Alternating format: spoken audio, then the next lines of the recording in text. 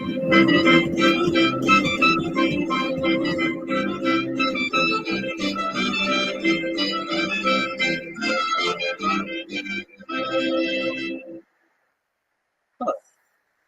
I'm Ken Hammond. I'm Associate Professor of History at New Mexico State University, and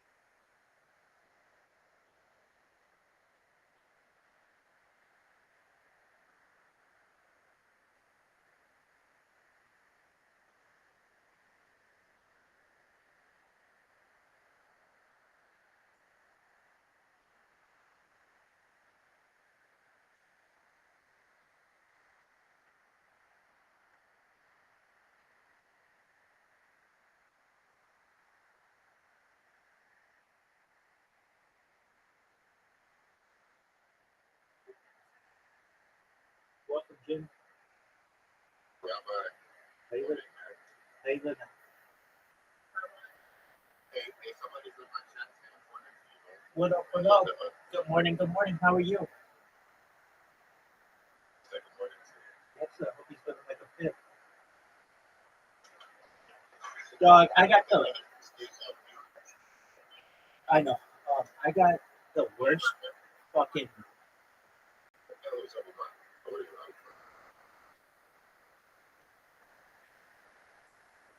I had the worst wake up ever.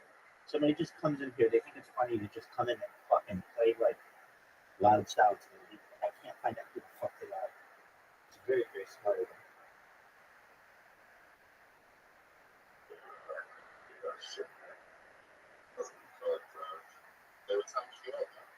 Like 20 minutes ago.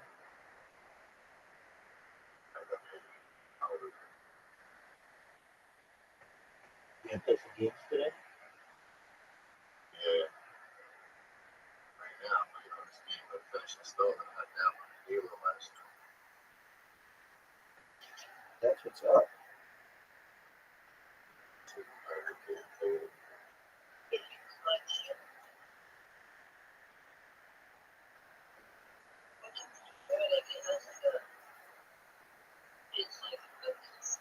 It's the other laptop in range. Whatever you want. The one where you're in my server. Yeah. You're on YouTube. And that one? Yeah.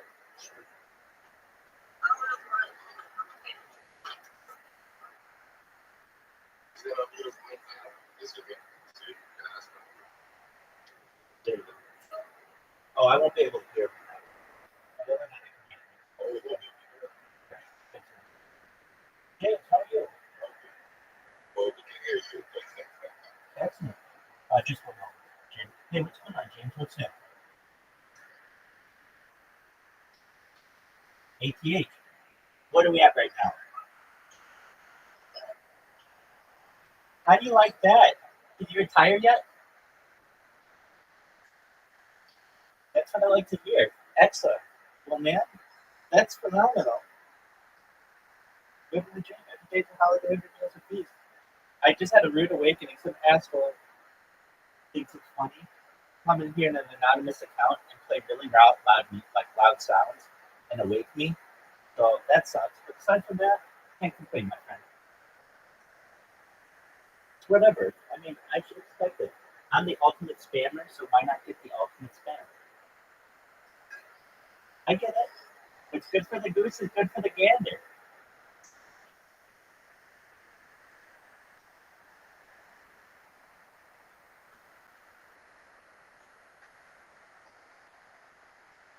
Dude, absolutely.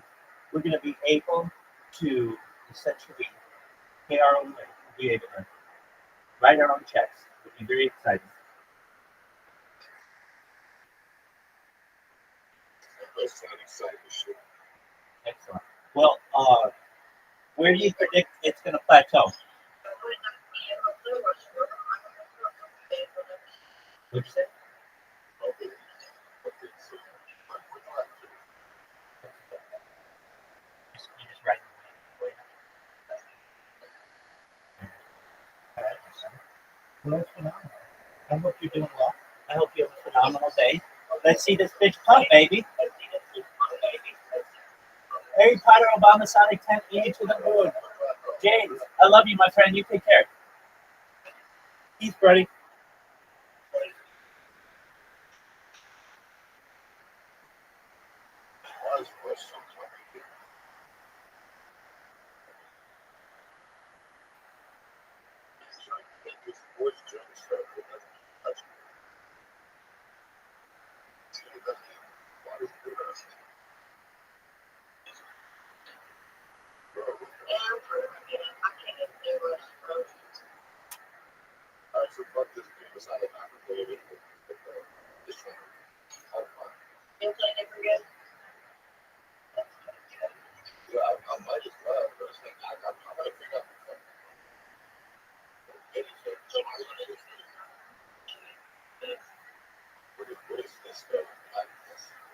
disconnected sheet that it's a case for fail. Exactly.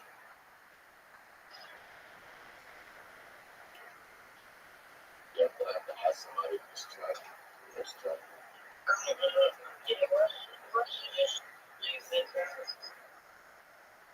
So I just took up 30 gigabytes of storage.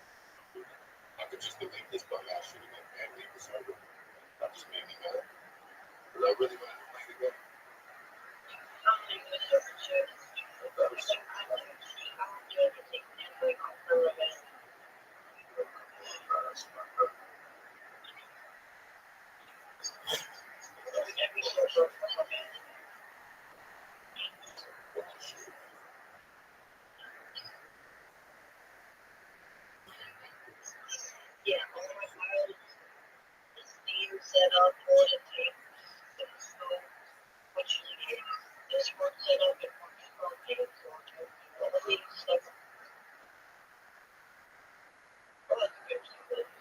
yeah, I'm gonna download this.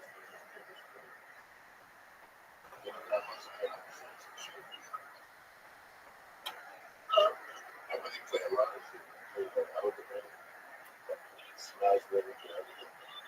This is a good game. I like this one. It's only like 20 gigabytes. Oh, no, not like that. Do I want to? I may return to it.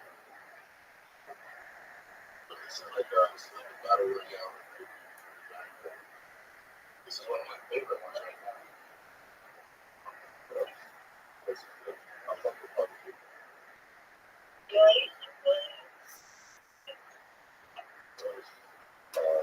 Halo Infinite is pretty good. I like it. Mine was good. I'm just like, that's pretty much it. I'll play this. This game is pretty funny time.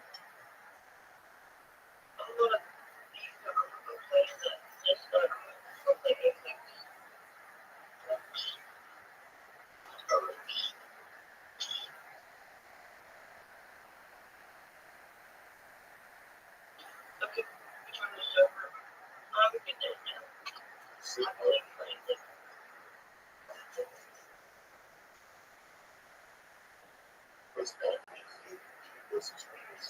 No, but that.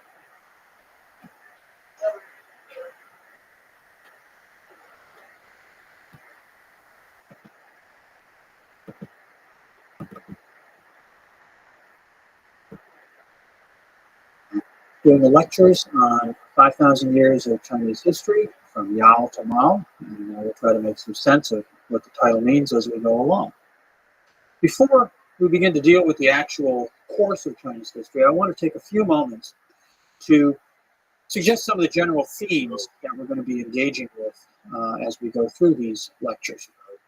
We'll be concerned with how the Chinese have organized their society and government. We'll be concerned with how social elites, ruling groups, have emerged and flourished at different times in Chinese history, what the basis for their power has been, how they've sustained and supported themselves, and how they've legitimated that power, how they've made their rule acceptable to people over time.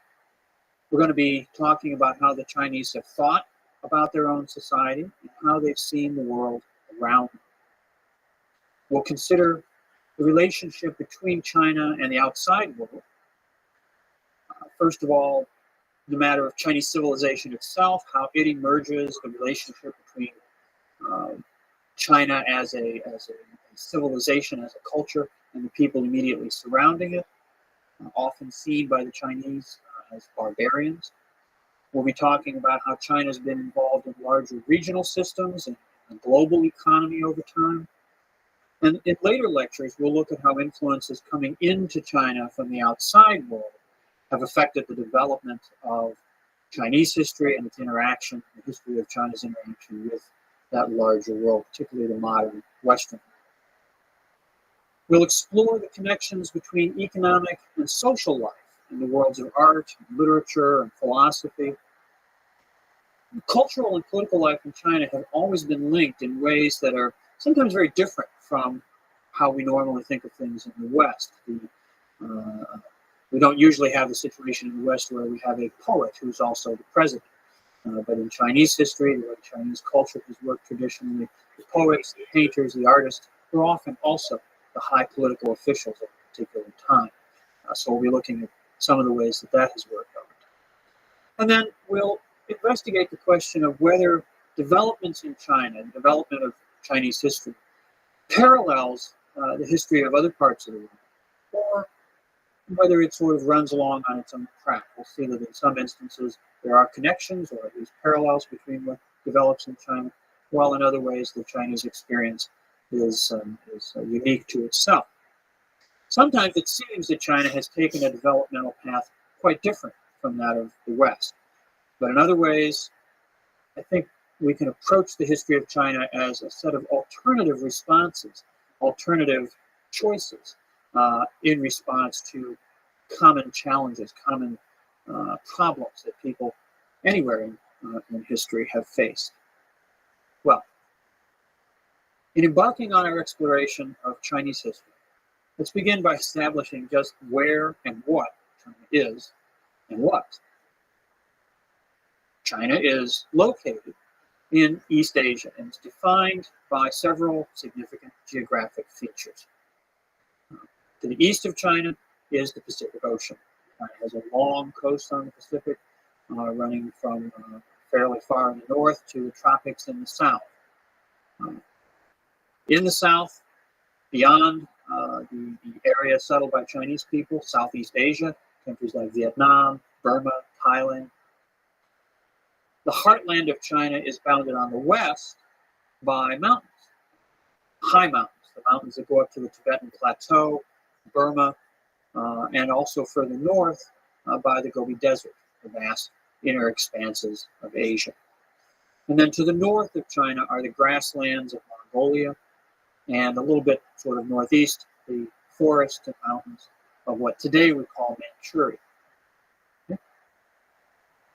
That's what surrounds China. That's what sort of defines China as what China isn't. What China is, what we refer to historically as China proper, is the core, the area where the Chinese people, in their hundreds of millions today, have always lived. This area we can think of as containing sort of four subregions.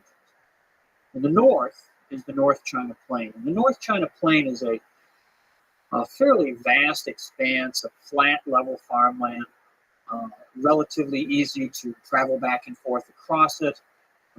Historically, pretty well watered. It used to be a few thousand years ago, even wetter than it is today. There's been a long-term process of drying out that's affected the ecology of the north. But the North China Plain is the agricultural heartland of Chinese civilization. It's where Chinese civilization first begins to historically emerge, and it is still where a huge proportion of the Chinese population is concentrated. South of the North China Plain is a region of hills and valleys, mostly south of the Yangtze River. We'll talk about the rivers in a minute. And this is quite a contrast to the North China Plain, where in North China you can go for days and days on foot or horseback across open land. In the south, settlements are divided off from one another by these mountains and valleys. The lowlands along the river valleys tend to be where agricultural settlement developed. The highlands, more rugged land, served as barriers between these areas where Chinese populations grew up. Now, to the southwest is the Sichuan Basin. And the Sichuan Basin is itself a fairly extensive agricultural plain, but it's cut off all around by high mountains. Its major way to get there, its major point of accessibility is up the Yangtze River through the famous gorges of the Yangtze River. Very beautiful, stark, but also very challenging terrain. Sichuan has been, because of these mountains, has been somewhat isolated from some of the mainstreams of development. Sometimes it's been protected from the chaos and warfare that's plagued other parts of China. In other ways, it has sometimes served as a kind of refuge. We'll see some instances of that as we go along. Finally, in the northwest, there's a large area of highlands, of plateaus and fairly deeply cut river valleys that's very dry, very different from South China and North China Plain, high and dry in the northwest. Chinese civilization, Chinese culture has been shaped by this landscape, and most particularly by two great rivers that flow from west to east. In the north, the Yellow River, which rises on the Tibetan Plateau and then makes this long sort of loop. I tell my students often that on the map it looks sort of like a pilgrim's hat, and that's called the Ordos Loop. And after making that long loop, it then flows east across the North China Plain, reaching the sea on one side or another of the Shanbei Peninsula. Over time in history, the mouth of the Yellow River has shifted north, south, back south, many, many times. It's often a major disaster when this happens because of the flooding that's entailed, but it has been a constant source also of renewal for the land in North China as the silt that's brought down from the highlands is deposited during these periods of epic flooding. It's called the Yellow River because it's so full of silt. It carries a lot of dirt as it flows out and slows down across the North China Plain. Controlling the Yellow River, dealing with the flooding, the challenges of hydraulic management has been one of the concerns, one of the institutional problems that Chinese civilization has faced for a very long time. The southern of the two great rivers that flows across China is called the Yangtze River, or in Chinese they call it the Changjiang, which just means the long river. We generally refer to it in English as the Yangtze. It also originates up on the Tibetan Plateau, but it flows down through the Sichuan Basin, through this flat area surrounded by mountains in the southwest, and then out through the narrow gorges of the Yangtze, winding its way through central China, a very wet area, lots of lakes, lots of, again, efforts to control the flooding of the river historically, and then finally makes a long arc through East China and emerges into the Pacific, just north of where today the city of Shanghai is. Now, I mentioned that Chinese civilization, the earliest Chinese cultures, appeared in the north, on the North China Plain, in the valley of the Yellow River, a couple of alternative centers that we'll talk about in the next lecture, down further south in the Yangtze River Valley. But over time, the area that the Chinese people have lived in, the area that Chinese civilization has controlled, has expanded. And areas that were peripheral to the original zone of Chinese civilization have become part of China's territory. This has largely been a process of the expansion of agriculture. Chinese farmers moving south and southwest into the highlands of what are now Guizhou and Yunnan provinces. Tibet, further to the west, up on the very high plateau of Central Asia, has been linked to Chinese civilization since about the 7th century of the present era. And Chinese power has been extended into Central Asia, projected out along the ancient trade route that we call the Silk Road, running off to the northwest, and then eventually extending on up to Persia, down to India, and eventually even over to the Mediterranean.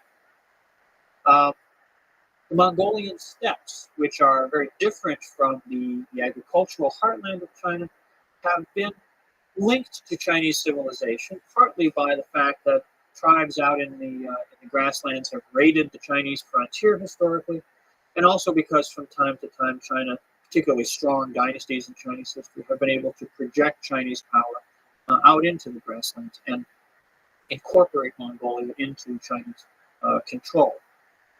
Finally, in the northeast, what today we call Manchuria, an area of rugged mountains and woodlands and very lush river valleys, has become part of today's China, only really in the last 400 years or so. We'll be talking about the Manchus, from which this territory now gets its name, Manchuria, later on in our lectures. The population of China itself has evolved in complex ways. The earliest people to call themselves Chinese, or to use a term to refer to themselves that we can see as referring to what we call the Chinese. They call themselves the people of the black hair, lived on the North China Plain. And the earliest states, the earliest fairly complex political entities, emerged on the North China Plain as sort of as confederations of numerous tribal groups who defined themselves in contrast to people who were not Chinese, people who were not civilized, and who they saw as barbarians. They used the term, a number of terms, which we translate into English as barbarians, to refer to these other people. One of the key elements in this self-definition, the way that they thought, and what it was that they thought made them civilized as opposed to the barbarians, was writing, the possession of a system of writing. The system of Chinese writing, of course, is very different. It's ideographic. It's based on the use of characters rather than an alphabet. And it seems to have emerged fairly quickly. We don't have a lot of transitional evidence about the emergence of writing. When it's there, it shows up as a fairly fully developed system. So we don't know a lot about its early stages of development. But at some point, about 3,500 years ago, there it is. And that's the time at which we can begin to see the Chinese people as a self-defined community. And this possession of a writing system to record their own history, to record their activities, is one of the key elements in the process.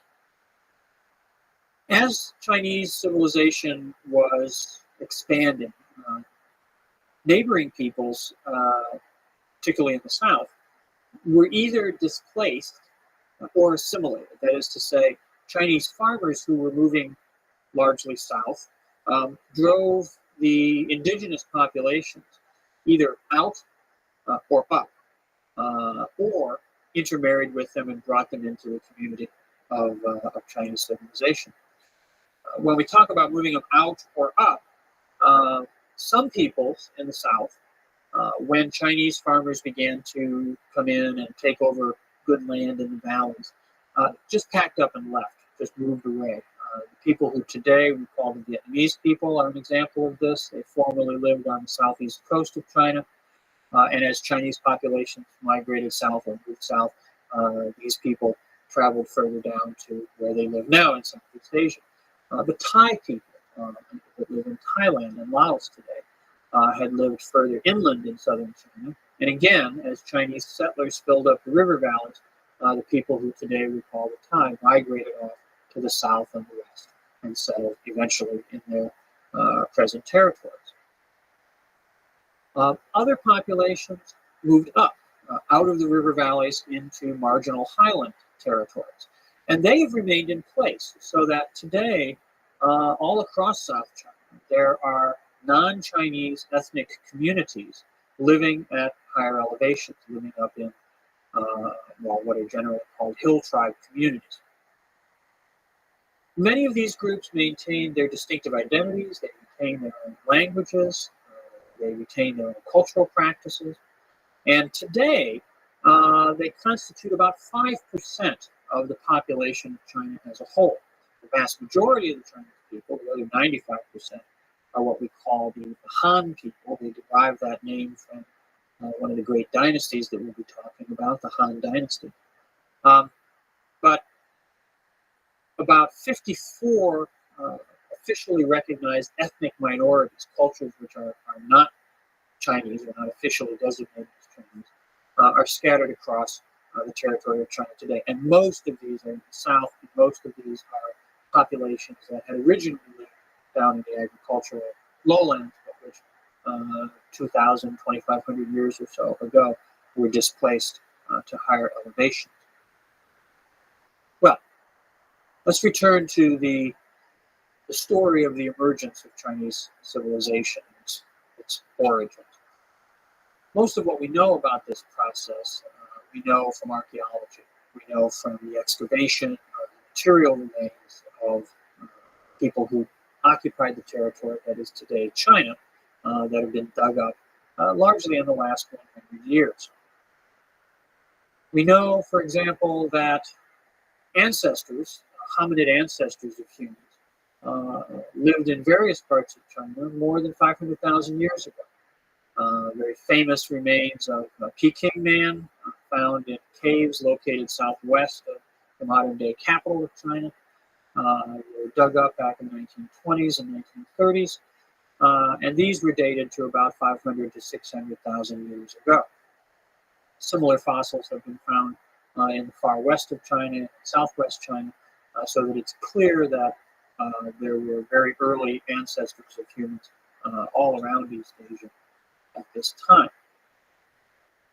More recently, about 40,000 years ago, fossils of Homo sapiens, the present-day human species, begin to be found in China. And this is roughly the same time when we begin to see Homo sapiens in other parts of the world, suggesting that the expansion of modern human populations was fairly rapid, that the emergence of Homo sapiens took place all across the Eurasian landmass shortly after the first appearance of these people coming out of Africa. There's a series of stages of cultural development wherein more and more sophisticated stone tools are deployed, and stages of civilization are defined generally in terms of the tool complexes that are used. Now, about 10,000 years ago, about 10,000, actually about 12,000 years ago, about 10,000 BC, a very important set of developments takes place in central and southern China. And this has to do with the domestication of grains, in particular the domestication of rice. Did I tell you what happened? I woke The up. earliest evidence of rice farming This has been motherfucker found. comes in with like a leaf blower and just wakes my shit up. 100%. Shout out to that motherfucker because he got my ass out of bed. Oh, dude, this motherfucker is brilliant. This motherfucker is brilliant. What he does is he just waits till I'm asleep. He pops in, plays the fucking thing, and then leaves the Discord.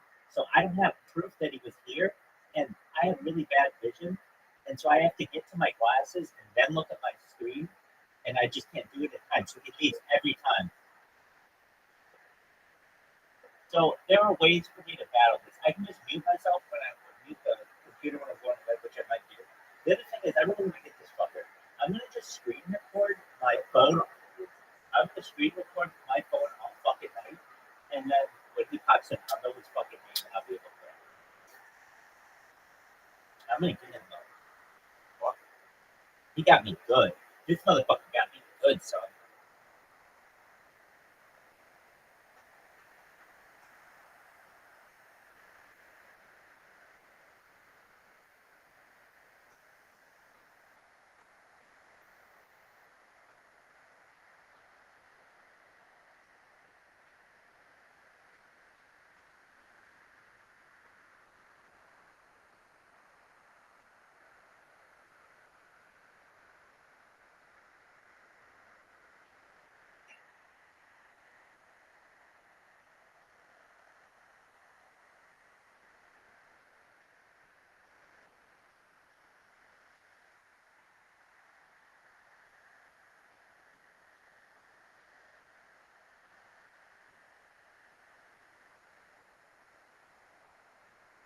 I have a Twitter account that's like my main Twitter account that I must use up like almost a year ago because I created 2,000 other accounts that just like it and told everybody to follow the main one, and they become banned. And they will absolutely not let me back. Like I am the most hated person. Like not just his Twitter admin team. You just type Rabbi Rothschild, follow Rabbi on Twitter. You'll see huge screenshots that people are posting. Like, who is this? Have this person stop? Elon Musk, can't you stop this? Add Twitter support, can't you stop this? And I don't really have a good thing to say except I was impersonated. But here's the thing. I have been impersonated by people on the internet before. I mean, it happened that somebody sent a famous video to one of the admin team of Kip of a candle that I sent him that's shaped like a middle finger. I did not send that. Now I'm on camera. I don't have the money to just be sending prank middle finger candles to people. And that's also creepy. I wouldn't look up your home address and send you anything. That's creepy. But that's just how I am. Anyway, so somebody did that. So I don't know. But I know in this case, at least, Twitter is giving it. So here's what they do. Like, people with robot for Twitter support, they're not giving me that. Like, they told me now 50 times they're not giving me. But I figured, why not 51? Why not just keep trying? I'm doing all this other shit. Why not just keep that one going? Why? I don't know. I mean, it's like, it's an opportunity that maybe someday I'll be able to break them down. And here's how. They're like, motherfucker, this guy was annoying when we were having a man on his couch or whatever, but he's even more annoying now that he just keeps sending in all these help tickets. And to get me out of their help desk, basically, I could see them saying, you know what, just give me the fucking contact. That's like the opposite of what anyone would do. But I don't really have a choice. I mean, I'm on Twitter, but I just can't go on Twitter under my own name, or else I get mad. It's fucking stupid. Dude, this coin, dude, okay, so you know the shirt that I wear all the time that says let's accidentally get rich? There's cryptocurrency that on it. I've seen this cryptocurrency start from less than a penny, and it's a 22 cents. That's 22x. That's huge. That's fucking massive return. So you heard my friends, like, I don't know if you heard, like, they're not, some of them, I heard somebody made $1 million recently just on, but other people, you know, didn't have bags that much. But a 22x is all you need. You know, you put $1,000 in that's worth 22 grand and just going up. That's cool. Anyway, it's been around for more than a year, and I really like it because the community is absolutely really supportive. I mean, what other communities? I mean, actually, you do, but just let you stream the whole life. Like, that's a really cool community. I think it's a smart thing for the community.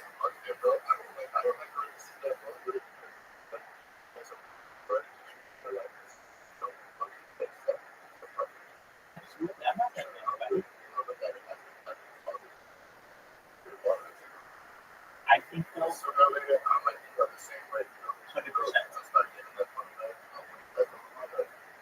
And you should. The more content that you create, the wealthier you're going to be in the future. It's like this. If you look right now, people are cool. But who are the coolest people? The people with like old film, old heart, like people who were in movies, actors. But basically, they can go back to their work, their art, and you can also go back to people with home videos or people with like Instagram accounts and stuff. People who have recorded shit. That is important. I don't care if you were good looking or bad looking. The fact that you recorded it is what is important. What will be important to people in the future. When we look at some people, look, I'm big time Rabbi. Even though I've been banned for 1,000 times. And some of the most fascinating Reddit accounts, like Reddit subreddits, like what, shit like metalworking or bassilophobia, that's fear of deep water, like, or what, like just animals being cool, or just like fascinating shit about fashion. Like I'm in all types of fashion ones too.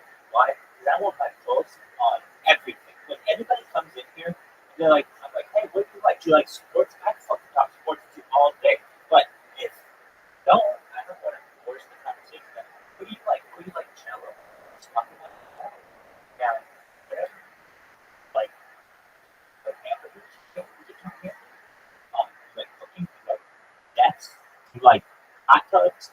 You like pools? Do you like the weather? Like whatever it is, we're gonna talk about it. And that allows me to be a well-versed person as well, because then I don't have to say, I don't have to pull for people. When you're with people, I've learned this in management.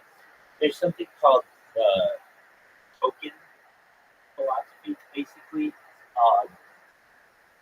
you go into work or you go into your day, and let's say you have 100 tokens. What does that mean? It means that you have 100 things that you can give out.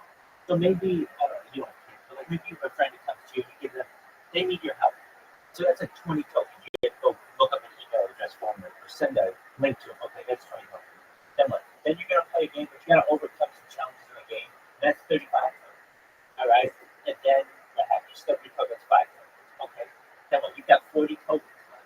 But then there's some things that brighten your game, that add to your tokens. You get somebody who comes in and teaches you something. Or you get a really good game that you play that raises your morale. Then you get 10, 20, 40, 100 tokens. You can sometimes walk out of a day with 400 tokens back in the city. There are other days that you're coming in bed with 1 or 2 tokens left, and perhaps no tokens left, because the day is just taking it out of you. It's essentially a management principle, but I think of it similarly in life. I think it's a positive thing. And when I am in here sharing my life, I feel as if I'm just quiet, I'll be neutral, and that's fine. I'll be able to do my stuff. But if somebody wants to talk, let's talk. Let's exchange tokens. And I always think that that's an interesting thing. If people want to learn, I'm here to give out, but also I'm here for people at the same time.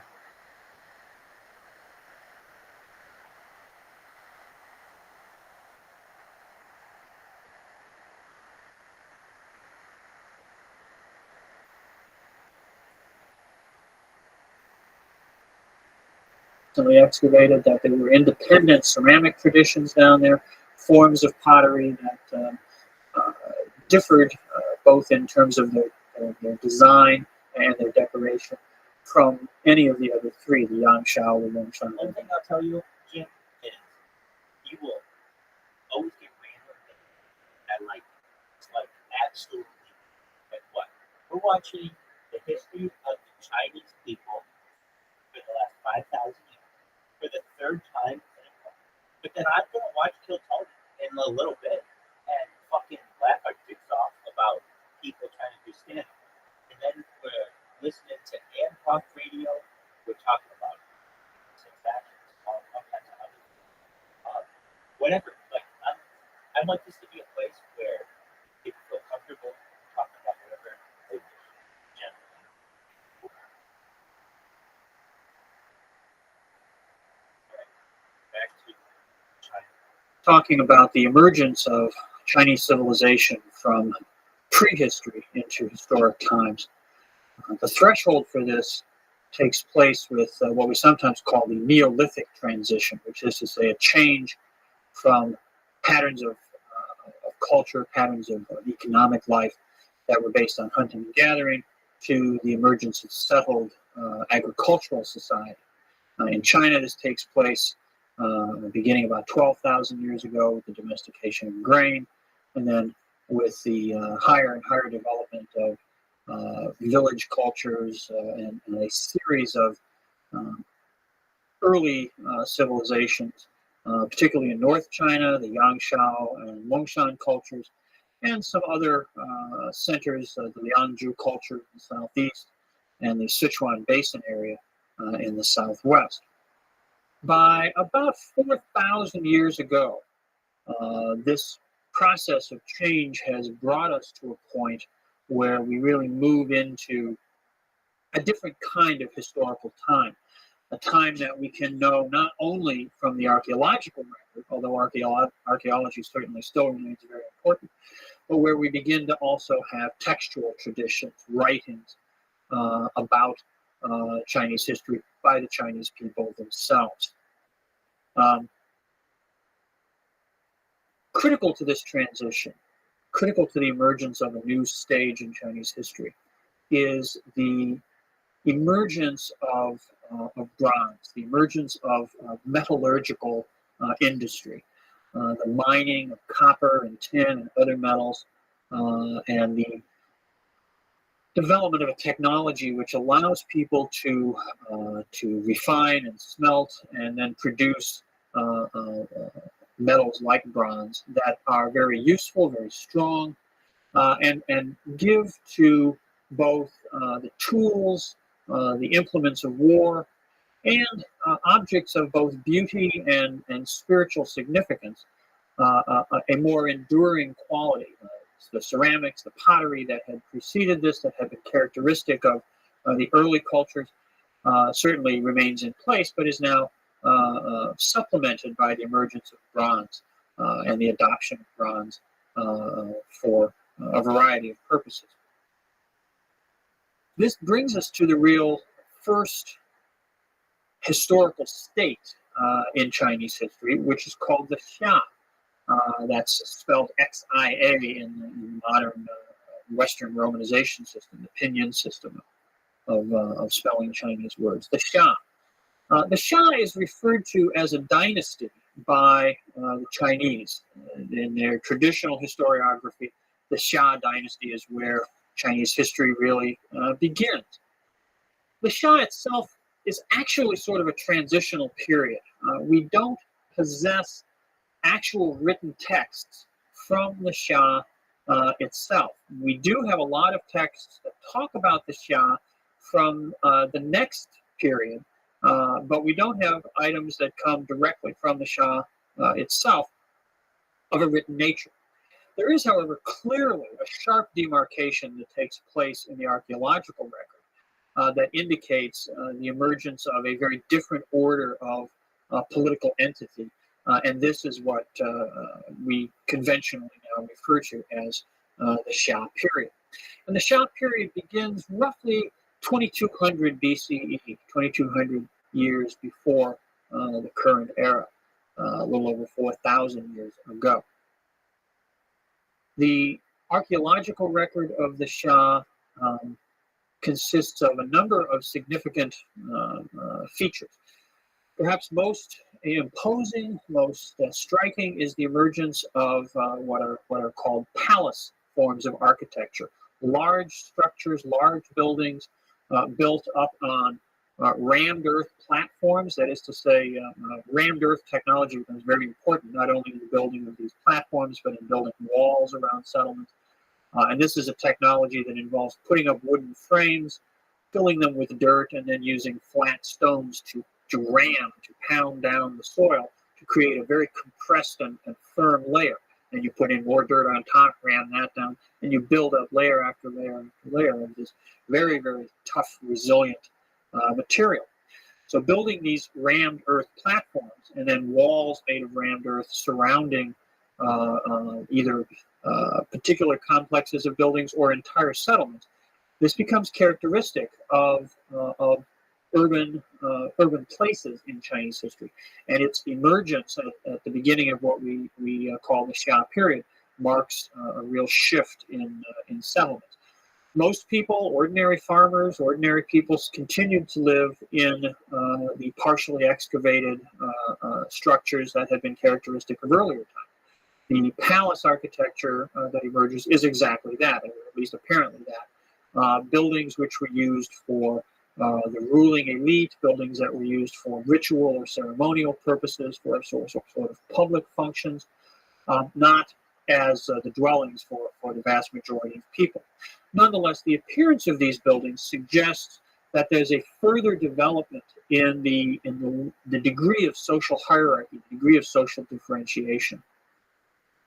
The domestication of grain, the development of an agricultural society, of settled communities, what that gives rise to, one of the things that gives rise to, is the development of a surplus. That is to say, more grain, more food is produced than is necessary to sustain the farming population. And what this allows for is the emergence of groups within society who don't engage in farming, who can devote their time and their energies to other activities.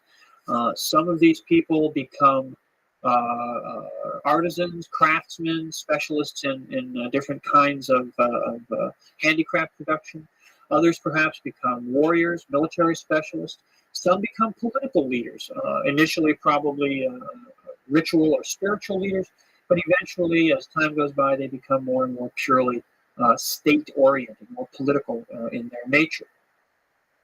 The large-scale buildings, the sort of ritual centers that we see in early Xia archaeological sites were probably used by these newly emerging political elites. for the performance of public activities that cemented and legitimized their rule. The performance of public rituals probably was a way for them to display their power, but also for them to sort of perform actions which made people believe in their power, made people accept their power, accept their leadership in society. And it seems that the central feature of this was worship, was a spiritual practice. Early cultures, early communities in China participated in what we sometimes call totemism, a form of shamanism, where animal spirits are associated with particular tribal or clan groups, of families.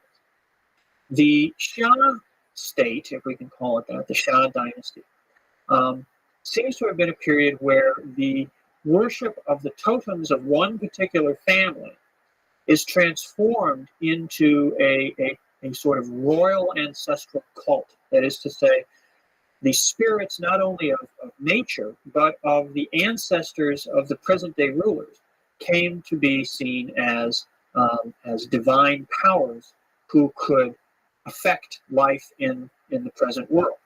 Okay?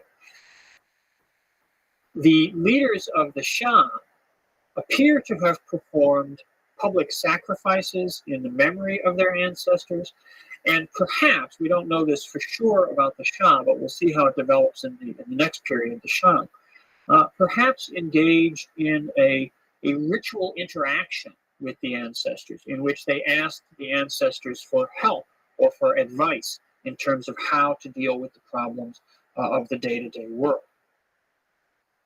One of the centers where this seems to have taken place is a site called Arlito, which is in the west of modern-day Hunan province, and possesses one of the most elaborate of the early palace complexes, a number of buildings.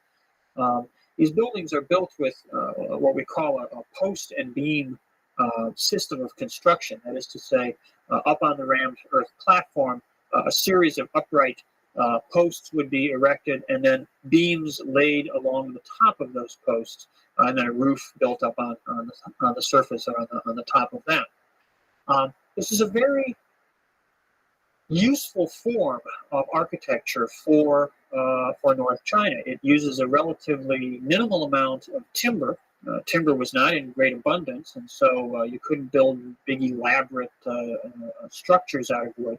But by using this post and beam system, you could create a framework which then could be filled in, often with what's called wattle and daub, a kind of woven organic fibers plastered with mud.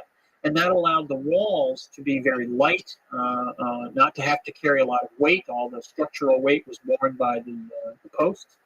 And it allowed you to enclose a fairly extensive interior space. And that allowed space where people could be assembled inside to observe and perhaps participate in some of these ritual activities. Now, a lot of what we think about the Shah period is based upon a sort of projection back in time from what we know much more concretely about the Shah. There are a lot of features of the Shah and the Shang civilizations that look pretty consistent. The difference being that when we get to the Shang, we have written records. So we have a much more detailed understanding of what goes on during the Shang period. The Shang begins roughly about 1500 BCE. The traditional date, the Chinese have a very elaborate and precise traditional chronology, which says that the Shang begins in 1766 BC. But that has not been borne out by archaeological investigations. And so now we use a somewhat vaguer chronology. And if we say around 1500 BCE, that's probably good enough in terms of a starting point for the Shang. What's interesting is that we get fairly quickly with the Shang a historical documentary record. And this is in the form of what we call oracle bones. Now, oracle bones are a really interesting phenomenon. They Some of them are literally bones. There's two kinds of objects that are involved in what we call oracle bones. One are the shoulder blades of oxen, which are fairly good-sized bones. The other are the plastrons, the underside shells of turtles, which are also, these were big river turtles in North China at that time. They could also be fairly good size. These shoulder blades of oxen or plastrons of turtles were dried out until they became very brittle. And then they would have little indentations carved in them. And then at the appropriate moment, a sharp, very, very hot object, perhaps a bronze poker. Some scholars believe these may have been thorn branches that were burned and then, just blown out and used. But a sharp object is pushed into this carved little pit or crater on the surface of the bone, and that causes the dry bone to crack. And they cracked in a very specific way that either pointed up or pointed down. And based upon the way that the crack pointed, the bones, the ancestors were believed to have spoken, to have communicated.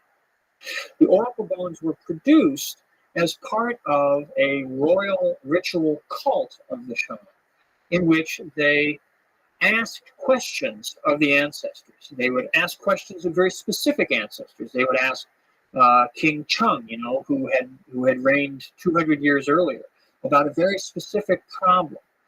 And they asked all kinds of questions. This kind of divination seems to have gone on almost on a daily basis, usually early in the morning. The king would go to a ceremonial hall, and there would be lots of officials, and then would be the official diviners. And the diviners were the people who could read and write. They were the people who seemed to have deployed the written language. And as I said earlier in the last lecture, when we get a written language, it's fully developed. As soon as we have it in the historical record, it's a fully developed language. We don't have transitional sort of intermediate stages of development in the record. We just have now full text. And what these texts consist of are questions posed to the ancestors, the answers, which are read from the cracks, and then, because already the Chinese are emerging as good historians, they write down what actually happened. I'll give you an example of what I mean by this. A particular morning, they might ask, is the harvest going to be good this year? Okay, so they would ask this question, and they would write this down. They would carve this into the bone. Will the harvest be good this year? And then they would crack the bone. The diviner would read the crack, and he would say, yes, the harvest is going to be good. And they would write that down. And then later, after the harvest came in, if the harvest was good, they'd write down, and it was good. If the harvest wasn't good, they'd write down, but it wasn't good. And so they kept a record of questions, answers, and actual outcomes, sort of like they were keeping track of how the ancestors were doing. It's a fascinating set of materials to work with. They did this over and over again, too. They didn't just ask a question once. They would ask it 5, 10 times. And they seem to have taken sort of an averaging approach, that if they got 6 good answers and 6 bad answers, well, that wasn't a very clear outcome. But if they got 8 good answers and only 2 bad answers, then it was probably going to be good. So they kept these records. They recorded all kinds of information. I mean, they asked about whether the queen would have an easy delivery of a child, whether a toothache would go away, whether it was an auspicious time to send off a military expedition. They just asked all kinds of questions to the ancestors. Now, the function of this seems to have been, again, to legitimize, to authenticate the power of the present-day kings. They were not the kings merely because they had control over certain resources or because they were the most scary guys around. They had power. They were the leaders because they could consult with the ancestors, because they had access via this process of divination to the spiritual world. And they could use that access to guide the affairs of the community, to guide the affairs of state. Okay? We know a lot about these oracle bones because they've been dug up in huge quantities in the 20th century. Back in the 1890s, peasants living in the area where these were buried in the ground had been digging them up. They knew there was something important about them, powerful about them, but they didn't understand. They couldn't read the texts. They didn't even know they were texts. And they ground them up and used them for medicine. And it was in a marketplace at a traditional medicine shop that an archaeologist saw one of these and said, "Oh my gosh, this is really important," and found out where they had come from, and then began the process of excavating them. And now there have been tens of thousands of them dug up, and they've become a tremendous source of information about the Shang period. Now, the royal cult, which was at the center of this process of divination, was also maintained in other ways. The divinations were very important, but there were other ways in which the ancestors could be worshipped that were perhaps equally important. And this is where, to a great extent, the bronze culture comes into play. Ritual bronzes, objects of very great beauty, were produced for a whole variety of particular ceremonial functions.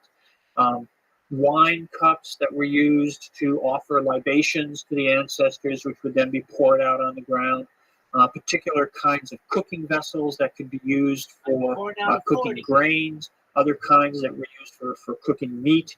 All these kinds of offerings were prepared and presented to the ancestors.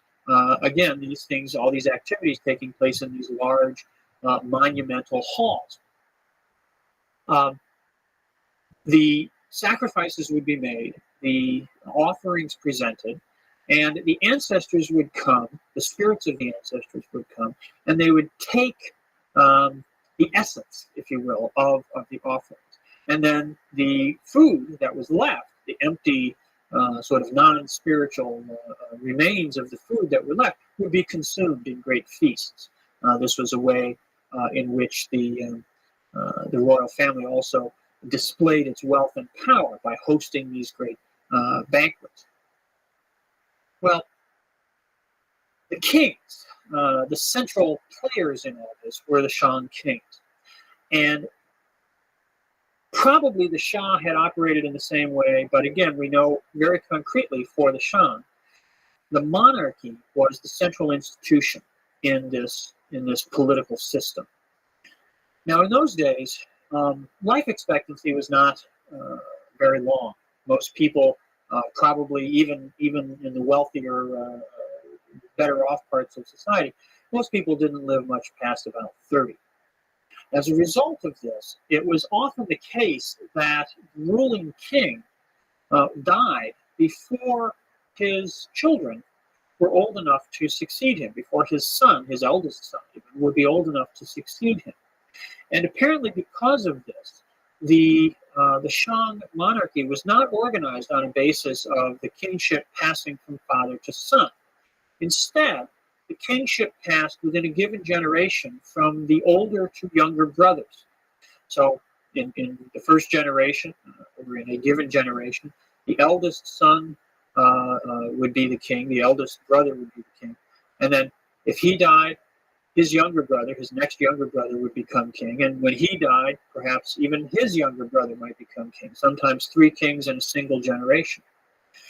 When the last died, the eldest son of the eldest brother would become the king. So it would sort of go parallel for a while and then kick back over to the eldest line. And this went on for a number of generations. There are, I think, something like 26 kings in the course of the Shang period. The Shang also built royal capitals. The Shah model, the city of, or the settlement at Arlito, where these early palaces emerged in the Shah archaeological record, were continued under the Shang, but they didn't seem to stay in them a very long time. The Shang period lasts 5 or 6 centuries, and in the course of that time, they had 9 capitals. So they seemed to move them with a fair degree of regularity, although the last of the Shang capitals at a city, a small town, a small city today called Anyang in Yunnan province, seems to have remained the center of the Shang state for the last 200 years of its existence. So perhaps they were settling into a more permanent capital center. The Shang was a federation of peoples. That is to say, there were the people formerly known as the Shang, who were the ruling family, and people who were linked to them by various ties of blood, people from the same clan, the same tribal grouping.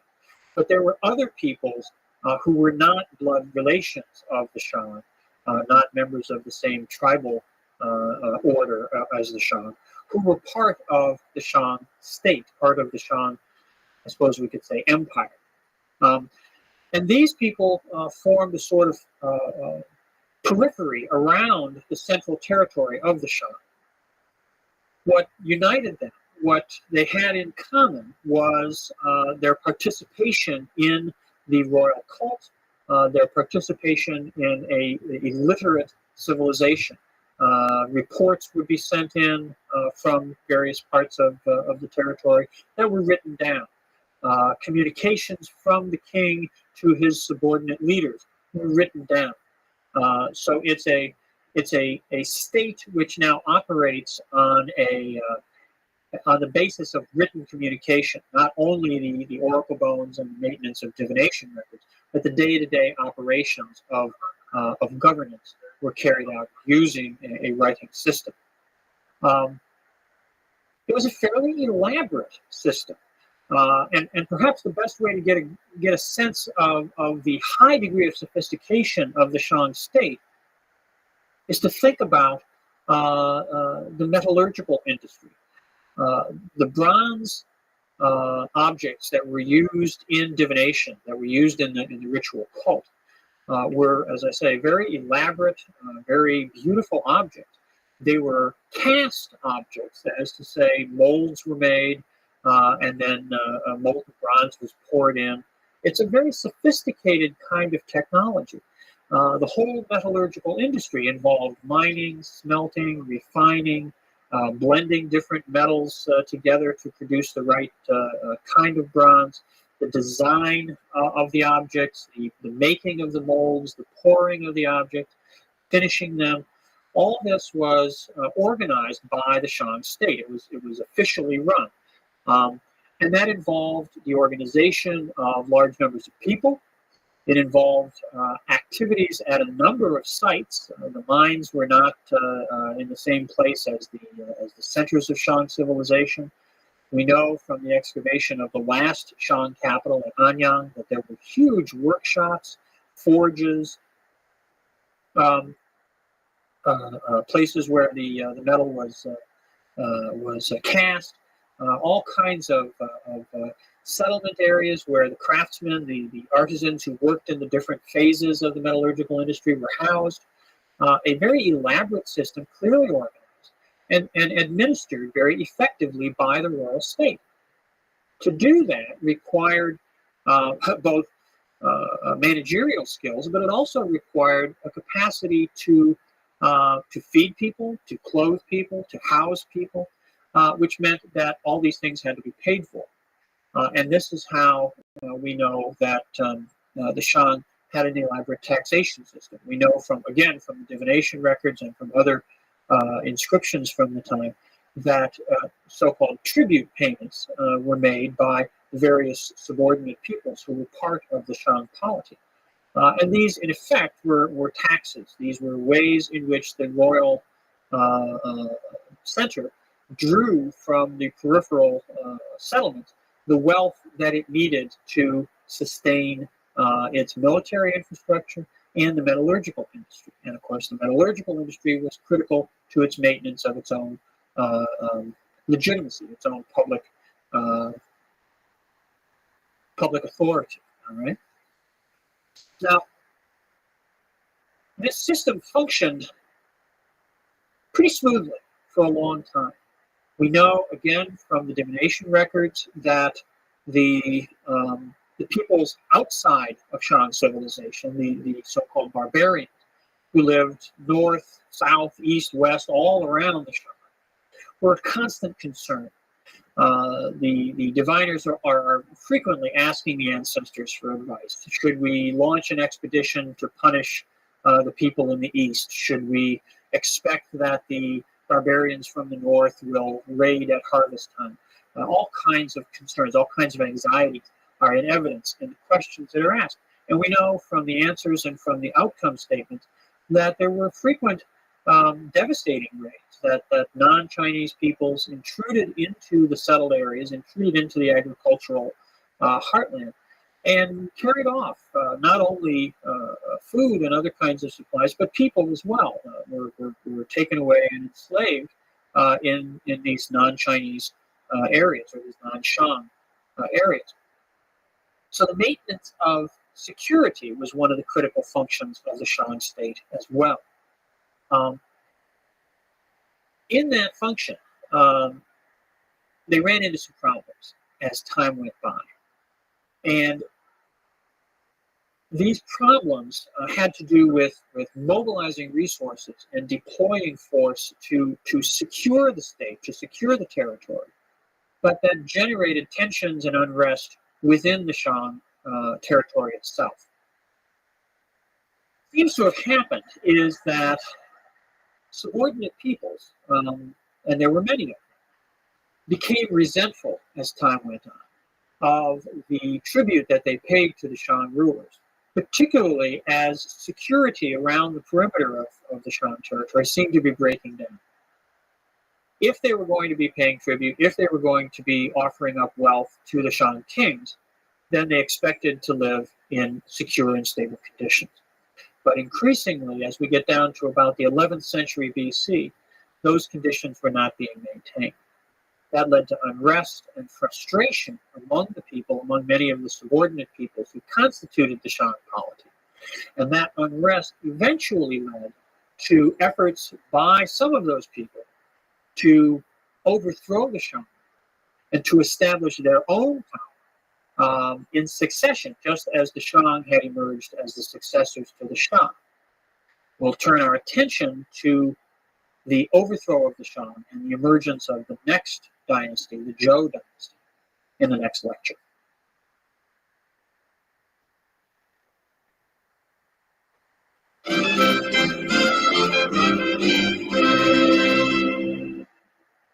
We've been talking about the emergence of Chinese civilization. We've traced this down thus far from its origins back in prehistoric Neolithic times to the first dynasties in the traditional Chinese historiography, the Xia and the Shang, which emerged in North China, built up largely around bronze civilization, developed royal monarchical systems, worship of the ancestors of the rulers being a critical component of their early states. We've learned a lot about these early periods in Chinese history from archaeology, from the excavation of the oracle bones that we talked about last time, the records of divination, the records of consultations, if you will, with the Shang ancestors. And what's interesting in some ways about this is the degree to which the archaeological record and the information recorded in texts like the oracle bones has confirmed, has agreed with the traditional mythological accounts of Chinese history. And before I go on to talk a little about the next dynastic period, the rise of the Zhou dynasty, I want to just mention briefly some of the contrasts between the mythological record and the archaeological record, or the textual tradition that we've had emerge about the Xia and the Shang. The Chinese have a very elaborate account of their own origins. They don't have a creation myth in exactly the same way that many Western civilizations do. But instead, their traditions begin with what we sometimes call the sage kings or the sage emperors, figures of high antiquity, posited to be long before the emergence even of the Xia. Perhaps the most notable, a pair of early kings or early emperors, Yao and Shun. Yao being the first man to pass the throne on to a successor. Prior to that, there had been a number of critical leaders, but it's Yao who begins the process of continuous rule, of having a regular succession from one king to the next. What's interesting about Yao is that he does not pass the throne on to his son, nor, on the model of the Shang, does he pass it to a brother, but instead, Shun, the next emperor, the next stage ruler, is chosen because of his moral qualities, his moral virtues. Yao's own son is considered to be weak and decadent, and so he searches around in the kingdom, in the empire, for a worthy successor. And Shun is brought to his attention, is picked out, and is given the honor of inheriting the throne. It's interesting because it's a contrast with the actual practice of all the historical dynasties that we know of in China, where succession was a matter of keeping the throne within, keeping power within a particular family. But it's important. It highlights another aspect of Chinese political culture, which is the centrality of moral qualities. We'll be looking at the more elaborate discourse of morality, the way in which morality is articulated in early Chinese thought, when we come to talk about people like Confucius and Mencius and Lao Tzu in the next few lectures. But when we turn to the Zhou, we see the emergence, really for the first time in the written record, of a moralization of political events. And that really follows on very nicely from the allegories or the early mythical accounts of rulers like Yao and Shun, who made the state, made political power something that was not just the property of a family, but involved the moral character, the moral quality of the rulers. That kind of moral critique is at the heart of the story of the transition from the Shang to the Zhou. The Zhou people, the people who found the dynasty that we call the Zhou, were one of these subordinate communities within the Shang Empire. They were located on the western side of the territory that the Shang controlled, and they had a very interesting mythological history of their own. Their early history involved a change from a hunting and gathering society to an agricultural society, and then a reversion to a hunting and gathering period before they finally settled down and became farmers on a more permanent basis. This probably reflects the unsettled environmental conditions in the northwest of China 4,000 or so years ago, when the environment was wetter than it is now, sometimes cooler, sometimes warmer, but things had not stabilized, or at least had not reached the conditions which we've come to think of as characteristic during historical times. The Zhou people did eventually settle and become an agricultural community, and they became affiliated with the Shang order. But they were resentful of the power of the Shang. They were resentful of the dominance and leadership of the Shang. And they began somewhere around the late 12th century or the beginning of the 11th century BCE to conceive the ambition of overthrowing the Shang and of establishing their own leadership. They felt that they were in a better position, that they were at least more deserving of the power which the Shang rulers were not exercising as well as they should, were not performing the leadership roles as well as the Zhou leaders thought that they should. A leader of the Zhou people, a man named Kai, articulates this ambition quite explicitly and puts in place a plan which, over the next 3 generations, this coin going to the moon. Absolutely, just like Oprah and Rabbi. How's life, baby?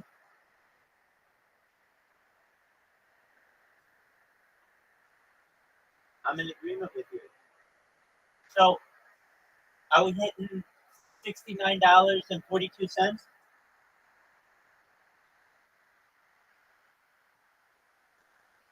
In the Harry Potter Masonic 10 Hindu community, one of the goals in the fantasy football league, somebody's got a fantasy football team that's named Scroto 69ers 69.42 to the moon, so it's like 69.420.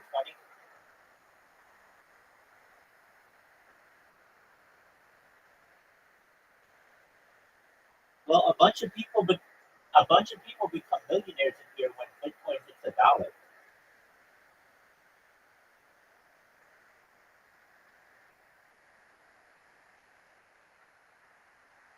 I know, isn't that funny? I mean, I just think it's wonderful. And we're just going to continue, keep that pump going, and keep going viral. That's all we can do. Oh, hell yeah. So this is a sleep mask that I use all the time. And then I've got I've got my scrotos. And yeah, all is good, man. How are things with you?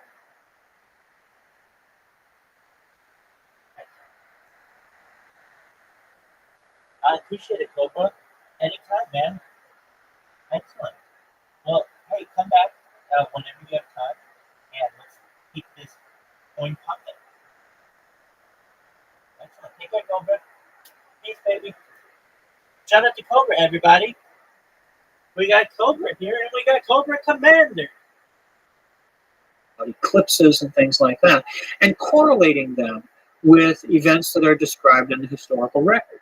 Doing that, a series of scholars have narrowed down, based on references to certain things like lunar eclipses, the range of possible dates for when the Zhou war with the Shang took place, to within a few years, around 1045 BCE. So we can't select amongst a few dates, but we have a pretty good idea that it was right around 1045 that these events took place. What happens is that the Zhou armies and their allies march to the area of the last Shang capital, which is by the modern-day settlement of Anyang, and draw themselves up on the west side of a river. The river is still there, although its course seems to have changed since the time of the battle. And in the morning of the day when the battle takes place, King Wu, although he's rather a young boy, he's not a mature individual yet, gives a speech calling for the overthrow of the Shang, and then leads his armies forward into the Shang capital. There are a number of ancient documents that describe this conflict, describe the conquest of power by the Zhou. In one of the most sacred texts in China, a book called the Classic of Documents, there are several texts that relate to this. There's a purported transcript of the speech that King Wu gives. There's a number of other texts that relate to the political rationale for the conquest, and we'll be returning to those in just a minute. And then there's a description of the battle itself, which is really quite graphic. It talks about the wailing and the screaming of the combatants, and the idea that in the streets of the Shang capital, the blood flowed so deeply that blocks of wood floated in it. It was a very violent battle, being fought, of course, with bronze weapons, lots of swords and axes being wielded. And at the end of the day, the Shang king had been killed, the Shang state had been destroyed, and the Zhou were in control. The Zhou were in command. Now, King Wu, as I say, was the ruler of the Zhou people at this time, but he was still rather a young boy. And in fact, probably the most important individual in this process is his uncle, who we know simply by his formal title, which is the Duke of Zhou. The Duke of Zhou was the younger brother of King Wen, but unlike the Shang, the Zhou people passed their leadership along from father to son. They did not pass it from elder to younger brother. The Duke of Zhou has always been seen as a sort of virtuous leader, a paragon of restraint, because he did not usurp the throne. He did not take power when he probably could have in a moment of great political turmoil and great political crisis, but instead simply acted as a sort of sagely advisor to his nephew, King Wu. The Duke of Zhou becomes a prototype for the sagely advisor in later Chinese political culture. Now, I mentioned the idea of the Zhou conquest, the transition from Shang rule to Zhou rule, as being the first instance where we have an elaborate moral context or moral rationale involved, and how this in some ways links back to the mythological traditions of figures like Yao and Shun. The rationale that is deployed for the Zhou conquest comes to be one of the central doctrines, central ideas in Chinese political culture ever after, all the way down, indeed, to the present day. You still hear it talked about in Chinese political rhetoric and discourse today. And this is what we call the idea of the mandate of heaven, the mandate of heaven. Now, to understand the mandate of heaven, we have to think a little bit about the Chinese concept of heaven. The Zhou people worshipped what we translate as heaven. In Chinese, the word is tian, and it's a difficult concept to translate, as many Chinese spiritual and philosophical concepts are when we put them into English. But if we think of tian not as a heaven, as a place, as a sort of spiritual realm, the way that often I think we use the term heaven in Western religion, but rather as a sort of natural operating system. It's sort of the overarching mechanism that governs the functioning, the operation of everything in the universe. Okay, so it's an organic system rather than it's not a divinity or a deity. It's not an all-powerful God, but it's an all-encompassing system. However, it does have the capacity for action. And perhaps the most significant action that heaven performs from a human perspective is what we call bestowing the mandate, or conversely, withdrawing the mandate. Now, the mandate of heaven, which is the doctrine that the Zhou developed to justify their conquest of power, says that there is a proper way for society to be organized. There's a proper way for people to live together in human communities. And central to that proper way, central to a well-ordered community, is a good ruler. The king is the focal point of society, the focal point of the state, of the community. And the king has to be a good king. Okay? Heaven bestows upon someone the right, the power to rule. Okay? And once that is done, that right, that authority, that legitimacy remains with that individual and with his descendants. Okay, so a king can pass the throne on to his son, and then it goes to the grandson and the great-grand. It can just continue.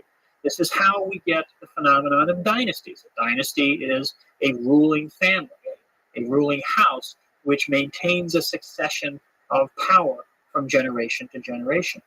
And a dynasty is legitimized, is based in the fact that it possesses the mandate of heaven. Heaven has bestowed the mandate on a particular ruling family. But the mandate is not just a grant. It's not like the Western doctrine of the divine right of kings. In the doctrine of the divine right of kings, the king rules by divine right, and whatever the king does is basically okay. The mandate of heaven is more like a performative contract between heaven and the rulers.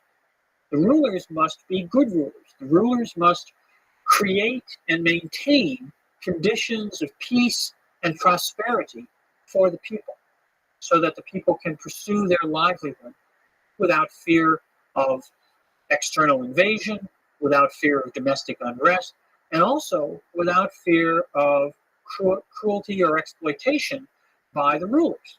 Okay, the kings have to tax people, they have to levy various kinds of duties on people, they have to mobilize military resources, they have to organize the metallurgical industry.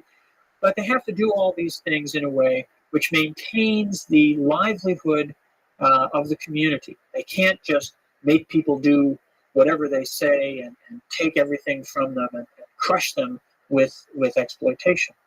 If the rulers do that, if the rulers become cruel and exploitive to excess, then heaven will withdraw the mandate. Heaven will take the mandate away from the current rulers. And then heaven looks around, basically, and bestows the mandate somewhere else. Okay? Now, what the Zhou say, what King Wu says in his speech before the battle at Anyang, is that this is exactly what has happened. He says, this is not something I choose. We're not here today because I want to overthrow the Shang, because I want to increase my power.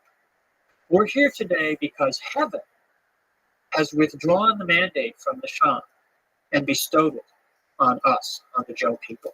And I, as your leader, have to guide you in this effort. Okay? The Shang, he says, were legitimate. The Shang received the mandate of heaven. And at first, the Shang ruled well. They guided the affairs of the country. They guided the affairs of the people in a proper way. But then, as time went on, they became corrupt. They became decadent. The last ruler of the Shang, he's a tyrant. He's cruel. He stays in his palace. He indulges his decadent passions, and he doesn't care about the safety of the people. He exploits the people to enrich himself. Heaven has withdrawn the mandate, and it has bestowed the mandate upon us. Now, the doctrine of the mandate of heaven is really a lovely system for justifying political transition. It's a system that validates success. Okay? If you challenge the power of a ruling dynasty, and this becomes the pattern throughout the rest of Chinese history, as we'll see. If you challenge the power of a ruling dynasty, of a ruling house, and you succeed, you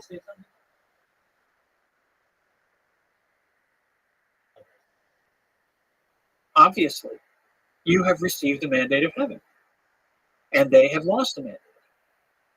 If you challenge the power of a ruling dynasty and you fail, then obviously you didn't have the mandate of heaven. So it's a perfect system. It's got perfect feedback, because if you win, then you have the mandate. If you lose, then you didn't have the mandate. So it's a very nice self-validating rationalization or rationale for the transference of political power. Now, in the historical records, in the texts that we have about Chinese history, the doctrine of the mandate of heaven is used, it's projected backwards. And there's actually, in some sources, there's discussion of the Shang overthrow of the Shah, or the replacement of Shah rule by the Shang period, as an earlier instance of this. But those are clearly later reconstructions. Those are texts that are written during the Zhou as a way of legitimizing their own actions on the basis of historical precedent, as well as the merits of the doctrine of the mandate of heaven itself. So the mandate of heaven becomes the fundamental explanatory mechanism for political change. And as I said, it remains a powerful concept all down through later Chinese history. You'll see references to it in talking about the revolutions of the 20th century, or in talking about the death of Mao Zedong, which we'll be getting to much later. It's still an idea that's very powerful in China today, and it comes directly from these experiences around 1045 BCE when the Zhou overthrow the Shang. Well, they successfully carry out this transition. They successfully destroy the power of the Shang state and replace it with their own. And then they set about creating a new order. Now, one interesting aspect of this is that although the Shang people have been defeated, the Zhou people continue to sort of respect them. the Shang are moved away from the capital area at Anyang, their final capital at Anyang. They're moved off to the south and east a bit, and they're given a territory of their own. They are, in effect, made now a subordinate people within a political order dominated by the Zhou. But they are allowed to retain their own customs. They are allowed, for example, to continue the ancestral worship of the Shang royal family. And indeed, there are territories in southeast China today, in what's called Anhui province today, where certain families trace their ancestry all the way back to the Shang period. So they're not wiped out and destroyed, but they are incorporated into the new order that the Zhou set about building. The Zhou shift the center of the state away from Anyang, away from the old heartland of the Shang territory, off to the west, off to their own ancestral homeland, into the valley of the Wei River.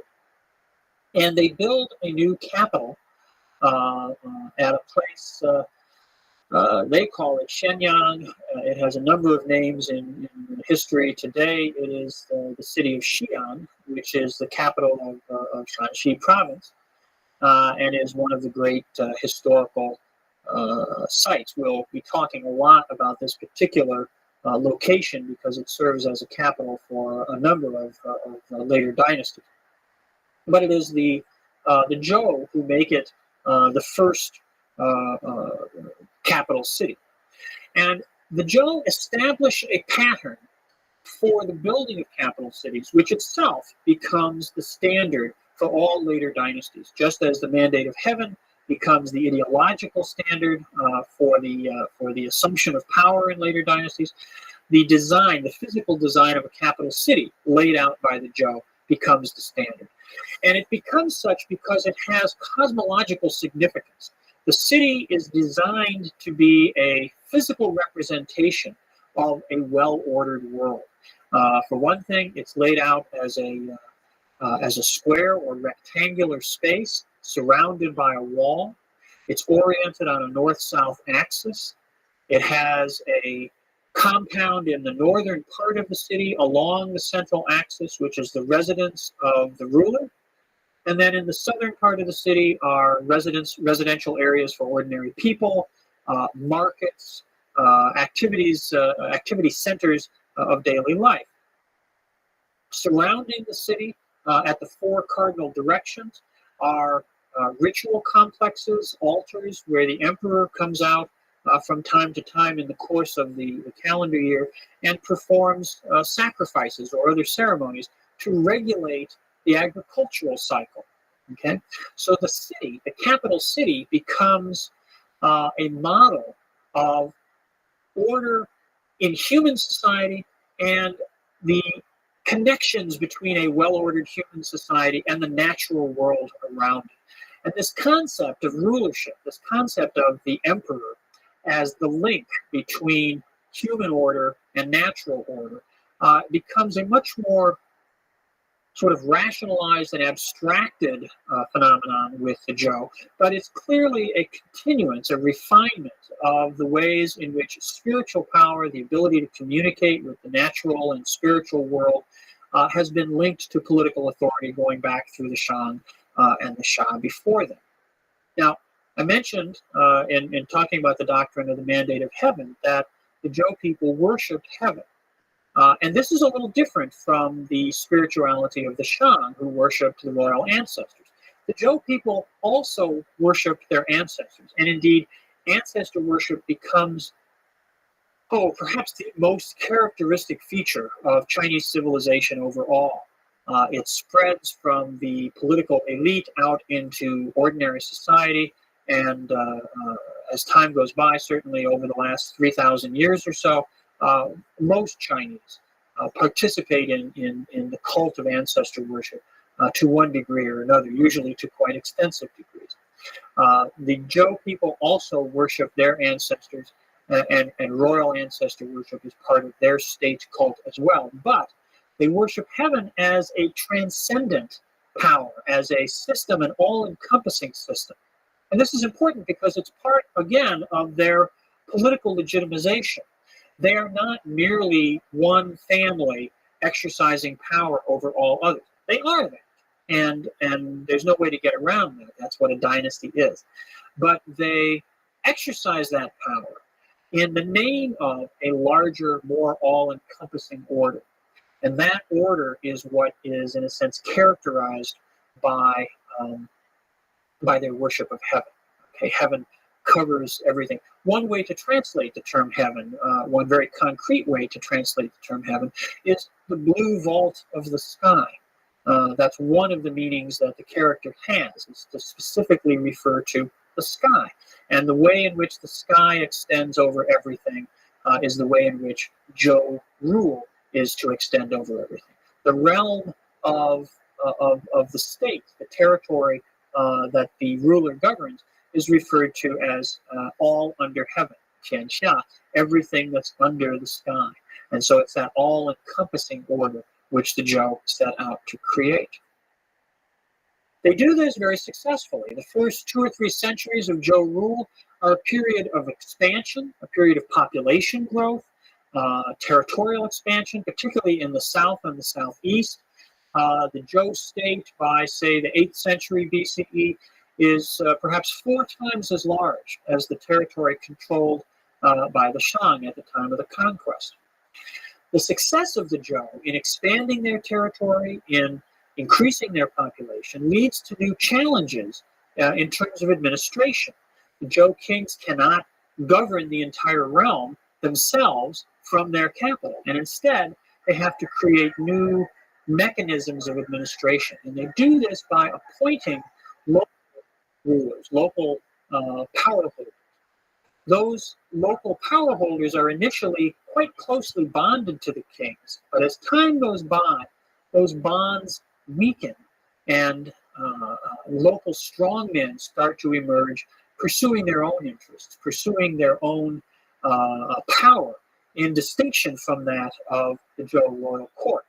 The tensions that creates within the Zhou system lead to a period of breakdown and fragmentation, and that is what we will turn to in the next lecture.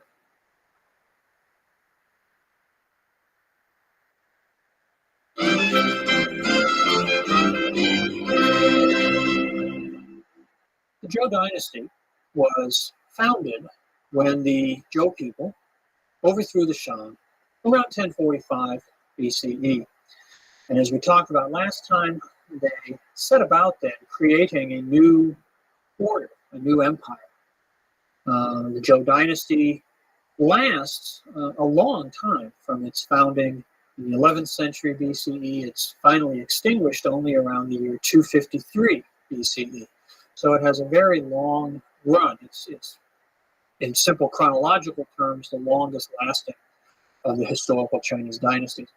But as a really effective state, as a state that actually controlled and administered a integrated empire, its reign is considerably shorter.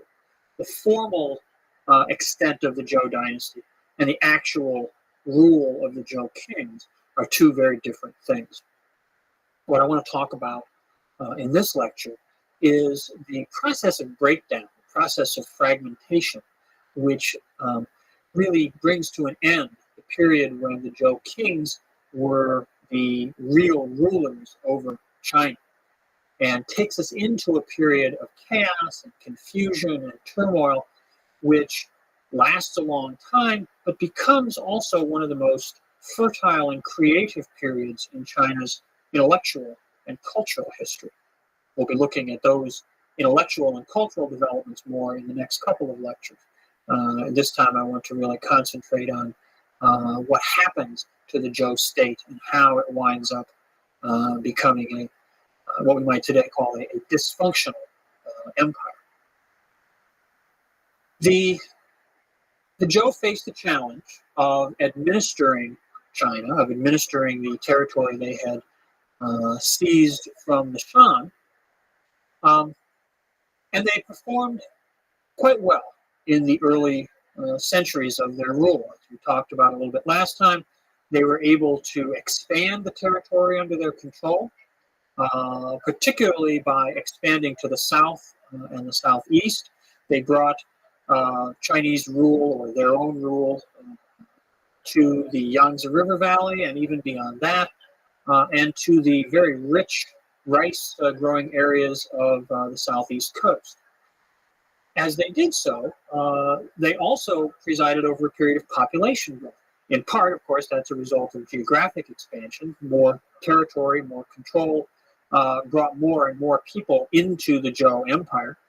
But they also were successful in creating a stable and peaceful domestic order, which allowed for the economy to develop and allowed for the population to grow. So they fulfilled the terms of the mandate of heaven. They fulfilled the requisite provision of conditions of peace and prosperity, which were embodied in their own ideological justification for seizing power by creating conditions in which people could pursue their livelihood, in which the agricultural cycle could move along and harvests were brought in regularly and all this. They successfully lived out their own political ideals, their own political rationalization. But they also, in the success that they achieved, they also faced problems. There were things they had to do which the old order, the way that they had, the way of governing that they had seen under the Shang and that they had used in the early days of their rule, were no longer adequate. The empire became so large, so extensive, that they couldn't administer it, the Zhou kings, right from their royal court. They could exercise pretty direct, effective control within a certain geographic range, but once the empire got larger and larger, simply the time it took to communicate with people out there in various parts of the territory made it less functional, less possible to make all the decisions and monitor and manage all the affairs of the empire from the royal court. So they had to appoint local administrators. They initially began to delegate power to members of the royal family. The Zhou royal family was a very large, extensive clan group, and so initially they were able to sort of delegate power to brothers, cousins, nephews, sons, and share the administrative burden that way. When that sort of reservoir was fully used up, and they still had more territories to deal with, they appointed a lot of military leaders, individuals who had proven their loyalty to the Zhou in battle, in the process of conquering new territories.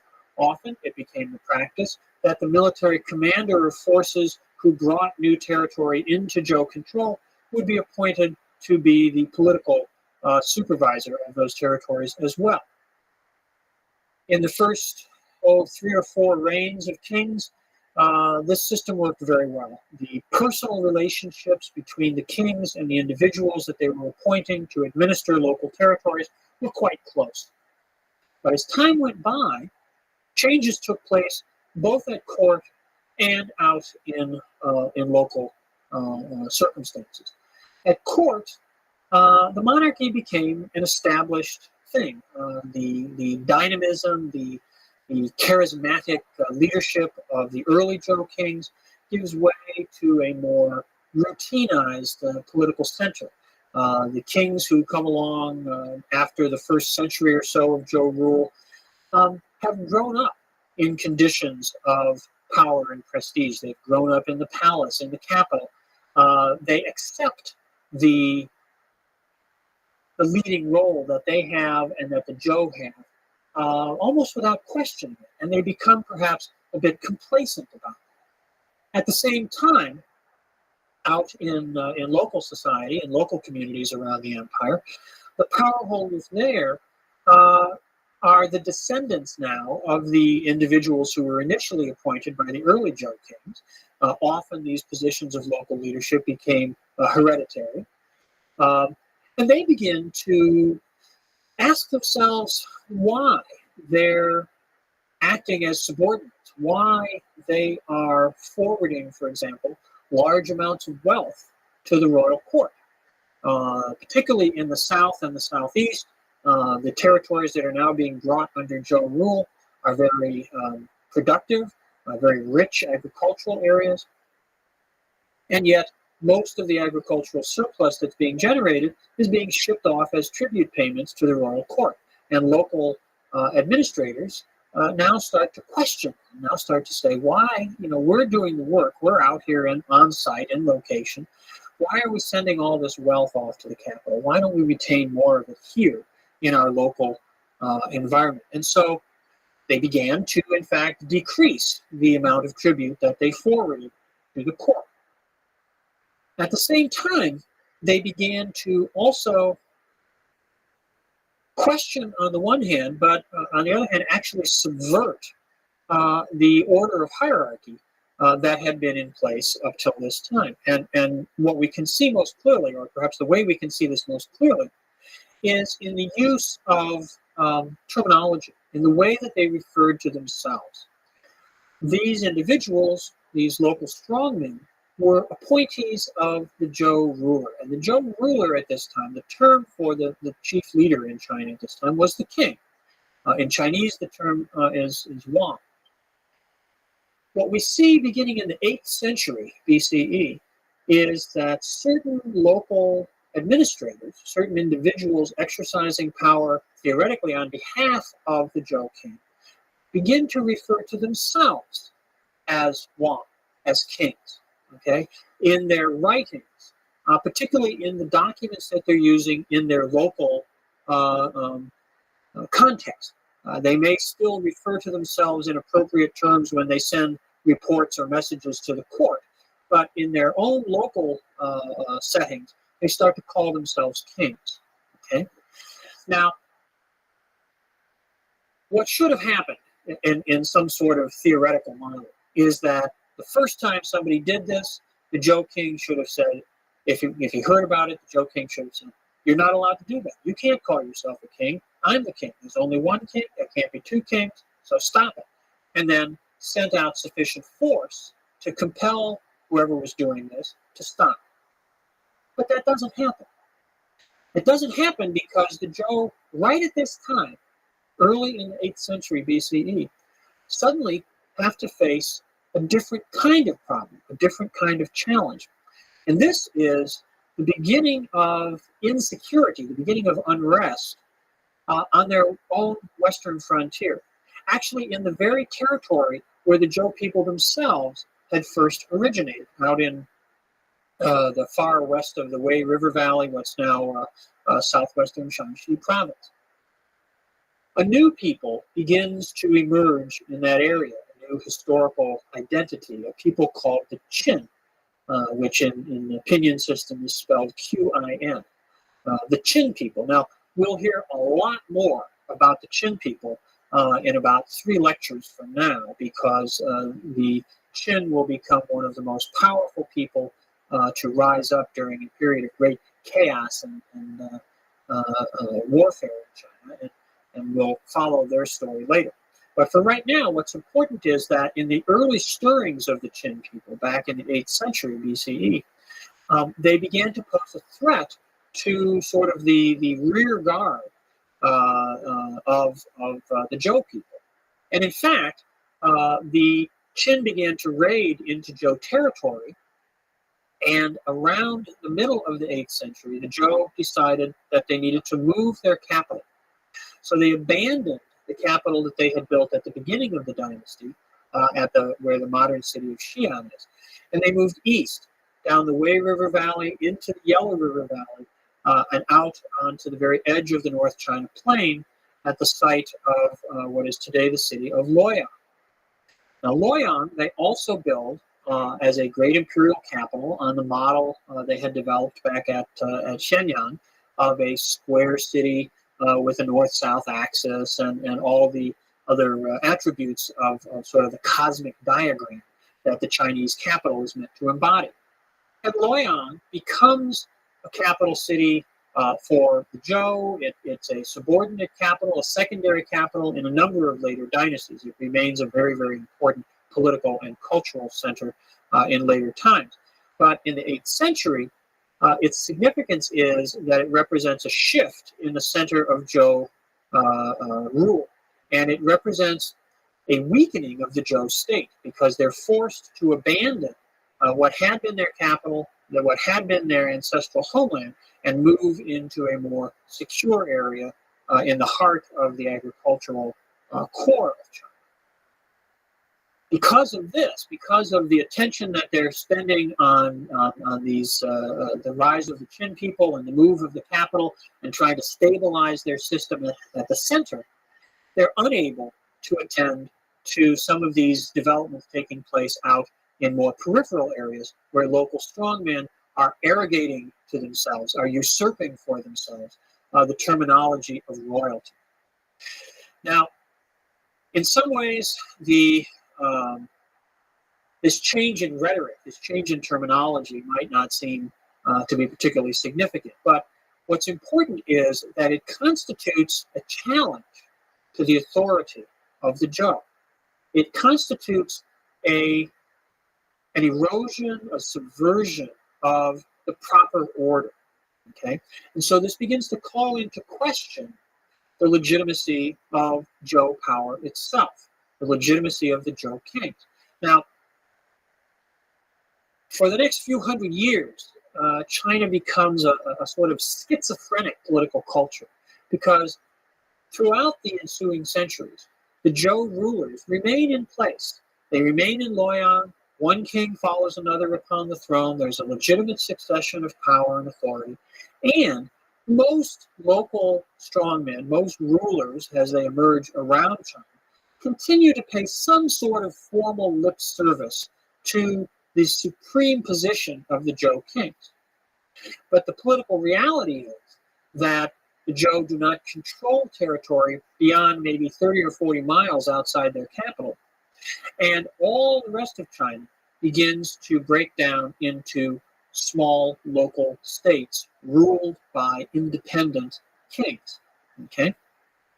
What we get here is a period from the middle of the 8th century down to about the year 500 or so, 480, somewhere in there. You see different chronologies used for this, that we call the Spring and Autumn period.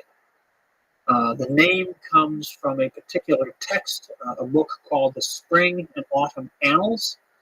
The annals are records that are kept describing the events that take place year to year in one of these little local states that emerges.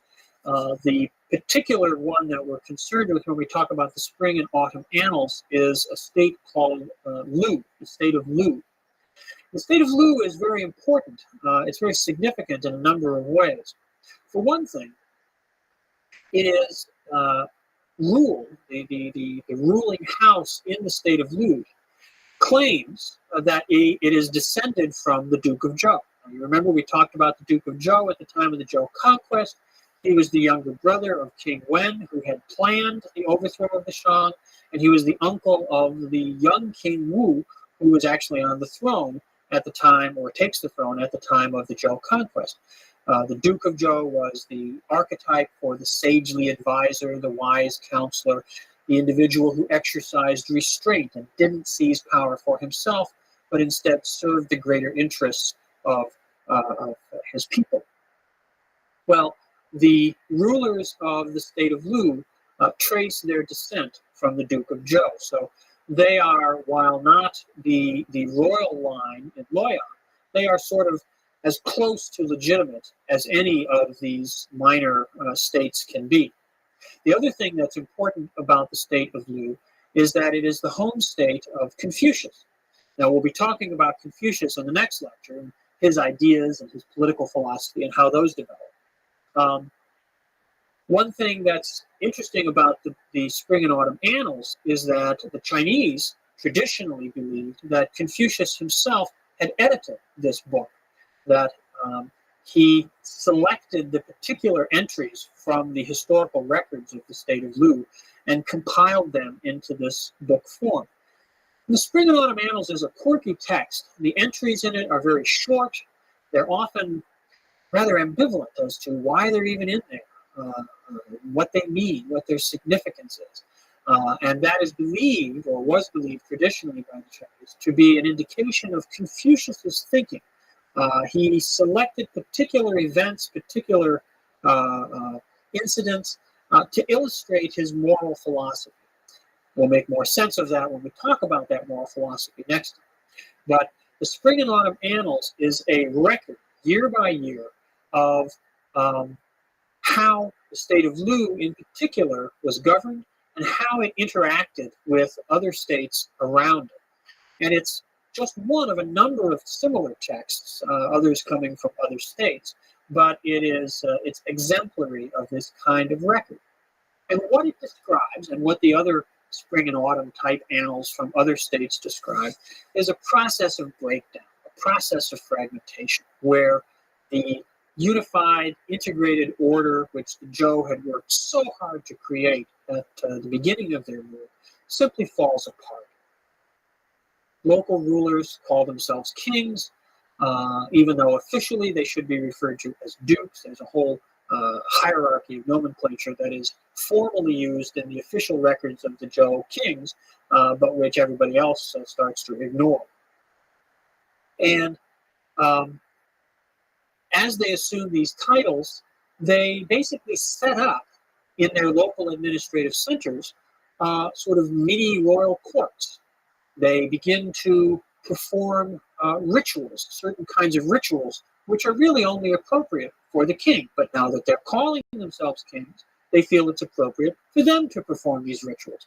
So they start to perform the kinds of royal ancestor worship, using bronzes and sacrifices and all this, which really only the king should do. But now we have lots of kings.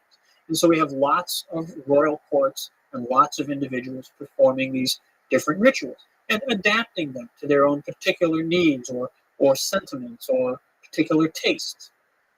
They start to wear the clothing that's appropriate to a king. They start to sit in court and have their subordinate officials come to them and perform the kinds of ritual gestures that are appropriate for a king. There's a whole emulation, a whole appropriation of royal regalia and royal ceremonial in these local courts. Well, not only do they go their own way in adopting the trappings of royal power, that would be bad enough in its own right. But what makes this period so problematic is that with the breakdown of a single authority centered on the Zhou kings and embodying, in a sense, that all-encompassing system that we talked about as being everything under heaven, the Zhou worship of heaven as a symbolic representation of their all-encompassing rule. Without that, order begins to break down. One king in one territory says to himself, well, I like what I've got, but I'd like a little more. And he looks around, and maybe one of his neighbors isn't quite as powerful, isn't quite as wealthy, or maybe one of his neighbors has some particular resource or asset that he covets. And so he launches a military attack, and he conquers his neighbor. And once that starts, once you get violence becoming a legitimate means of political activism, then things break down quite rapidly. And you get the emergence of a phenomenon that we call the hegemons. In Chinese, the term is the Ba. And when you read Chinese accounts of this period, when they talk about these so-called kings, they consistently use the phrase or the term Bawan, which means a king in power but not in right. Okay, kings who rule because they have the power to do so, but not because they have the legitimate authority to do so. There's only one king who really has legitimate authority, and that's the Zhou king. So these other individuals we refer to as hegemons, people who have power but don't have legitimate power. Well, the hegemons begin to fight amongst themselves, and for a couple of hundred years, we have a process where the number of states constantly increases.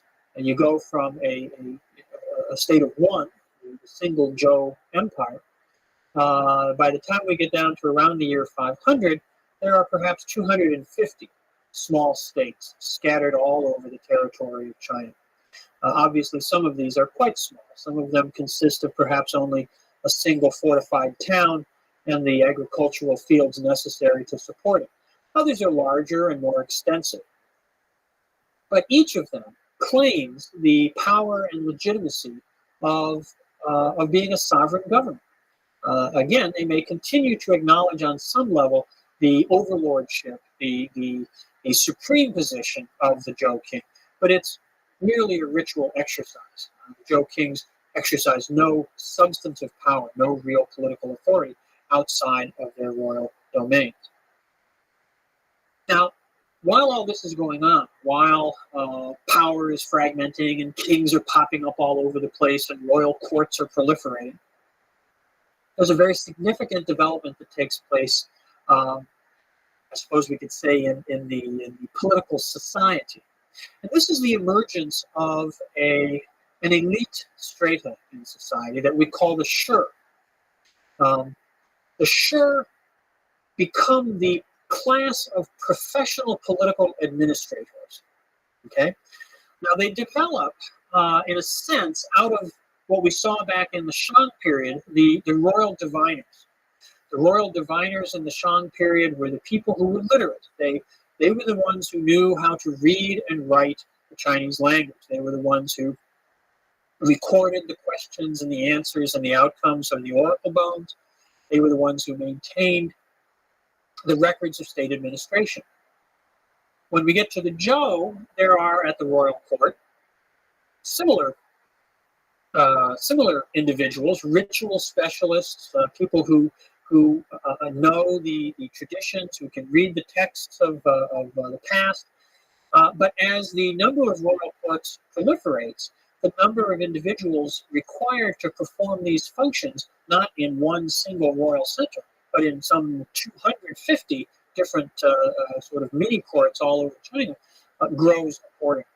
And so we have the Shi now as a much larger class, perhaps something like 4 or 5% of the Chinese population eventually becomes involved in this social group, in this social formation. And the Shi are, as I say, the professional administrators. They are literate. Their command of the written language is perhaps their single most identifying feature. They act as advisors. They know history. They know the texts of the past, the classics, the books that we refer to in later times as the Confucian classics, books of documents that record the events of early history, books of poetry in which the folk songs of ordinary people were written down, in which were believed to be a way of understanding the sentiments of the people. And if you're concerned about maintaining the mandate of heaven, you want to know what the people are feeling, and if the people are content or if they're unhappy, so that you can regulate your government and your behavior. Other kinds of documents, other kinds of texts, ritual texts about what the proper way to conduct sacrifices to the ancestors is, what kind of music should be used, what kind of movements and organization should be used. All kinds of written materials embodying knowledge about the past, embodying the records of present administration. These come to be the province of the Shi, of these professional administrators. The Shi, at first, are simply, in a sense, the courtiers of these various local strongmen. But as time goes by and the ranks of local strongmen grow in number, the Shi become sort of a free entity in their own right. And indeed, we see as the number of courts proliferates and as they compete with one another, they compete not only militarily, but they compete politically. And we see certain rulers trying to recruit the best and the brightest amongst the Shi to come and serve them, to come and work at their court. So the Shi now become sort of a mobile elite. They're not fixed and attached all the time to one particular place, born in a particular place, spending their whole lives there. Now, at least some of the Shi become truly professional in the sense that they can market their services to a variety of of strongmen, a variety of these hegemons. Certain individuals may serve 3 or 4 or more different lords, different rulers in the course of their career. This is a very important development because the Shi, as an administrative elite, come to embody political values, political ideas, which are in some ways independent from the power of particular rulers, particular kings or strongmen. And that leads them to have a sort of independent critical perspective on questions of government, questions of what the good life is, what the good society is. And this gives rise, particularly after about the 6th century BCE, to a very creative period in Chinese thought, because what we see as this fragmentation, this era of disorder, this era of chaos and conflict in China continues year after year, decade after decade, century after century. We see people begin to question the fundamental order of China. After the turn of about the year 500 or 480 BC, the process of fragmentation starts to, in a sense, reverse itself in that stronger states begin to emerge, which start to eat up the weaker states. And the number of states goes from perhaps 250 or so rapidly down, maybe to 100, then maybe to 50, until by the time you get down to the 3rd century, there's only perhaps a dozen or so states still contending amongst themselves. As that process goes on, thinkers emerge amongst the Shi to ask themselves, what went wrong? How did things get so messed up? How did such chaos and violence and conflict come to China when we had a well-ordered society in the early Zhou? What went wrong? And as a corollary of that, how can we fix it? How can we seek to create and maintain a well-ordered society? These are the fundamental questions that structure Chinese political thinking and political culture. And we'll turn to the individuals who begin to answer them in the next lectures.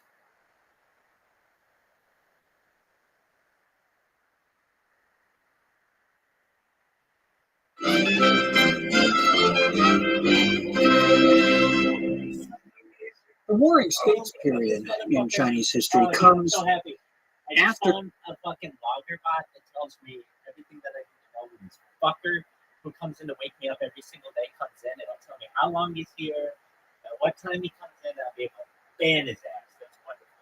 I'm so happy. during what we call the spring and autumn period that we talked about last time.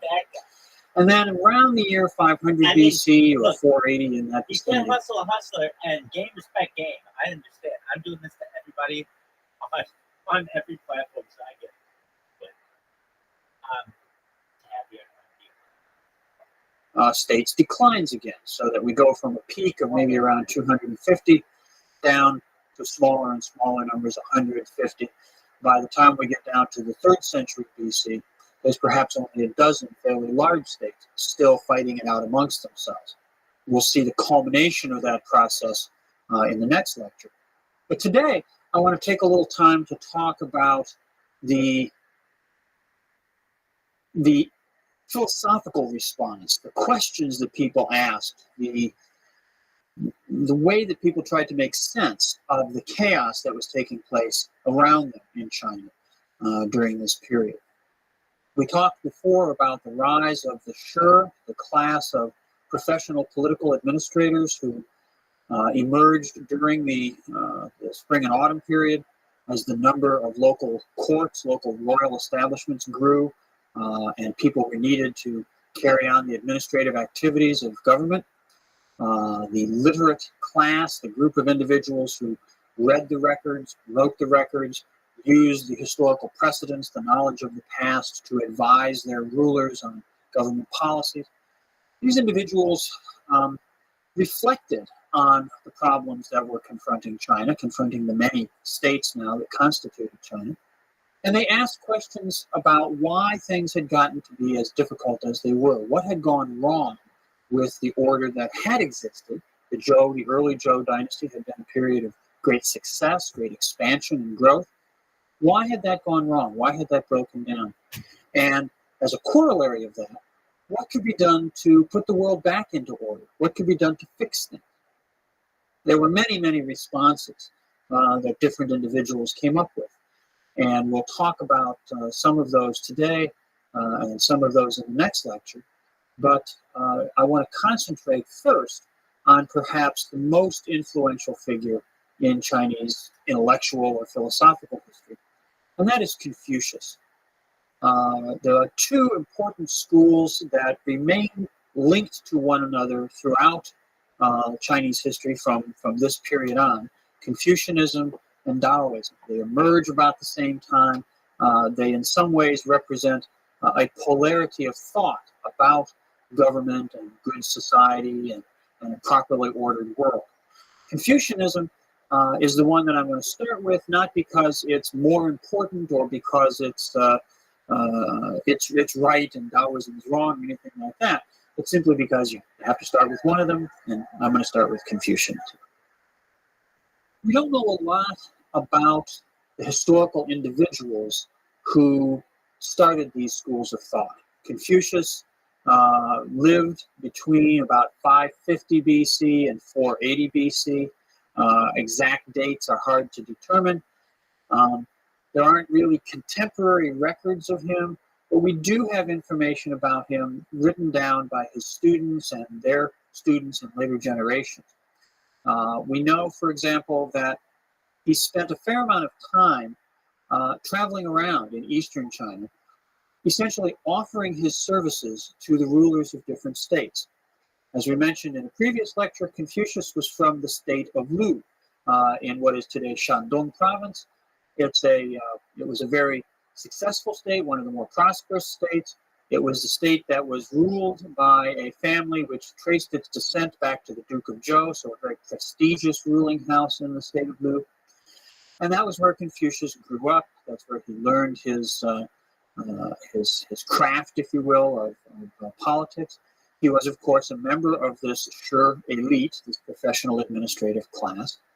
And as we talked about previously, by this time it was possible for members of the Shi class to not simply serve in the place where they were born, but to offer their services to travel around to different locations. And this is what Confucius did. But he wasn't very successful at it. He never seems to have achieved the kind of position that he was looking for, to really be an influential advisor, to guide the affairs of state, to guide the actions of a ruler.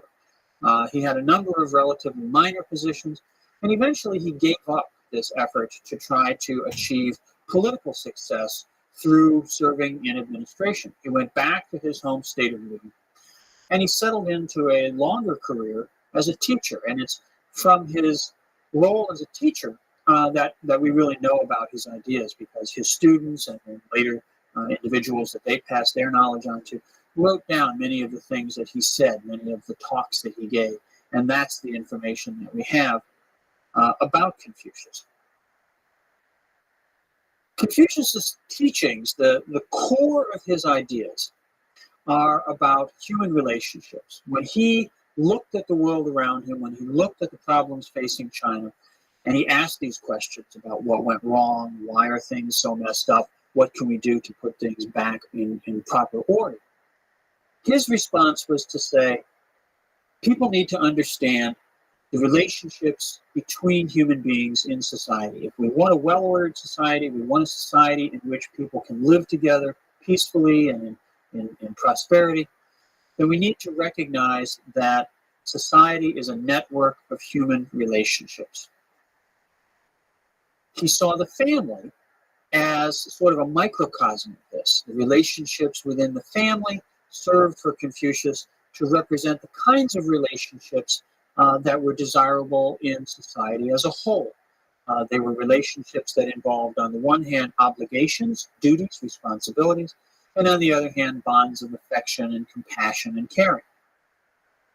Confucius defined a set of what we call the 5 great relationships, which were not meant to be an exhaustive catalog of all possible relationships, but were sort of archetypical. They represented how human relations worked in general. But he defined 5 concrete examples which serve to represent this.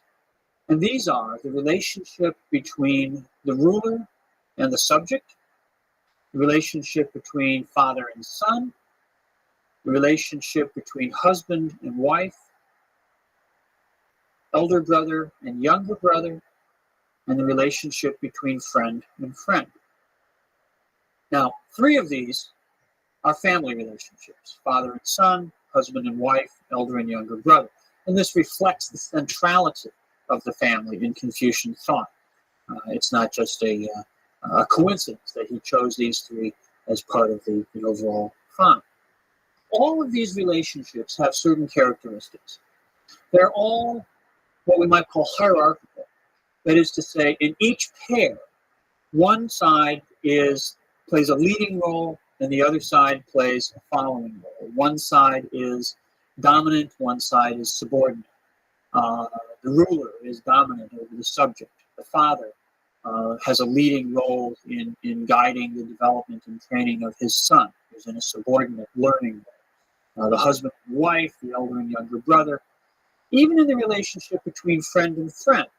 This sounds like a more egalitarian relationship. People are just friends. But in Confucius's vision, even in the relationship between friends, there will always be, in any given set of circumstances, one of the 2 will be older, wiser, more sophisticated, a better baseball player, and there'll be some way in which one of the 2 plays a more leading role and the other plays the role of sort of second fiddle, following along. That isn't to say that given 2 individuals, they will always be in the same relationship. It may be that in one circumstance, friend A is the leader and friend B the follower. In another set of circumstances, maybe particular traits of friend B might put him in the leading role and friend A in the following role. But in any particular situation, there will be a hierarchical relationship. So these relationships have a hierarchical dimension. But that's not the totality of them. They also have an aspect of reciprocity, which is to say that they're not just top down. It isn't the ruler is the ruler and the subject is the subject, and therefore the ruler can do whatever they want, and the subject is uniformly obligated to obey, or the father and the son, or the husband and the wife, any of the relationships. The ruler, or the father, or the husband, must be a good ruler, or father, or husband. They must fulfill their role in a proper way. They have to do the right thing. If they abuse their role, if they are cruel, if they are exploitive, if they are negligent, then the subject, the son, the wife, is released, in a sense, from the bond of obligation. Okay? The reciprocity of these relationships is what makes them, in many ways, really work. Because otherwise, it's just a power thing. It's just a dictatorial thing. And top-down power may be effective in certain circumstances, but it's not the basis for building a long, living, functional society. It's not the basis for viable relationships. So for Confucius, the dual nature of human relationships is central to his ideas. They're hierarchical. People should, in normal circumstances, understand their role, whether they're leading or following, and they should fulfill that role. They should act that role out appropriately. But it's based upon the necessary fulfillment of these reciprocal obligations. The subject has an obligation to the ruler, but the ruler has obligations to the subject. If both sides are fulfilling their roles properly, then society will function smoothly. Everything will be as it should be. Now, these relationships structure society, but to make them work, obviously, people need to know where they stand. People need to understand the system of relationships as they encounter it, as it actually exists out there in the world around them. To do that, to make it easier to enact relationships properly, Confucius relies on ritual. He sees ritual as central to the operations, sort of day-to-day operations, the implementation, if you will, of this order of relationships. Ritual it can be anything. It can be something very simple. When 2 people meet on the street in our society, they shake hands. And that action of shaking hands is a ritual gesture. It's a gesture which, in our system, indicates, hi, we're on a level of equality. We're on a level of mutual interaction. But it's a ritual gesture.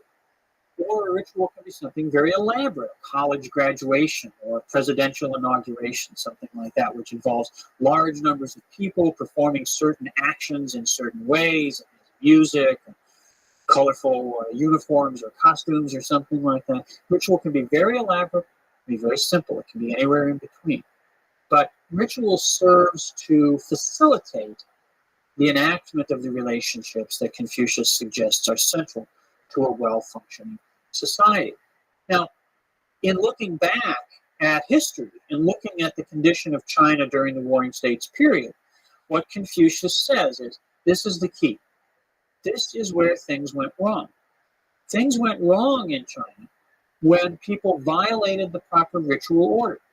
Ritual structures the way that we interact. Ritual marks the relationships of a properly ordered society.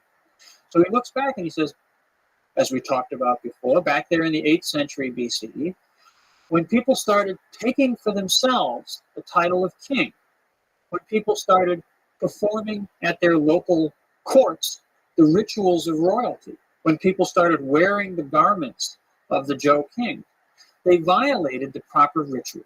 They broke with the right way of ordering society. All the chaos, all the warfare, all the suffering that has been afflicting China stems from that violation of the ritual order.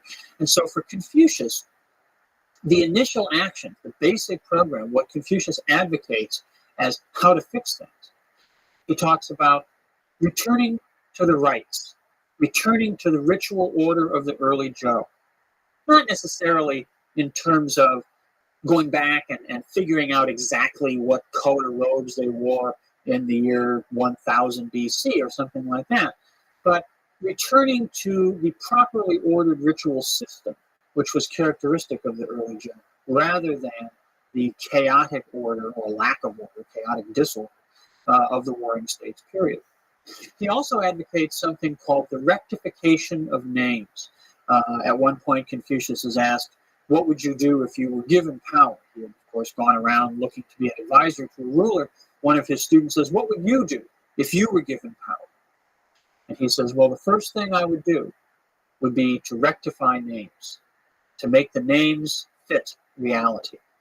And this is a reference, of course, to the usurpation of the title of king by the first of the hegemons back in the 8th century. They should have stuck with their proper titles. If everyone used the proper terminology, then the world would be a properly ordered place. So ritual order, linguistic order, human relationships understood, properly defined, everyone acting out the role in which they belong, this would lead to the restoration of a properly ordered system, a properly ordered society for China.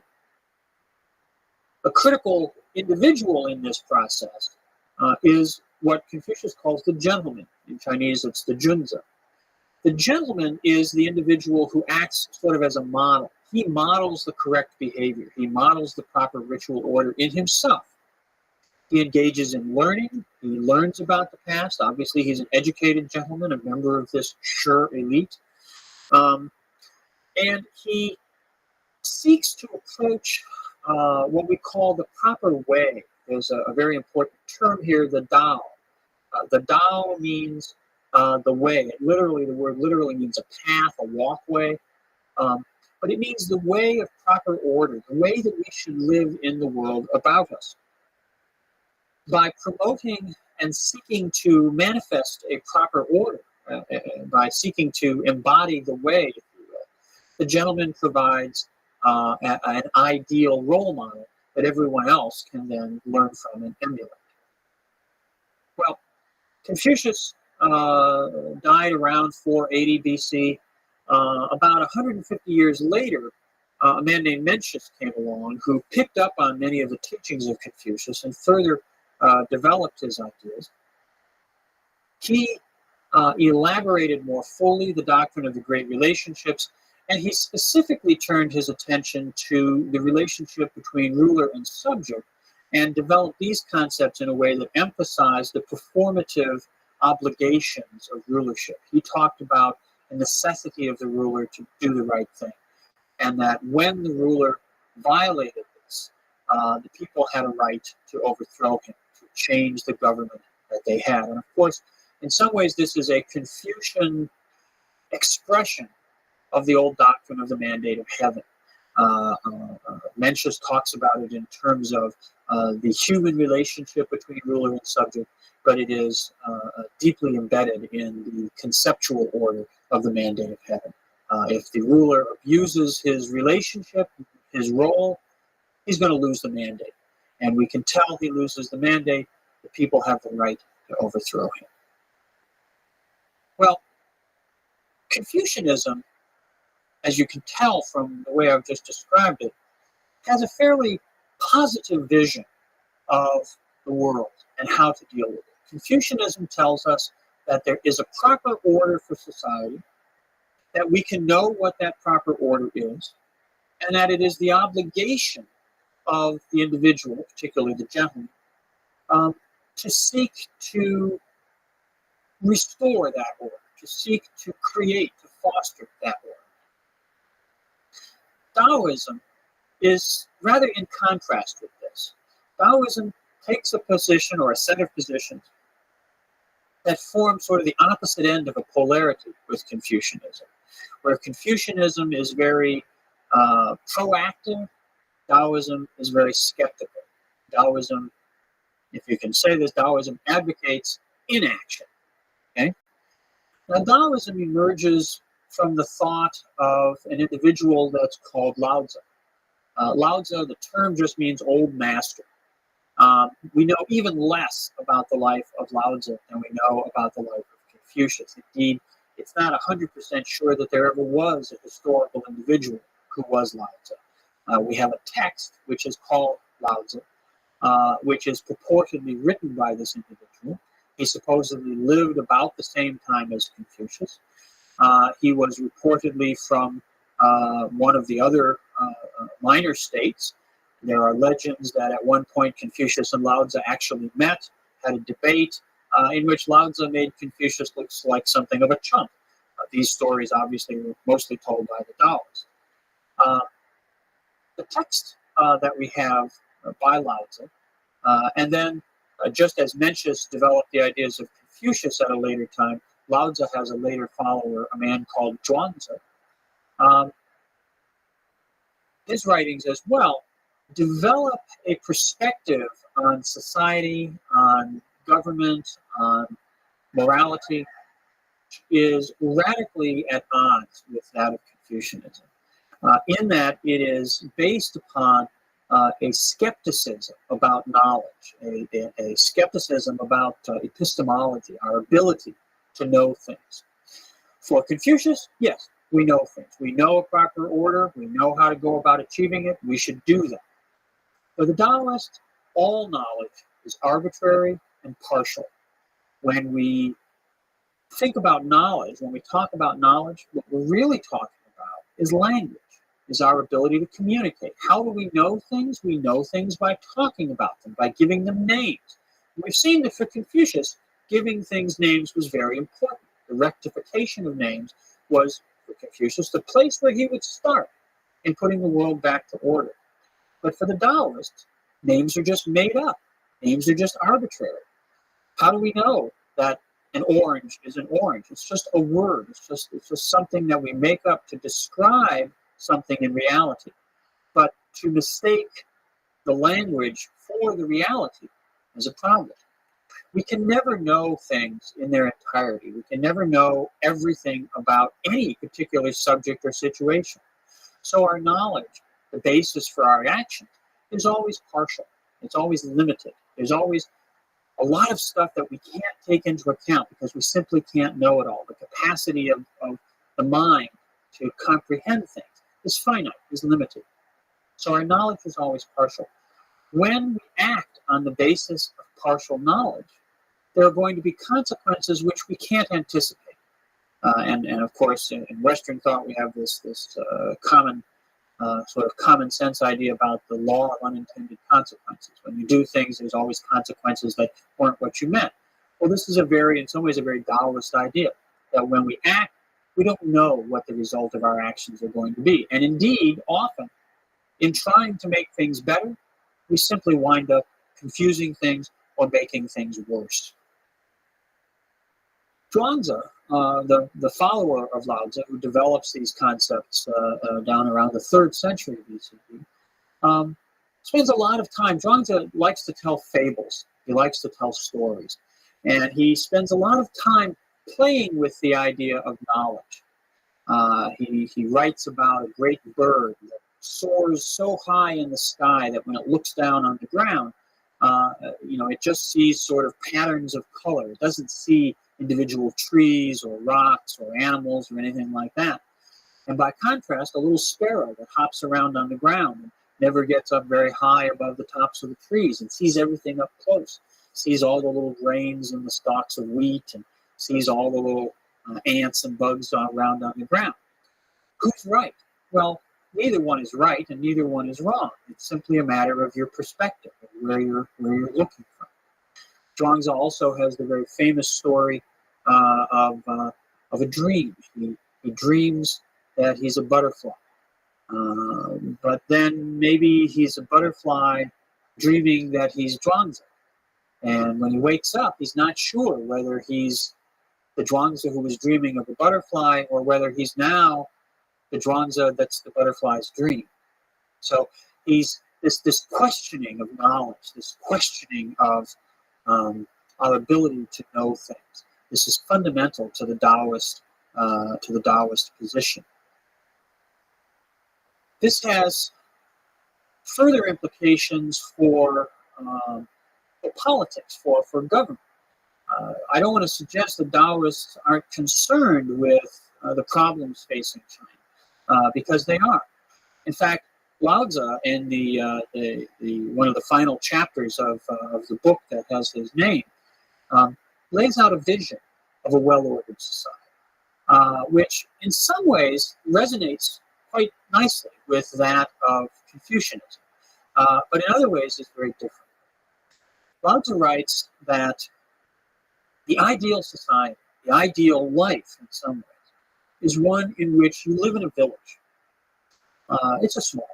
It's just a regular Chinese village. And you can hear the dogs barking and the roosters crowing in the next village. But in your whole life, you never go there. Right? And the reason you never go there is because everything you need, everything you desire, is right where you are. It's right in your own village. Why go to the village next door where you hear the dogs barking and the roosters crowing? You have dogs and roosters in your own village. Right? All the things that you should want, all the things that you need, the food, shelter, human relationships, are to be found in your immediate community, in the place where you already live.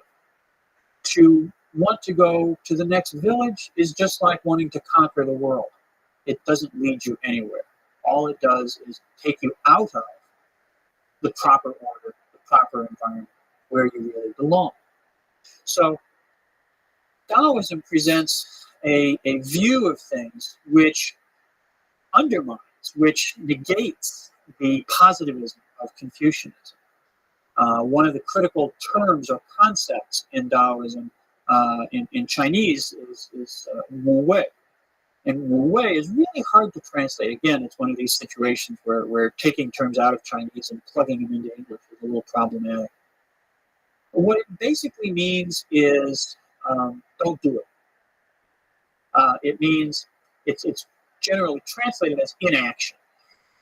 But that's a little misleading. It doesn't mean don't do anything. It doesn't mean, you shouldn't get up in the morning and have breakfast and go out and work in the fields and do those things. What it means instead is don't act in a way which goes against sort of the natural flow of things. Okay? There is a natural order to things. There's a sort of natural community, a way of being, a way of living, which exists by itself. sort of functions by itself, the way that your village does, the way that a naturally occurring community of human activity does. The people in the village live their lives, raise their crops, have their dogs and their roosters. That's a natural order of things. Doing that is just being. Okay, the term in Wu Wei, the term Wei, means acting in a conscious way, acting in a making sort of way, a way that goes out and seeks to make new things. That's what you don't want to do. You want to act in a way that's just in harmony with the natural order. Okay, so for the Taoists, the point isn't to make the world a better place. When you set out to make the world a better place, you're just going to mess it up further, because you don't know what's going to happen. You don't know all the necessary information. The skepticism, the aversion to a vision of a positive order, this is what comes to characterize Taoism. And it's just a polar contrast with the positivism that Confucius articulates. Now, these two systems, well, it may be a little early to call them systems yet. These two sets of ideas emerge during this Warring States period, and they represent a polarity of response, one very positive, one very negative, well, not negative, but skeptical, two ways of thinking about restoring a proper order and what the nature of that order would be. They share a lot. They share a lot of ideas about the order. In fact, I mentioned for Confucius that he's concerned with the Tao, the way, the proper way of being. And that's exactly what the Taoists talk about. It's called Taoism. It's the same word, the Tao, because they're also concerned with the way, the proper order of being. The difference between them simply being that for the Confucianists, the Tao is something that we go out and actively seek to foster and create and develop. Whereas for the Taoists, per se, the followers of Lao Tzu, the Tao is simply something which we have to let be in and of itself. We have to let it sort of go with the flow and do its own thing and just be its natural order. That polarity remains deep in Chinese political culture ever after. It's not the totality of the range of ideas that emerge in the Warring States, but we'll turn to some others in our next lecture.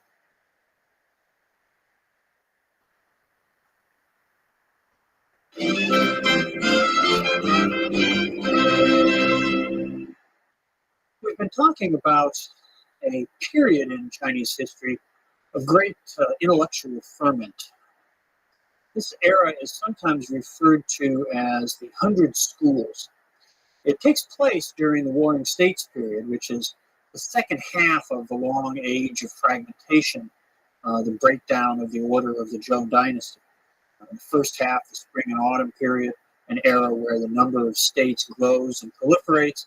And the second half, from around 500 BC on down, the period where stronger states start to eat up and absorb the weaker states, and the number of overall states begins. Because of this chronic conflict, the Warring States era is an appropriate name for it. It's a period of great instability, of great uncertainty, a time when people were very disturbed, very agitated about what was going on in the world around them. And many people, particularly individuals from the Shi, the elite of professional administrators that we've talked about, asked questions about the order of the world, about how things had gone so wrong, and how they could be put right. Last time we talked about two of the most important responses to these questions, the ideas of Confucius and Mencius, the ideas of Lao Tzu and Zhuangzi, the schools of Confucianism and Taoism. While those schools persist and become very, very important and long-lasting in China, there were many other schools of thought, many other individuals who put out ideas during this period, which perhaps didn't become as dominant, didn't become as obviously a characteristic feature of Chinese culture, but contributed in various ways to the development of Chinese political life, of Chinese philosophical discourse. And I want, in this lecture, to look at a couple of the other schools in particular, but first just reflect a little bit about the range of ideas, many of the different schools that were around at this time. Some were very concerned with issues of knowledge and language. We've talked already about the Confucians and the Taoists and how knowledge, our ability to know things, and the way that language affects that and shapes that was important for them. There were other thinkers, other philosophers at this time who really focused on language, on linguistic issues as questions in themselves. They would speculate on, for example, whether when we talked about a white horse, we were talking about something which was essentially white or was essentially horse. Which linguistic term was the primary determinant? Were they describing reality? How were they creating reality? Playing around with words and language and the way that structures our understanding. This was important for a number of thinkers during this period. Other individuals, particularly a fellow that we call Sun Tzu, Master Sun, were concerned with military strategy. Obviously, in a period of chronic warfare, ideas about how to wage war, how to organize for war, strategy and combat, these were critical concerns, and rulers were very interested in this. Sun Tzu was somebody who had no problem finding employment. Confucius was unsuccessful in his efforts to really achieve great influence at various courts. Sun Tzu, on the other hand, his ideas were very much in demand because he was concerned with the practicalities of waging warfare. And Sun Tzu's ideas, which relied a lot upon concepts of outwitting your enemy, of defeating your enemy through the cleverness of your stratagems rather than simply the application of superior force, these became characteristic of Chinese strategic thinking in later times as well. Still other thinkers during this period explored cosmological ideas, ideas about metaphysics, ideas about how the unseen world, phenomena in the universe around us that were not immediately perceptible, might affect or shape the experience, the lives that people live. We'll see some implications of that in later thought. But I want to focus right now on two schools that were quite influential during the Warring States period, but which later, although their texts survive and we know about them, they remain part of intellectual discourse. They cease to be as significant in terms of what people are actually doing, in terms of the practical activity of Chinese in later times. These are the schools of what's called Moism, after a thinker that we simply call Mozi, Mr. Mo, and the doctrines of legalism. Legalism will prove to be a practical philosophy, the practical aspects of which remain with us, while the philosophical side tends to be sort of suppressed or put aside. Mozi and the Moists, the people who followed his ideas, are remembered for basically two aspects of their thought and activity. First was that they advocated a doctrine of universal love. They advocated the idea that we should love everyone equally, that you should treat everyone essentially in the way in which you would like to be treated yourself, emphasizing, again, we can see certain commonalities of rhetoric with Confucianism and even Taoism, emphasizing the relationships among people and how those should be properly ordered and regulated. But the emphasis on universal love was, on the part of Mozi, a response, a critical response to some of the ideas of the Confucians. The Confucians emphasized a society which was ordered and regulated in networks of relationships, but within which some relationships were more important than others. And in particular, we've talked about how Confucius was very concerned with the primacy of the family. Indeed, in some texts of Confucius, there are situations where Confucius actually puts the interests of the family above those of the state. There's a very famous anecdote in which Confucius is told about a situation where a young man testifies in court that his father had stolen a sheep. And Confucius sort of shakes his head and says, where I come from, a son does not testify against his father, implying that although it certainly wasn't right to steal a sheep, it was more wrong for the son to testify, to betray, in a sense, his father. So Confucius emphasized the primacy of the family. The Mohists, the followers of Mozi, said that sort of division, that sort of priority given to one's immediate family was part of what divided society, was part of what made one royal house want to fight against another royal house, because the royal houses were families, were clans themselves. And so unless you had a doctrine which said that you needed to treat everyone equally, you needed to love everyone equally, you would always have these kinds of divisions and conflicts. The Mohists were interesting because not only did they have a philosophical position which said, which advocated these doctrines of universal love, but they also took a very practical response to the conditions of chronic warfare in the Warring States period, and this was that they became experts in defensive warfare. Their thinking was that if you could build up the defenses of smaller and weaker states so that they could effectively resist the aggression of the larger and stronger states, then aggression would cease to be a profitable course of action for the stronger states, and they would stop fighting. They would seek probably still to pursue their interests, but through peaceable means, perhaps through diplomatic or economic or other means.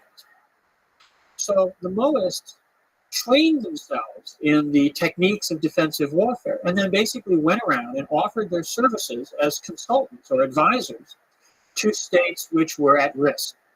Now, obviously, they did not succeed in completely eliminating the practice of aggressive warfare. The Warring States period continues on down, and it is brought to a close through the aggressive acts of various states. But the idea of using the practical approach of defensive warfare to make aggression unprofitable was quite engaging at the time. There were a lot of people who did apply this, and there were certain instances in which it actually proved to be quite effective. Once the Warring States period came to an end, the ideas of Mozi sort of faded away. They remained, as I said, part of the textual tradition, but in the absence of this kind of chronic conflict, his teachings and his practical activity were no longer quite so relevant. The legalists, on the other hand, had an approach to the questions of social order, the questions of good government, of politics, which was rather different from any of the ones that we've talked about so far. The doctrines of legalism are associated particularly with one state of all the warring states, and that's the state of Qin. Now, we've mentioned the state of Qin earlier because it was the beginning of the rise of the Qin people back in the 8th century, which caused problems for the Zhou court and forced the Zhou to move their royal capital from Shenyang, around the modern city of Xi'an out in Shanxi, to Luoyang, to their secondary capital, moving east into the heartland of China. The Qin people continued to rise in power, to develop their state out there on the sort of northwest periphery of China. And they, as the Warring States era developed and conflict became more endemic, they developed a very effective military state. They developed a system in which the whole society was mobilized and directed towards the objectives of expanding Qin power and taking over and conquering other states.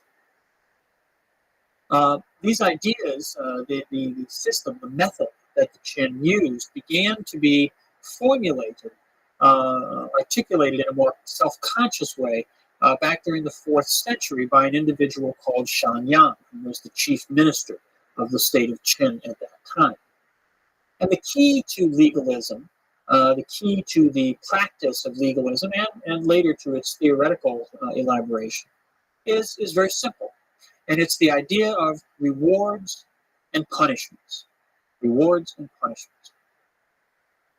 what Xiangyang did was to begin a process that goes on over more than a century and a half of promulgating laws, promulgating codes, regulations, which were meant to give people, first the officials of the Qin state, and then all the people of Qin society, a clear understanding of what their obligations were, what their duties were, what their responsibilities were, what the law was, and of what the consequences of failing to perform their duties, failing to observe their obligations, and failing to obey the law would be. The idea is that if you have clear laws, clear rules that everybody knows, and if everybody understands the consequences of not obeying those laws, then people will behave properly. People will behave according to the will of the ruler. Now, of course, in order for this to be effective, it has to be applied equally to everyone. You can't have some people who are privileged and some people who can escape punishment. It has to be applied to everyone. And this was where the Qin proved to be truly effective, because they were very diligent about this. They made sure that if a high government official broke the law, he was punished. If an ordinary farmer broke the law, he was punished. It didn't matter what your status was, what kind of prestige you had, what kind of wealth you had. The law had to be enforced absolutely equally to everyone. And the laws were fairly harsh. Punishments were severe. They often involved the amputation of body parts, death, banishment, things which were meant to be very, very serious deterrents, even simply for relatively minor offenses. So it was a harsh system. But the harshness, at least in theory, the way that the Qin thought about it, the harshness was mitigated by the fact that everybody knew in advance what was going on. You knew that if you stole a sheep, if you go back to the Confucian story, that you would be severely punished for that. So you couldn't say, well, I really needed the wool. There's no mitigating circumstances. The law was very black and white, very cut and dry. And it was a system that proved to be a very effective technique for motivating people. Now, as I say, this began to be developed more consciously, more elaborately by Xiangyang, who was chief minister back in the 4th century BCE. In the 3rd century, it gets a sort of philosophical rationale developed by a thinker called Han Fei.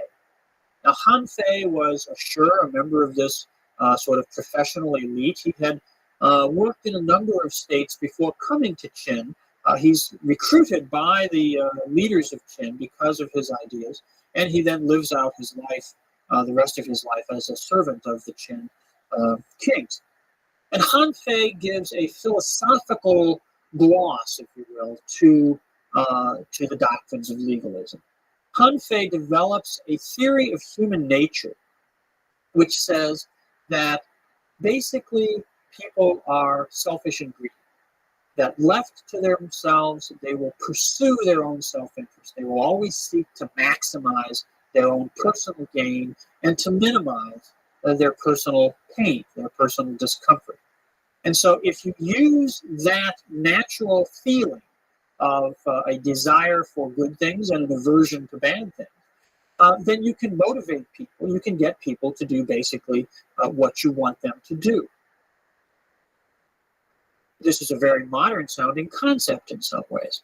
It's linked in the Qin state to an idea of rulership, an idea of the nature of the political order, though. That's a little different from what we see in most other circumstances in China, because in Confucianism and Taoism and Moism and many of the other doctrines, there's a sense that there's a natural order, a proper order to the world, that everyone has a place, everyone should be in their place, we should all be performing our various roles. In the Qin state and in the doctrines of legalism, the state exists for the ruler. The ruler is essentially the owner of the state. The state is like his private property, and he can do with it as he pleases. There's none of this sense of reciprocity. There's none of this sense that the ruler has to behave according to certain standards or guidelines. The ruler is absolute. This is a doctrine of absolute power, and it's one in which the state is used then as a mechanism to motivate people not to achieve the greater good, but to do what the ruler wishes. If you have a good ruler, this may be a perfectly reasonable system. But if you have a bad ruler, then obviously you're going to have very unpleasant conditions for people.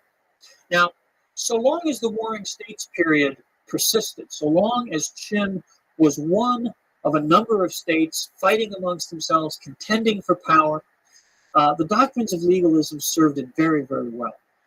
Indeed, it's not surprising that when we get down to the 3rd century BCE, we see in the final decades of the Warring States period that it is the state of Qin that one by one takes on, defeats, and absorbs its enemies, its final remaining foes. This process reaches its conclusion in the year 221 BCE, when the state of Qin defeats the last remaining other state, which is a state called Chu, a large state in South China centered in the Yangtze River Valley. And the state of Chu is defeated, is conquered, is absorbed by Qin in 221. Now, the leader of Qin at this time is a very famous king. We call him Qin Shi Huangdi. Qin Shi Huangdi. Qin, the state of Qin. Shi is a word that means the beginning or the first. And Huangdi is a word which now enters into the Chinese vocabulary in this meaning for the first time, and it means emperor. So Qin Shi Huangdi is the fellow that we identify as the first emperor of the Qin. And the adoption of the term Huangdi to mean emperor is a very significant act. Up until this time, the leader, the ruler, the head of a dynasty was called the king, and the term in Chinese is Wang. Huangdi was a very ancient mythological figure back there in the age of Yao and Shun that we talked about earlier, who was not necessarily even a fully human figure, a sort of spiritual being who guided certain of the affairs of mankind.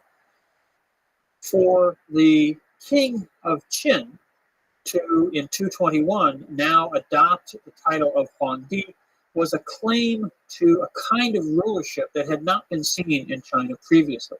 It was a claim to total power over all of China. Now that the last of the other states had been eliminated, the entire territory of China was under a single rule. Qin Shi Huangdi proclaimed himself essentially to be the Lord of all. And it's a pretty grandiose claim. It's ironic, too, because as history plays out, the Qin dynasty only lasts 14 years. It lasts from 221 just down to 207 BCE. In that time, and in particular in the early years after unification, the Qin undertake dramatic transformations. They have established a single state controlling vast territory from the mountains in the north, on the north side of the plain in North China, all the way down into almost the tropics, almost into what is today Vietnam, out into the west a little bit, not quite down into the southwest too far. Sichuan is part of China at this point, but the highlands further southwest have not quite been brought in yet. But it's a very extensive territory, larger than the Zhou state had been in at its height, bringing in some areas that go beyond territories traditionally controlled by the Chinese. Qin Shi Huangdi continues to pursue expansive warfare on the frontiers. Within China, he sets about to create a single administrative system. And he pursues a number of policies, a number of campaigns, which are very significant because they create the conditions for an integrated empire to persist even after the Qin dynasty itself collapses. In the first place, this has to do with what we might call standardization. Standardization of many different phenomena. When China had been divided during these many, many centuries of division, spring and autumn period, the Warring States period, when the Zhou order broke down and as many as 250 different states were scattered all over China, local circumstances had diverged quite a bit. Early in the Zhou, with a single royal system, China had been fairly coherent. But during these long centuries of fragmentation, different parts of the country had sort of gone their own way. It's some very mundane and practical things. For example, wagons and carts had axles of different lengths. In one state, in the state of Lu that we've talked about, for example, your axle might be one length, and the wheels, when you run the carts down the road, of course, the wheels would carve ruts in the dirt roads. When you get to the border between the state of Lu and say the state of Qi next door, the state of Qi might have carts with axles that were a different length, and so the ruts in the roads would be a different width. And so you'd have to, when you got to the border, take stuff out of one cart, put it in another cart, and go on your way. This was very effective for the warring states, for the different small states, because it meant that they could control trade across their borders. It was, in fact, desirable in some ways from the point of view of these many different rulers. When you're presiding over a unified empire and you want an integrated system of commerce all over your territory, it's a bad thing. So Qin Shi Huangdi decrees a proper length for axles. And of course, it's the axle length of the state of Qin. So all carts, all wagons throughout China have to now have the same width of axles. And this makes, after a certain amount of time, for an integrated transportation and communication system. Coinage was another example. States had made their own coins, and they differed in shape. Some were shaped, there's some that they call spade-shaped, and some were made like little knife blades, and some places just used sort of lumps of copper. In the Qin state, the coins were round with a square hole in the middle so that they could be strung on string or rawhide. And the Qin coins were made the standard for the whole empire. Writing, the Chinese writing system. Individual states had sort of developed their own particular techniques for producing the written characters. The characters were essentially the same, but they were written a little bit differently. The style of the strokes composing the characters. Now, the characters of the state of Qin are prescribed as the national norm. So standardization to be imposed from the center as a way of bringing the whole system into consistency. But it was not simply a matter of material things, carts, coins, writing. It was also important from the Qin point of view to establish a standardized ideological system. The Qin were not particularly enamored of the ideas of Confucius or Lao Tzu or Mozi or other people like that. For Qin Shi Huangdi, it was his ideas that counted. It was the doctrines of legalism that counted. And this led, in the year 214, to one of the great traumatic events in Chinese history, which was the burning of books and the burying of scholars. Basically, any books that were not either teachings of legalism or practical texts, books about how to build agricultural equipment, or certain mathematical texts and things like that. Books that were of purely practical utility, or books that reflected the teachings of legalism were allowed. All other books were banished. And banished meaning if you owned a copy, you needed to turn it in. You needed to take it to your local government official and turn it in. And then they were all assembled and they were burned. Thousands and thousands of copies of books were burned. And of course, this is at a time when it's before the invention of printing in China. It's at a time when books were hand copied. And the destruction of these manuscripts was very, very thorough. The penalties were severe. If you were caught with a proscribed book, not only was the book burned, but so were you. So it was a system that meant to eradicate ideas other than those which were officially authorized by the Qin.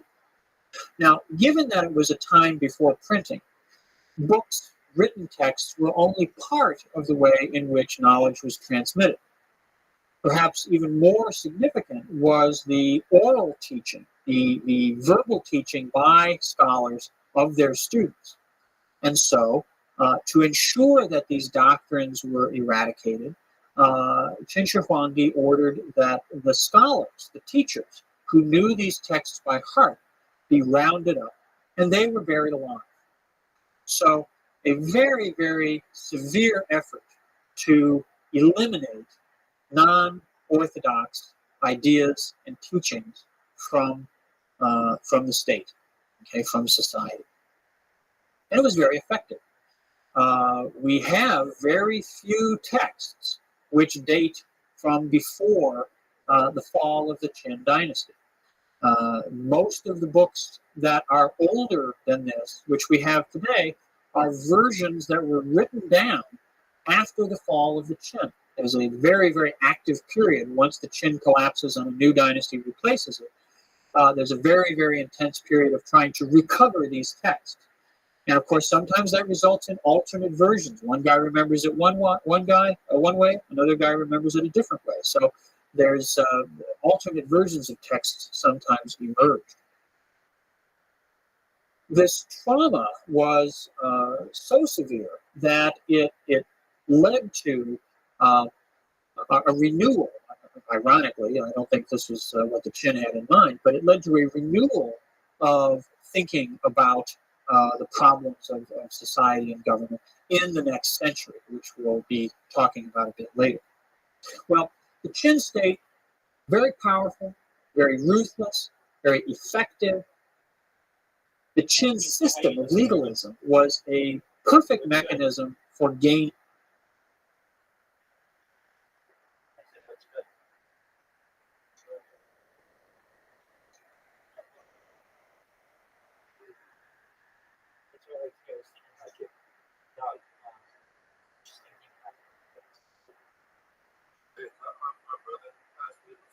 Oh, yeah, it is.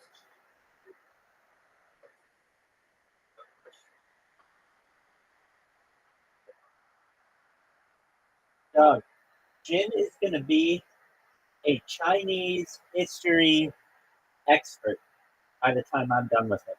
We're watching this 35-part series on the 5,000 years of Chinese history. And we know all kinds of shit. How's TSPNC? What's good in your neck of the woods?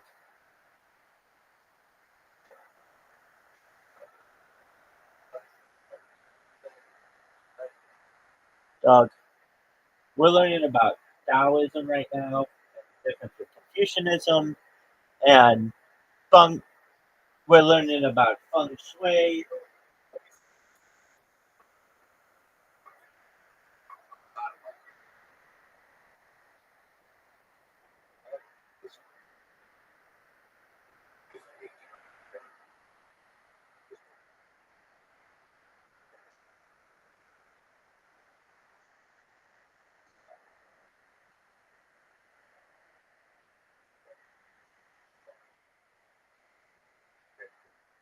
So,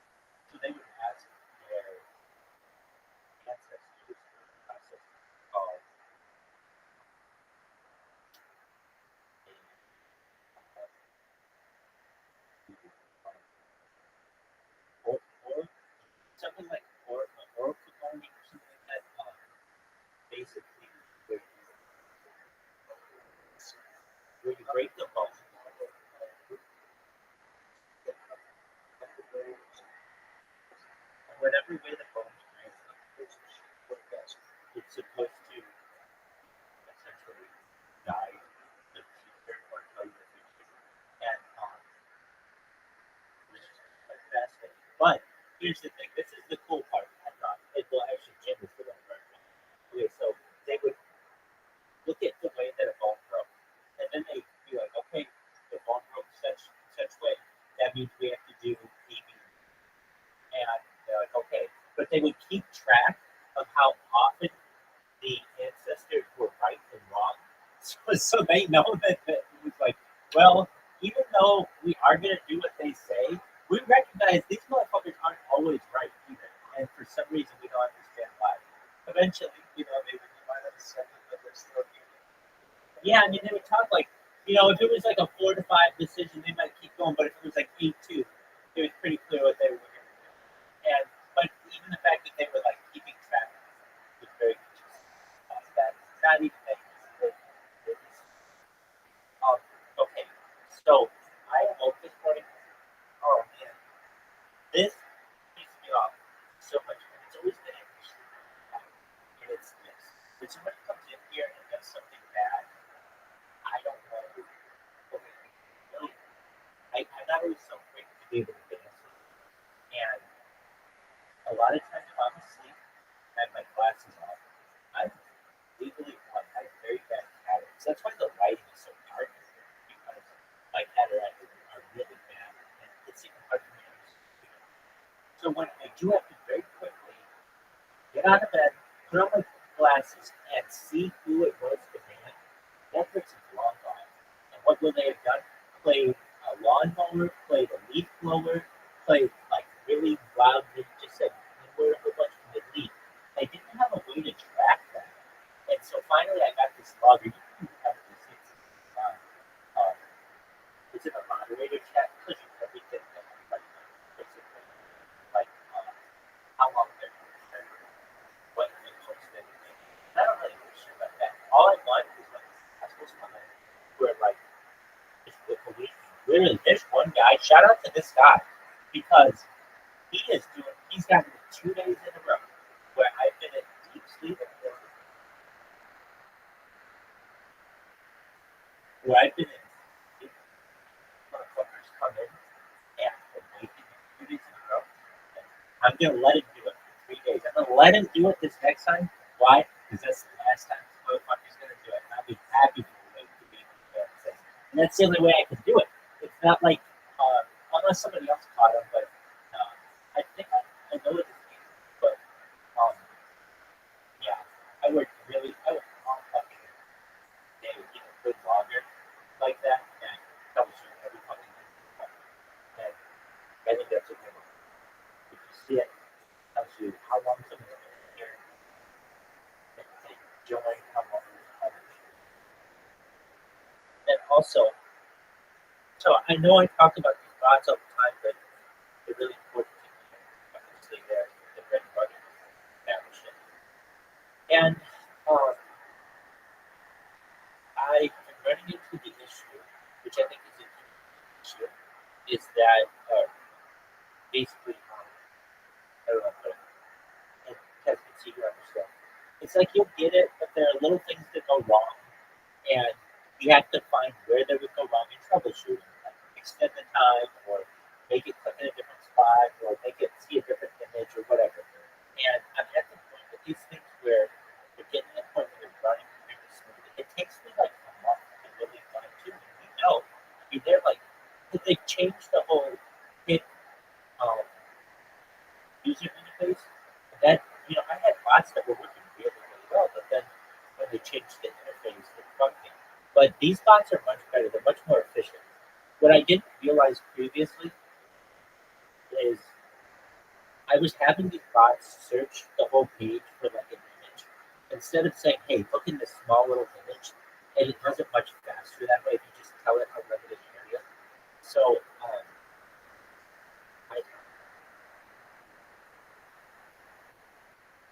I'm excited to see what the bots can do. And I'm starting to get them on the phone. Here's the thing on the phone. There's a program that I want to use, but it's like $7 a month, and I just hate paying for stuff that I know I can hack and get. So I got it on one phone, but it doesn't work that way. Anyway, I may have to just shell out and do it, but I know if I need these for like 2 or 3 months, that's going to add up to 21 to 28. I just don't want that. So what I'm going to do is try to get it in other ways. What this thing does is it's an image detector for a phone, and so it will just walk through everything I needed to press on a phone. So I can create one to create an account. Then I think I can also do it to like follow and spam and do all the other stuff. As of right now, I do have accounts on these phones that are spamming, but they're just spamming clicks because it's easier to do. So that's what we got going. Which I think is just really, really fun.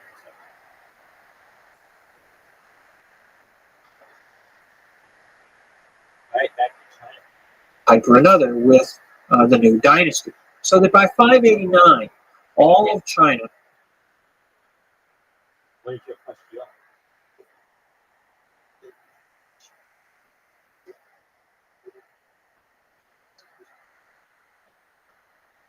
What?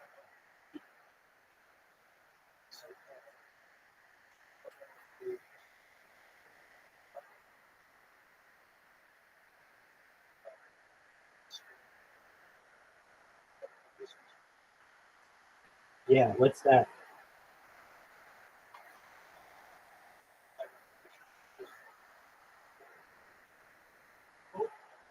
I'll take it.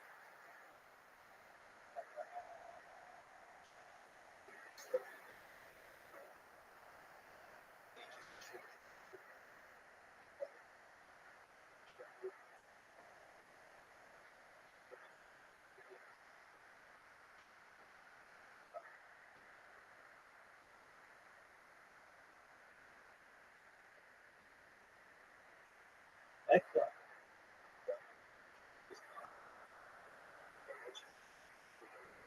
Oh, it's phenomenal. I am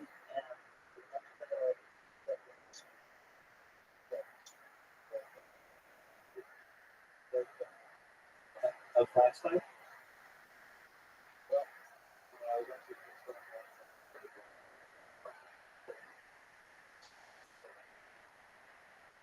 Oh, shut the phone.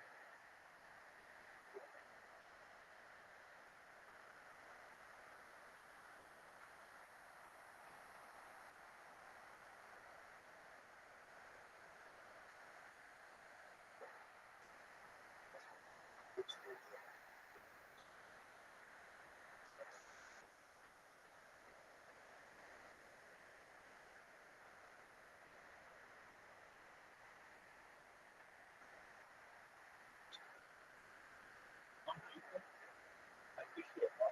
I am going to look myself up. I like to get people.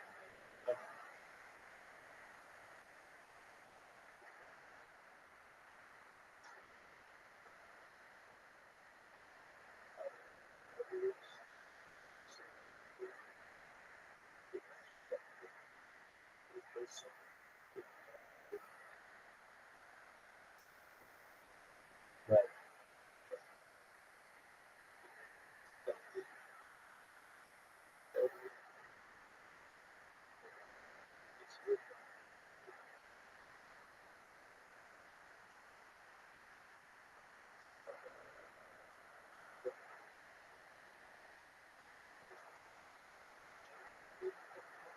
Dude, she's happy.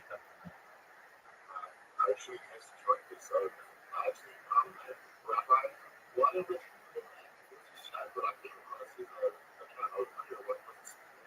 Oh, that, no. That's right. That's what it was.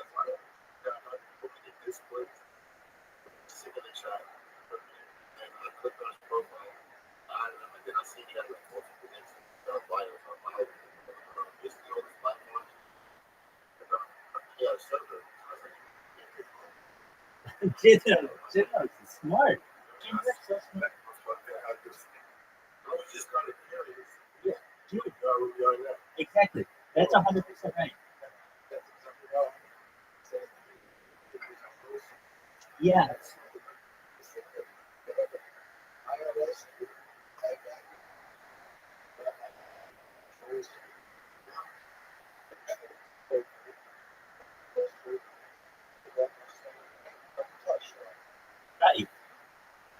I'm nice to people here. Well, I'll tell you this: Music Prince Marty has only ever been nice to me. Even though I know he tried to troll me, but that's fine. I mean, I give people shit too. I understand how business works, and I've watched a lot. Oh yeah, definitely. Um, I would say Music Prince Marty, his content is a lot of, I'll just say, a lot of it can be like low brow, what I've seen, where he maybe goes after some either maybe they deserve it, but he needs content. He's always looking for content, and that's so. While I don't always appreciate maybe the people after whom he goes, I appreciate his hustle. I appreciate his drive, and I understand he's looking for content. Exactly.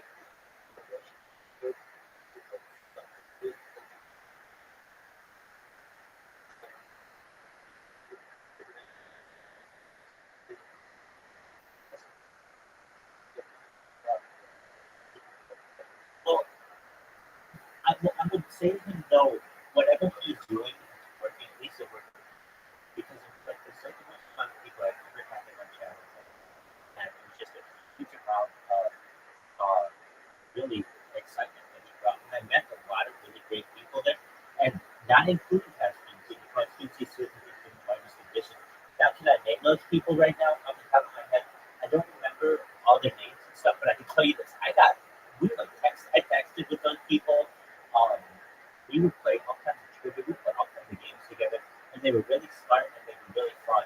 And so we had like a little like group going, and so I know if ever we could do parties with people that are watching this stuff, they'd still certainly be aware. The thing is, I didn't have a Discord, so at the time we were just playing through the YouTube chat. And the reason why I didn't have a Discord was I was afraid no one would come here, and that would still be true, and I would still feel that way. But for the fact that I have kicked to promote the Discord, so like instead of me being in here and looking at how many people were in here, like organically maybe like 300 or 400, it would be like eight.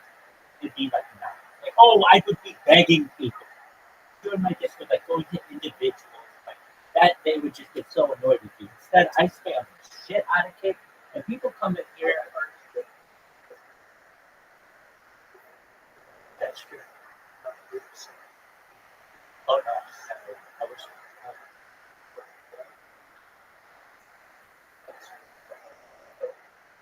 It's very quick. Yeah, dude. Oh, absolutely, that too. Um,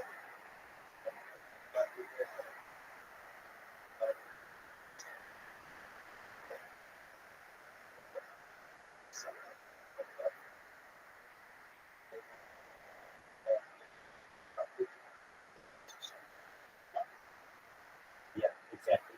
Let's let me look. There's a psychological race that we need to look at, and so we're gonna go to ChatGPT.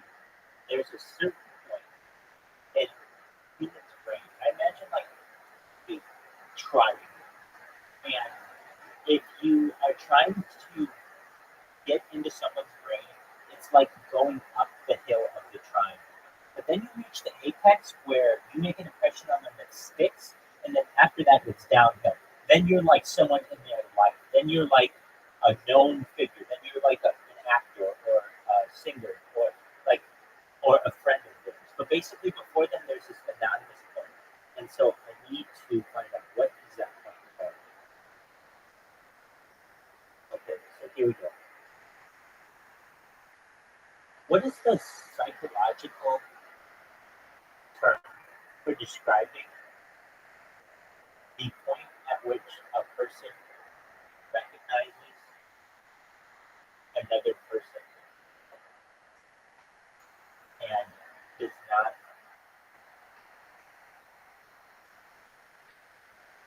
confuse them with others and essentially puts them in their memory? What is that point called? I'm sure there's a really simple memory point or something like that. There's got to be a name. Recognition. Yeah, they want a better name. That's face recognition. I get that. Maybe they don't have a word for it, or maybe it's not public like widely, but it should be. point of recognition or whatever. There's like a point of recognition that is very, very important to get in someone's head. Like, here's an example. Um, you with Alibaba, I think, is an example of this, or the Amazon, Jordana, whatever. No. Like, you're starting. You're like moving up the triangle or like a pyramid. You're like moving up. They've said your name. So you're like at the very base of that. But eventually they see a picture of you somehow. Like, how could you, if you wanted to, like, if you were going to do this the organic way, how would you do this? How could you do this? Okay, and they were created. They don't know you. They're on the other side of that pyramid, basically. How do you get past that point of recognition? It's they say your name a couple times, they recognize you. You might go to their Discord and put your picture when they say like, selfies or whatever, and you might be able to have a nice conversation with them. But there's going to be a point where they recognize either your face or they recognize your username, or they recognize something about you, and that's really, really important because now you've differentiated yourself from everybody else. That's a really, really important point psychologically, at least with what I'm trying to do. Like, it's not normally the normal. This is a very unique social interaction. I think people want to study at length, particularly at the university level. But in particular, it's like under normal social conditions, you meet someone face to face, or there's like an obvious point of recognition. There's enough in. There are enough impressions immediately that you're never going to forget the person if it's face to face, perhaps. But when you get into the online space, you have to essentially make yourself a marketing team to be able to ambush people with impressions or information so that they eventually have that past that point of recognition, and then they're just you're in their head.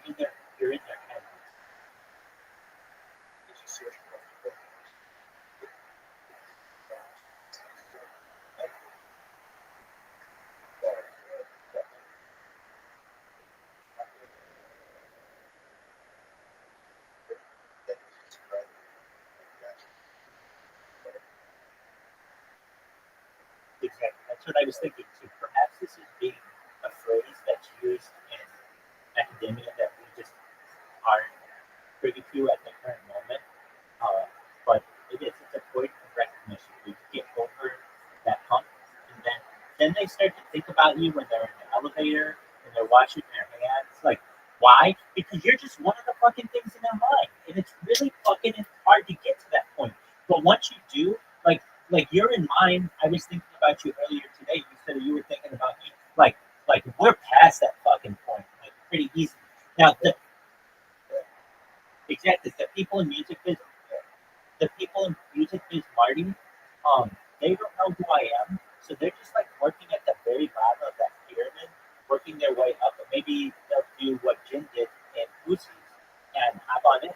You know what's interesting? Boosie banned me from that chat or from that Discord, and nothing against him.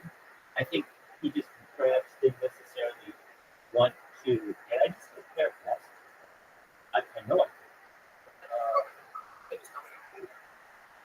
Yeah, there you go. I was right, dog. I know titties when I see them, dog. Did you see that? Even through these cataracts, baby.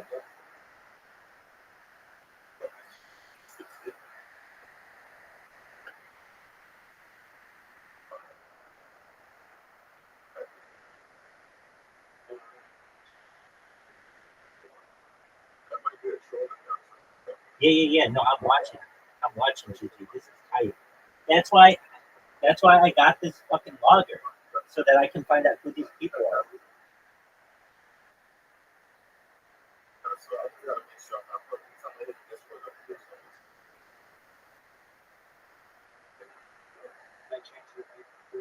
No, leave everything. Leave everything.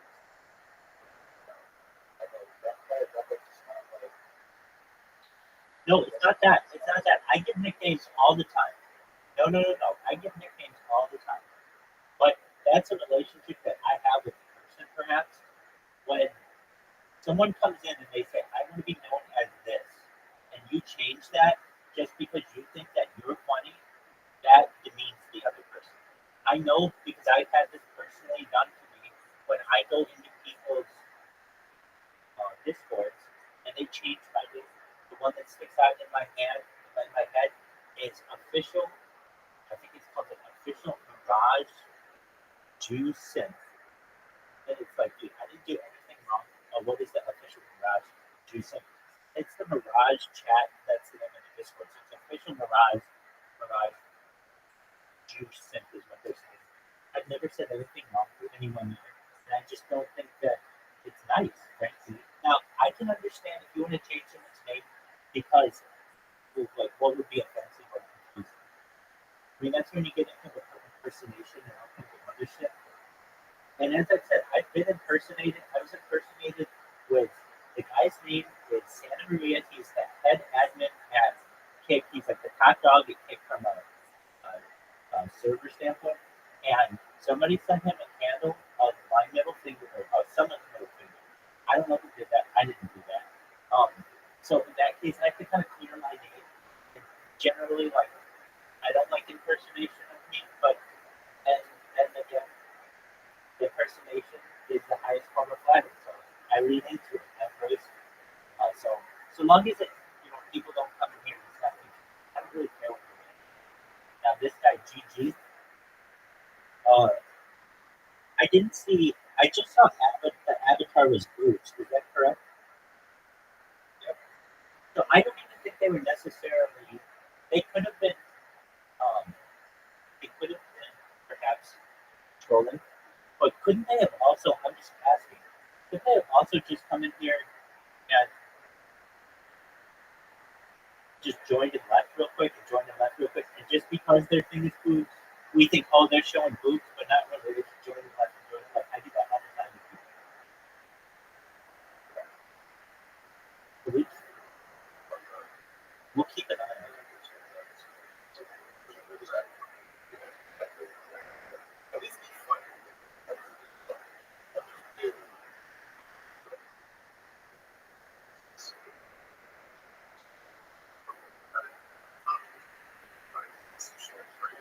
That's what I'm GG. so I can catch your name. Yeah, so if you go to, well, Jim, we'll wait, we'll get these privileges. But in the place and moderator, we can see more information on it. So, It's on the open chat. yeah, that's true. You can just see my welcome. What I'm saying though, this person's account is 7 months old, so it's not like they just jump. Like people who troll don't have 7-month-old accounts. Does that make sense? Now they left. Why would they leave? I don't know. They just want to see what it's like. They saw the spam. They came in us, but I don't necessarily think that they. But keep this in mind too, guys. Similar. Now, keep this in mind, guys. All of the links that I send come right into this Discord, into this VC. So you don't even get to like most VCs are different than mine. Mine, are like most of you have to like accept some rules and like take a tour and shit. Fuck that. Mine, you come right into the VC and we're gonna start talking immediately. And because of that, people aren't ready for that. So they press OK and they enter. And then all of a sudden, they're not expecting 4 people face to face, so they leave really quickly. I understand that. And then also, mine says you have to be 18 years old. And if you're not 18, then I expect a lot of people to hop in and leave. And I appreciate that.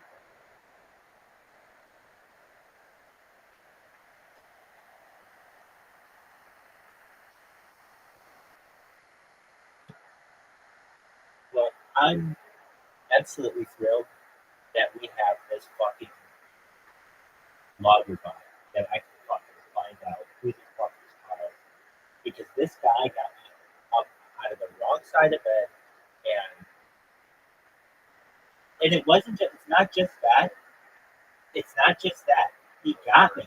He's gotten me 2 days in a row, and I'm dying for this motherfucker to get me 3 days in a row.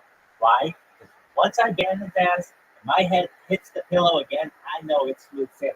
And if he wants to come in with alternate accounts and all that other bullshit, the reason why we're in Discord, believe it or not, guys, I know the internet better than most people, and I can tell you that Discord has the absolute most amount of features. It's the best castle, basically. You can hunker in. Exactly. It's even better than Telegram. And Telegram is very good too. But Discord has so many customizations that, like, so long as yeah, it does.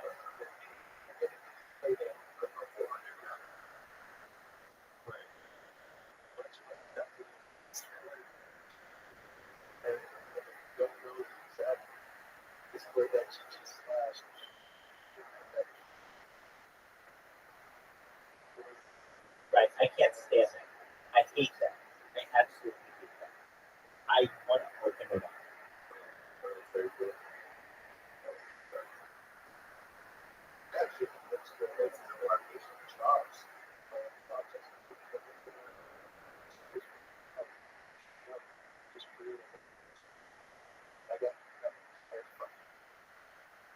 Yeah, I heard that. It's not ideal, but if you need to communicate,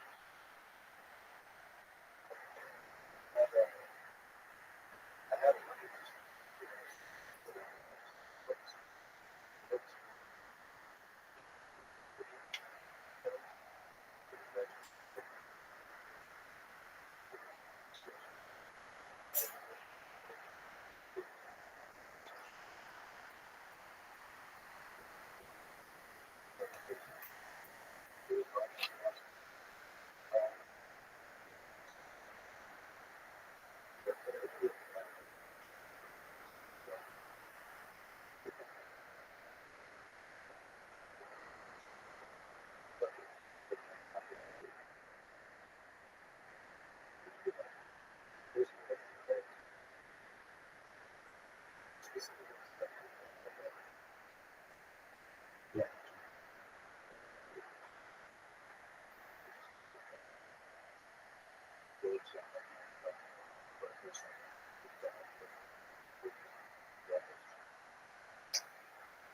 I was reading.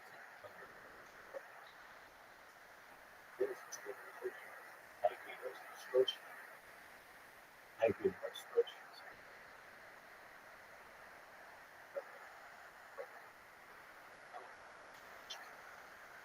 So I thought about this like from the internet perspective, and like right where you are right now, I feel is the center of the internet, and I think I'll be able to prove it in the future.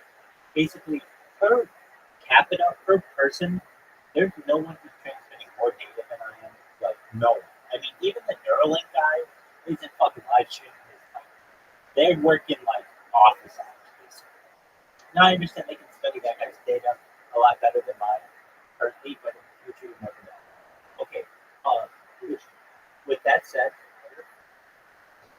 um, basically I've learned where the most difficult places of like uh, the heat of the train station. This is like a fort. I hate to say it, but it is, and we have to keep it defended.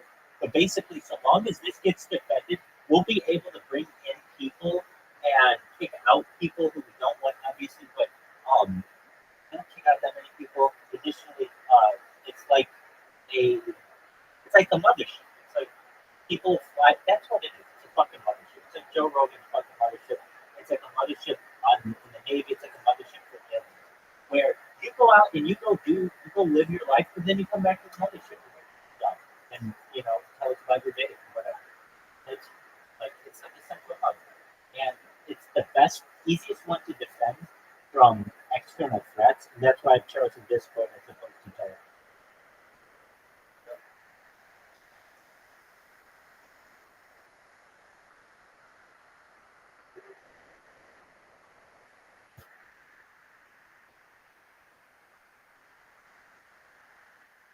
And I was suggested, people said, Rabbi, you should make a Discord a long time ago, but I just didn't. Then it would be like any other. Like I knew when I was going to do this, I had to do it better than anybody else. Welcome. How are you? Bronze kicks ass takes names. That's cool. That's fine. So long as they're clear, the odds that they'll come back, either today, tomorrow, as opposed to it never coming, are much higher. What was it?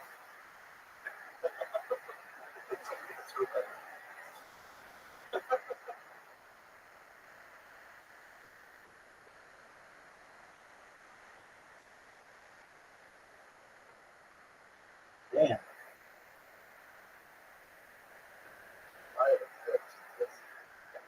That's right. Oh, that's another thing too. This is generally you will speak any language here, but as you notice, we have a lot of people here who don't know English or English isn't their primary language, and so all of a sudden they hop into a VC with a bunch of English speakers. Everything's in English. They get scared. I don't know if they want to have a profile picture with literally a guy killing himself while getting killed. That's your own thing.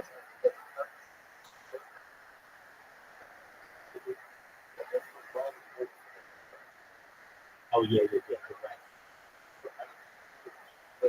right. Yeah, excellent. That's 100%. Damn. Yeah, but his hand wouldn't look like that.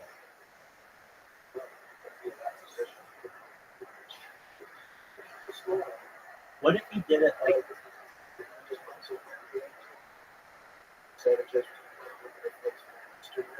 Yeah, no, exactly. That's the thing. I see these guys and I'm like, oh, they don't speak English, probably. This guy came in here from fucking Belarus and was like, what the fuck is this? I understand. I mean, I would do the same thing. I would do the same thing. Yeah. Is it right? I think that's interesting. Right. Okay, so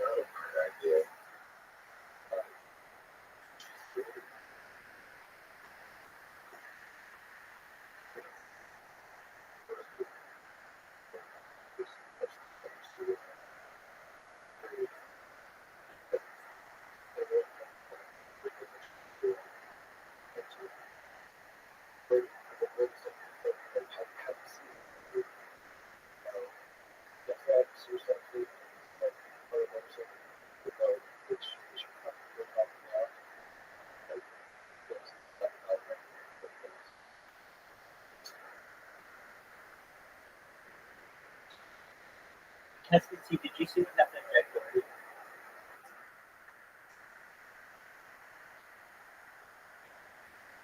Testing, he crashed his plane live on tape.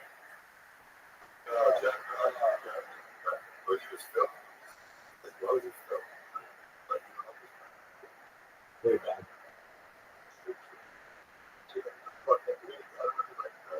Dude, I can't.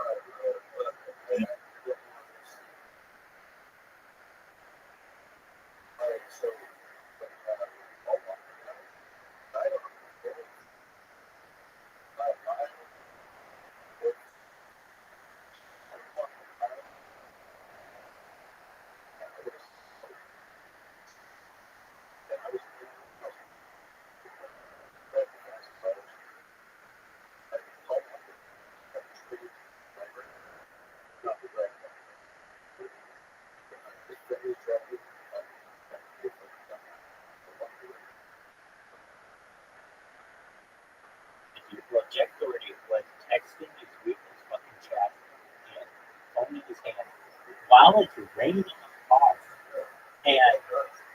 And he's got a passenger who's filming him. It's everywhere. Just put it in Twitter. It's on Twitter. It's on Reddit. It's on YouTube. It's on everywhere but Twitter. You can get banned. Now this one, I don't know how long. I don't know how long it's banned, but I bet you it's been a while. And the reason why is this was a very, very public, very, very public accident. And here's, in addition to why he totaled this McLaren and everything. Eddie Payton, the guy who owns Stick and Steak, was doing an AMA basically with him at that gamer, and they were doing that thing at whatever that fucking hackathon thing was in Atlanta. Anyway, DreamHack. And so all of a sudden the chat blows up. Hey, Jack Doherty just fucking got in a car accident, and he was like smoking. He was vaping while also on his phone and shit. And so the chat starts going nuts, and so they mentioned it. So basically, what I'm saying is like Eddie, the owner of Kick, knows personally that Jack Doherty was fucking up on his McLaren. He's like, well, we hope everything's okay with him or whatever. And I understand, but now to let him back, it's like, it's not like he just randomly got banned. It's like, no, everyone knows he got banned. It was very public, and the top person on the platform knows he got banned. Like, there's no hiding this.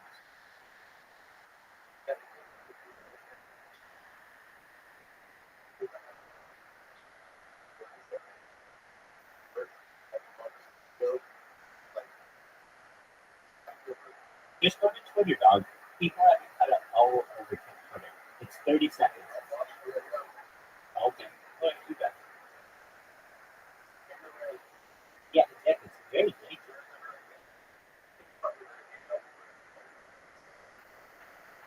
It actually, I think, would probably do that, right? Because it was like a week ago. Perhaps.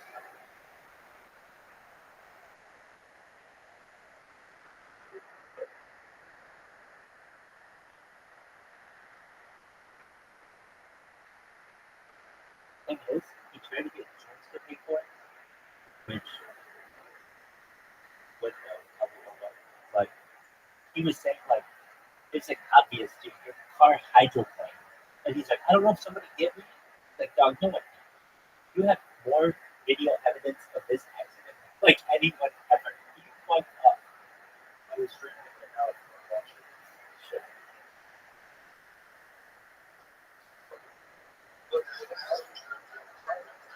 Dude, the passenger ends up bloody.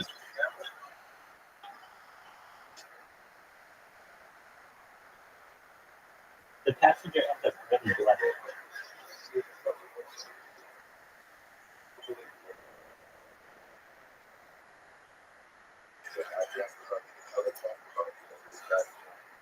Dude, I'm talking about.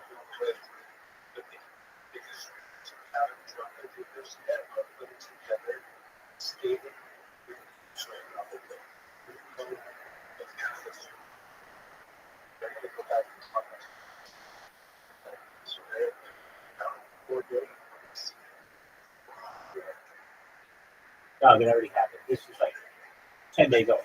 It's a long. It's pretty old. It's pretty old. This happened Saturday. Okay, no, not 10 days. Okay, you're right. It's still pretty new. I was thinking it was like more than 12. No, this happened Saturday.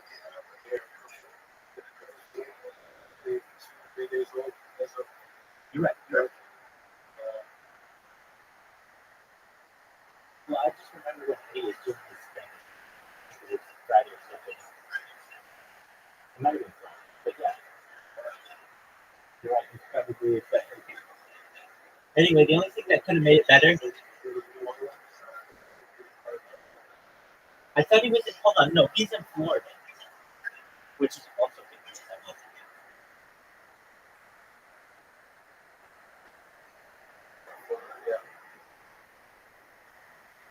Anyway, he's a prick, and he sucks for some of the behavior that he has. Okay, so here's the 411 of this phone. This is what he does. He contacts chicks when they're 17, or he has them contact him, and he said, hey, I'm going to have a birthday party for you when you turn 18, and it's going to be a yacht party in Miami. So all these girls go down there, They get drunk. He hasn't signed these contracts for OnlyFans. That he says that he will represent them for 50% of their rates. He's just straight up pimping these bitches out. And then he promotes them, and they make a lot of money, but basically they're tied to him for X amount of time. And they didn't really do it on their own, and he does it to them on their 18th birthday. I think that's shitty behavior. Only whether that sucks or not, that sucks. But then the other thing that I can't stand this fuck does is he just goes and takes fights with people and has his security just defend him. Yeah. There's like dozens of videos. Right? Dozens of videos. He just goes up to people in Las Vegas, in LA, Miami, and then he'll just be like, he'll like shout his mouth out there. And then they'll want to whoop his ass. And then he'll have his security jump.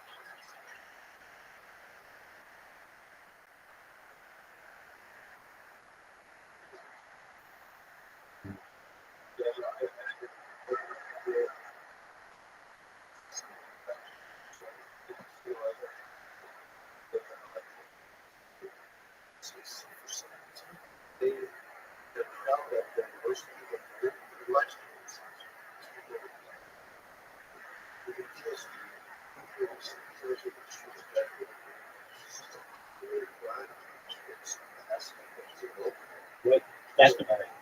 Definitely. If you ask anybody over the extreme and what to do,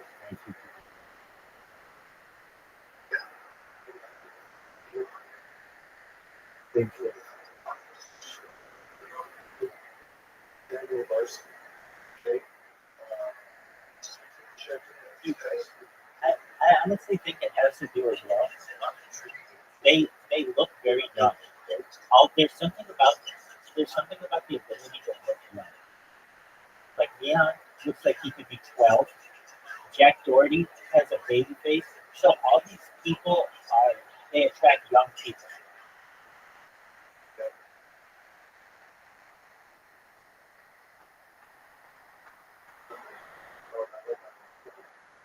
No, no. I have you said consent. I don't I heard you're twice the age of consent. Hell yeah, girl. You're working on your third age of consent, girl. You can say yes, yes, yes, baby.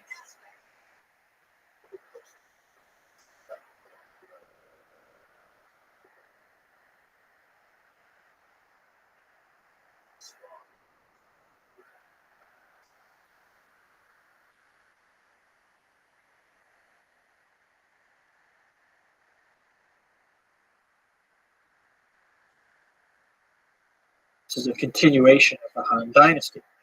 In northern China, a man named Cao Pi founds a kingdom called Wei, the kingdom of Wei. Now, Cao Pi is very interesting. He's the son of a man named Cao Cao.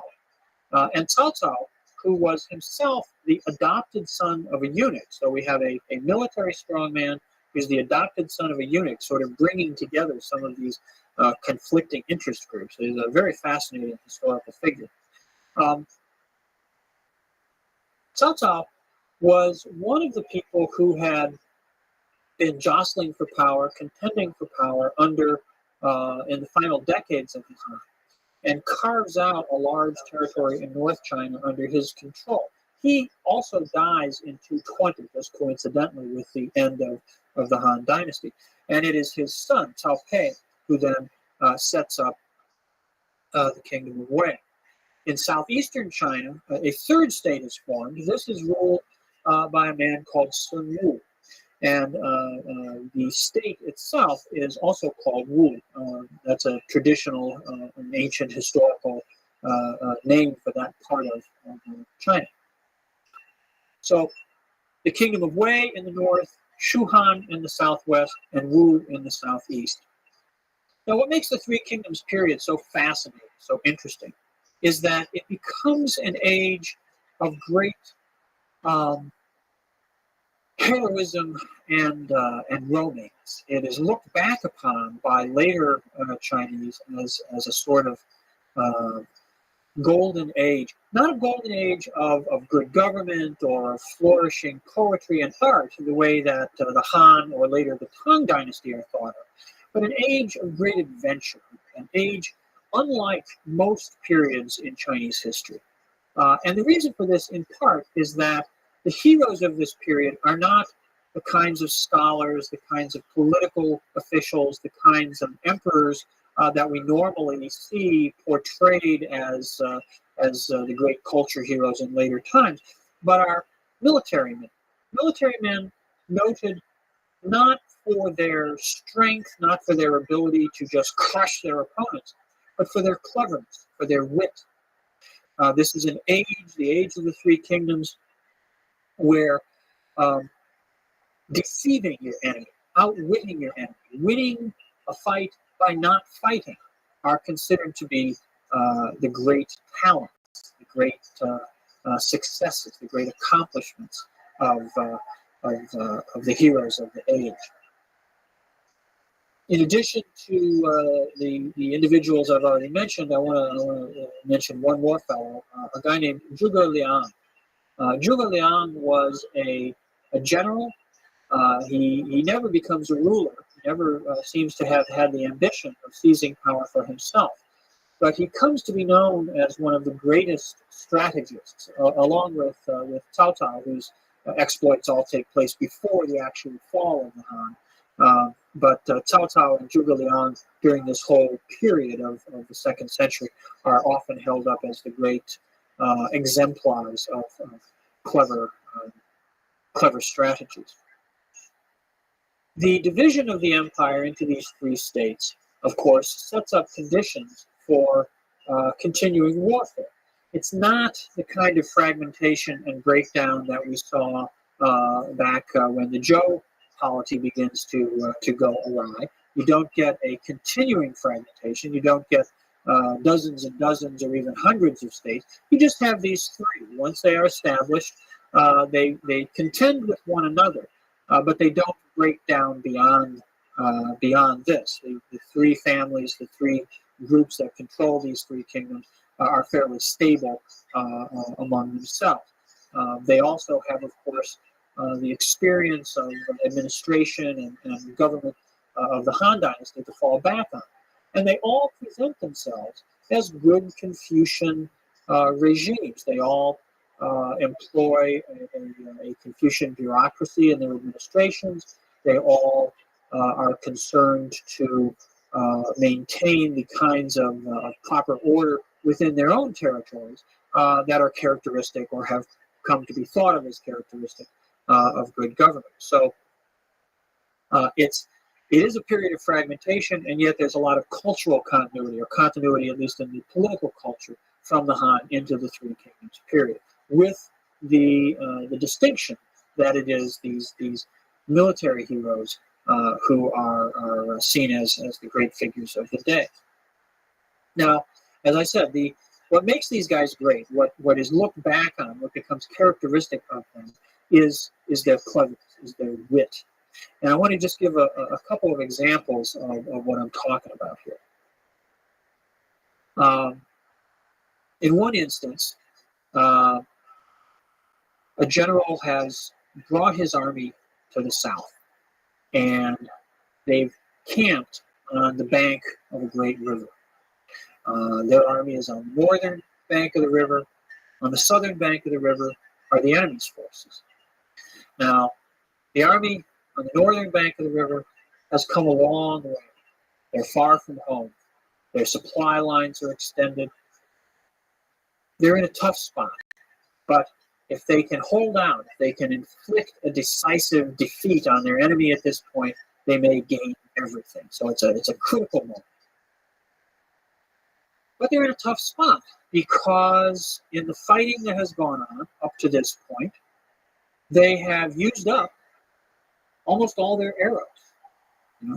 Bowmen, archers are a critical component of warfare at this point. If you don't have arrows, your archers aren't going to be very useful. So, what to do?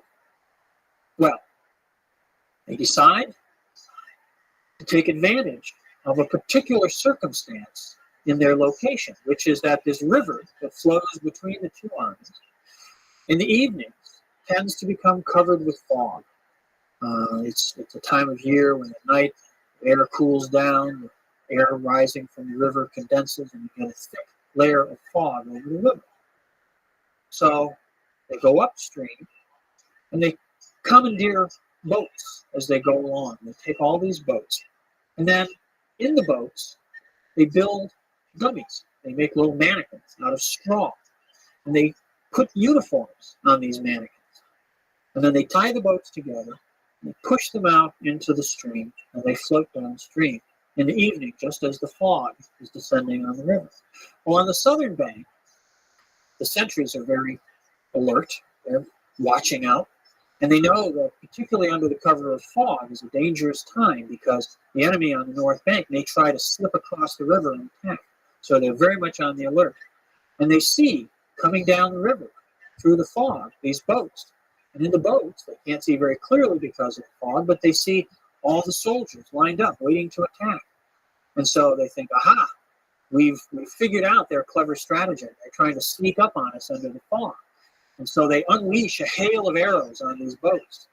And of course, the arrows stick in the straw dummies. On the north side, they haul the ropes in, they draw the boats back, and they've resupplied themselves with the arrows they needed to carry on their campaign. This sort of story becomes legendary, and it's passed down when you study Chinese. This is one of the little texts that you learn very early on. Straw boats borrow arrows is the title of it. Another example, this one involves Zhuge Liang.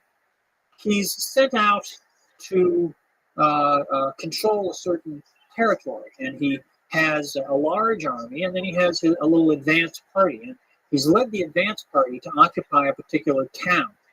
His main force is probably 2 or 3 days' march behind him. He's come and he's occupied this particular town.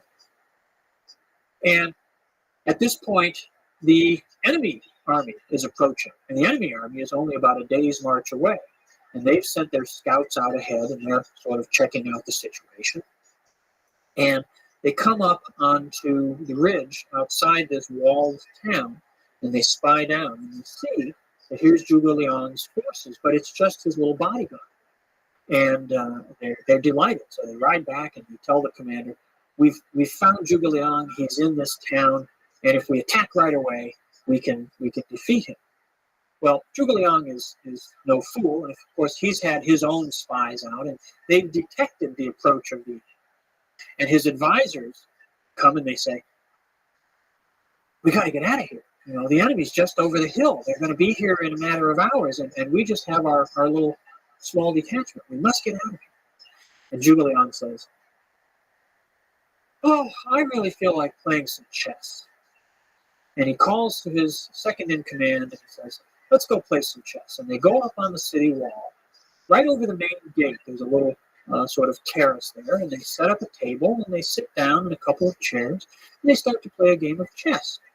The other commanders are all very upset. They say, what are you doing? We've got to get out of here. The enemy's here. No, don't worry about it. In fact, open the gates for the city, and let's have the market take place as usual, and have a squad of soldiers go out and march up and down outside. That'll be it. And the commanders are appalled, but they follow their orders and open the city gates, and traffic's going in and out, and business is going on as usual, and the soldiers, this little squad of soldiers, are marching up and down. Well, the enemy commander comes up with the advance party of his forces, and they come up on the hill near the town, and they look down at his scouts, and see, we told you. You know, here's Zhuge Liang. We have a chance. He doesn't know we're here. We have a chance to defeat him and capture him. And the commander looks very carefully, and he sees here's Zhuge Liang playing chess up on the wall, and here's this little group of soldiers marching, and the gates are open, and it's obvious that he's completely defenseless. The commander thinks for a minute, and he turns around, and he orders the army to withdraw. And his subordinates are like, what are you doing? Zhuge Liang would never allow himself to be in this sort of situation. This is obviously a trap. We know how smart he is. He must have his forces concealed nearby. As soon as we attack, we'll be destroyed. Our only hope is to run away. And so, by a clever deception, by appearing to be unconcerned, Zhuge Liang convinces his opponents that he's invulnerable, when in fact, he could have been captured easily. So these kinds of stories are the ones that become characteristic of the Three Kingdoms period. They're written down, there's poetry about them, they become the subject of plays and operas. There's a great romance novel called the Romance of the Three Kingdoms that evolves over the centuries and becomes one of the great bestsellers. If you spend time in China today, you turn on any TV show any night or any TV channel any night, you're likely to see dramatizations of stories of the Three Kingdoms. They're very, very popular in China even today. Well, the Three Kingdoms period runs on for just 45 years. It's not a very long period in Chinese history. And eventually, China is reunified briefly. In the year 265, up in the state of Wei in the north, another family, not the Cao family, which has been the ruling house up there, but a family called the Silla, seized power and managed to field an army which is able to defeat the forces of both Wu and Shu Han. And from 265 to 304, a short-lived dynasty called the Jin dynasty replaces the Three Kingdoms and brings another period of unity to China. But that doesn't last very long. It doesn't last very long because around this time, events which we don't fully understand out in Central Asia are taking place that lead to great migrations of people.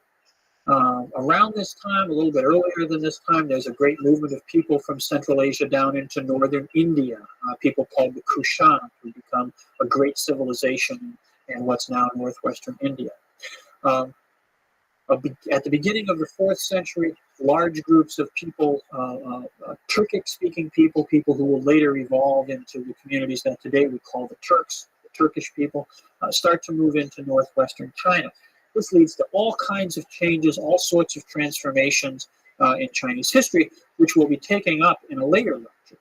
But before we turn to that subject, I want to take an opportunity in the next lecture to talk about the arrival in China during the second half of the Han Dynasty of the religion of Buddhism, which comes to China from India and which finds a place in Chinese civilization, which is rather unique because it's the only major thought system, major spiritual system to take root in China, which comes from outside. So we'll take up the story of Buddhism, its arrival in China, and its adaptation to Chinese culture in the next lecture.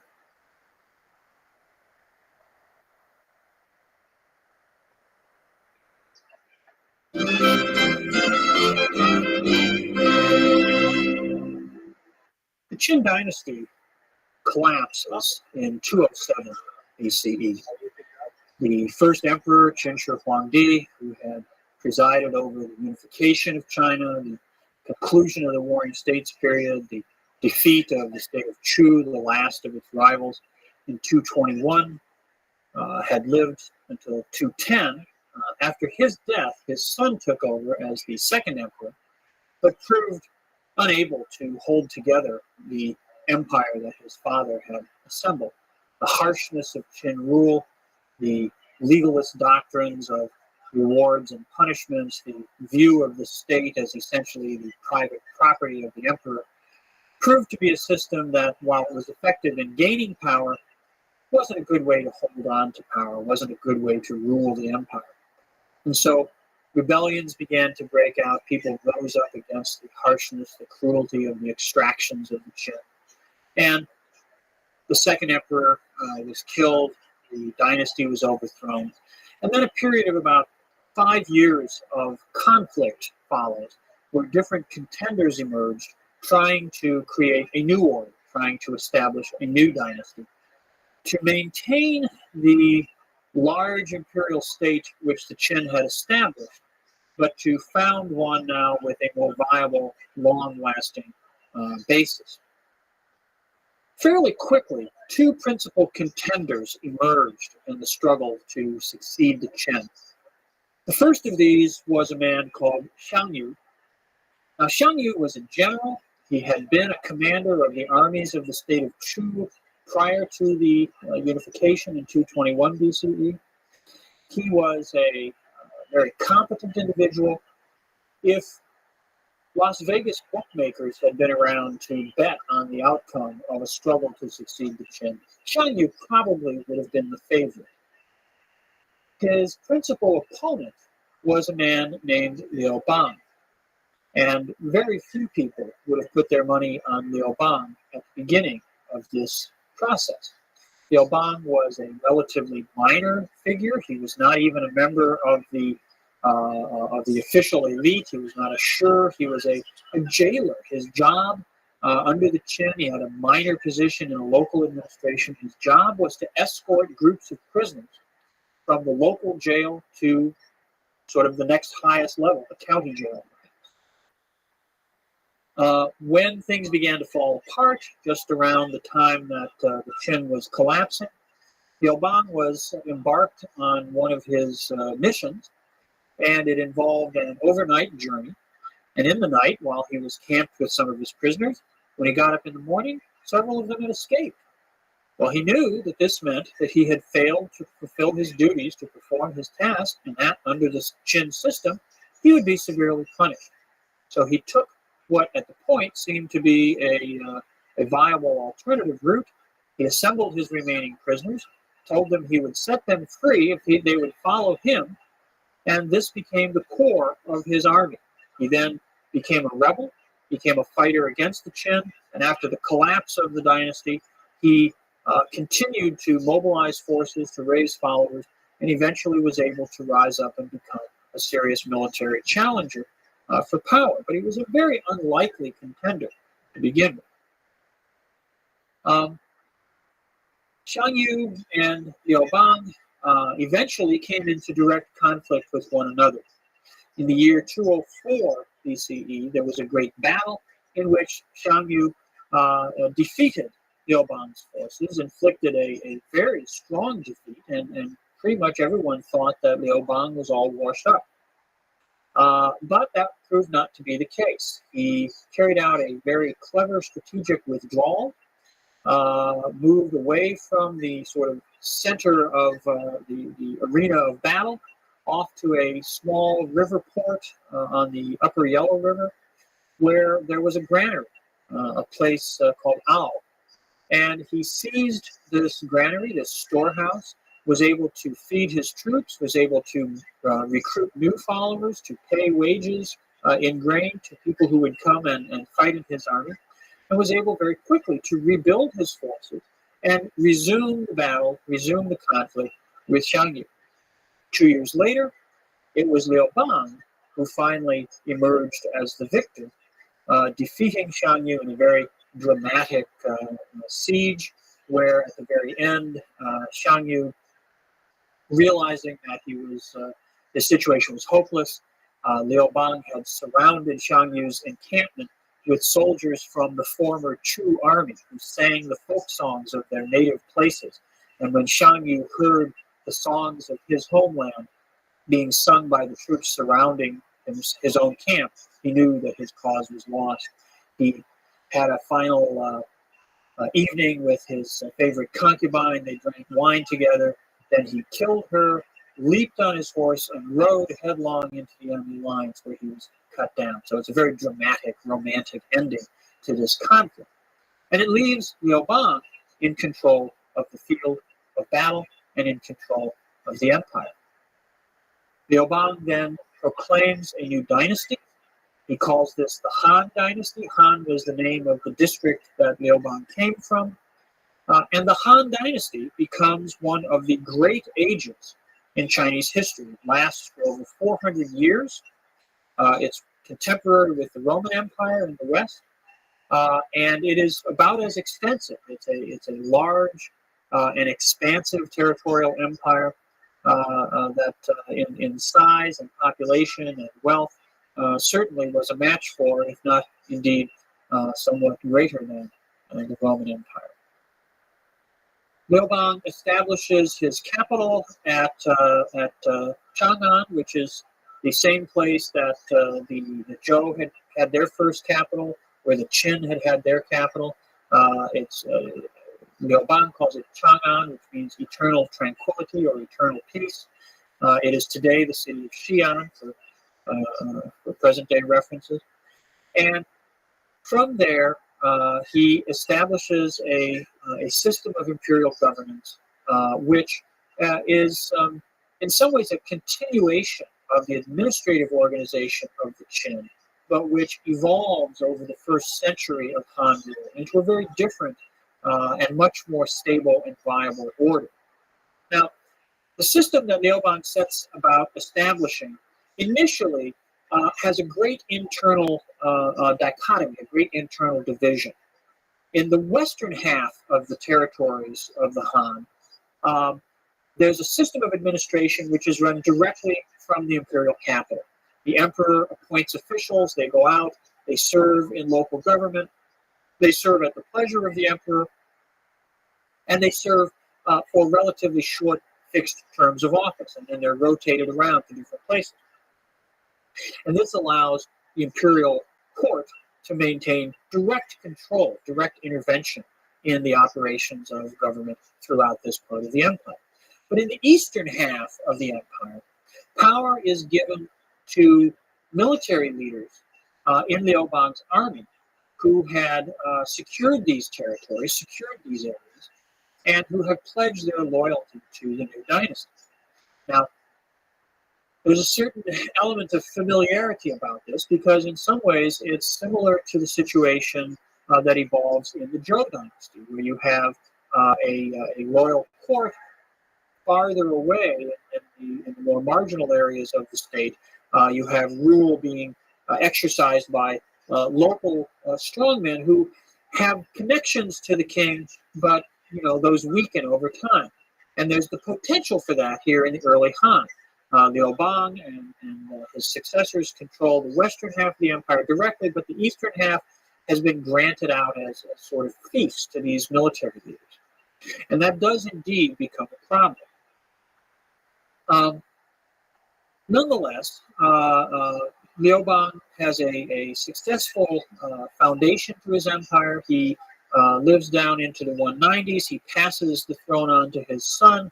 A stable succession takes place for the next few rules. There are some challenges that emerge in the 2nd century BCE to the early Han state, but they managed to survive those. In the 180s, for example, the family of the empress, the emperor's wife, Empress Lu was her name. Her family seeks to develop influence at court. They seek to dominate the court. They seek to control the succession of which of her sons will be the next emperor. And in 180, when the next dynastic succession takes place, the next emperor comes to the throne, there's a great confrontation.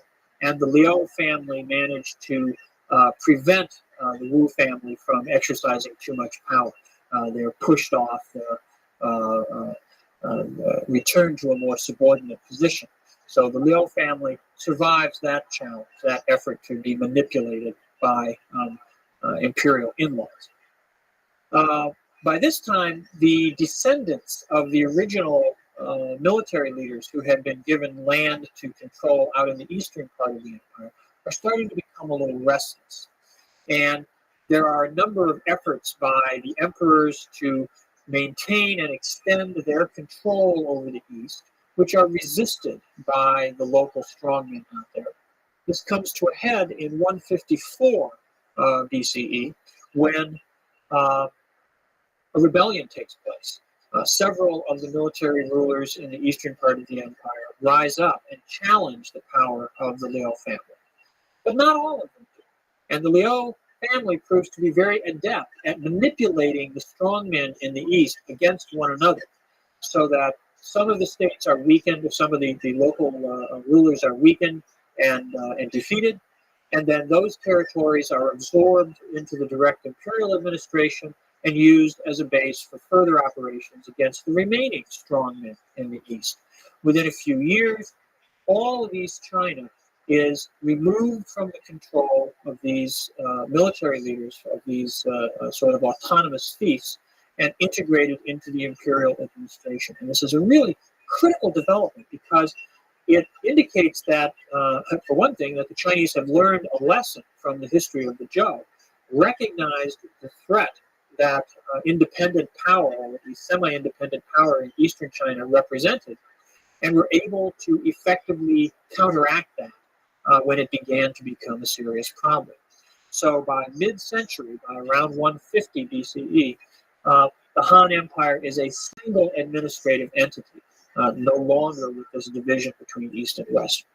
And that sets the stage for the emergence of one of the greatest figures in imperial history, an emperor who comes to the throne in 141 BCE and reigns until 87 BCE. So a nice long period with a single ruler. This is a man that we know as Wu Di. Di is an abbreviation for Huangdi, the term for emperor that Qin Shi Huangdi was the first to employ. And Wu is simply the honorific title that he has. This is a what we call a temple name or a posthumous. So Emperor Wu or Wu Di, who presides over the Han Dynasty at the period where it really matures, it really comes into its own. He carries through, he brings about what we sometimes call the Han synthesis, which creates and consolidates an imperial order, an administrative order, and also an ideological order, which remains the foundation, remains the basis for imperial politics, for the imperial political system, for over the next 2,000 years. The system that's put together in the 2nd century BCE, particularly under Wu Di, is modified, it evolves, it changes, it adapts to changing circumstances, but its essence, the core of the system, as it's forged at this time, remains pretty much stable for the remainder of imperial history. Now, the Han synthesis, what's the Han synthesis? It's a weaving together, a blending of 3 basic components. One, Confucianism, the political philosophy that we've talked about earlier, focusing on human relationships, focusing on both hierarchy and reciprocity, focusing on the ideas that a properly ordered society, regulated and facilitated by the use of ritual, based upon the moral self-cultivation of gentlemen, the gentlemen who learn, who study, who are educated in the teachings of Confucius, in the doctrines of the way. But this is the foundation for a good society. This is the foundation for a well-ordered human community. Blended with this are elements of legalism. Not legalism as a philosophy, not the philosophical explanation of legalism developed by Han Fei, but the practical operations of the state. The idea of a system of law, the idea of rewards and punishments. These are still carried on by the Han state, but they are mellowed, they are softened, they are made more humane by being conjoined with the philosophy of Confucianism.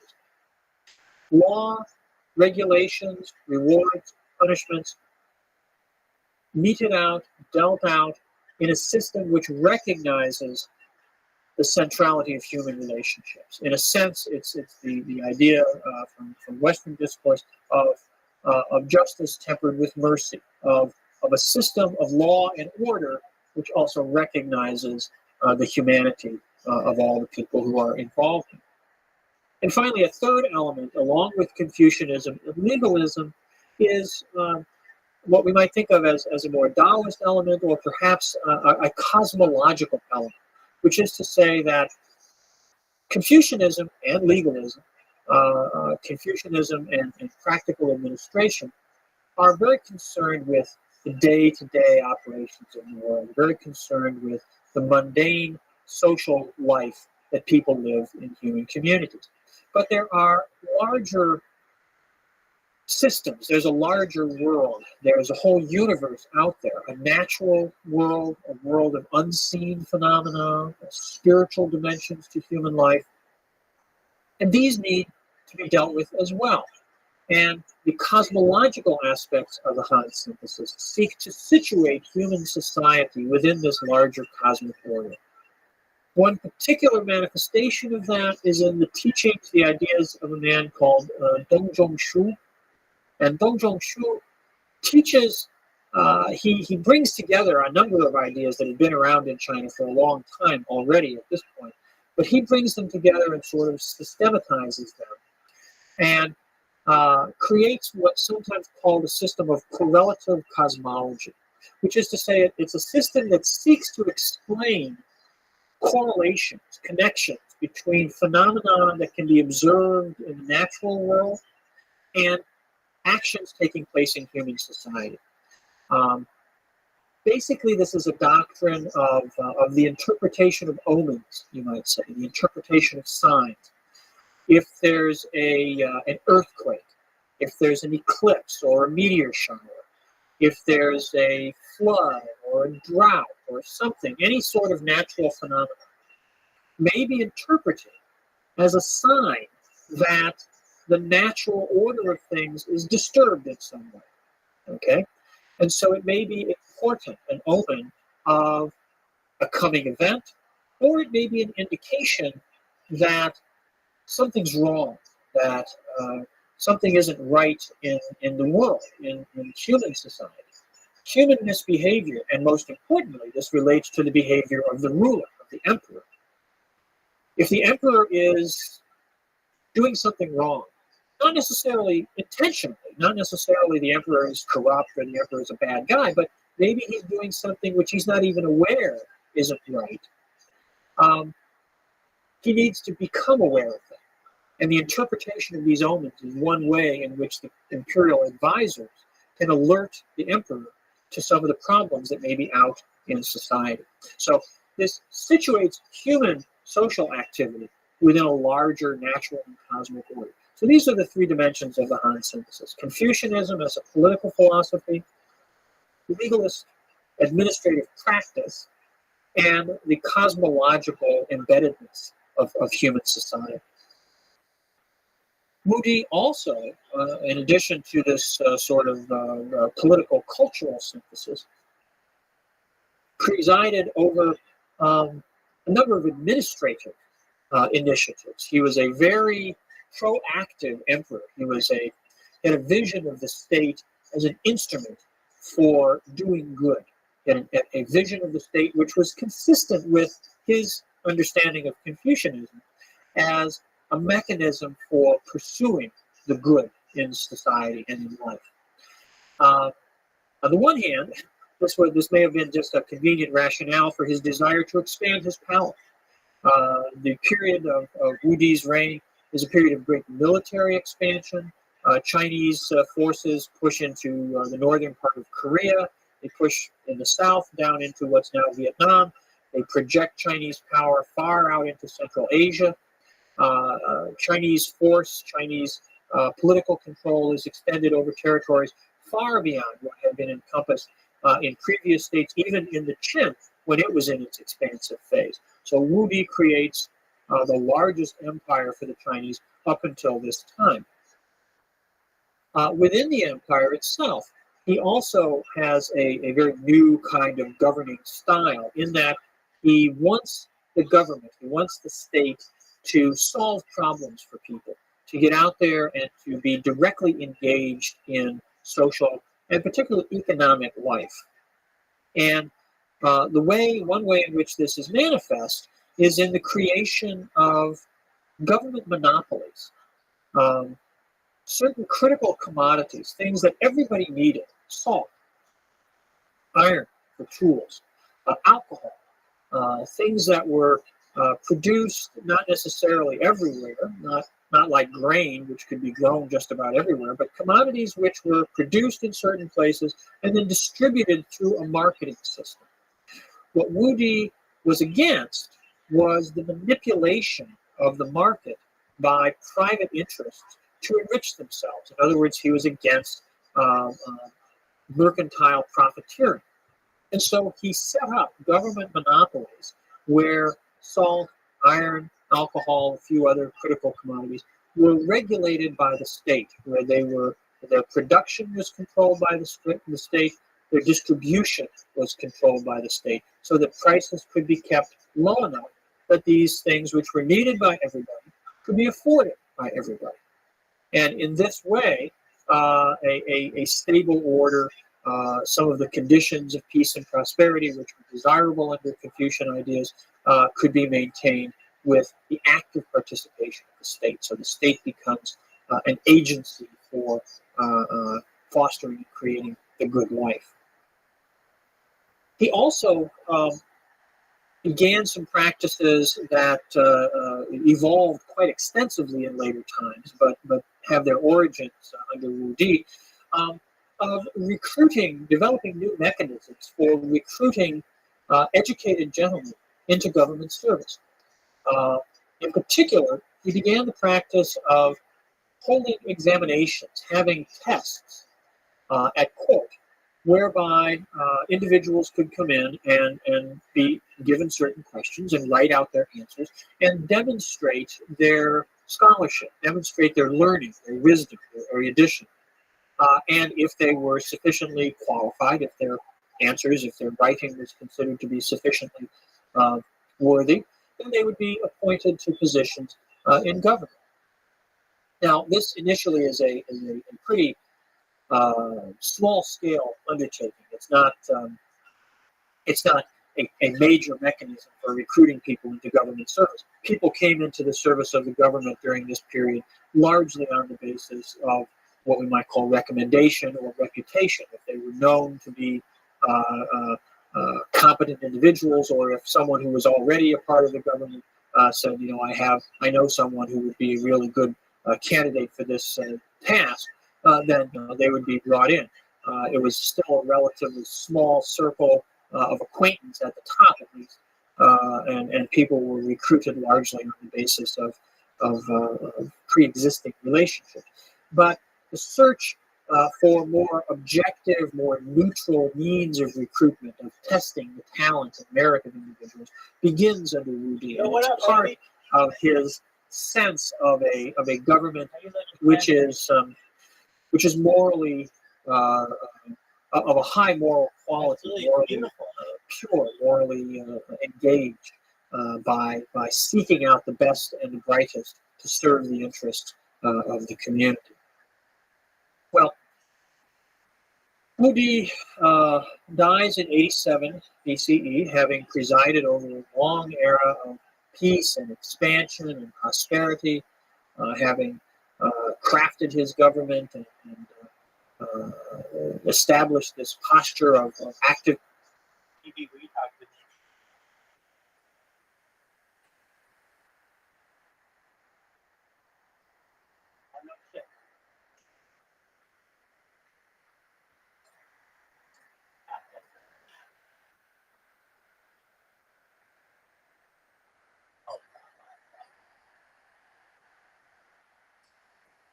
I don't know, but I can probably. So why don't you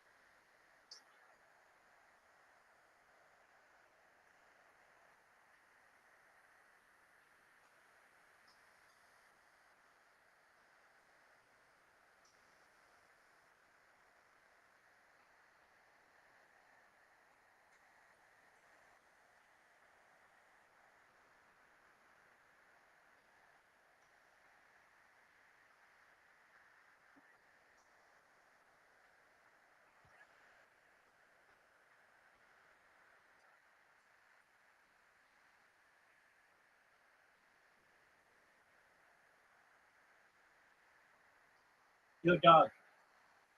Can I, can I blow this motherfucker's mind? All right, just a moment. I'm coming, baby.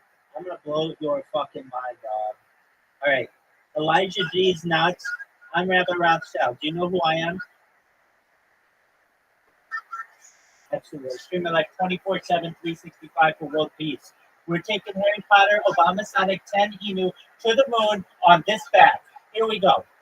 I've been live streaming 24/7, 365 for more than 3 years. I don't want war anymore. I stream for world peace. I want everybody to get together and buy Harry Potter, Obama Sonic 10 Emu. We talk about some things on the stream that aren't normally discussed in society, like anti-gravity, antimatter, faster than light travel, life extension technology, where we utilize things like stem cells and human growth hormone and ambrosia therapy using the platelets of younger people for the benefit of older people. We utilize things like nootropics and platelets, basically to extend your life to age 80 to 100, 120, even further. But there's something then called mind uploading technology that we want to do to perhaps allow you to live forever. So when I tell you this, Elijah, these guys, I mean this. I don't think you're going to die. You are going to be able to afford the technology that is necessary for you to be able to utilize mind uploading technology, where we scan Elijah Nuts' brain into a computer, store that for later download into an avatar, an android, a cybernetic being, a clone of yourself, an ethereal being, a robot, whatever you want to be, an avatar, anything.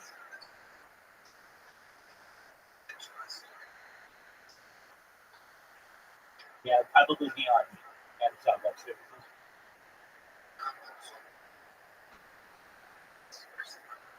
No, not you'll be able to pay for the good version or whatever.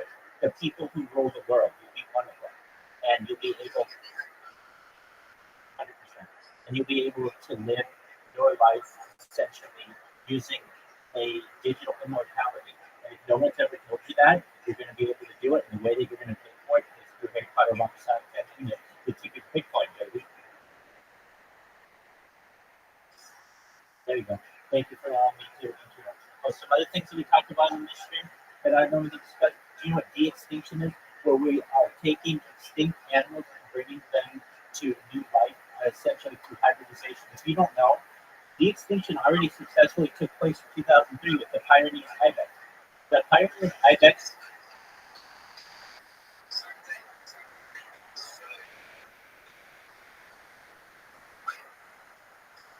Look, I'm going to tell you, this is already done. So whoever told you that doesn't have their facts right. We brought back the Pyrenean ibex in 2003. Fast forward to 2021. There's a company called Colossal Bioscientific. They have made their goal by 2028, less than 3.5 years, to reintroduce through de-extinction the woolly mammoth. Following the woolly mammoth, they want to reintroduce the Tasmanian tiger and the dodo. This is on their website. I know what you're saying, Rabbi. But what about the DNA of a far off animal such as a dinosaur? That isn't preserved in amber, it's not preserved in ice, it's not preserved in mud or fossil record. Okay, we have their genetic, their descendants evolutionarily here on Earth today. While we don't have a raptor, we have a gecko. We have essentially everything that we need to make a bigger version of that. And using AI and what we know from a fossil record, I imagine we'll be able to get within 99.9% of exactly what a raptor would have been, or brontosaurus, or Deratosaurus, or any of the other things that you would have wanted.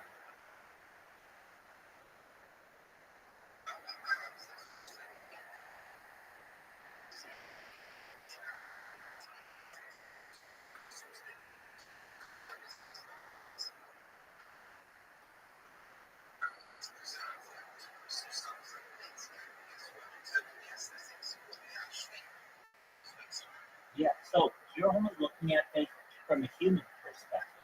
I look at it from a universal's perspective. We don't know, but there are other, perhaps extraterrestrials who have been observing Earth this entire time. Additionally, there's something called the looking glass,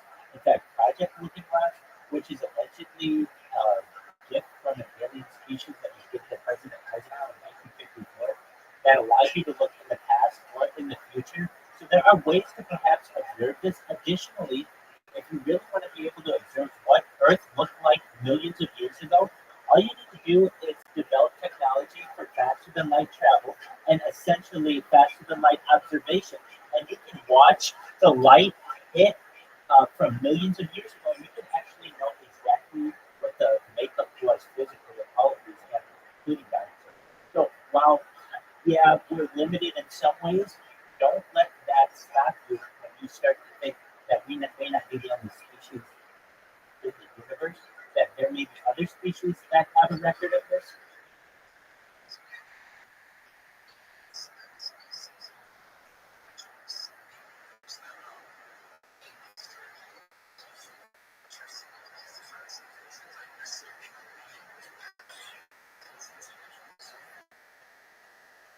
I mean, well, we just have to recognize that we may not be the only species.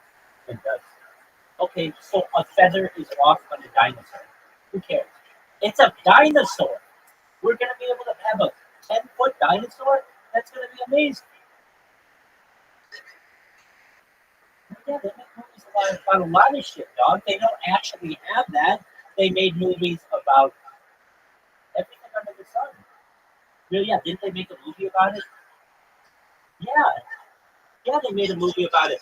And they wrote books about it too. That doesn't necessarily mean that you shouldn't be impressed when it's brought to life.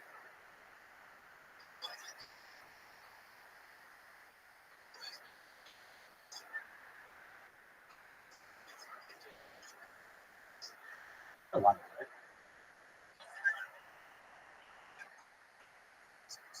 work. Work.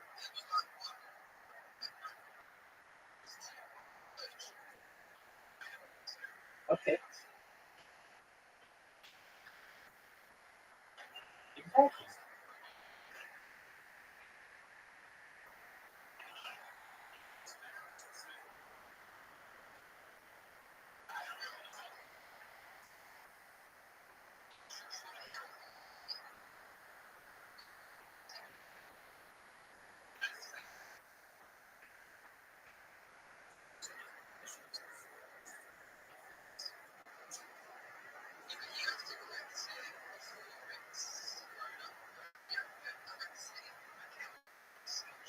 Dog. You don't have to do anything with AI. You throw you throw out artificial super intelligence. You don't have to think better than anything. You can choose the version that you want. Do you want one with genetic defects, or do you want the most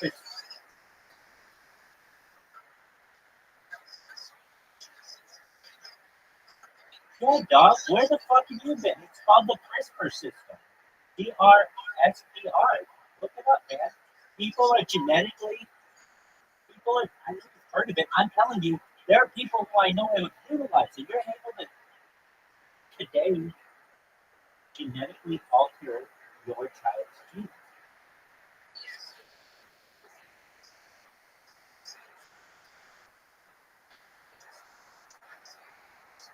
Or a lot of them.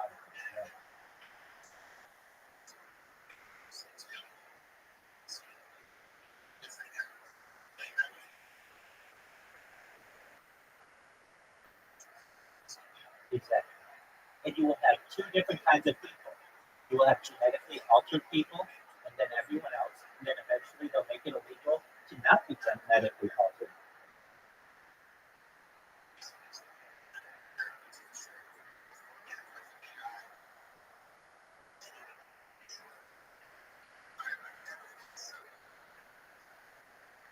Dog. Quit with the have to. Quit with the have to.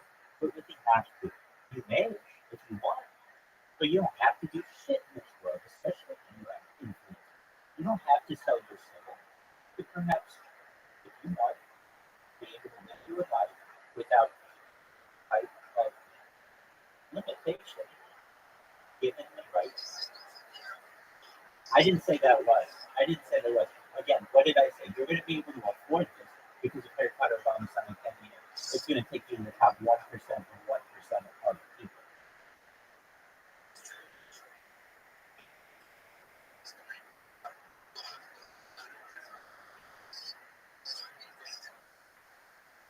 that is good. Okay, you get pointed. What else do you need?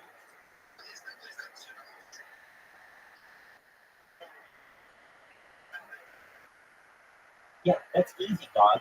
Dude, I have more data online than any person in global history. Data is Earth's number one resource. I've been live streaming for more than 3 years. So when it comes to money, data is worth more than petroleum or air or water or anything else. I'll be able to afford all this shit. Right? Agreed. Agreed. And I have the world's largest calculation of human data global history.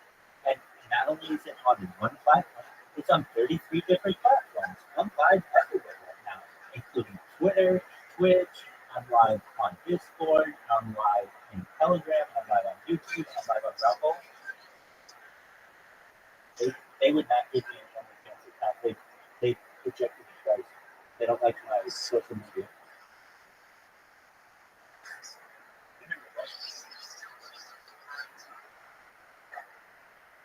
No, I won all those. I dated girls who worked for Tinder. They were employed by Match.com. I already hacked those apps. I got all the girls to like me on that.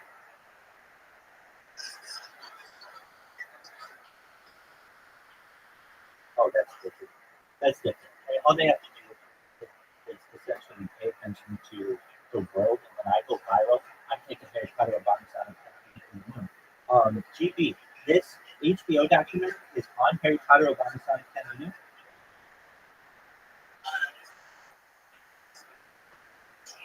Got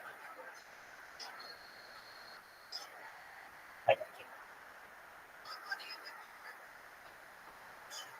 Oh,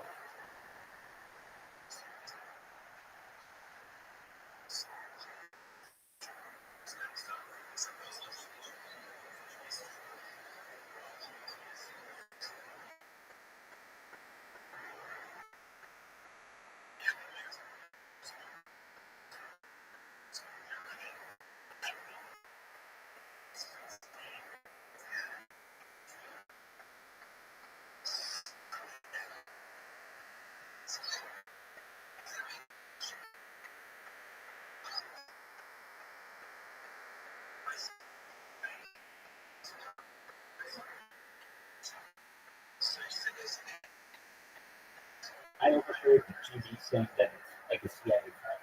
I'm willing to believe this.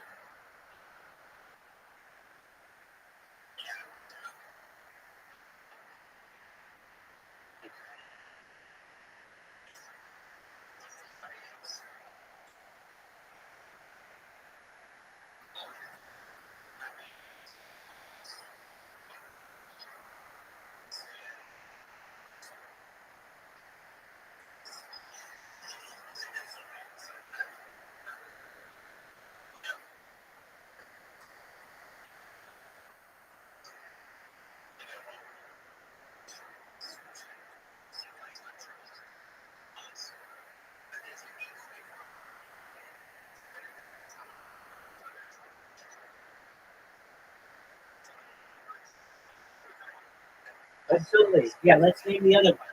We've got Asher, Bundy, Carnegie, we've got Collins, we've got DuPont, we've got Lee, we've got the Merovingian bloodline, we've got the Reynolds, Russell, what you just said, Rothschild, Rockefeller, Van Dunn, Vanderbilt, the House of Windsor, and the House of Warburg. That's about, if you control that, you control the world. In that.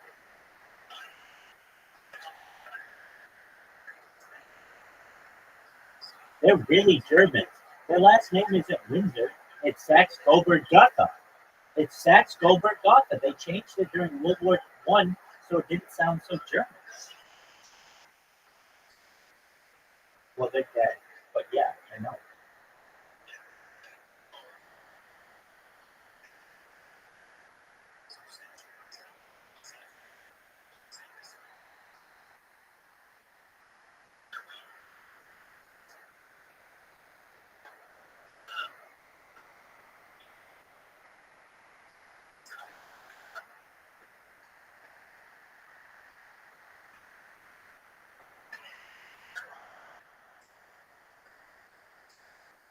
Well, let me just tell you this.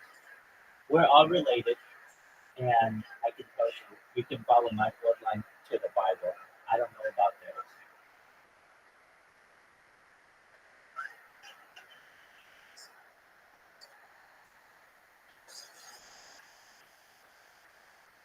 Well, no, I get that. I mean, I could follow my mother's bloodline, like 6 generations to the Zagelmeyer family.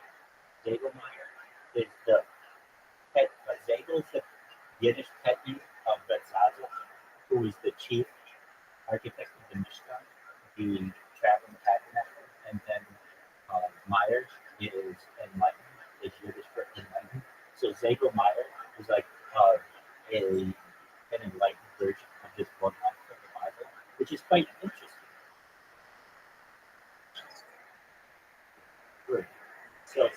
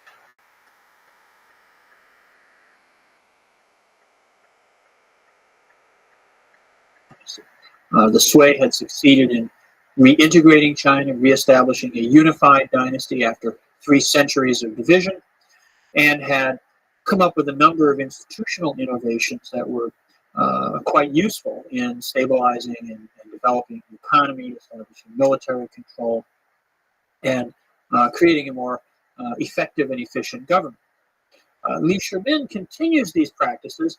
One consolidation, I suppose you could say, institutionally, that he presides over, fixes the number of ministries, the number of leading institutions in the central government at 6. And the system of 6 ministries, which had begun to emerge under this way, once it is formalized in the Tang, remains the basic institutional structure of the imperial administration all the way down to 1911, when the imperial age, the last dynasty, collapses.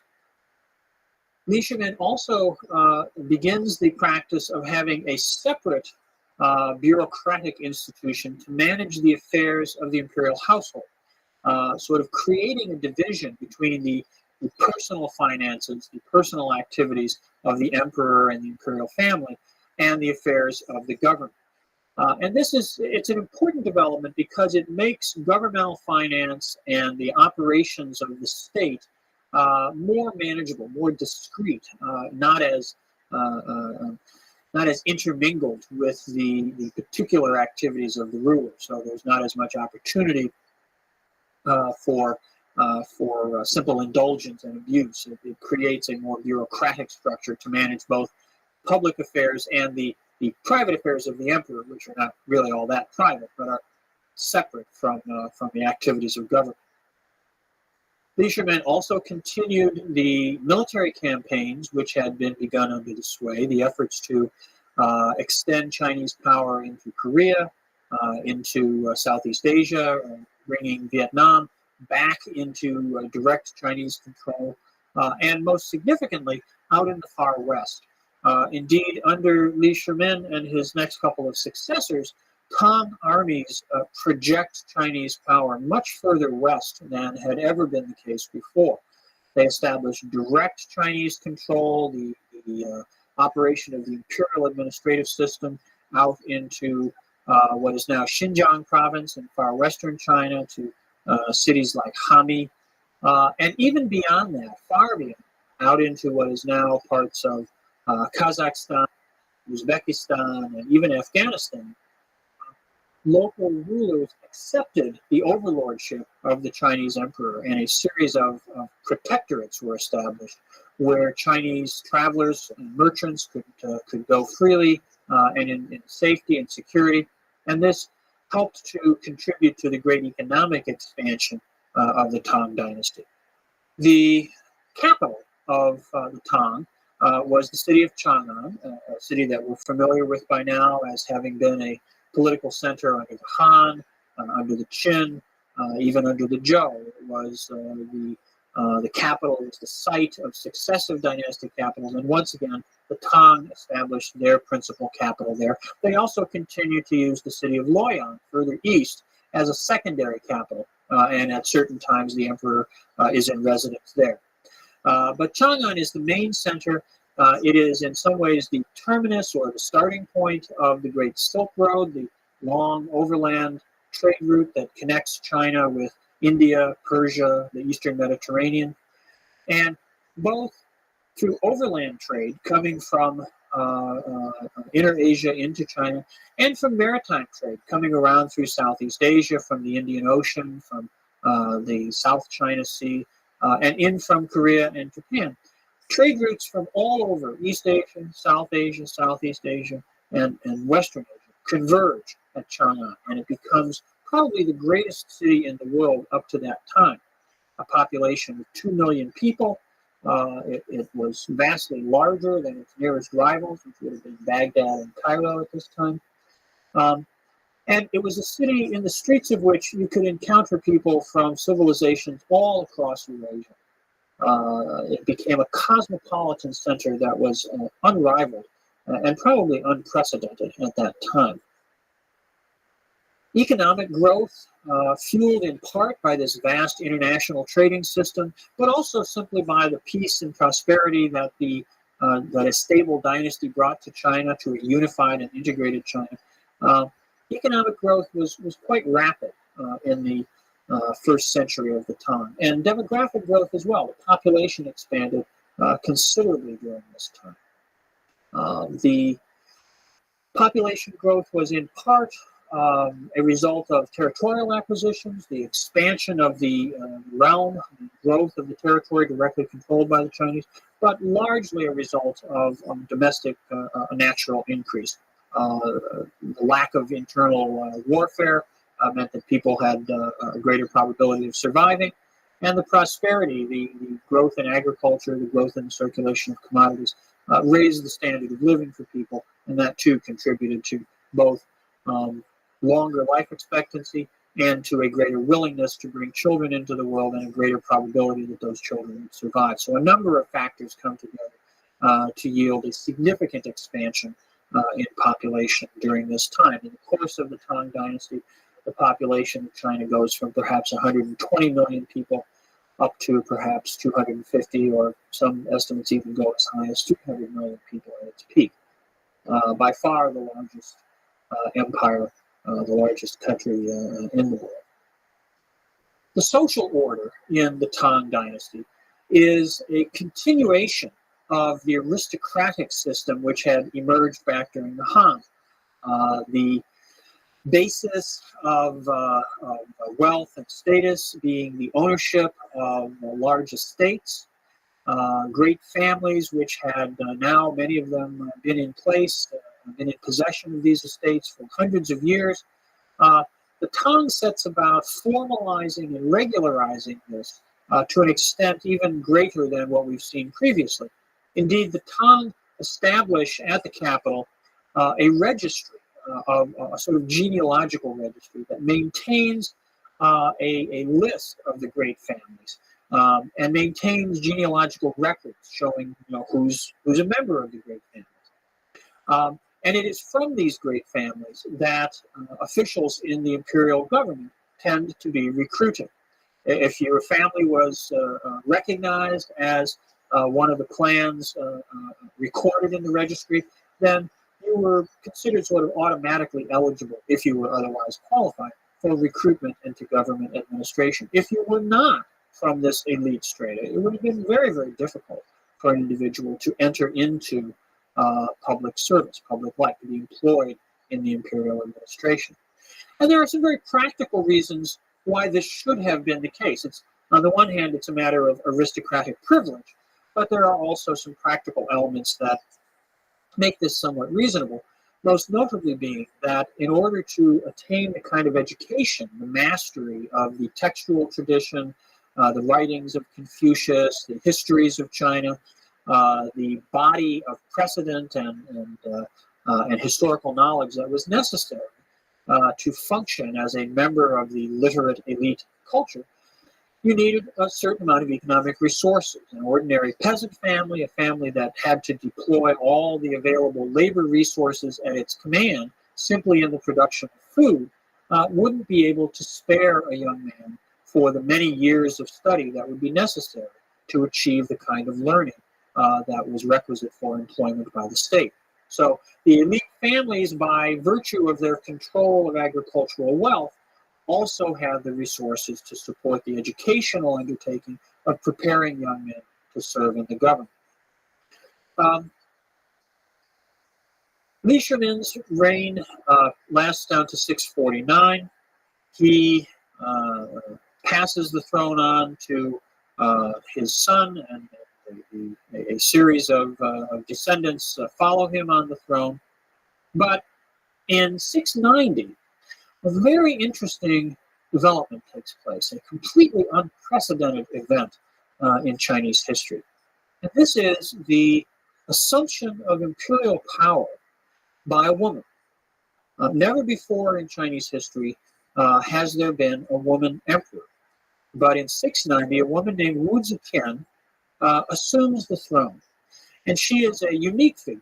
Never again will a woman reign in her own name. Never again will a woman be the emperor of China. In Chinese, Chinese is not a gendered language, so the term for the ruler, Huangdi, is not gender specific. It doesn't mean emperor as opposed to empress, the way that we have in English. So when Wu Zetian was on the throne, she was Huangdi. She had the same title as an emperor would have had. So she reigned in exactly the same way that a man would have. She gets to do this. She arrives at this very unique situation by having started out at a very young age, perhaps 12 or 13 years old, as a consort, a concubine of Li Shimin. She comes into the imperial harem during the last year of Li Shimin's life. It's not even clear that he ever actually would have met her or encountered her. When the emperor died, as was the traditional practice, all the women of his court, all the consorts that he had, were retired into nunneries, into Buddhist nunneries. And because it was felt that it would be inappropriate for a woman who had been the partner of an emperor to then become the partner of anybody else, even his successor. So all the women, all the court ladies were retired into nunneries. On the first anniversary of Li Shimin's death, however, his successor, his son, visited the former court ladies and was totally captivated when he saw Wu Zetian. Now, she would still only have been perhaps 15 years old at this point. And he fell in love with her. And he contrived then, of course, he was the emperor, so he could do this sort of thing, to bring her back to the palace. And over the next few years, he makes her his favorite, and eventually he displaces his actual empress, his wife. He casts her aside and makes Wu Zetian the empress. So this is how she gets to direct proximity to the throne. Now, as it happens, he doesn't have sons who inherit the throne, but rather nephews who inherit the throne. So Wu Zetian does not become the mother of the next emperor, but she is the aunt of the next emperor, and indeed the next two emperors are both nephews of hers. And in 690, she sets aside her nephew, who is a very young boy and not a very competent individual at that, and she assumes imperial power herself. She reigns for 15 years. Formally, she changes the name of the dynasty. She calls her dynasty the Zhou dynasty, echoing all the way back to ancient times. And in 705, after 15 years on the throne, she steps down. She abdicates the throne, and a member of the Li family, actually one of the nephews that had reigned prior to her, returns to the throne very briefly for just a few years. And then Wu Zetian dies of natural causes. She's not assassinated or murdered or anything like that. And this brings this episode to a conclusion. Now, the reign of Wu Zetian is a very unique moment. And if one reads the traditional Chinese historiography about this, it's a pretty bleak story. The Confucian gentlemen who wrote the stories down didn't like this. They thought it was completely inappropriate for a woman to have this kind of power. And so they did everything they could to blacken her reputation. But if one looks, instead of at the sort of direct discourse about her, and instead looks at the records of these 15 years, what one sees is that she perhaps was not the greatest ruler in Chinese history, but she was far from the worst. She presided over a period of stability, of economic prosperity. She didn't initiate policies which caused particular problems. She was not a great innovator either. She was a ruler like many others, with the sole difference of having been a woman. But her reputation, the way, the position that she holds in the official Confucian historiography remains very negative.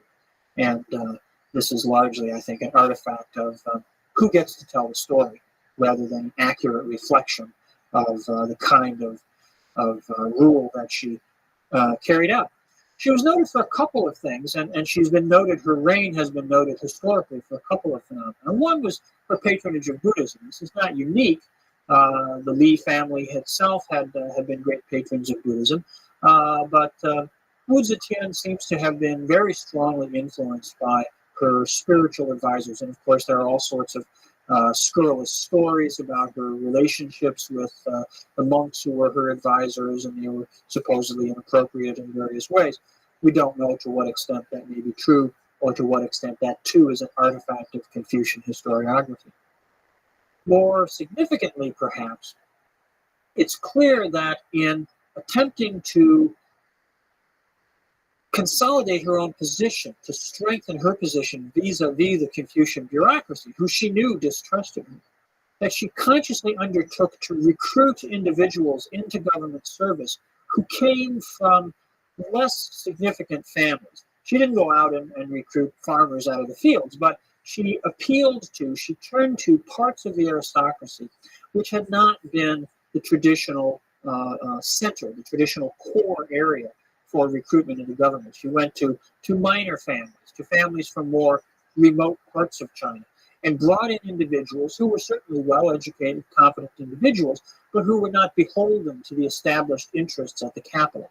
And in this way, she was able to surround herself with at least some officials who were more directly responsive to her will. This was a very clever political maneuver on her part. It indicates that she was far more than just a sort of opportunist, but had a very, very clear sense of how to work with the institutional structures of the time.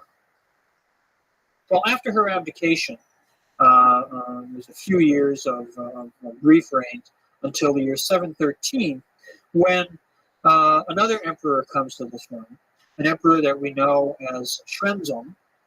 And Xuanzong reigns until the year 756, so he has a nice long time on the throne. And he's one of the great emperors in Chinese history. He presides, it's more a matter of the era over which he presides than any particular thing that he does as emperor. But he is fortunate enough to be the emperor of China during perhaps the peak period of the Tang Dynasty, a time when the economy continued to flourish, when the role of Chang'an as a cosmopolitan center continued to be quite significant, when Buddhist culture flourished, great monasteries were built, great translation projects to further adapt Buddhist scriptures to the Chinese language, to further embed Buddhism in Chinese civilization and culture took place. And when Chinese culture itself achieved one of the truly great moments, particularly in literature and poetry. The first part of the 8th century is an age when some of the greatest poets in all of Chinese history lived all at the same time. They knew each other, they wrote in response to each other, and this created a moment in Chinese literary culture that was incredibly rich, incredibly dynamic. Figures like Li Bo, Du Fu, Meng Hao Ran, names that any Chinese school child today can still call up and recite their poems from memory. These were individuals who were the giants of poetry and remain. They are still looked back upon by later Chinese as cultural paragons, and they all lived during the reign of Xuanzong.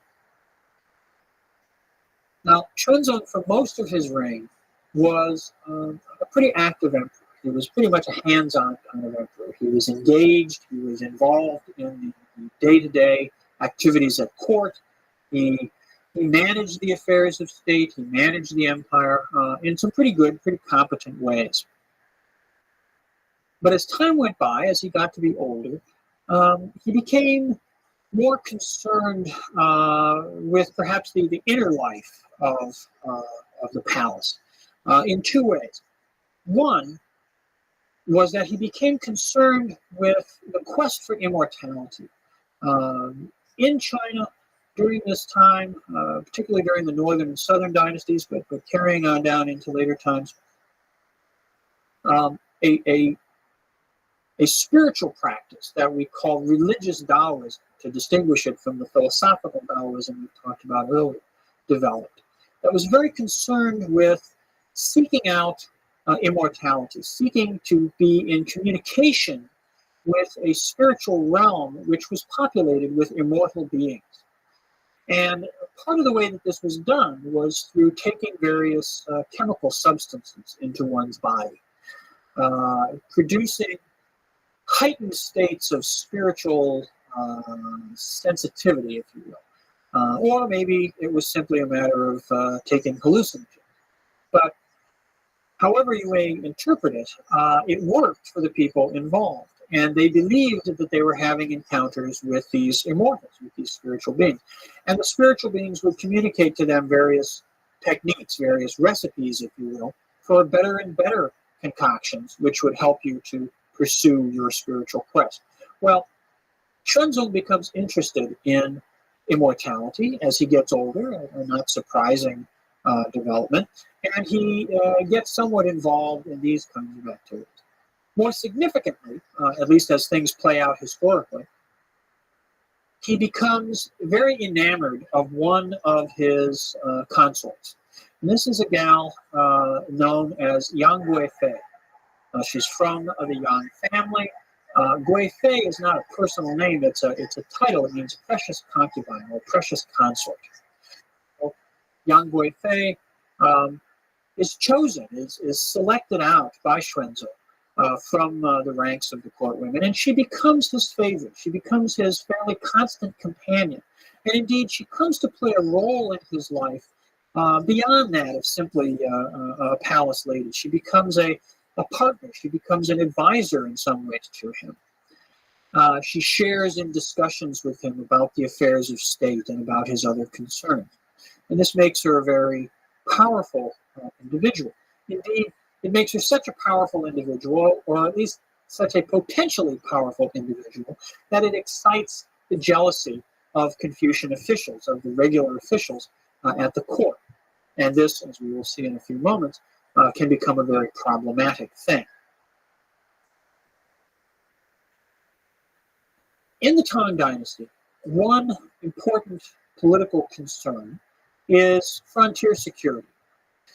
maintaining the defenses along China's border with Inner Asia.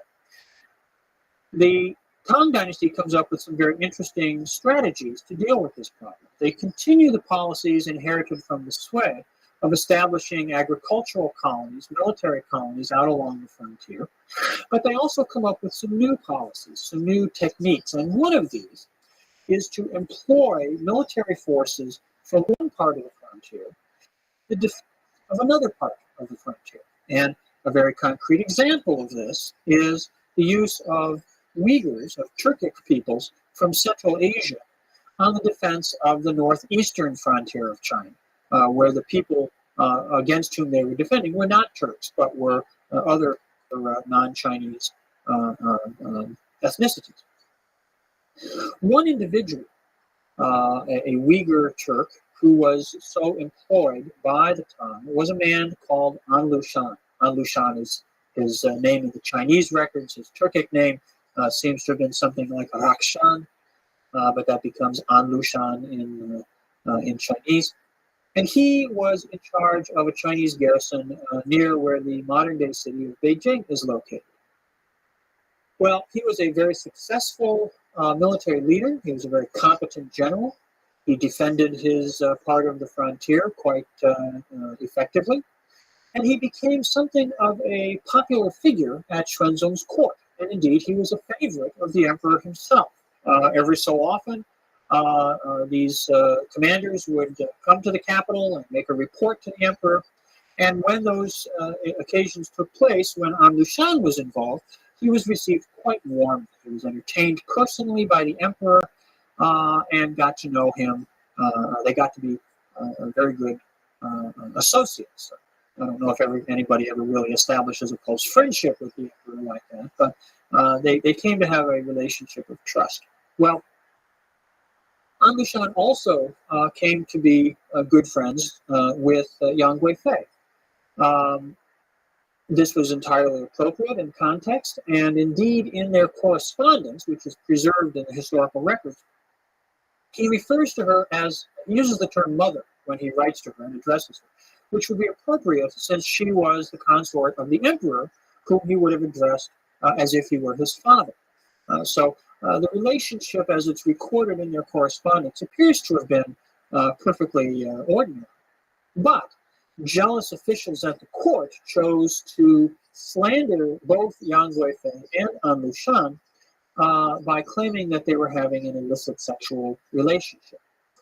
The emperor didn't believe this, but he was so persistently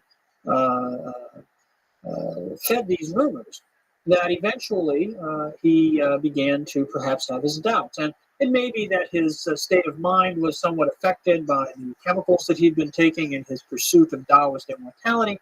At any rate, he comes to at least have suspicions, and he summons An Lushan to come to the capital. And An Lushan, who is not unaware of the slanders that are circulating at court, resists this. He doesn't want to do this. He doesn't want to come to the capital and deal with this. This is taken by his enemies at court as evidence of his perfidy.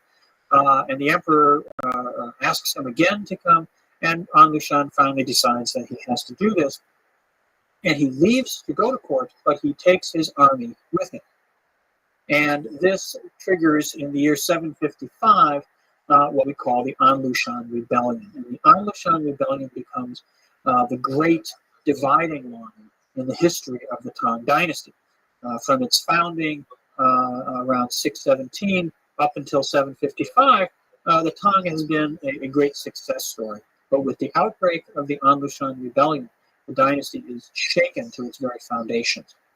The rebellion lasts from 755 to 763, so it takes 8 years for this situation to play itself out and be dealt with. When An Lushan leads his forces south, a number of battles take place, a number of sieges, and in every encounter, he emerges victorious, his forces grow, and it appears that this may be the end of the Tang Dynasty. As he approaches the capital at Chang'an, The emperor and the courtiers decide not to stay in the palace and receive An Lushan, even though he has been summoned by the emperor, but they run away. They flee the capital. They go off over the mountains to the southwest, down into Sichuan. And in the course of their flight, poor young Gui Fei meets her sad fate. Finally, the emperor has been, if not convinced of her betrayal, at least he realizes that he can no longer sustain his relationship with her in the face of opposition, and he allows her to be taken away from him. She is strangled and left, her body left by the roadside as the imperial entourage moves on. The emperor dies the next year. An Lushan himself dies in the course of the rebellion. A new emperor and An's son continue to fight things out for a few more years until finally, in 763, the stability of the Tang is restored. Unfortunately, certain compromises, certain deals have had to be cut. The court has had to surrender, for example, the control of revenues from certain parts of the empire to win the loyalty of military commanders. So although the dynasty is restored, fully regains the wealth and power, the dynamism that it had possessed in its first half. It will continue for another 150 years, but never really quite with the power and glory of the first half of the dynasty. We'll take up the story of the second half of the Tang in the next lecture. The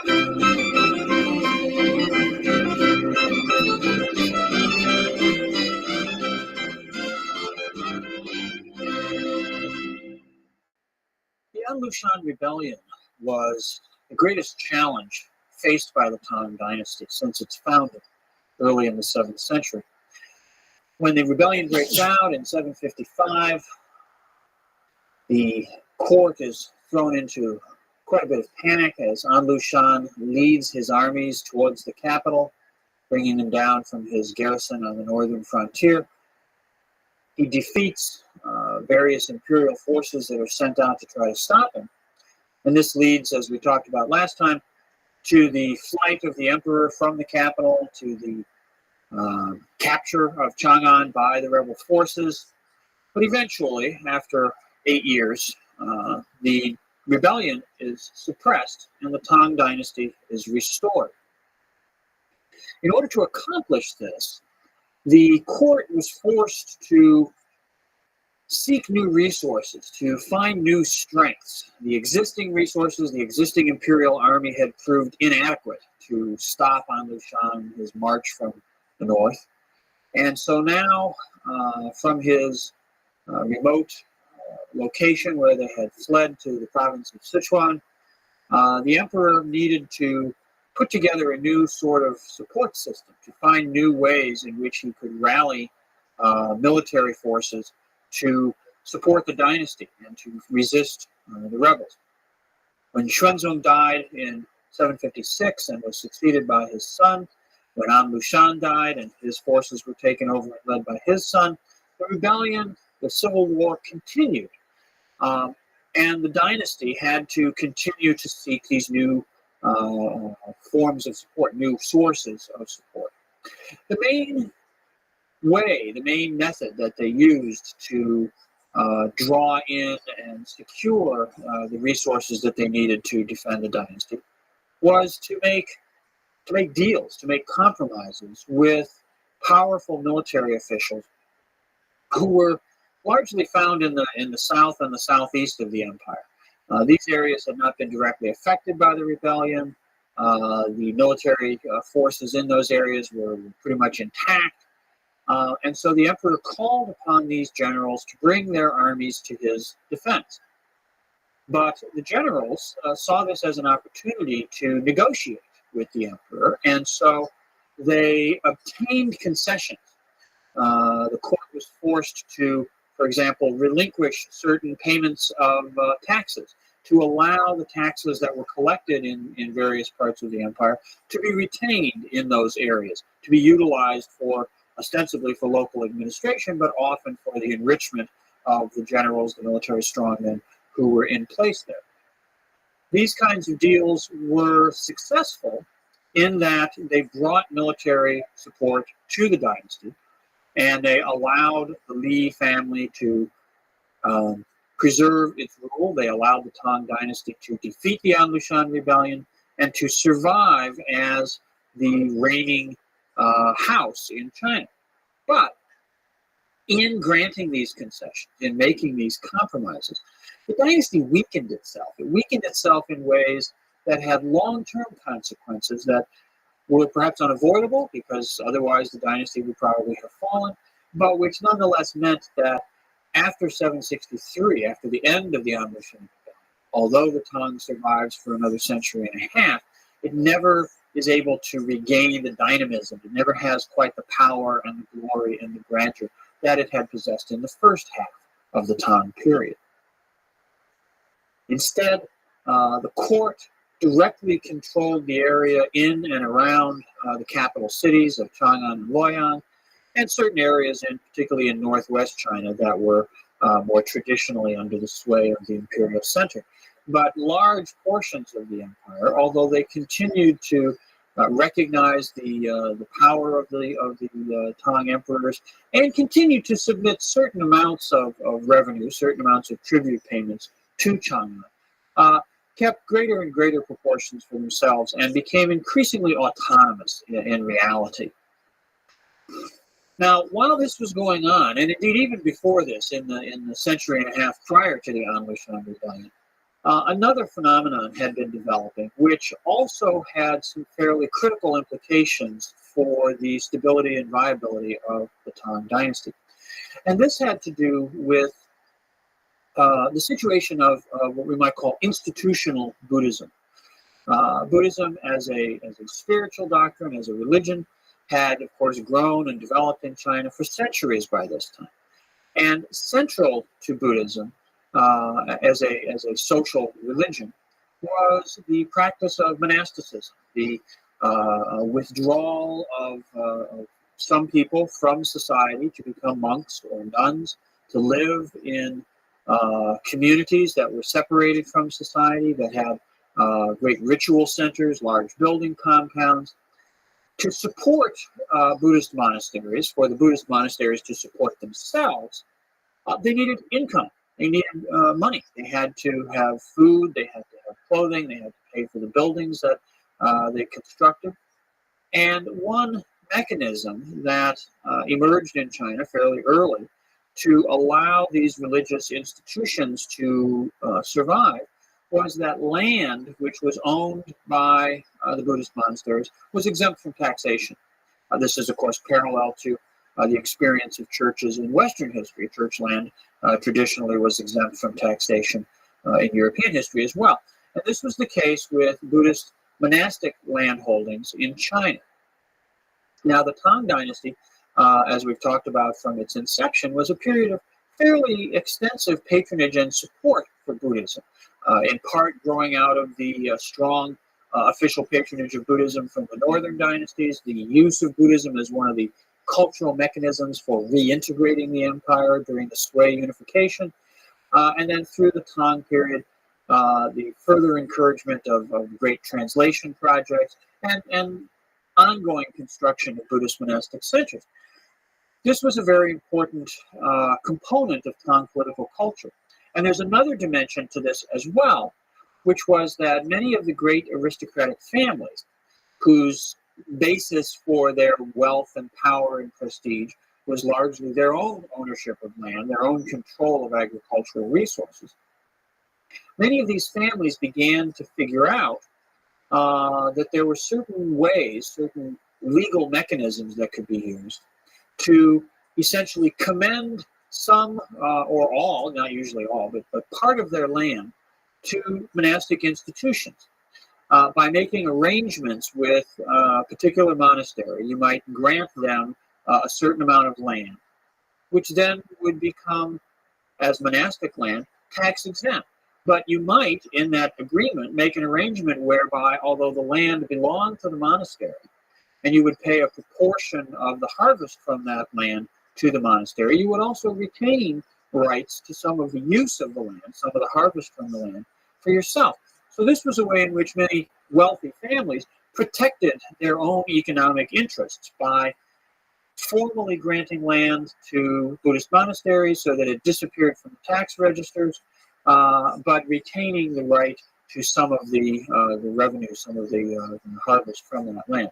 This was a deal that worked out very well for the families and for the monasteries, but it didn't work out very well for the dynasty because they no longer received the tax revenue from these lands. So after the Anlushan Rebellion, you have a confluence of these two phenomena where the military deals that have been struck to win the support of armies mean that revenues coming from various parts of the empire, in the south and the east especially, decline. And at the same time, you have this ongoing phenomenon of land going off the tax registers and into the control of Buddhist monasteries. So you have a shrinking revenue base. Okay? Certainly the demands of the dynasty, the financial demands of the dynasty, remained constant or perhaps even expanded in the aftermath of war. And so in order to get a constant flow of revenue coming in, they had to increase the rate of taxation on those farmers who were left on the tax rolls, which was largely the smaller peasant farmers who didn't have the kinds of resources or the kinds of access that would allow them to make these lucrative deals with monasteries.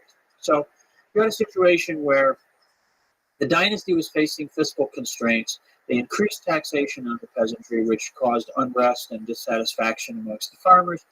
And the ability of the dynasty to assert its political control outside the immediate vicinity of the capitals was also diminished. So the latter part of the Tang is a very problematic period from the point of view of the imperial court.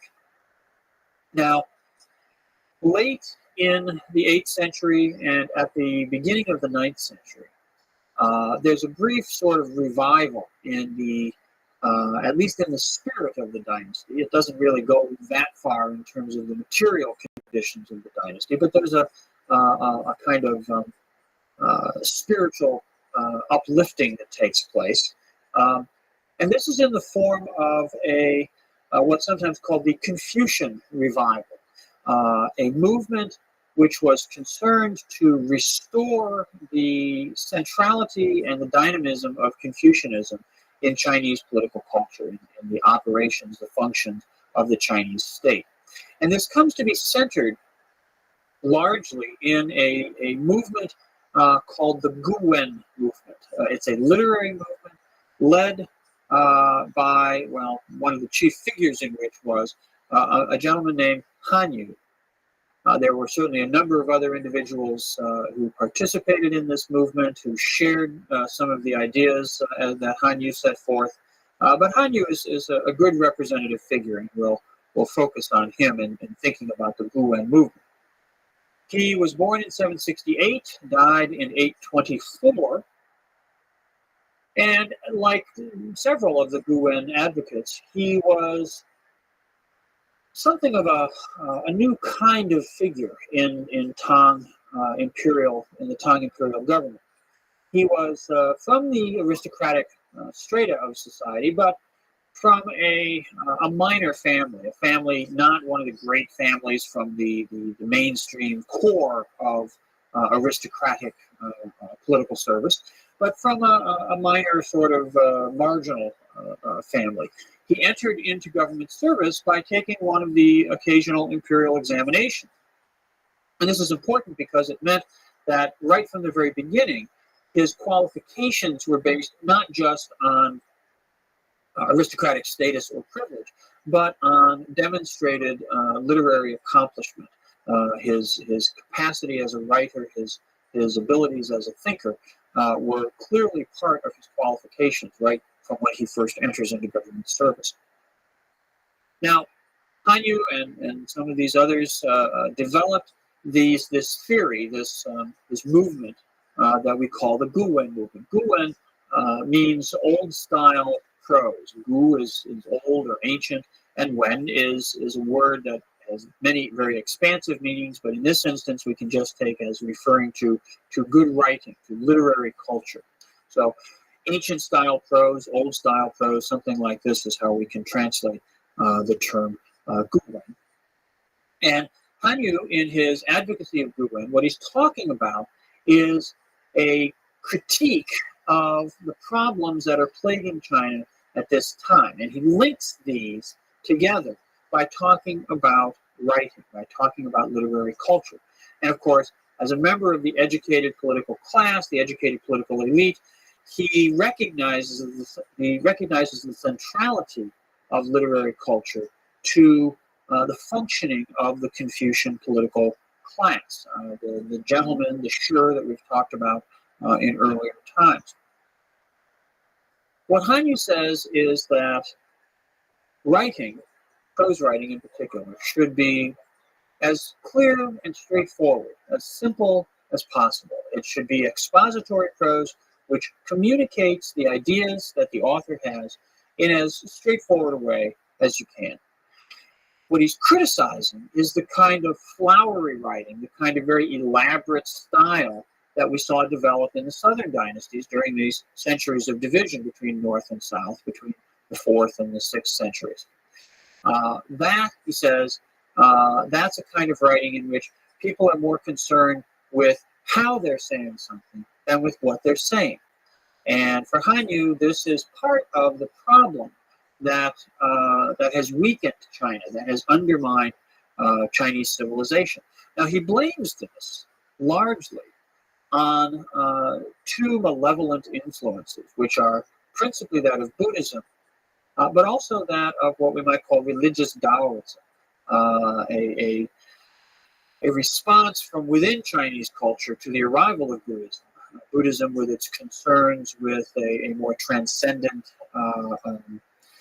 reaction to the problems of the world, not so much the kind of mundane day-to-day engagement with human affairs that we see in Confucianism, but a rejection, a transcendence of the day-to-day concerns and saying, this is all just transitory, this is all just passing, we should be concerned with spiritual liberation. Well, for Hanyu, that's a very bad message. Hanyu says that Buddhism and religious Taoism, with its quest for immortality that goes along with it, these things are bad influences on Chinese civilization, largely because they represent the rejection of the family. The family is, of course, central to Confucius's vision of a well-ordered society, a network of proper human relationships. And Buddhism, in particular, undermines that, indeed directly challenges it, particularly through the practice of monasticism. Men and women who enter into Buddhist monastic life, who become monks or nuns, leave their families behind. They reject the immediate living community, but they also cut off the line of ancestral transmission, the line of ancestral continuity. Ancestor worship, as we've seen going all the way back to the Shang dynasty, was central to Chinese spiritual life. It is, in a sense, the trans-temporal form of the family. It's the worship of the ancestors extends the focus on the family, not just in the present, but into the past as well. And so, by cutting off the family line, by not having children, which monks and nuns, because they leave their families and they are celibate in their monasteries or nunneries, they're not having children, they're not continuing the family line, then who will carry out the sacrifices to the ancestors? The ancestors will be abandoned. This is clearly a bad thing from Hanyu's point of view. So Hanyu advocates a return to the values of Confucianism. In a very famous essay called The Origins of the Way, The Origins of the Tao, he explicitly criticizes Buddhism and religious Taoism and talks about how they've undermined the viability of Chinese culture. And his solution is to return to the values of humanity, of righteousness, of moral order, of good human relations that are expressed in the writings of Confucius and Mencius. He talks about the transmission of the way, how a knowledge of the way, the Tao, the proper order of society, had come down from antiquity all the way to Confucius and Mencius, but then seems somehow to have gone astray. And what he says is that by returning to the Confucian values and by returning to the kind of writing, the literary style that Confucius and Mencius themselves use, which is very simple, straightforward exposition, but that will help to bring China back to the proper path. That will help to bring China back to a correct orientation. Another very, very famous essay by Han Yu is called, it's a memorial, which is it's submitted directly to the emperor. It's a communication from an official to his ruler, to the emperor. And Han Yu writes a memorial on the bone of the Buddha. It's called the Memorial on the Bone of the Buddha. And this has to do with a situation early in the 9th century when a Buddhist relic, supposedly the middle bone of the little finger of the left hand of the Buddha, is brought to Chang'an.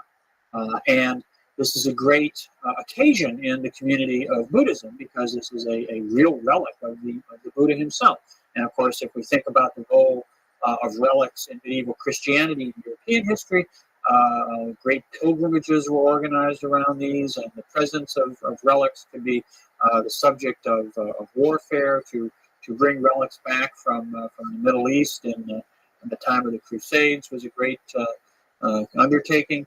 Relics can be very, very powerful in their psychological impact on people within faith communities. So the arrival of this bone of the Buddha at Chang'an was a big deal. This was a major event. And the emperor himself had announced that he would go to the monastery where this bone was going to be housed and put on display and pay his respects to this relic of the great teacher of the Buddha. Well, Han Yu thought that this was terrible. He thought that this was completely inappropriate and that indeed it reflected everything that was wrong in China at this time. And so he writes to the emperor and he says, very straightforwardly, in good, clear, Guwen style expository prose, he says, you can't do this. This is not a proper thing for you to be doing. How can you, the son of heaven, the emperor of China, go and pay respects to the rotten corpse of a foreigner?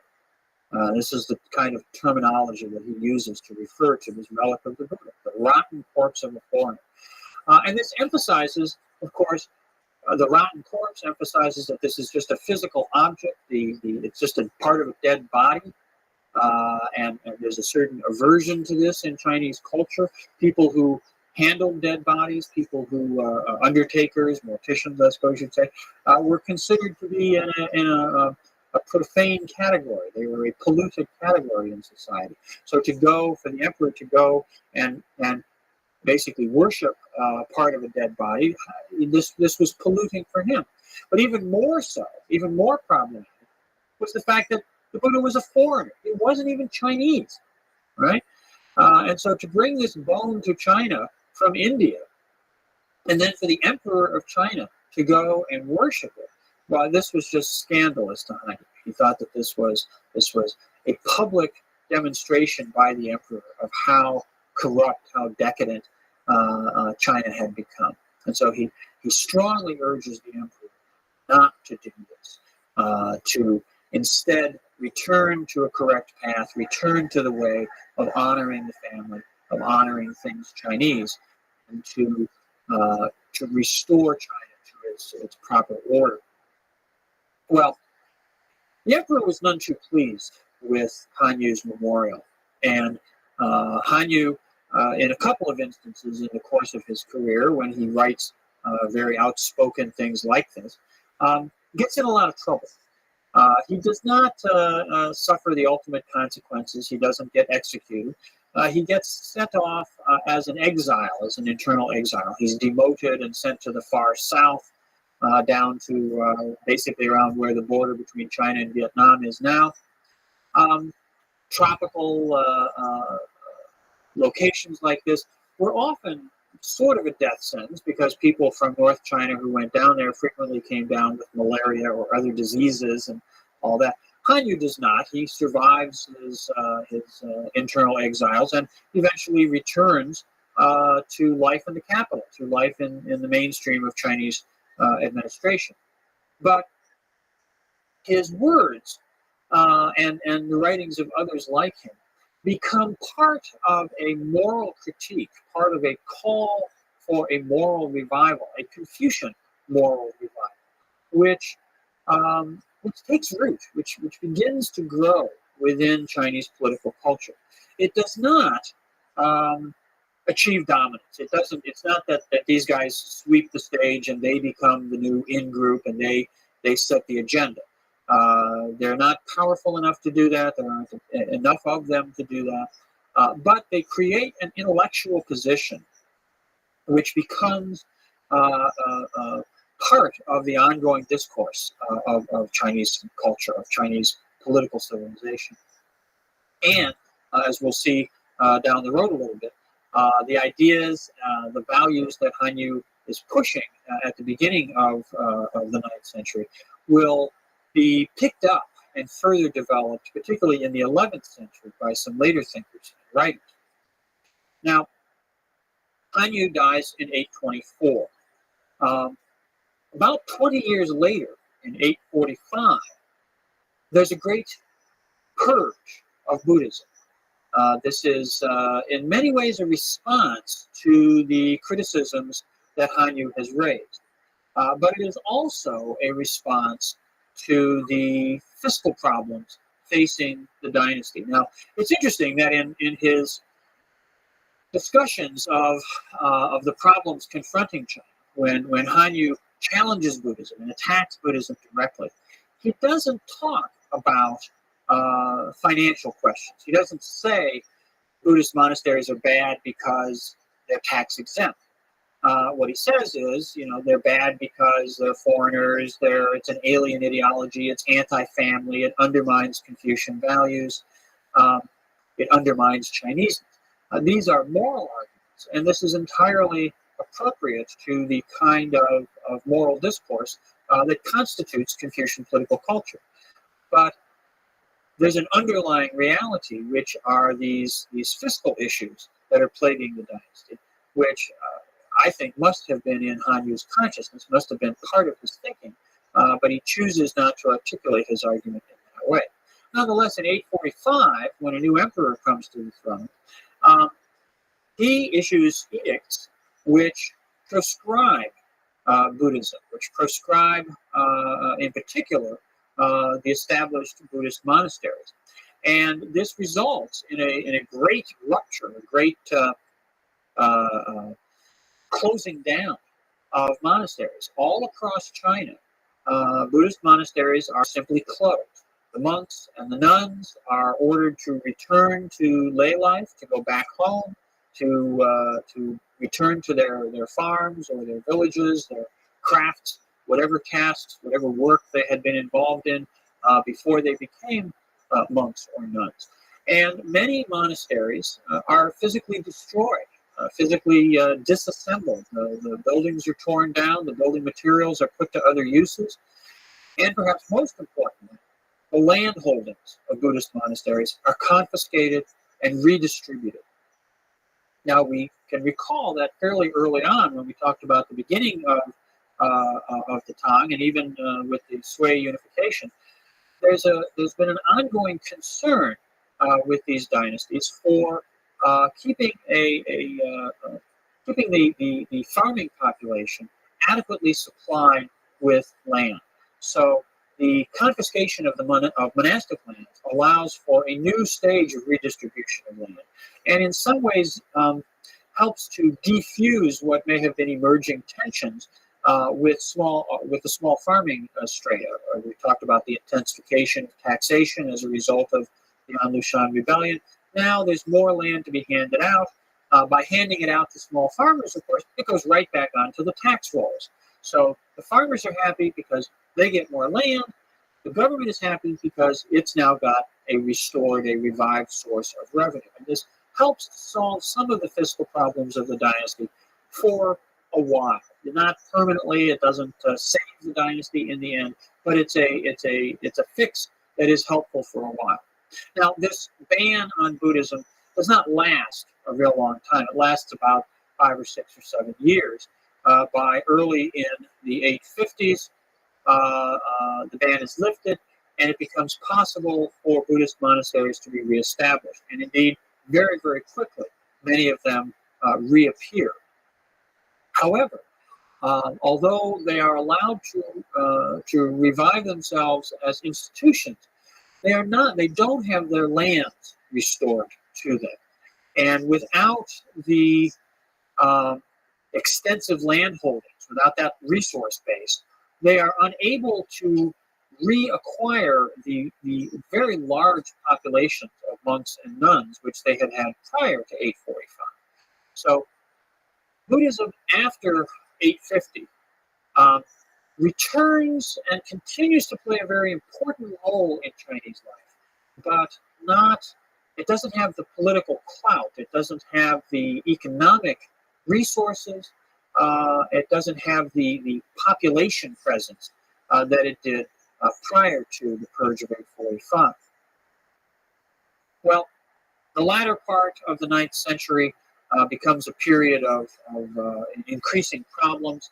The revenue fix generated by the confiscation of monastic lands doesn't really support the dynasty all that long. Different power groups begin to emerge at court. A lot of the same kinds of problems that we saw late in the Han Dynasty start to plague the Tang. And the final decades of the dynasty, it doesn't formally disappear until the year 907, but the final decades, again, are a period of a downward spiral as the empire sort of falls apart. And we'll turn our attention to that decline and fall of the Tang in the next lecture.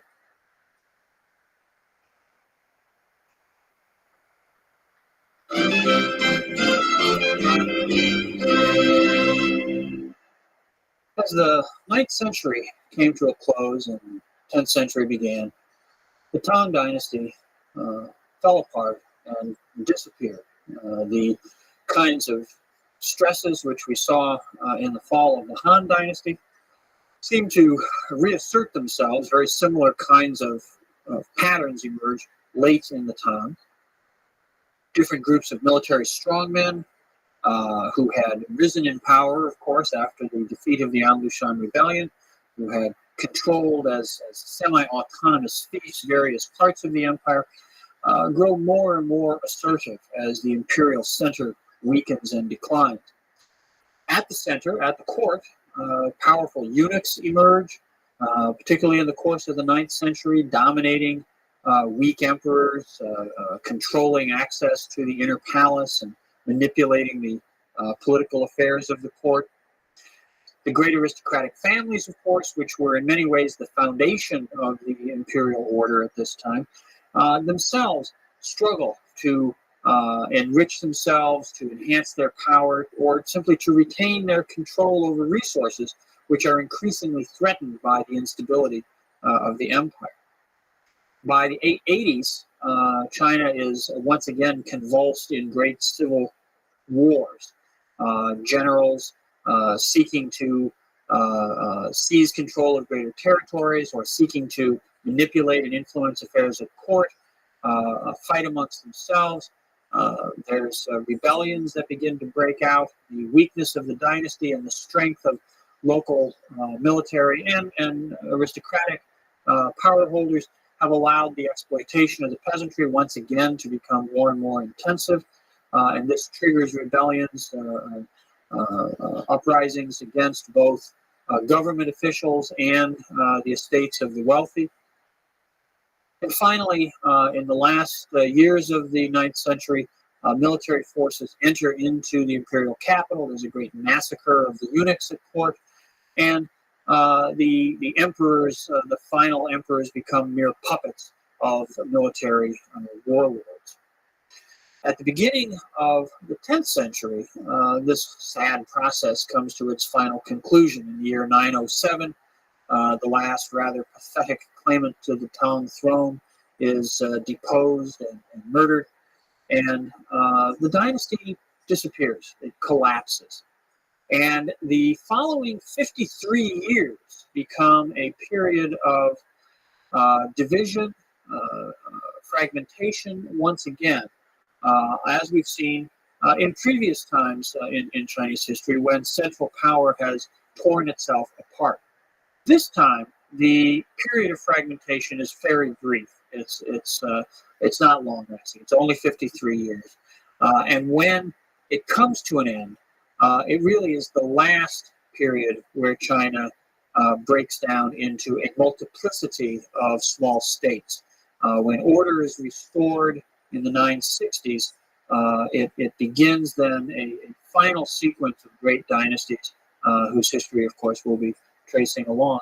But it brings us into a period, the late imperial period, where imperial integration, where unified dynasties are the norm, and where we don't have another repetition of this complete fragmentation, or at least perhaps not until well into the 20th century, as we'll look at the warlord era in the 1920s.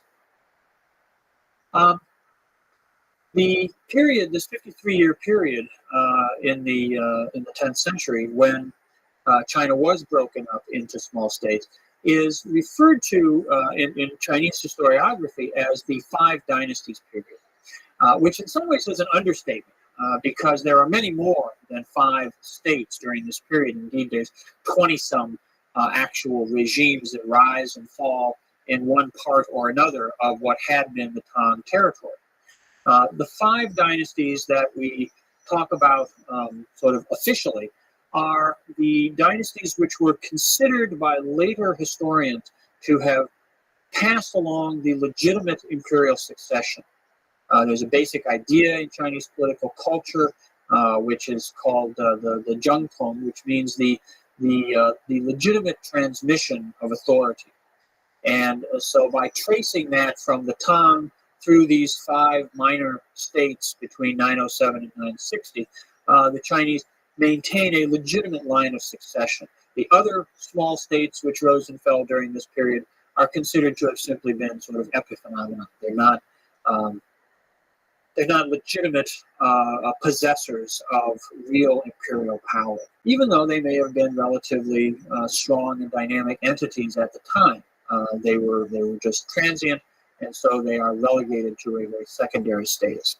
But the 5 dynasties do manage to follow one another along, none of them lasting very long. I think the longest lived state during this whole period only runs about 13 years. Some of them rise and fall within just a year or two. So it's a period of great instability. It's a period during which there's fairly chronic warfare. Their military power, once again, is the principal mechanism for seizing power, for holding power.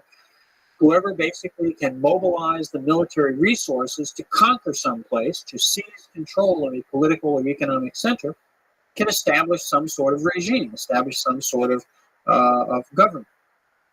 They need, of course, to draw to them administrators, officials of one type or another to staff their governments, and there is an ongoing operation of these sort of administrative functions, but real power, the real control over power, is in the hands of military leaders once again. And of course, this had been true in practical terms for the last few decades of the Tang as well.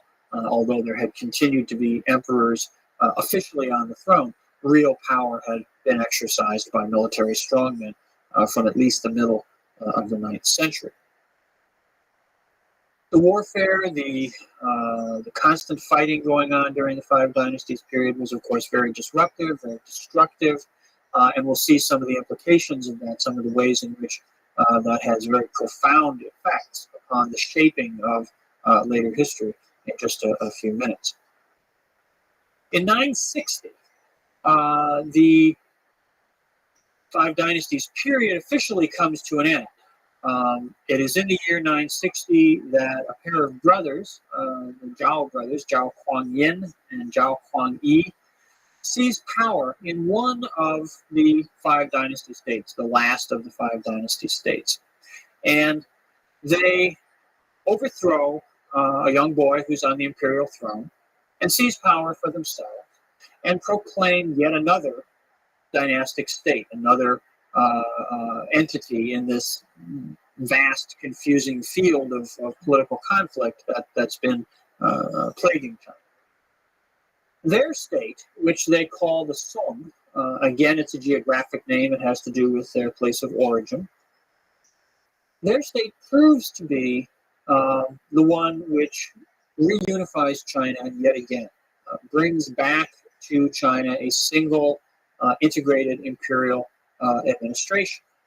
And the Sung dynasty, which they begin in 960, will persist down to the year 1279. So it's another very long-lasting dynasty. About halfway through the Song, as we will see, they lose half the dynasty. They lose the northern part of the country, and we'll talk about the political and military events that lead to that outcome in the 1120s in a couple of lectures.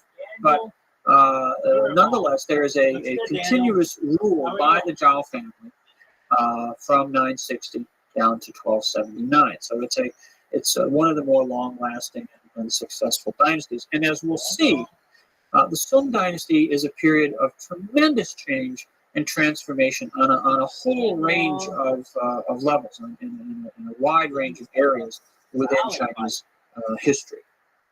The Zhao brothers, when they become rulers, Zhao Kuan-yin is the first emperor of the Song dynasty, and when he dies, his younger brother Zhao Kuan-yi succeeds him, and together they share the throne. They're on the throne one after the other for about 35 years. When they come to power, they face a very basic problem, a very basic question. They are military men. They have just seized power by military force. This has been going on for over 50 years. What's going to make their situation any different from the other little states that have come and gone on the stage of politics? How can they establish a political order which will be stable and viable and which will not be vulnerable to the kind of usurpation which they themselves have just carried out?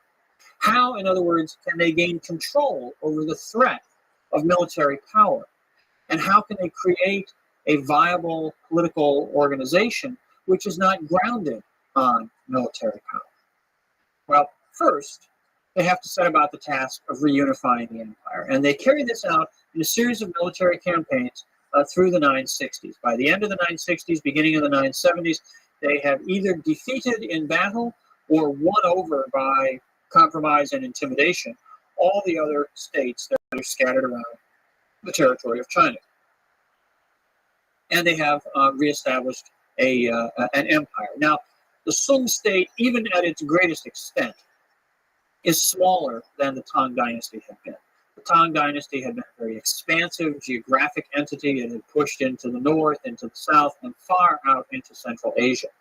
The Sung never regains all the territories which had been under the control of the Tang. But it does control pretty much all of China proper. We'll see when we talk about the northern frontier in a couple of lectures that there's a narrow strip of land in the north which is controlled by non-Chinese peoples. We'll turn our attention to that later.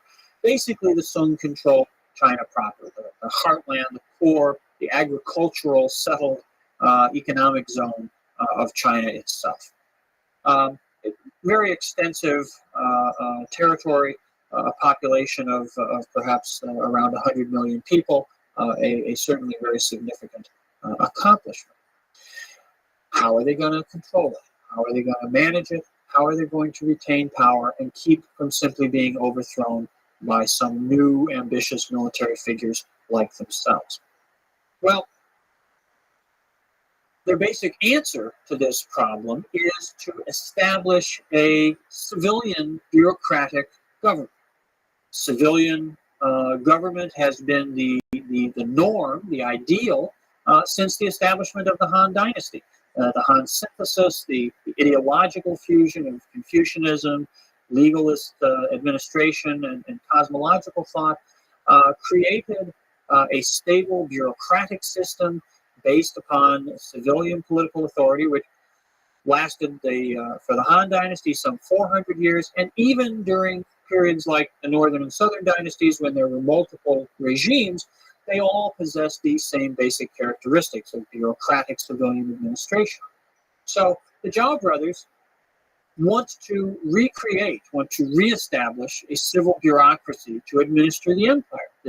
If they can do this successfully and get the military back into a subordinate role, they believe that they'll be able to have a stable and viable and long-lived dynasty. But they face a problem in doing this. For the previous 1,000 years, from the Han Dynasty all the way down through the Tang, the way that you assembled your civil administration was to turn to the aristocracy, to go to the aristocratic elite and say, basically, give us your sons. Young men out of the aristocratic families, educated in the Confucian political tradition, would be recruited into government service and would be used to staff the imperial administration. It was a very effective system. It worked for 1,000 years, but it's not there anymore. In the warfare in the late Tang, beginning in the middle of the 9th century, and in the ongoing battles and conflicts and rebellions during the Five Dynasties period, the aristocratic elite had literally been sort of ground up and destroyed. The physical embodiment of the aristocratic elite, many of the members of the aristocracy, many individual people, had died. They'd been killed in peasant rebellions. When the peasants rose up and marched on the landlord's estate, they often killed the family, right?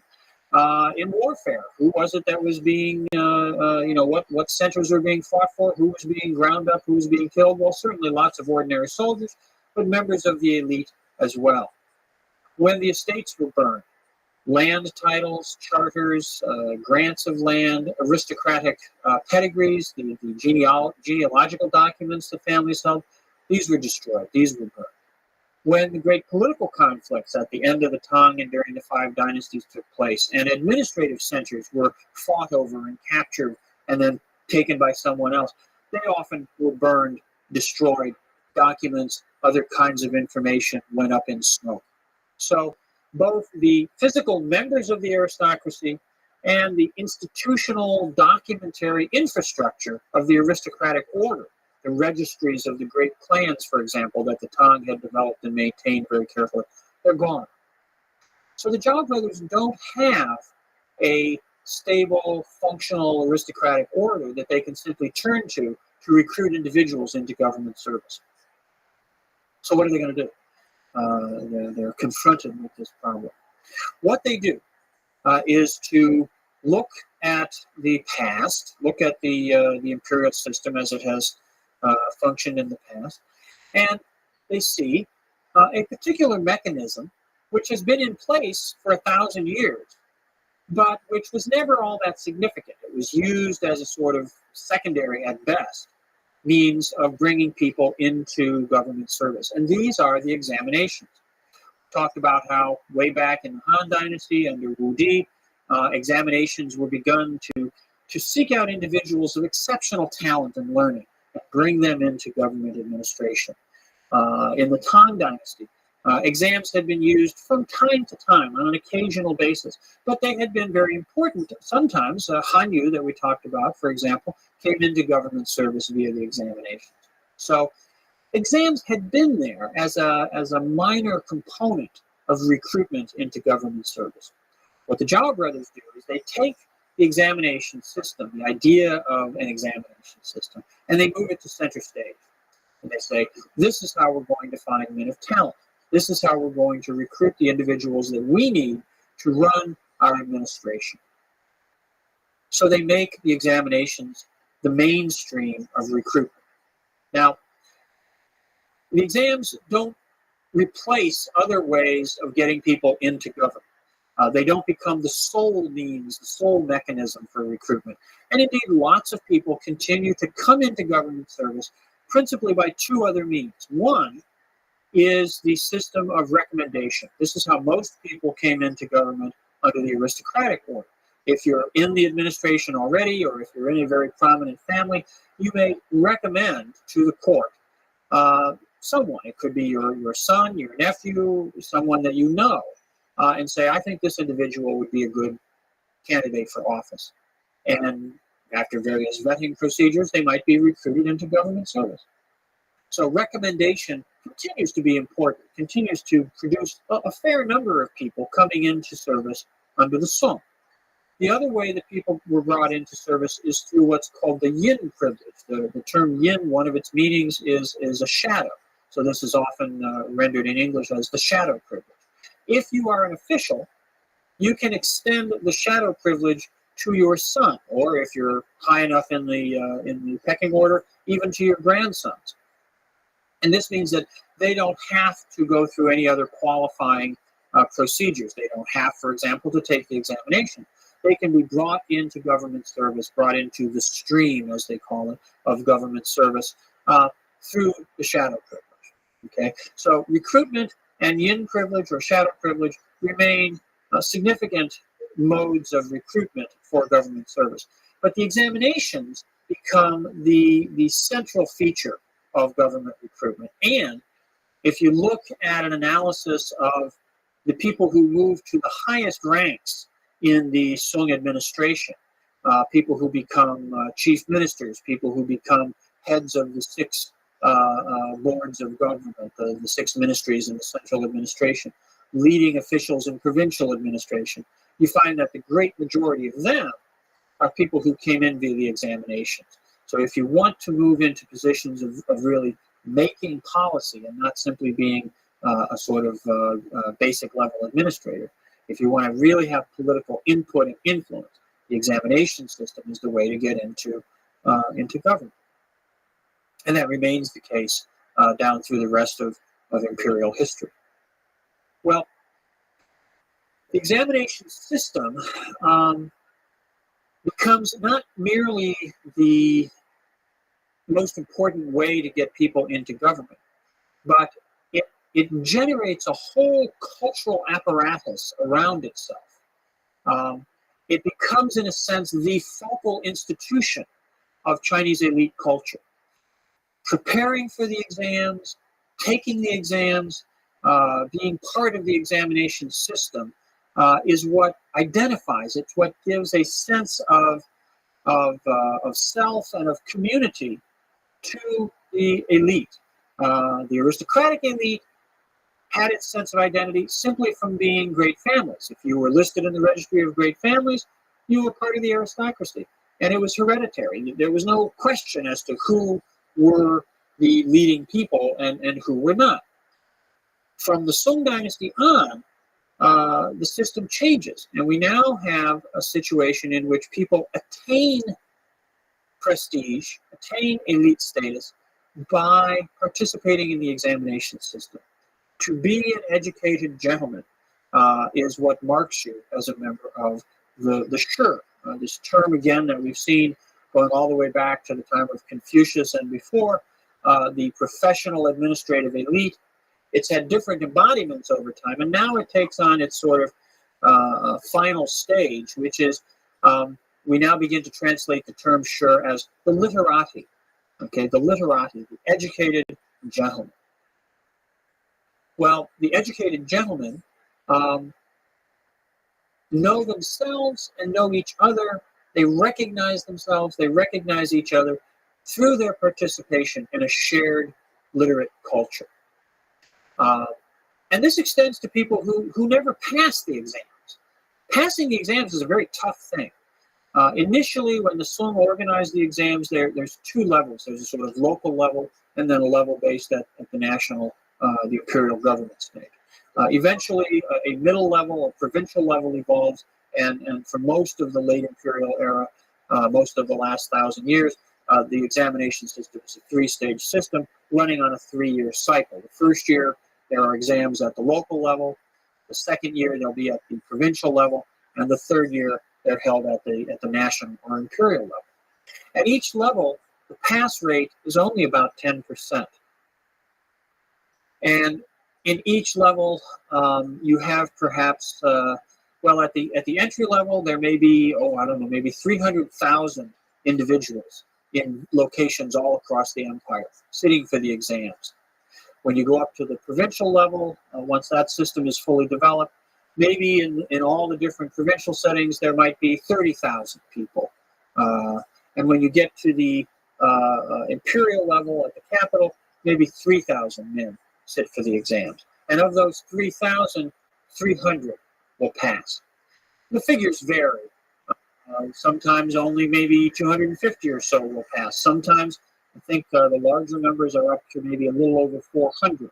But it's in a fairly narrow range. Okay? A few hundred individuals every 3 years or so, about 100 a year on the average over the long term of late imperial history.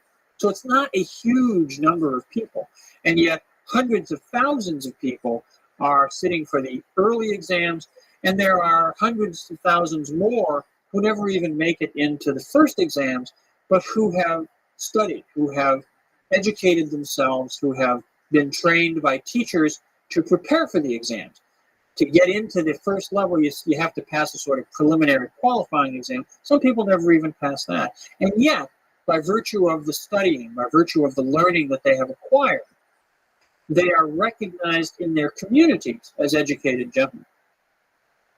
The ranks of the educated elite come to constitute perhaps 5 or 6% of Chinese society, the individuals and their families who are in this literati, this sure strata in society. Now, some elements within Chinese society, some groups within Chinese society are excluded from participation in the examinations. The biggest group, of course, is women. Women are not allowed to take the examinations. Women are excluded from serving in government office. And this has to do with the whole gender bias of Chinese culture, the privileging of men, of the patriarchal order. And in the Song, the relegation of women to sort of secondary status takes on even greater expression. There are legal changes, the emergence of the practice of foot binding is a physical marker of the restraint of women. But women are excluded from the exams, and that, of course, takes out half the population to begin with. The second most significant group, numerically speaking, is merchants. If you make your living as a merchant, if you make your living by buying and selling things, if that's how you are registered in the population registries, you, your sons, your grandsons are all banned from taking the examinations. This has to do with the Confucian value system, which assigns a degree of sort of social utility to different kinds of people. The gentlemen, are at the top of the hierarchy because they manage the affairs of society. Their social utility is at the most, it's at the maximum. Farmers, peasants are the next group because they produce the food which everyone needs to survive. Artisans, handicraft workers are next because while they don't produce food, they make things that are of use to everybody. Merchants are at the bottom because they don't produce anything themselves. They don't grow food, they don't make objects of utility. What they do is take things that other people have produced, move them around, and enrich themselves in the process. So they're seen in the Confucian system as being in a sort of socially parasitic role. They do perform a social function, but it's one which is tainted. It's morally less acceptable because they enrich themselves from the production of others. So merchants are excluded from taking the examinations, merchants and their descendants. And then there's some other minor groups similar to ones we've mentioned earlier, actors, people who work with dead bodies, leather workers for various reasons. But these are relatively small groups of people. The great majority of Chinese are eligible to take the exams. But in practice, to have the kind of education, to have the kind of knowledge, to even get in the door at the examination compound requires the devotion of time and mental energy and resources, which most Chinese simply cannot afford. Peasant families, artisan families who need all the labor power at their disposal simply to survive, simply to generate enough income to feed themselves and house themselves and clothe themselves from year to year. They can't afford to take a son and say, just go sit and study. That's fine. The rest of us will do the work. That's just not viable for most families. Only this top 5 or 6% of society has the resources to allow a son or more than one son to study sufficiently to have a chance to pass the exams.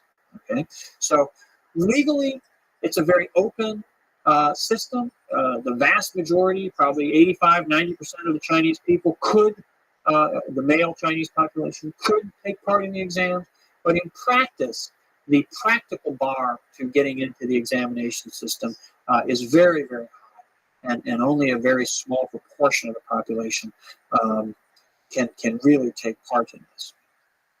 Now, the examination culture, one of the exams tests what goes on in the examination culture. This has to do with sort of an extension of the Confucian revival that we saw under Hanyu. The exams test the candidate's mastery of a body of Confucian writing, historical texts, classical literature.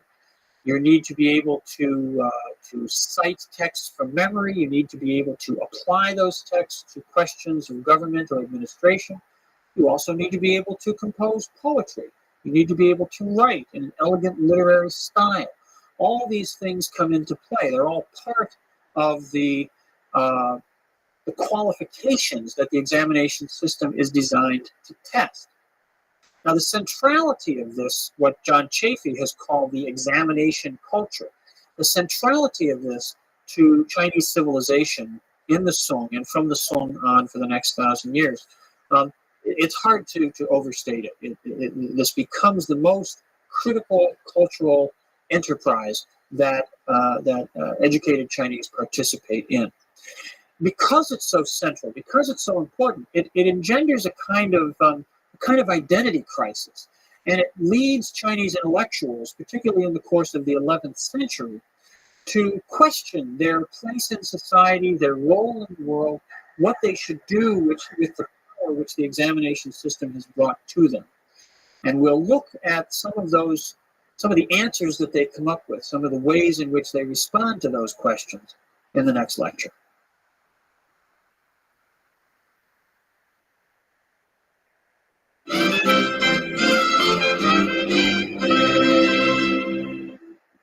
Last time we were talking about the emergence of the examination system in the early Song dynasty and the central role that it comes to play in the recruitment of individuals to work in government service, but also in elite culture. The examination system becomes the central institution, the central sort of cultural framework for the ideas and even the artistic practices that educated gentlemen participated in.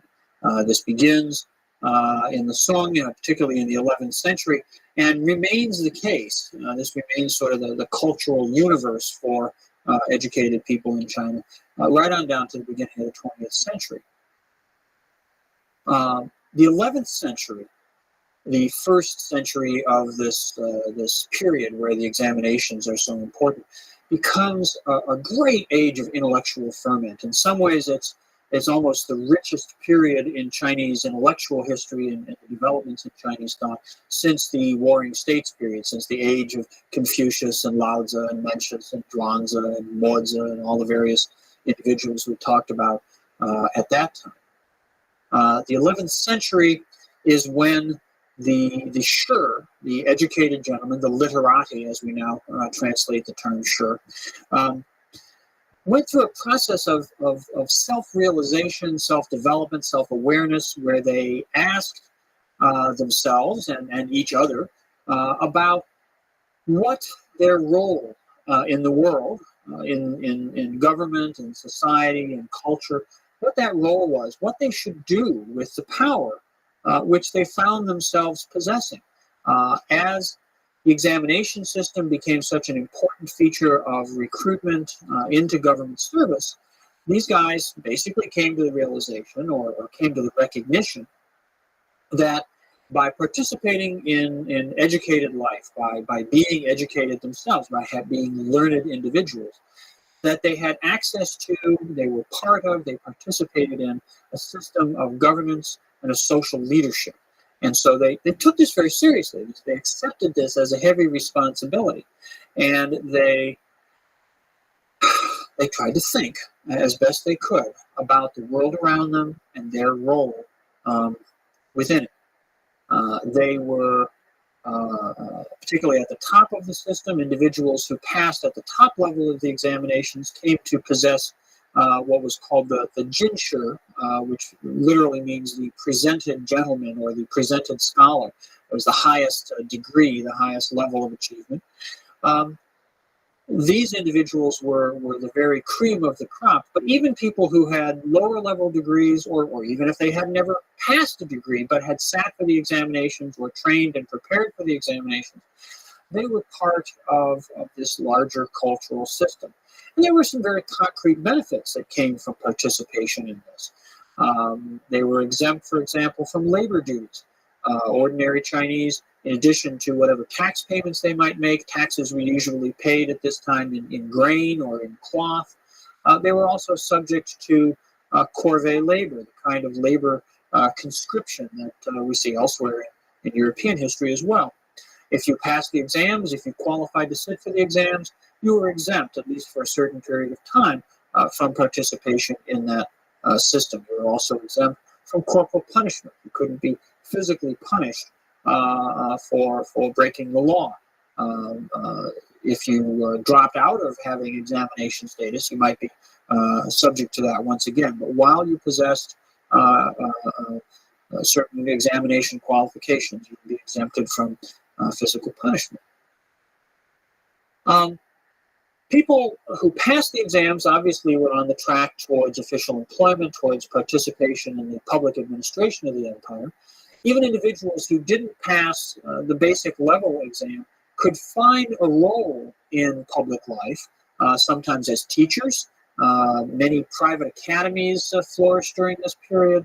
Often individuals who were well educated, even if they hadn't passed the exams, would find employment as tutors in the homes of the wealthy. Other individuals might find employment as secretaries or clerks in government offices or in the private entourage of officials serving in government. So there were roles beyond just those of being government officials, which put to use the talents, the learning that participants in the examination culture had acquired. Nonetheless, this educated strata in Song China and in later imperial China more broadly was a very small proportion of Chinese society. It was perhaps 5 or 6% of the overall population. The debates, the discussions, the disputes which were generated by the examination system, by the consciousness, I suppose, that was fostered by participation in the examination system, came to shape the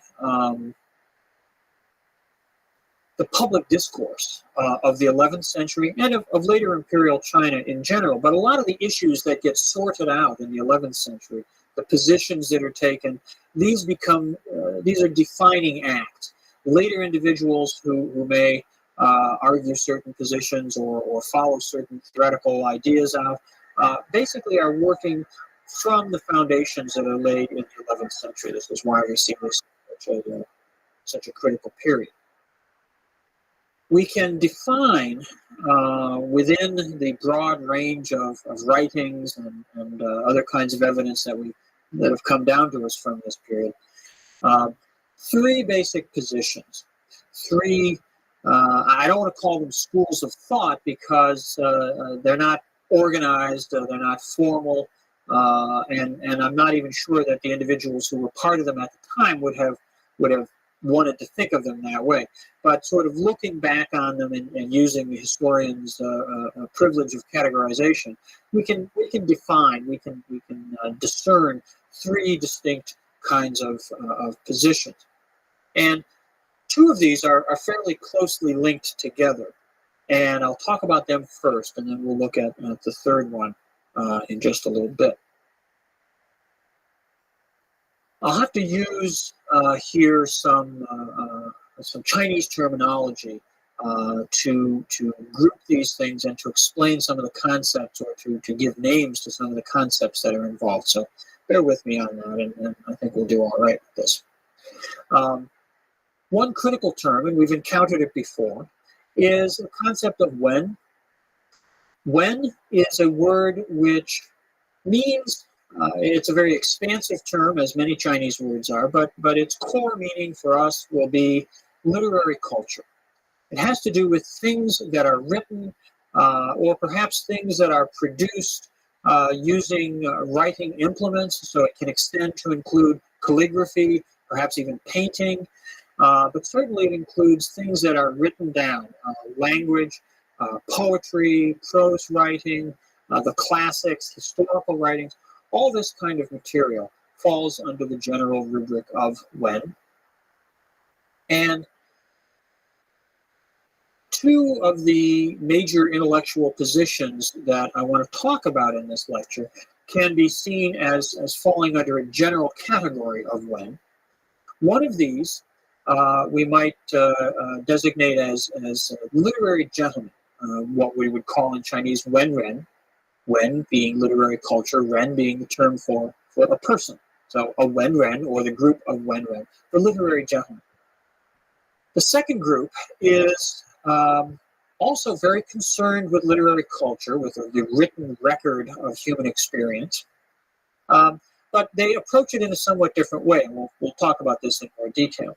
And these people are grouped under what we call Jingshi.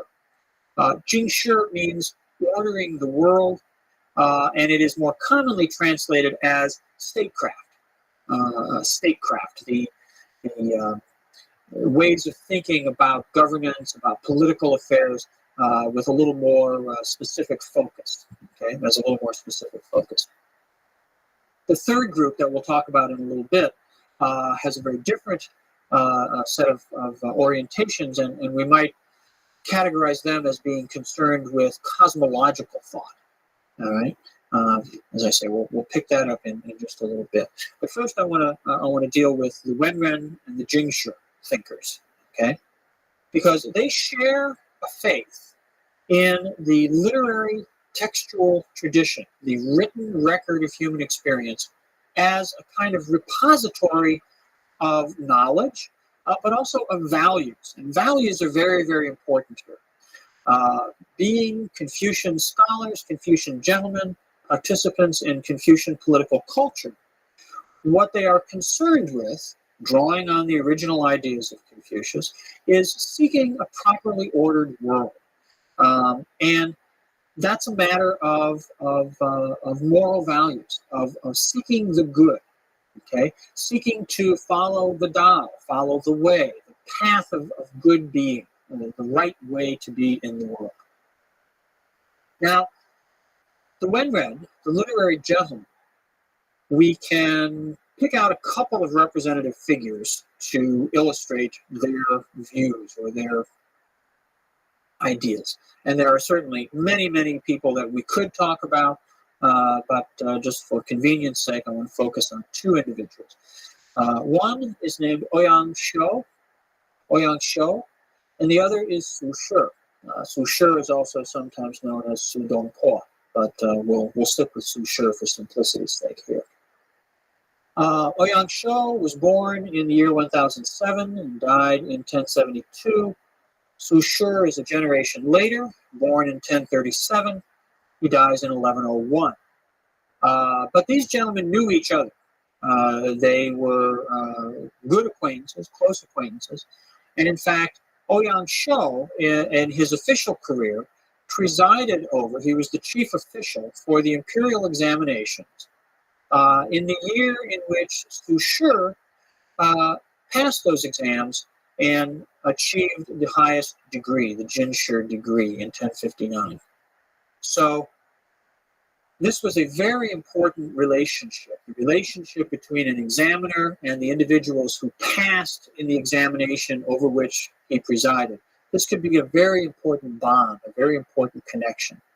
And Ouyang Shou used his role as an examiner to promote his particular views, and his views draw upon the ideas of Hanyu that we talked about earlier, particularly with regard to writing. Ouyang Shou was in effect a practitioner of the Guwen ideal, of simple, straightforward, expository prose. So when, as a leading official guiding or presiding over the examinations in this particular year, he looked at the papers, he looked at the answers that had been submitted by the various candidates, he gave preference to those which were written in a clear and straightforward literary style. And Saussure was one of those, and he passed very highly ranked in the cohort of those who were successful, in large part, because of the quality, the style of his writing, which was considered to be a very, very good embodiment of these Guwen values and ideals. Oyangsho and Saussure looked to the field of Wen, looked to the literary heritage as a source of inspiration, as a source of knowledge and information, but more as a source of the kinds of qualities, the kinds of values which a gentleman should possess. And as a reservoir of good examples for emulation, good models to follow, not just in terms of writing, although that was very important, but in terms of the quality of the people, the quality of the examples, the stories that could be drawn upon from the past. They embedded themselves, immersed themselves in the literary cultural tradition with an eye to then, in their own writing, in their own creative activity, manifesting those same values, manifesting those same qualities in the writing that they produced. There's some subtle differences between Oyangsho and Saussure. Oyangsho was in some ways what we might call an antiquarian. He was very interested in the things of the past. He collected objects and images of things from antiquity. He looked at the literary past as a reservoir that he sort of dipped into from time to time to pull things out, to inspire him or to educate him or to influence his thinking in the present. Saussure had a somewhat different approach. He had the same kind of deep immersion and great familiarity with the past, with the literary past, but his objective was to achieve such a complete assimilation of that material that he could then spontaneously produce good writing without really having to think about it. He was a practitioner of what we might call disciplined spontaneity. He was a very disciplined individual. He studied, he read, he practiced, but his objective was to be able to just write freely. And when he wrote, he wrote some sort of theoretical text about writing and cultural activity. He talks about how it should just flow naturally. It should just well up out of you the way that water comes from a spring and flow along the way that a stream runs down a hillside. A very natural, free-flowing activity. But in order to achieve that spontaneity, it was necessary to really immerse yourself in the models of the past. Not to imitate them, not to try to reproduce them feature for feature, but to absorb the values and then be able to manifest this good quality directly yourself. Okay? Well, that kind of literary focus characterizes the gentleman, the Wenren, the literary gentleman. The Jingshi thinkers, the statecraft thinkers, shared their concern with the records of the past, with the written traditions of China. But they had a somewhat more, I suppose we could say, practical bent, or perhaps a more utilitarian bent.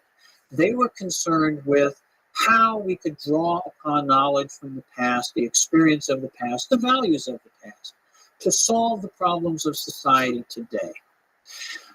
Two individuals that can be seen as representative of this kind of thinking are Sima Guang and Wang Anshi. Wang Anshi and Sima Guang, again, lived in this exact same time frame. They knew each other. They all knew Oyangsho and Saussure. These guys were in the same cities, they went to the same social events. They knew each other at court. They didn't necessarily all like each other or agree with each other, but they were part of a community, part of a shared cultural milieu, if you will. Well, Wang Anshi, late in the 1060s and into the early 1070s, rises to the top of the imperial administration. He is named chief minister of the imperial government. And he is given the authority by the emperor at that time to launch a major reform program. And he undertakes, based upon his interpretation of the history of the past, his view of what the good models to be drawn from antiquity are, his appreciation of the values embedded in the literary cultural tradition. He launches a program of dramatic reforms, what are called the new policies. And the new policies set out to, once again, foster a more proactive state, an imperial regime which will seek to intervene in society to ameliorate problems and to foster positive goals, foster positive goods for the people. And this involves a whole range of activities, the creation of state-sponsored schools, so that educational opportunity will be more widely available, not just to those wealthy households which can afford to establish their own schools or hire tutors, but to provide opportunities for learning to any young men who have the opportunity to be free from labor, at least enough to attend school. So it's an attempt to broaden the base for education. A system of agricultural loans to farmers, so that they don't have to fall into patterns of dependency on wealthy landowning families to borrow money, either to tide them over before the harvest or to hire labor to help with agricultural tasks. These kinds of loans were characteristic of the rural economy and had been in the hands of private moneylenders or the landlords. Now, Wang Anshi's program makes this a system of government loans with regulated interest rates and repayment policies which were designed to be more friendly towards small farmers. And many other similar kinds of initiatives designed to foster a more benevolent, if interventionist state approach to society and economy. Sima Guang was probably the other greatest statecraft thinker of this period, and he was rabidly hostile to the ideas and policies of Wang Anshi. These two individuals were representative. We can see them as representative of this Jingshi orientation, this concern with statecraft, with using the literary heritage as a reservoir for knowledge and information about good government. But their views, their particular interpretations of this were very, very hostile to one another. When Wang Anshi was named as chief minister, Sima Guang resigned from government and retired from the capital. The northern Song, the first half of the Song dynasty, the capital was at a city called Kaifeng. Sima Guang leaves the capital and moves west to the old ancient subordinate capital of Luoyang, where he retires and lives in a very nice garden setting, and sits out the years when Wang Anshi is the dominant figure at court. Later in the 1070s, when Wang Anshi is dismissed from his positions, there's a change in the imperial administration, Sima Guang is brought back and sets about dismantling the policies of Wang Anshi. Now, Sima Guang's opposition to Wang Anshi is based upon a different interpretation of the values to be derived from the past, from the literary record of earlier human experience. Where Wang Anshi interprets history and literature and the teachings of Confucius in a way that suggests to him that the state should be an active agent for good, Sima Guang reads those same texts, reads that same history, as telling him that the state should keep its hands out of society, that the state, the emperor in particular, should instead rely upon those within society with a natural role as leaders, those who are out there living in communities, are part of local society, who know the realities, know the circumstances, know the conditions of particular places, and who are therefore best equipped to provide a sort of organic leadership within communities to address the problems and solve the concerns that they face. Now, one way to see this is that Sima Guang is speaking out, is taking up a position which defends the leading role and, in a sense, the autonomy of the shur, of the literati elite. Remember that the literati elite are largely the same thing. They're largely coterminous with the wealthy landowning class. It is those who own sufficient amounts of land to be able to live on the wealth generated by that land and be able to spare their sons from direct agricultural labor to prepare to take the exams.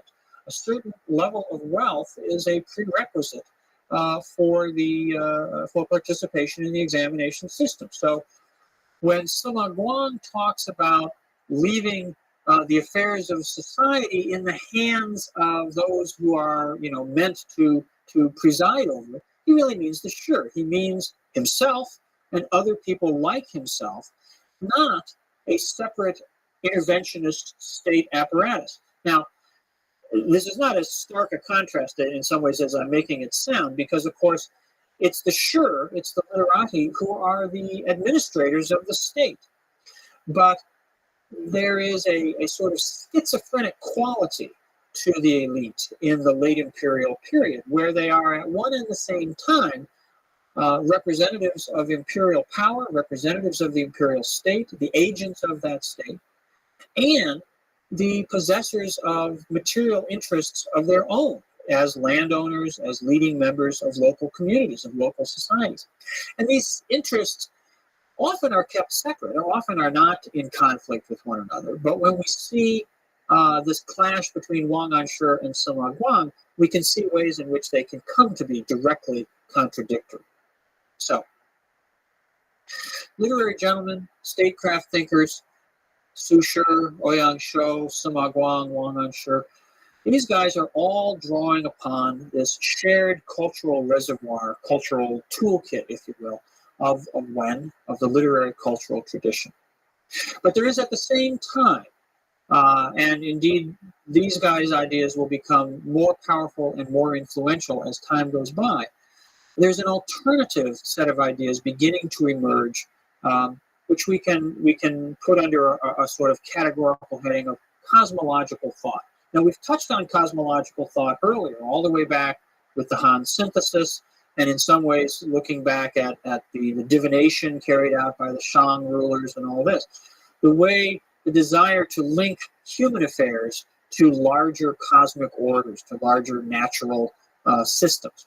Well, in the Northern Sun, some thinkers come to begin to place special emphasis on a concept very different from Wen, and this is an idea that we call Li. Now, what's interesting about Wen and Li, they constitute a sort of dichotomy here, is that they share a certain linguistic meaning, which is pattern. Wen, we've talked about as referring to things literary. It refers to, one of its derivations has to do with simply the way that writing looks on the page, the pattern formed by words written on the page. It's a very regular, very coherent kind of pattern, and it's a pattern that's produced by human activity, by writing things down.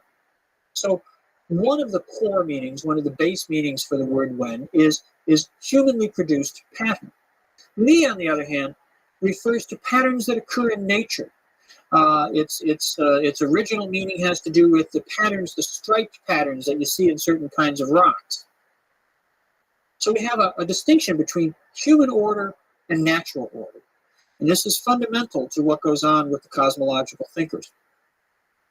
The cosmological thinkers, and there's a bunch of them, men like Shaoyong, who was a mathematical thinker, or Zhang Zai, who was concerned with speculations about the cosmic order of the universe, and in particular a pair of brothers called Cheng Yi and Cheng Hao, were very, very concerned with trying to understand the naturally occurring patterns of the world around them. They saw moral values. They saw the values that should govern and regulate the activities of human beings in society as coming not out of Wen, not out of the literary cultural tradition, but as being derived directly from natural patterns. And indeed, the term Li, which means pattern, We start in the Sung Dynasty when we encounter it in texts beginning in the Sung Dynasty and from then on. We can also translate this term as principle, pattern or principle, because the naturally occurring patterns that we observe in the world around us are imbued by these cosmological thinkers with normative value. That is to say, the patterns that can be observed are not simply the way things are, but they are the way things ought to be. Okay, so they're given a moral value. This is the right way for things to be. And this harkens back in many ways to the Confucian ideal of the Tao, of the way. The way is the proper order of things. And to be in harmony with the way, to be in harmony with the Tao is good. That's what's desirable. Things which are counter to the way, things which are counter to the natural patterns and order of things, these are bad. So in a sense, we can ground moral values by having a sense of natural patterns and principles. If you're acting in accordance with those patterns and principles, then your action is morally good. If you're acting against those natural patterns and principles, then your actions are bad. The cosmological thinkers don't initially reject, they don't set out to, and indeed they don't ultimately reject Wen. They don't dump the literary tradition in the dustbin of history, but they argue that it is a mediated experience, that relying on the textual tradition, relying on the writings of the past, is to rely upon a humanly constructed understanding. And if that's good, that's fine. There are insights to be gained there. But it's not the same as directly understanding the underlying patterns and principles. That's what's important, is to directly apprehend the patterns and principles of the universe and to base your moral values on that. And with the Northern Sung in the 11th century, these ideas are germinal. They're just beginning. They're being put about in various bits and pieces by some of these different thinkers that I've mentioned. Later on, we'll see that they're drawn together and systematized over a century later. Before that happens, there are challenges, other kinds of challenges that begin to arise for the Song, challenges from non-Chinese peoples in the north, and we'll turn our attention to those in a while. But first, I want to look at some of the cultural implications for these intellectual changes in the 11th century, and we'll see how those are manifested in art and literature in the next lecture.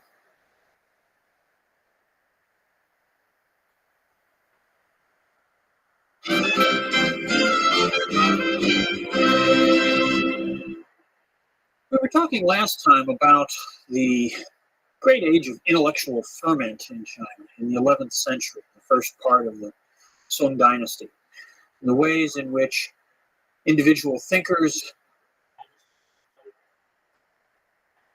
I'm so fucking excited, boss, that some motherfucker somewhere on the fucking earth is gonna try to wake me up in the middle of the fucking night, and I'm gonna let him.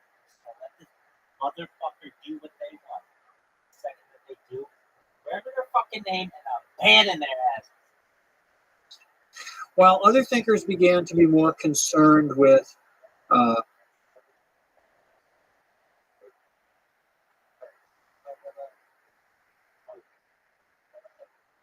These guys are good. The leaf blower is fucking. lectures in the realm of political philosophy and in the ideas about government and society and economics that we might think of as So fucking loud. I think they either do that or they do like this really loud, high pitched it's almost like nails on the chalkboard. That's not a sound that usually bothers me that much, but you're trying to sleep.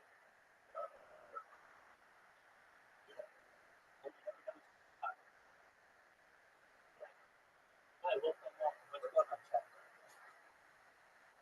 They're cool. I'm glad you guys are all here. Hey, Chinese merchant, these other two guys are here all the time. You're never here when I'm here. So I'm glad you guys got to hook up. Hey, Chinese merchant, how are things going with the job? 2 days off. they were cool with that.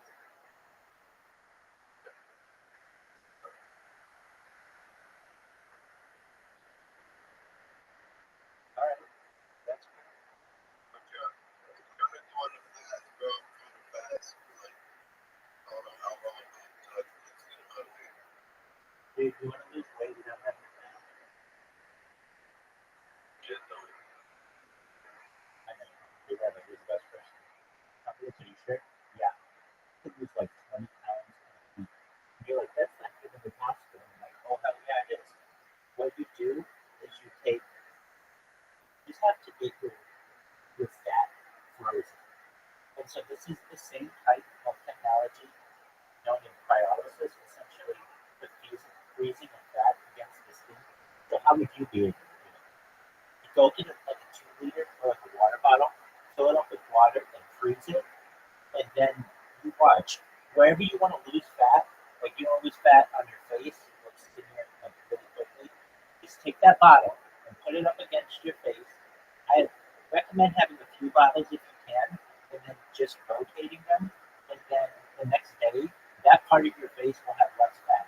This was discovered through toddlers who would they would do I think taste tests with toddlers and while teething um, with popsicles.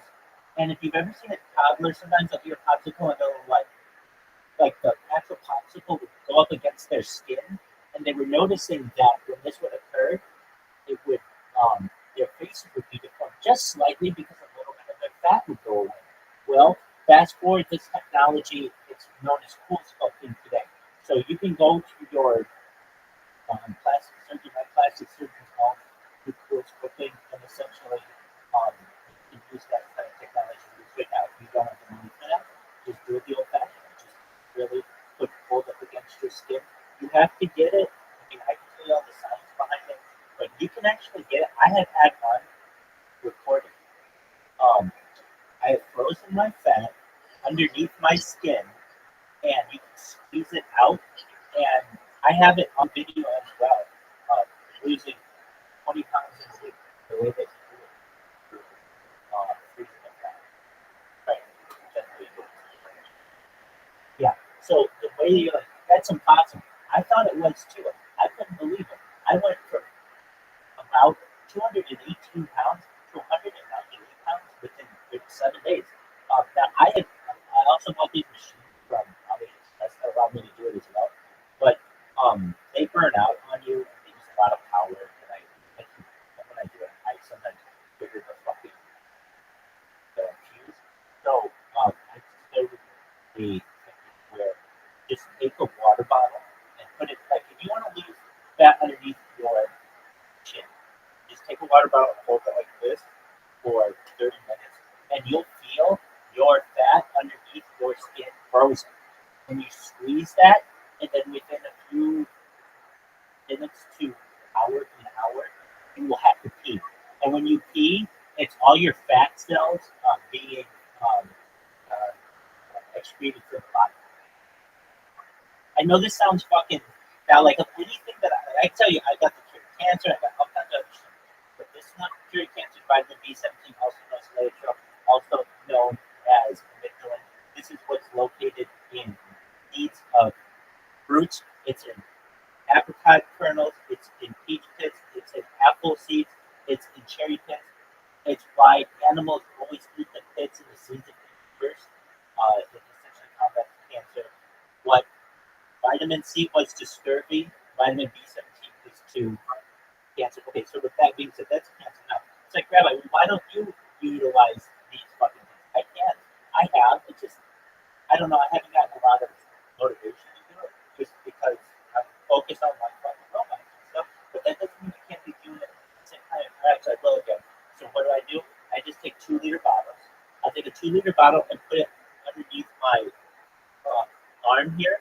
And like, I have gynomastia, which is like fat near my pecs, and it will just eat away that fat, and it will just eat away at it. And just in that area, it's not like it does your whole body. It literally does exactly where you put it. You wonder, well, how did I figure this out?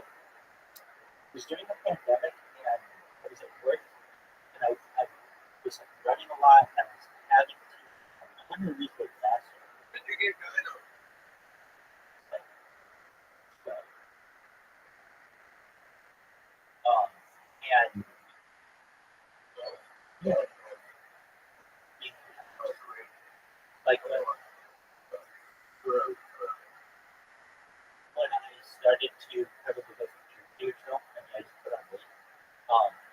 And because of that, it's been a hard thing to get rid of. So I talked to my plastic surgeon about it and how much it is for him to like suck it out. And it's a little more than I would want to pay. So look, I'm not saying I'm doing it now, but I've always thought, well, in the future, I could just have keep doing something and do it very quickly. But even if I wanted to, I could do it very good. I could do it very good. Anything. I can tell you it works. It works really, really well. The bad parts about it are you can get nothing too bad. That can cause a little bit. You get frostbite. It doesn't work. You can get frostbite. You can get frostbite. Frostbite. Okay. Yeah, I understand. Yeah, so you can get frostbite. Like, that's like the worst thing that's gonna happen to you. Anyway, look at the science behind Into artists, we begin to have individuals who we can identify as having produced particular works. The painter Gu Kaijia, who we've mentioned before, is one who has left a number of paintings that have come down to us. In the realm of calligraphy, the idea of calligraphy, of the written Chinese character as a form of aesthetic expression. The idea that the way in which one writes on the page embodies or manifests the particular qualities or characteristics of the individual.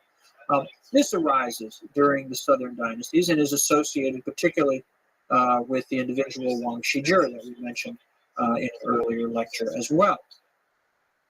Another element that contributes to some of these changes is an economic one, or perhaps a technological one. And this has to do with changes in the production of silk and with the invention of paper. Paper, the earliest examples of paper that we've seen are found in tombs from the Han Dynasty. And we know that the production of paper develops quite rapidly and becomes a relatively inexpensive writing surface. Silk remains a desirable writing surface, but it's more expensive, and so it isn't used as commonly as paper.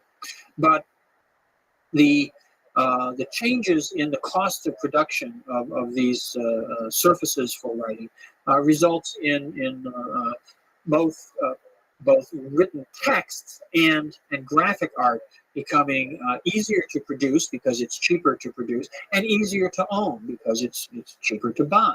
So the economics of artistic expression and production are changed, as well as the sort of larger cultural context of sophistication and erudition that's fostered in the Southern dynasties. The feeling, the sensibility, I suppose you might say, the aesthetic theory that underlies a lot of what goes on, that underlies not just poetry, although it's usually articulated in terms of poetry, but permeates graphic art as well, is one which says that the purpose of art, what the artist does, initially what the poet does, is to articulate his consciousness, his inner feelings, his inner state of being. That the artist should express, whether it's in a textual mode, in a poem, or in an essay, or in a visual mode, in his calligraphy, or in a painting. The artist should express his interiority. But it's not just a one-directional thing. It isn't simply a matter of art for art's sake, of I've got to get this out. there's also a communicative aspect to this, and the idea is to communicate your moral values, to communicate the ideals, the truths perhaps that you see, the moral qualities that you have within you, to communicate those to someone else, to communicate those to an audience, whether it's to an individual reader or an individual viewer of a painting or a work of calligraphy, or more commonly, to a broader audience.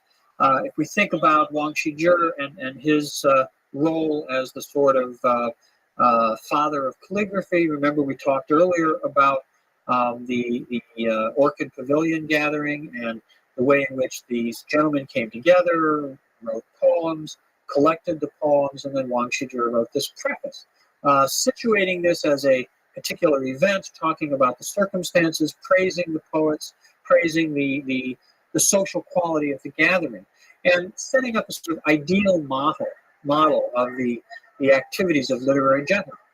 Well, that kind of collective consciousness, that kind of shared cultural experience, is also embedded in painting and calligraphy. There's an intended audience out there. It isn't just a one-on-one like writing a letter to someone, but there's an intended audience that's going to be there to receive the impressions of what it is that you have inside of you. Okay, in this sense, art is essentially up through the Tang Dynasty is essentially sort of didactic. It's essentially sort of almost illustrative or narrative. And when we look at particularly painting, we can see that if we start with Gu Kaizhi as the first named artist, and we follow down through a whole series of other artists who emerge down through the Tang, mostly what we'll see is that their paintings are meant to illustrate other kinds of stories. A very famous example we talked about in the Tang Dynasty at the time of the Anlushan Rebellion, when the emperor is forced to flee off to Sichuan, and his hapless consort, Yang Guifei, is strangled and left by the roadside. Well, paintings of that story, paintings of that image, become very popular, very famous in later times. But what's important in them is the story. Okay, they are narrative, they are illustrative, they are didactic in that sense, in that they are illustrating a tale, illustrating a sort of moral account. And this, in some ways, indicates the way in which painting is subordinate, I suppose you could say, to literary culture overall. That we've talked about the realm of Wen, the literary cultural tradition, and painting down through the top is something which illustrates that literary cultural tradition. All right. Now, when we get to the Song Dynasty, when we get to the later part of the 10th century and on into the 11th century, there are some very profound changes that take place in painting. And in particular, the painting of natural scenes, the painting of landscape, undergoes a great transformation and really moves to sort of the mainstream or the center stage of artistic expression. Now, this is, in some ways, this is an expression or a manifestation, an example of the same concern with Li, with the idea of natural patterns, natural principles that we talked about last time in terms of cosmological thinkers in the Northern Song. Looking at the world around us not simply as a background, but as a focus in itself, looking at the world as a place from which we can derive an understanding of the natural order of things. Northern Song landscape painting begins to represent human life, human activity, not as the main focus, not as the narrative discourse which needs to be illustrated, but as just one element in a much larger natural order. And indeed, often a rather peripheral and marginal presence in that natural order. A good example, a sort of very classic example of this, is a painting by the artist Fan Quan, a painting called Travelers in the Mountains, or sometimes Travelers Among Streams and Mountains. The title varies from time to time. But it's a large, very large hanging scroll painting. It's in a vertical format.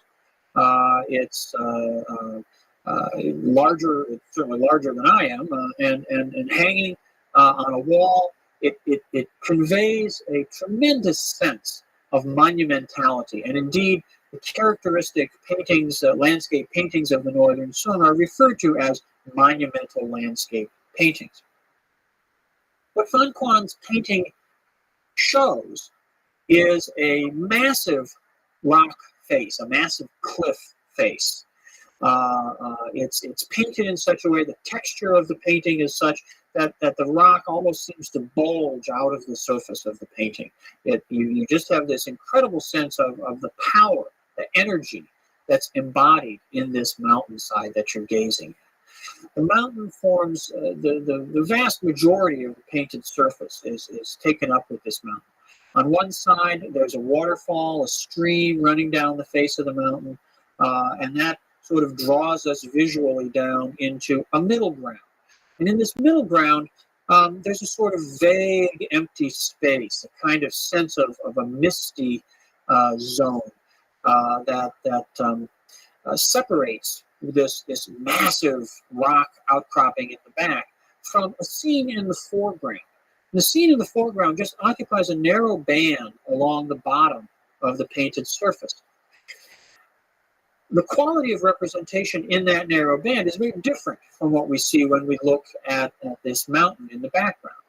In the foreground, we have a scene which is much more detailed. Of course, it's closer, and there's a sense of perspective here. There's a sense of the depth of the painted surface here that's in some ways very new and much more, in a sense, realistic than what we see in earlier Chinese painting. Pine trees, rocks, other kinds of bushes and shrubs are placed about in this foreground band at the bottom of the painting. And then there are two other elements that are present in this image in the front. One, at the very back, at the back of the foreground, and mixed in with the tops of pine trees, you can see the roofs of several buildings. And you can tell from the architectural style that these are large buildings, and they're probably, for example, the roofs of a Buddhist monastery. Buddhist monasteries were frequently situated out in mountain settings, in remote locations where people could go and retreat from the world around them. So there's a sense here of the presence of these buildings in amongst the forest. And then right down at the very base of the painting, down in the lower right-hand corner, there are several small figures. And if you look closely at them, they are some pack mules and a few travelers walking along with them. These are the travelers amongst the mountains, or the travelers amongst streams and mountains. The whole painting is a monumental space, a huge expanse. These figures are a tiny little presence down in the corner, emerging out of the forest, following along on a little footpath, and you know that they will pass across the space in front of us and disappear off wherever it is that they're going. Perhaps they're coming from the monastery, perhaps the monastery. Hell yeah. Put it on the board. Yes. We got a green Lamborghini going to Seamus. Excellent, dog. Are you retired yet? Are you retired yet, baby?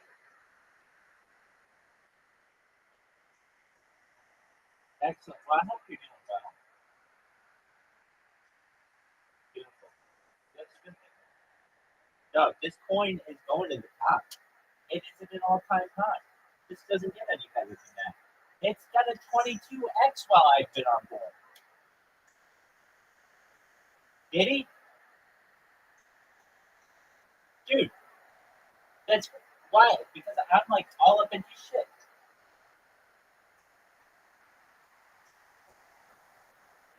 Hell yeah.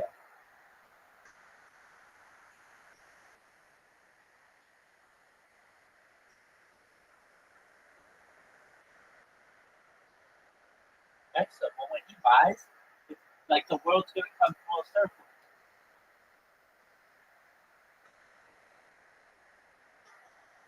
I mean, it's hello.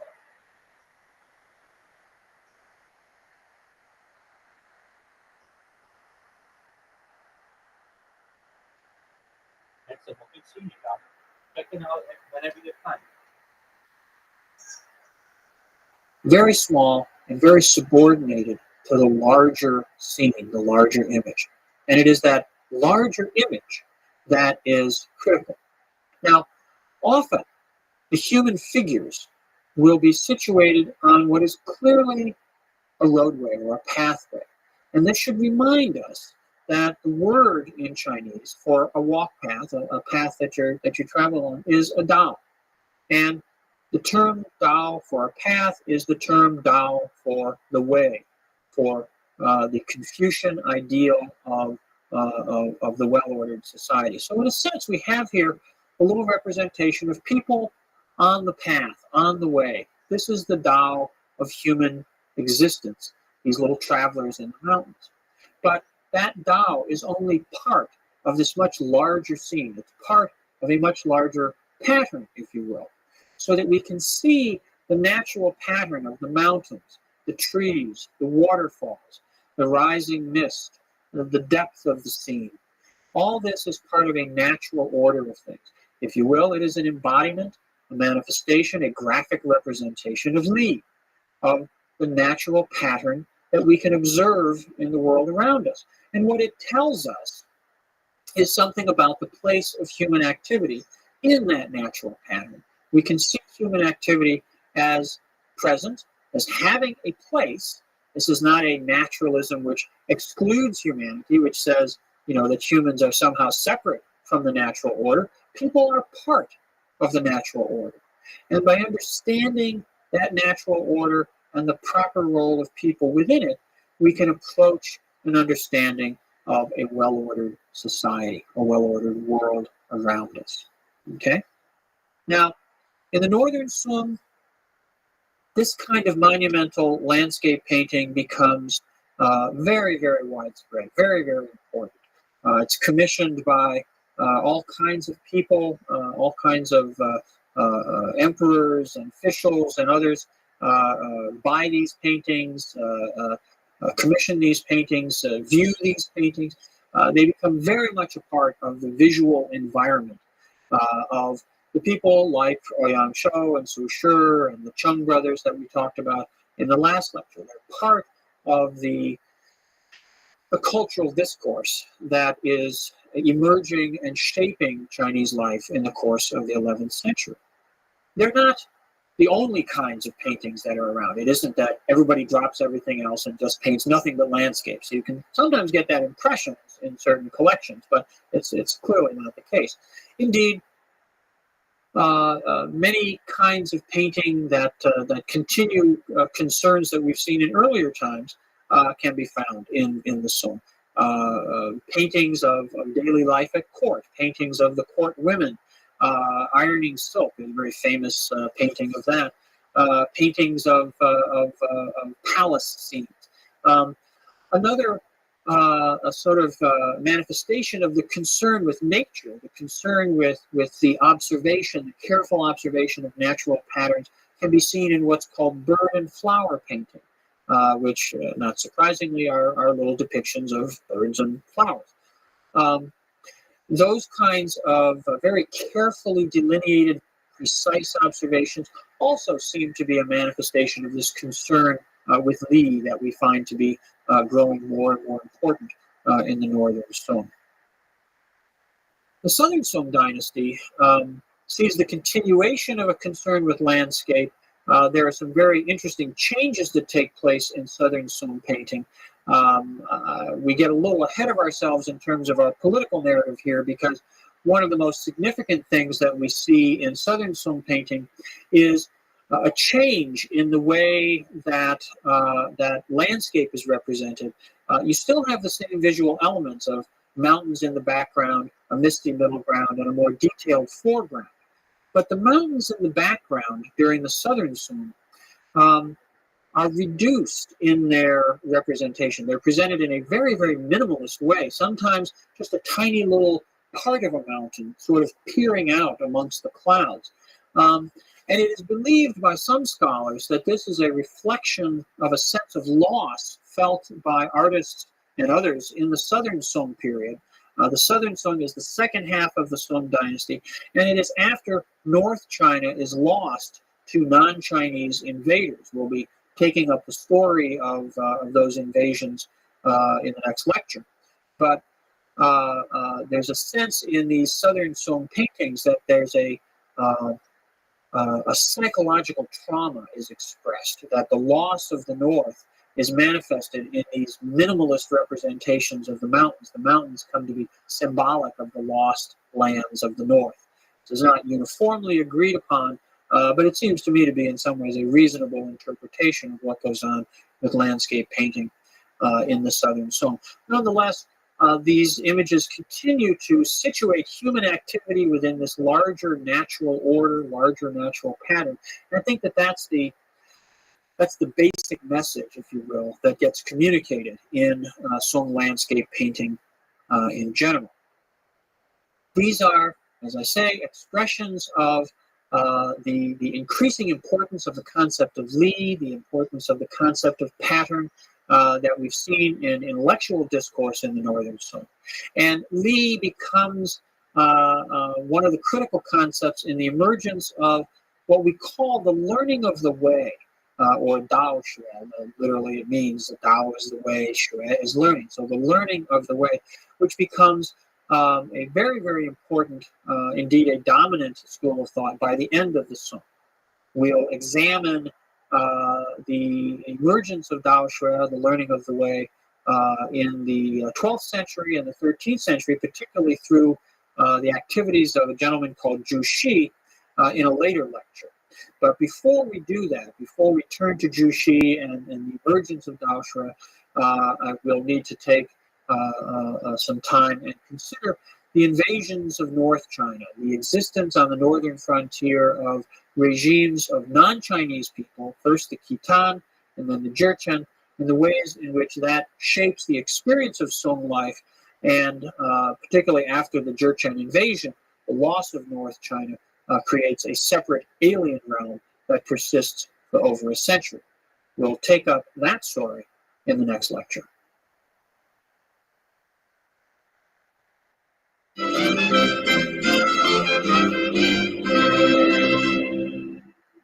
We've been talking about the Song dynasty, which arose in China after the collapse of the Tang at the beginning of the 10th century, and then the 50-plus year period of disunity and chaos, the Five Dynasties period. Today, in this lecture, I'd like to drop back in time a little bit from the Song to the period at the end of the Tang, and turn our attention to the north, where non-Chinese peoples put together states that picked up some of the political, stepped into the political vacuum, picked up the slack after the collapse of the Tang, and created states which enter into the Chinese historical record as dynasties, but which were not part of the mainstream of Chinese dynastic succession. These are alien states which controlled some portion of Chinese territory. We'll talk about two principal examples of this, the Liao dynasty and the Jin dynasty. These were not the only non-Chinese people, non-Chinese states that came into existence in the wake of the fall of the Tang. And indeed, there were other non-Chinese peoples who had organized states and sometimes fairly extensive empires outside the reach of Chinese political control. The Tibetans, for example, had created a fairly extensive empire in the 7th and 8th centuries, up on the plateau to the west of China, and sometimes reaching into Chinese territory and challenging Chinese power, Tang power, along the western frontier. The Uyghurs, one of the Turkic peoples who had risen to prominence in Central Asia, particularly in what is today the western part of China, Xinjiang province in China. The Uyghurs had spread an empire across the Tarim Basin, and encompassing some of the great trading cities along the Silk Road in the west. Mongol tribes were scattered out on the grasslands north and west of China. They did not at this time come together and form a particularly coherent political entity, but as we'll see in some later lectures, they were soon to surpass everyone else in terms of the size of a state which they would create. That's a story for a little bit later. It's in the northeast that we have the two stories that we want to look at in this lecture, the two states that rise up and take control of parts of Chinese territory, constituting an ongoing challenge to the order created by the Song dynasty. The first of these was the Liao dynasty, as I've mentioned, formed by a people called the Khitan, and the second is the Jin dynasty, formed by a people called the Jurchen. And we'll take their stories one after the other in the way in which they succeeded one another historically. The Northeast, what the Chinese refer to as the Northeast, the area that Westerners in the modern period we tend to call Manchuria, named after the Manchu people who were very prominent there, as we'll see in later lectures, from the 16th and 17th centuries on, but much later than the time we're talking about now. The northeast part of China is an area very different from the Chinese heartland. It's not an area of extensive agriculture. It's not an area of lots of grain growing the way that China proper is. But it's also somewhat different from some of the other peripheral zones, some of the other marginal zones. Mongolia is a grassland. Xinjiang, Central Asia, is largely very arid.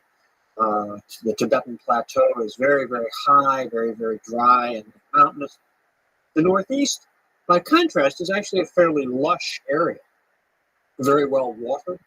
There are mountains there, but they're not anywhere near as high as those in Tibet. Heavily forested, but interspersed there are very lush valleys. It's a wonderful area for hunting, for fishing.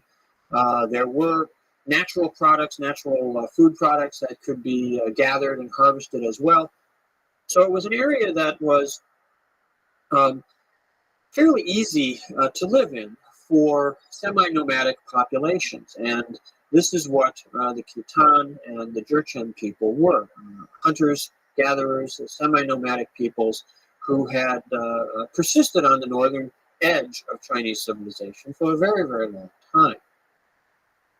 In 907, when the Tang dynasty disappears, when the last Tang emperor is done away with, as there's a sort of scramble for power taking place elsewhere, and as China collapses and fragments into this period of the five dynasties, a leader of Khitan people, a man called Abaoji, seizes power in that area, proclaims his power, essentially, in the area to the north and east of the Chinese frontier. And he sets up a state, a claim to government, which he calls a dynasty, an emulation of the Chinese model. Of course, the Khitan had been very familiar with the Tang. The Tang had exercised political control, either directly or sort of by extension, by proximity, many of the Khitan people, so that the collapse of the Tang dynasty has a very direct impact on this area. It results in the disappearance of what had been an established political authority. And Abaoji steps in and says that he will replace that authority. He will take over and exercise power and leadership where the Tang, where the Chinese are no longer able to do so. And he spends the next 20 years basically conducting military campaigns to extend and consolidate his power and the power of the Khitan people. Now, what Abaoji does is fairly radical, because he makes a break with traditional Khitan modes of leadership, I suppose you could say. The Khitan, as a tribal people, a semi-nomadic people living in the forests and valleys of the Northeast, had not had a highly organized, highly centralized political system prior to this.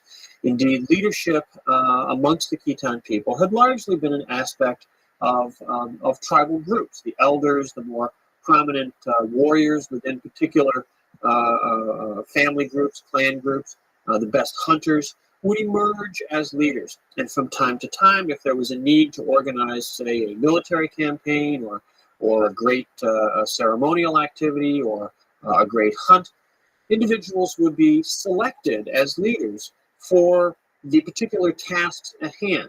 But when those tasks were accomplished, they would simply revert to being one of many prominent individuals within the tribal community. What Abaoji does is to emulate the Chinese model and set himself up as a single ruler, set himself up, in effect, as an emperor. And his adoption of a dynastic title to call his regime the Liao dynasty is a reflection of this change. And it wasn't one that was made easily. It wasn't one which the Khitan people immediately, universally accepted. It took a lot of political maneuvering for Abaoji to consolidate his position. And the military campaigns that he conducted over the first 2 decades of his reign were part of this, because the spoils that he captured, the spoils that his armies were able to seize, he would distribute amongst his followers. And this kind of largesse, this kind of granting out of favor by Abaoji served to cement the loyalty of his followers and helped to stabilize the power that he had seized.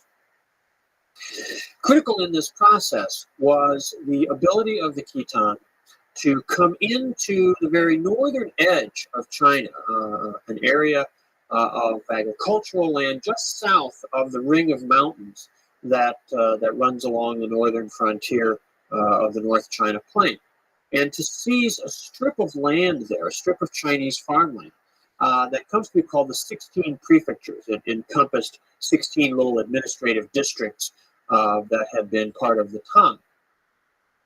The 16 prefectures are very different from the rest of the territory that the Liao dynasty controls. All the rest of Liao territory is mountains and forests and river valleys, and very lightly populated. The Khitan people are really very thinly distributed over most of their territory.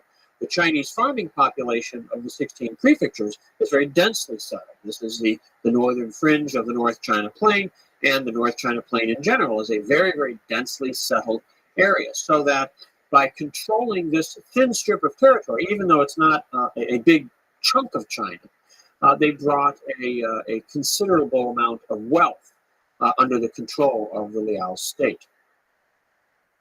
The Chinese, the Song dynasty, when it arises after 960, wants to regain these territories. They don't like the idea of Chinese territory being controlled by an alien state, by a non-Chinese people. And so the Song dynasty, once it has consolidated power, once it has reunified the empire and sort of stabilized itself, prepares to try to regain these territories in the north, try to regain the 16 prefectures. And in the year 1004, and again in the year 1044, major military campaigns are launched attacking the Khitan and trying to seize these Chinese farmland controlled by the Liao.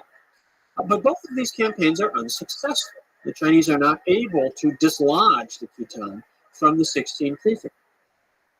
And this results in some very humiliating moments for the Song dynasty. Both in 1004 and in 1044, after the military campaigns are over, after the Chinese forces have proven unsuccessful, the Song is forced to sign treaties with the Liao.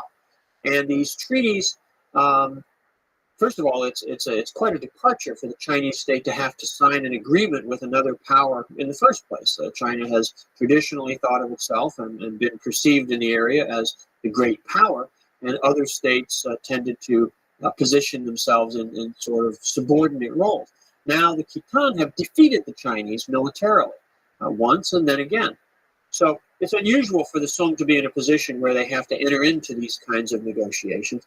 And what they wind up agreeing to in these treaties is to pay annual subsidies to the Khitan rulers, to the emperors of the Liao dynasty. They send off large quantities of silver and large quantities of cloth, mostly silk, but also some cotton cloth and things like that. These annual subsidies that are established in the first treaty in 1004 are doubled under the Treaty of 1044, when the Chinese lose the second war with the Khitan. After 1044, the Chinese decide that military reconquest of these areas is not a cost-effective undertaking, that they're not going to be successful in this, and they don't launch any more campaigns against the Khitan to try to regain these territories. For the Khitan, the Chinese subsidies are a significant source of income. They're a significant humiliation for the Chinese. They're not really that much of an economic drain. The amount of silver, the amount of silk that's being shipped off to the north doesn't really put much of a dent in the Chinese treasury. But it is psychologically a very humiliating experience for China to have to accept this kind of situation. Well, the Khitan state, the Liao dynasty, evolves as time goes by in ways which, in some ways, are a little familiar to us already. We may think back to the period when the Turkic peoples had come into northwest China and established the northern dynasties, states like the Wei dynasty of the Toba Turks. And we talked about the process of cultural accommodation that took place with this conquest elite and the much larger Chinese population. You don't have exactly that situation in terms of the Khitan state because they retain their homeland. They haven't migrated into China. They've simply acquired a portion of Chinese territory. But the Chinese population of the Liao state as a whole is about 70% of the total population. The 16 prefectures are so densely populated that even though they're a small portion of the territory, population-wise, they are very, very significant. So the Khitan developed what we call a system of dual administration, which is to say that in the 16 prefectures, in the territories with a Chinese population, they use Chinese administrative techniques. They use the Chinese bureaucratic system that was already in place to continue to administer those territories.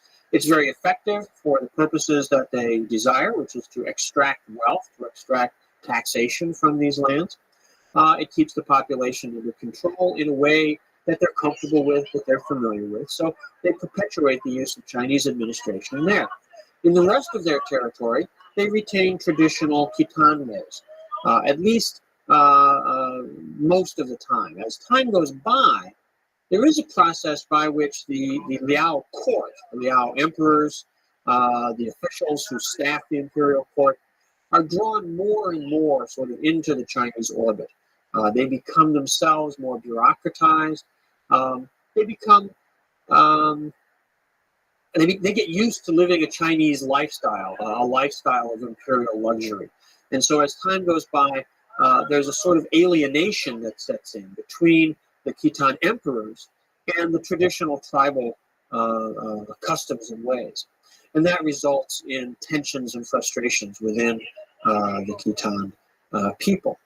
Also, the emperors, the Khitan emperors, the Liao emperors, reward their followers often by granting them bits of land, mostly from the 16 prefectures. These are sources of wealth that they can give to their followers, but in a pattern that, again, we've seen similar instances before, when they grant these lands, they're often tax exempt, and that diminishes the revenues coming into the state and leads to various problems in terms of state finances. The subsidies coming in from China are very helpful, but they're not sufficient to completely offset some of these revenue declines.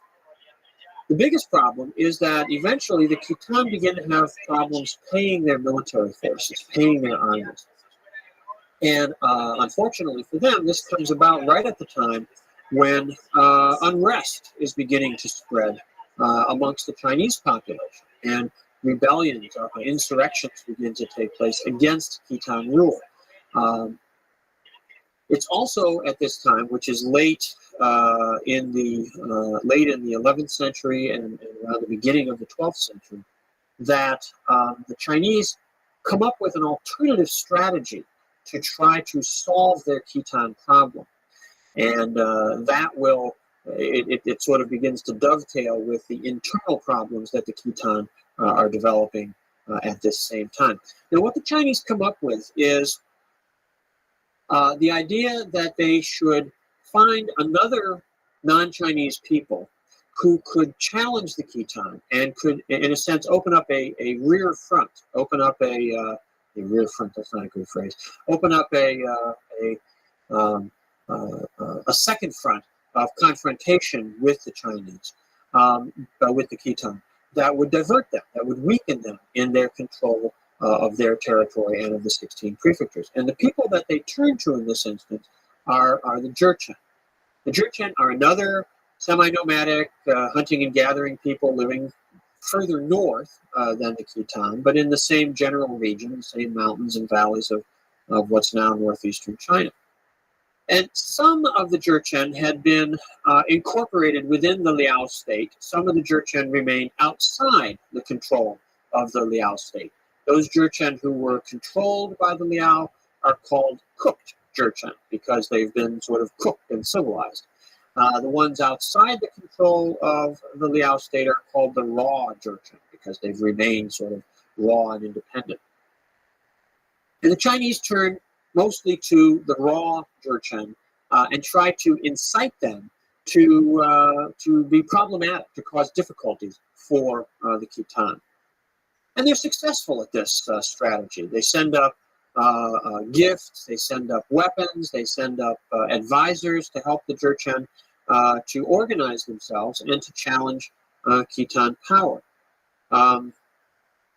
In particular, they hook up with a Jurchen leader, a man named Aguda, who has his own grievances with the Liao state, and they encourage him in his defiance of the Khitan emperor.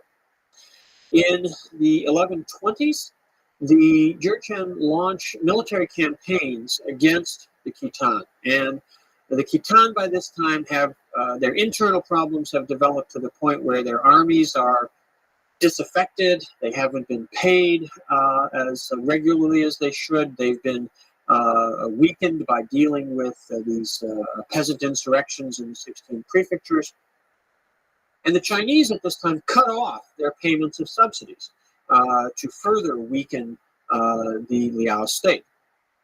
So the Jurchen are able, in several years of military campaigning, to invade and destroy the Liao dynasty. And they basically sweep it away by the mid-1120s.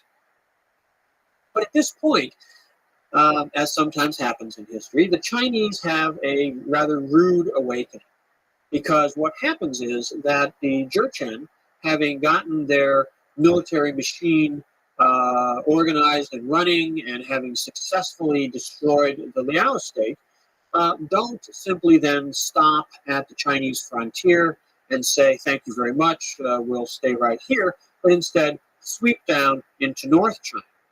And in the latter part of the 1120s, they seize much of northern China, the North China Plain. They capture around 1126, 1127, the northern Sung capital at Kaifeng. And indeed, the capture of Kaifeng becomes an even greater humiliation for the Sung than the subsidies that they had been forced to pay to the Khitan, because when the Jurchen capture Kaifeng, they capture the Chinese emperor. They capture the emperor. They even capture the emperor's mother, which in a good Confucian society is a very, very bad thing. It's bad enough to have the emperor caught, but to have his mother seized as well is really unfilial. It's inappropriate. The emperor and members of the imperial family are carried off into captivity by the Jurchen, back up into the north, and live out their lives there. They're never ransomed. They're never returned to the Chinese side. Another younger member of the imperial family emerges and is put on the throne. The court flees to the south. There's a period of several years where, in effect, the Jurchen armies kind of chase the Chinese court from one place to another. Eventually, the court actually flees to some offshore islands for a short while. Finally, the Sung forces are able to regroup, mobilize new resources, particularly further south, and start to reassert some pressure to push the Jurchen back. But they're unable to drive them out of North China. By the early 1130s, a line of control, a line of demarcation emerges about midway between the Yellow River in the north and the Yangtze River in the south. And north of that line is controlled by the Jurchen. South of that line remains in the hands of the Chinese, of the Song dynasty. And that results in in the Chinese side, we enter into the period that we call the Southern Song. The Southern Song, the second half of the Song dynasty. A new capital is established. Kaifeng is now in the hands of the Jurchen. So the Chinese establish a new capital at a city called Hangzhou, which is down in what is today Zhejiang province. It's a city right on the South China coast. It's the only Chinese capital in history to be located on the coast, to be a port city. And it is always referred to by the Southern Song dynasty as a temporary capital. There's a myth, there's a hope that the north will eventually be regained and that dynastic rule will go back to the traditional centers of political power. That never happens. The north remains in the hands of the Jurchen from the 1120s for more than 100 years. Now, the Jurchen set up their own dynastic rule, and they call their dynasty the Jin dynasty. Jin in Chinese means gold, and it's part of the clan identity of the dominant group within the Jurchen people, the Golden Clan. So the Jin dynasty is set up by the Jurchen, and it too develops a system like that of the Liao dynasty, of what we might call dual administration, because again, the Jurchen have an extensive homeland beyond the realm of Chinese settlement, but they now control vastly more of China than the Khitan ever had done. And indeed, the Jurchen are vastly outnumbered by the Chinese. It's not a matter of 70%. It's well over 90%. And indeed, the Jurchen, there are perhaps a million of them altogether. And in North China, the overall population is perhaps 60 million or more of Chinese. So the Jurchen are much more, as the Turks had been earlier, a thin layer on top of a vast Chinese society. So they retain a system of dual administration to control their homeland and to administer their Chinese territories using the two distinctive systems. But for the Jin dynasty, there's a much more rapid process of accommodation and transformation that takes place. And the Jin dynasty, within just a generation or two, really becomes a Chinese state. Indeed, many of the Jurchen people move from the forests of the north into China and adopt Chinese lifestyle. Many of them settle down and acquire land and become, if not farmers, at least landowners, estate proprietors. And the Jurchen dimension of the Jin state diminishes considerably. It doesn't disappear entirely, but it does become much less significant than the Khitan element had been in the Liao state. The Jin dynasty, as a essentially Chinese state, has some interesting characteristics. It retains a lot of the features that had been in place during the Northern Song. A lot of the intellectual debates that we talked about back in the 11th century in Northern Song, particularly the concerns of the statecraft thinkers and the literary gentlemen, the Wenren, continue to be the mainstream of intellectual culture in the Jin period. And as we'll see in another lecture, in the Southern Song, in South China at this time, rather different ideas become more significant and more dominant. But in the north, there's a great deal of continuity, actually, between the Northern Song and the Jin period, not only in terms of philosophy and intellectual culture, but artistically, in terms of poetry, other kinds of expression.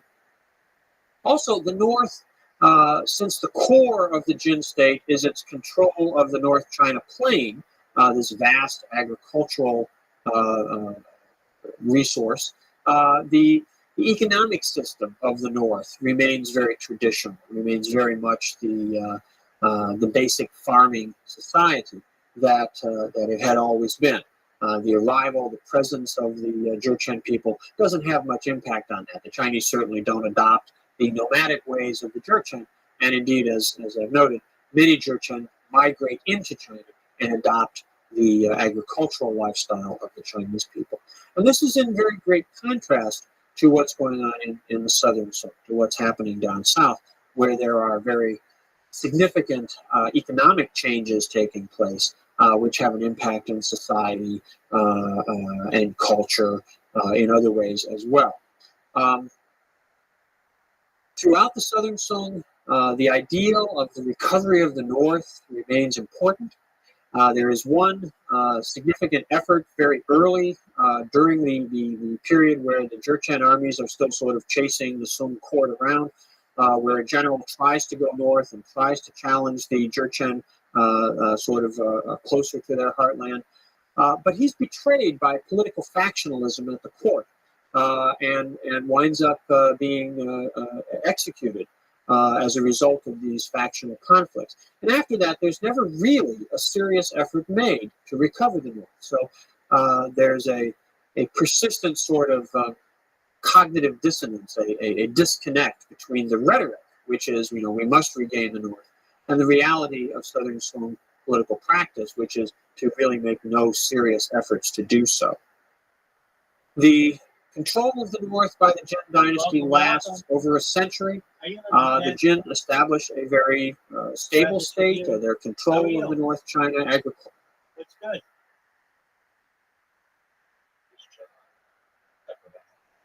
Dog, you're fucking Vikings. How'd you like that, man? I know. I just fucked them, man. I fucked them hard. You know the history. They've never been in a Super Bowl. They haven't been in a Super Bowl. They haven't won a Super Bowl. Have they? Never. Yeah. But they are the only NFL team that hasn't won a Super Bowl. That's a fun exchange.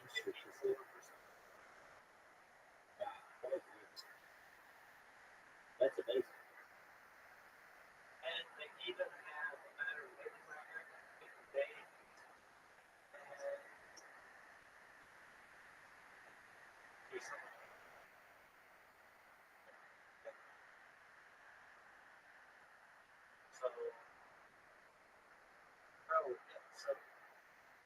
They were ranked number one last week. Ranked number one again this week. Going to the bye week.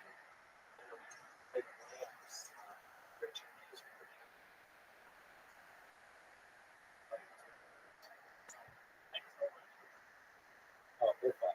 Yeah, they're losing this next week. They're losing the next week. Enjoy it, you guys.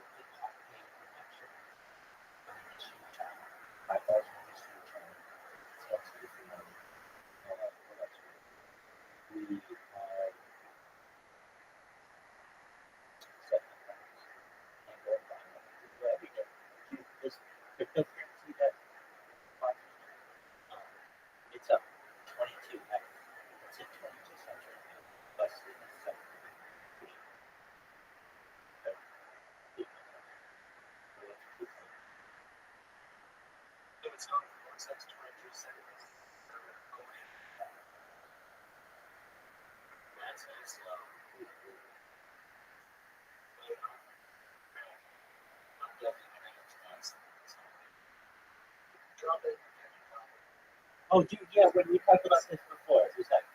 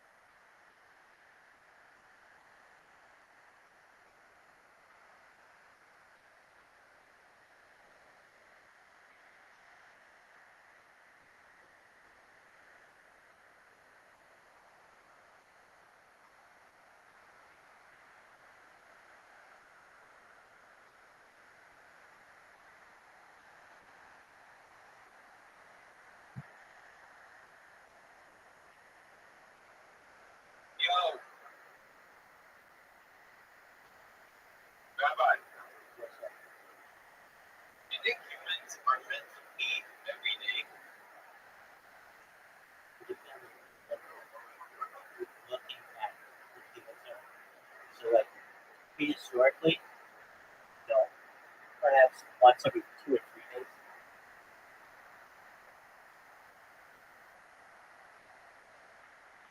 When you You're not meant to eat every day, right? your body's supposed to go through what's known as ketogenesis, which is what you're going through now. Probably it's just high energy. You don't understand why your body's basically running off its own fat, and it takes like 8 to 36 hours worth of sugar depletion, and then you'll hit like this high. And that used to happen to people in pre-circuit. Boy, sick. So what would the prehistoric people eat? What would they not eat? Is it like unknown? Like No, what we would they know. catch from? No, we know. Yeah, so it is when they would take something. So what they would do, generally, there are nomadic people who would follow herds of animals like mammoths and gazelle and deer, and eventually they would chase this stuff down until it was exhausted, and basically throw rocks and spears, and eventually kill it, and they would eat it all. Prior to that, we would eat like perhaps anything we could forage, so basically nuts and organic things, honey, berries, and fruits and vegetables. So it's a constant movement just to eat something. Absolutely.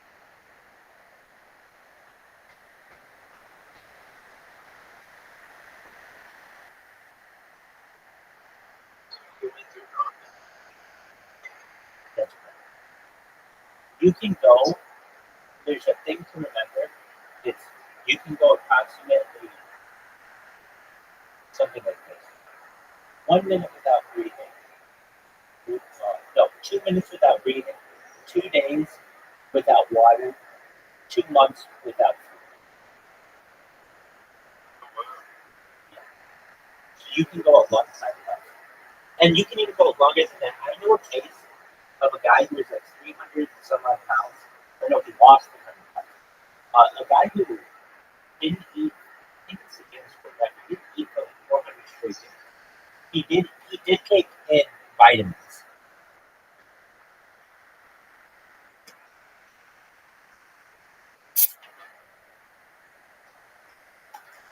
He was just alive. Yep, he didn't eat for like 412 days. And his body just ate off his own fat. You have to understand, like, if you were, I mean, only up until the most recent time you've been able to get carbohydrates to be able to get as fat as you want. Basically, food, not basically, this is science. Food is one of three things, basically. It's either carbohydrates, protein, or fat, everything. Everything from Jolly Ranchers to Coca-Cola to steak to fish, everything is either protein, fat, or carbohydrates. So What's most the best thing to eat?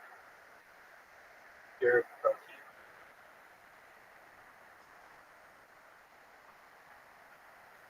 Protein and fat, actually. Yeah, both. And completely stay away from carbohydrates. In fact, your body didn't even really have much carbohydrates. Now, what the fuck are people saying? They're like, oh, carbohydrates are good for you. They don't know, they're told differently. If you've ever seen the movie, you need to watch tonight. Do it right now. I'll watch it with you. Idiocracy. Cheers. Yeah. I'll tell you what, if I give you the links and you share the screen, What did you say? if I give you the link to the movie, will you share your screen? Yeah, man. Excellent. Just one moment, I'll get you the link. What is it? What is it about? It's a very important movie for you to see of what the future of humanity is going to be. Everybody is like stupid and fat, and It's an amazing movie, right? It's not a movie. Thank you, that got to access to the recipe. yeah, exactly. Harry Crews, I can't remember his name. Oh, he's in like a movie where everybody's fat and they're like dumb and shit. They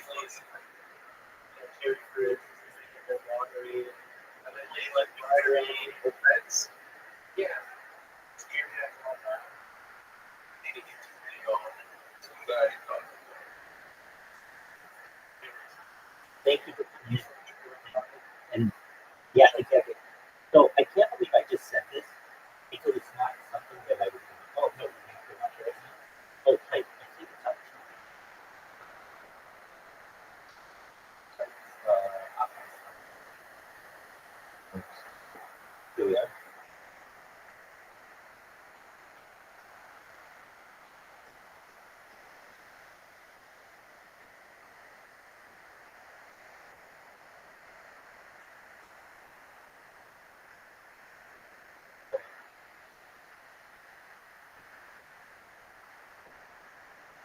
Send you right now. Now, if it doesn't work, we'll get another one. Obviously.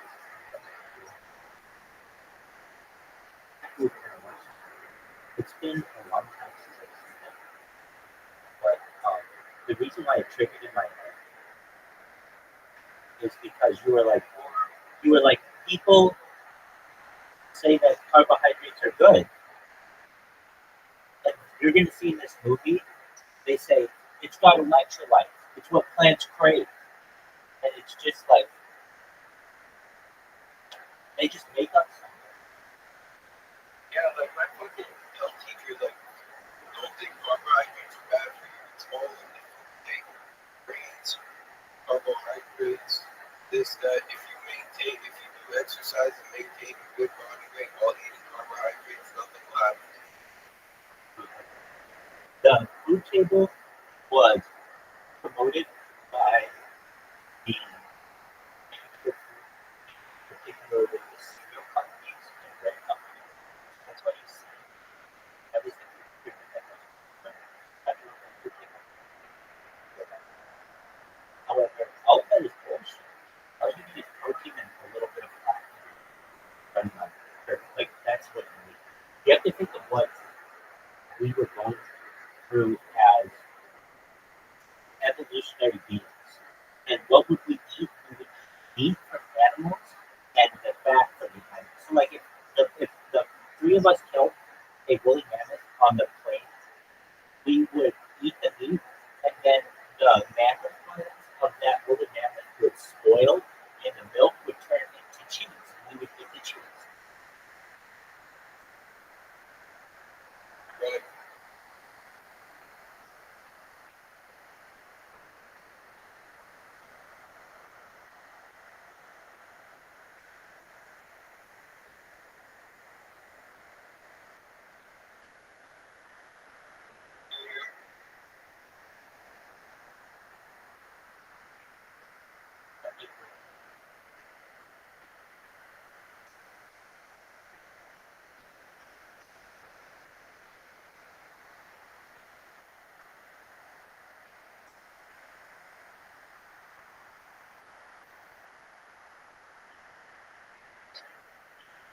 Hell yeah, man. Nursing.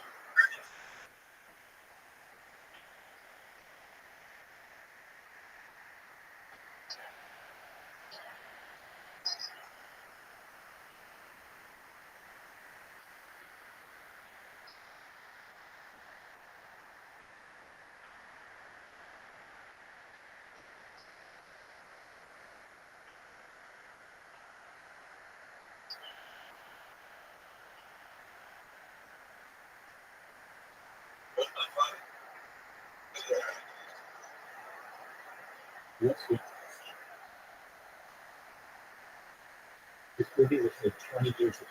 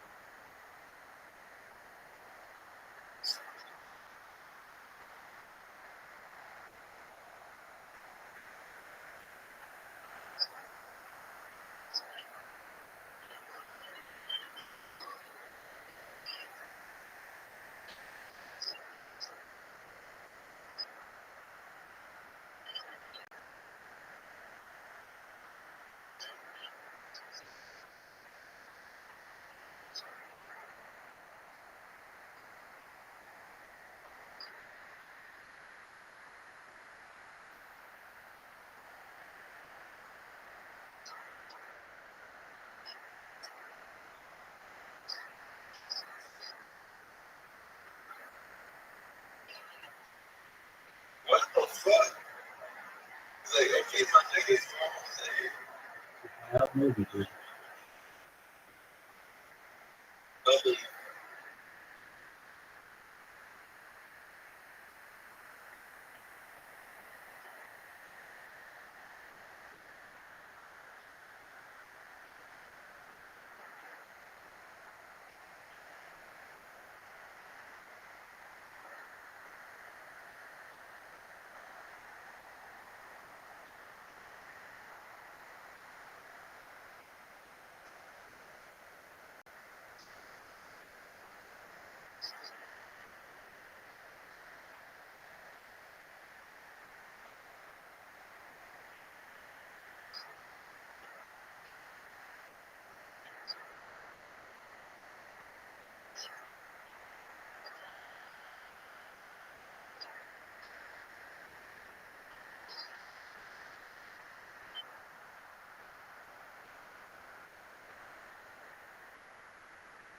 Well, it's just divine.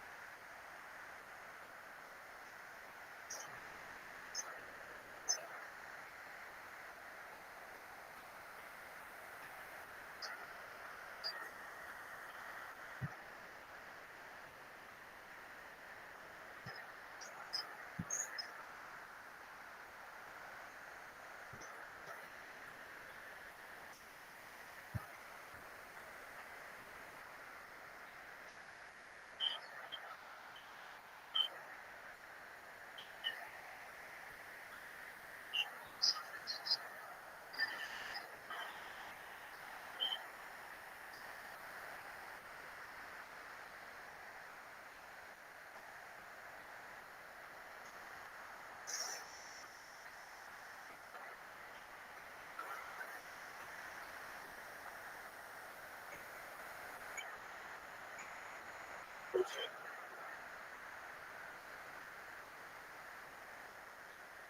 But fuck. They fly Rutgers. You see that? What the fuck?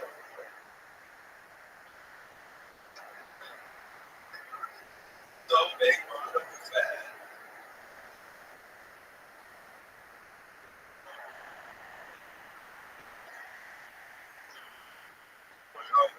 That's fucked.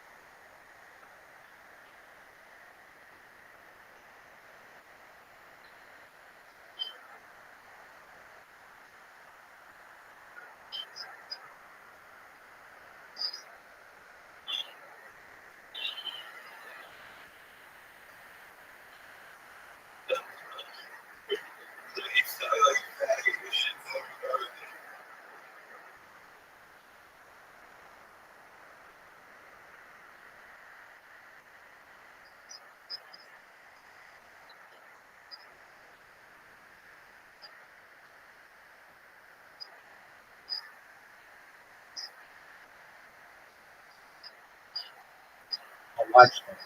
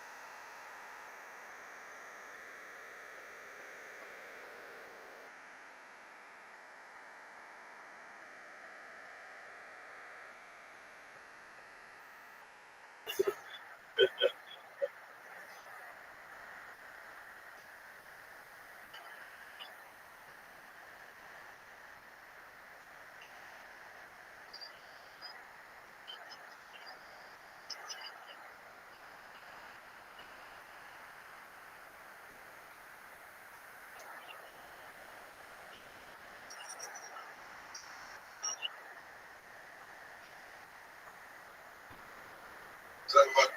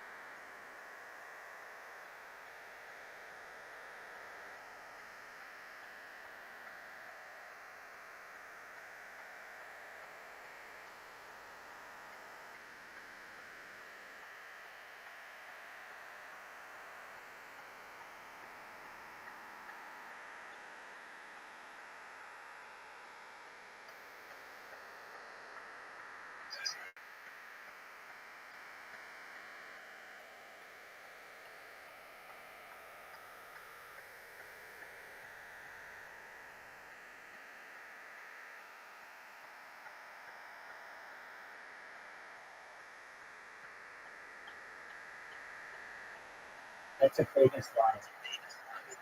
Welcome to Costco. That's how corporate people do it.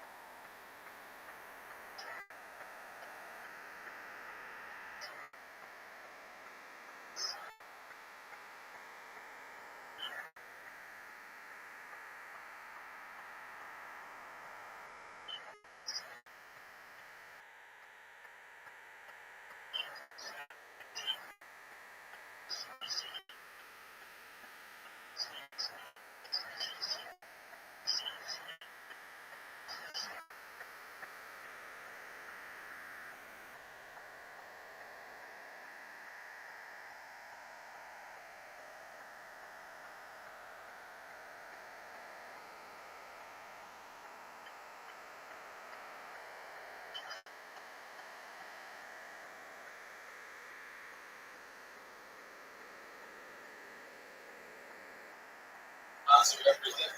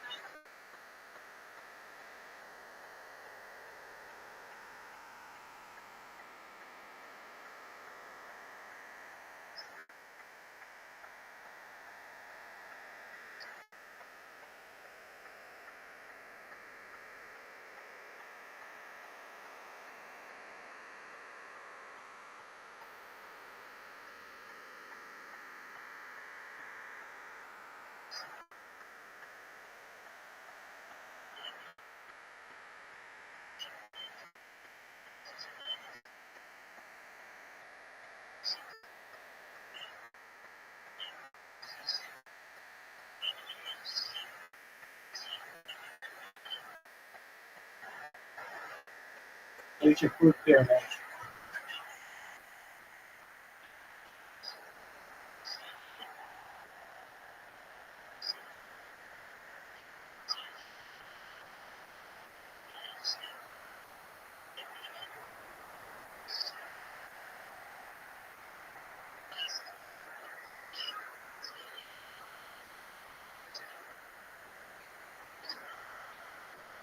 Are you seeing this?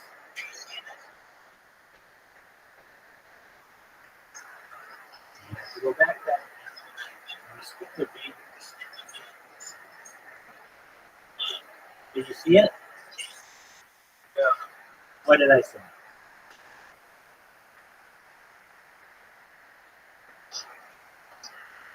Rondo. It has what plants crave.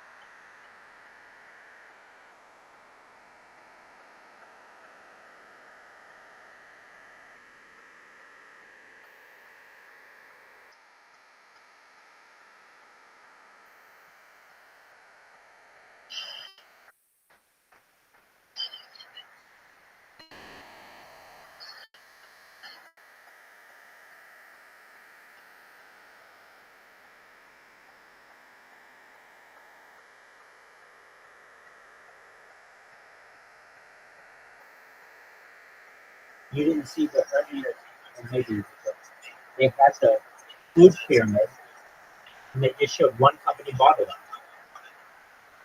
Rondo. Yeah, that's great.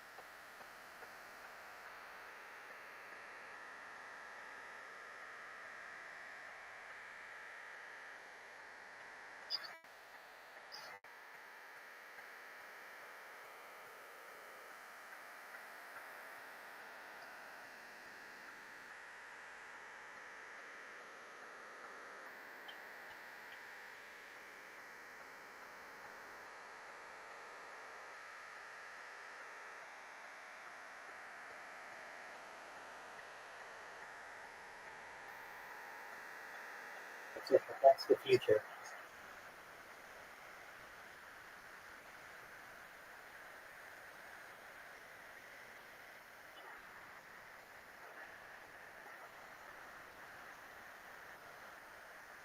Chinese merchant, can you hear me? Chinese merchant. Because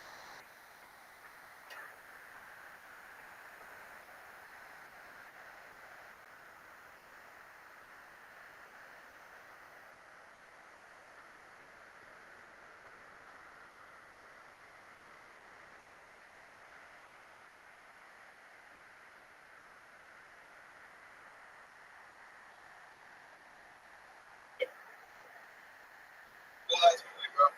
that's it, man. Hey, do you want to know the cure to cancer? Vitamin B17. You got it, bro. 100%. Here.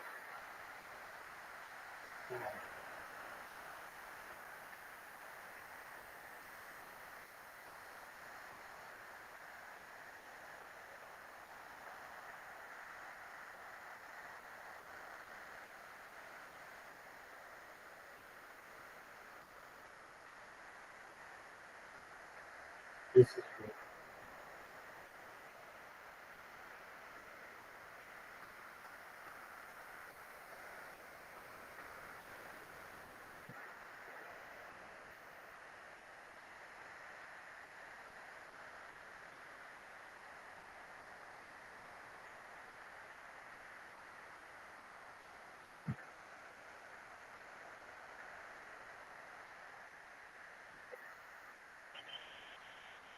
Check out the link I just sent. This one isn't that long, but you'll be able to press every person you know.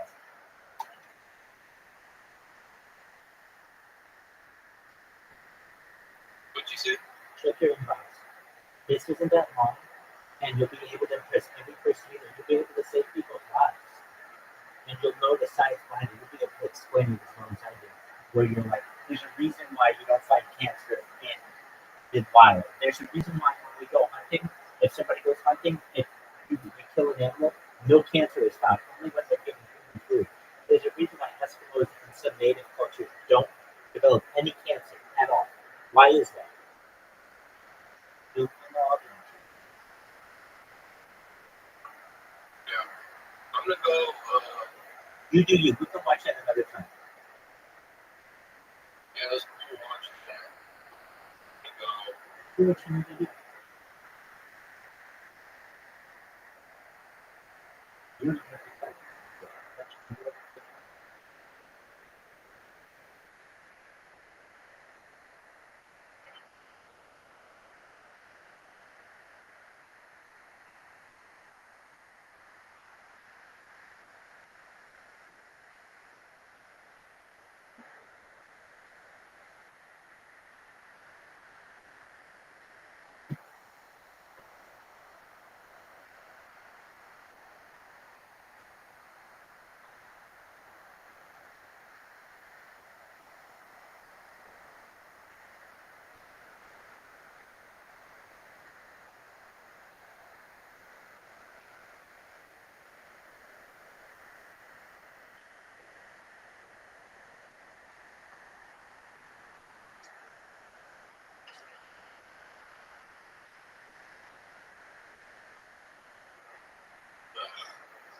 This fucking man. This is so far.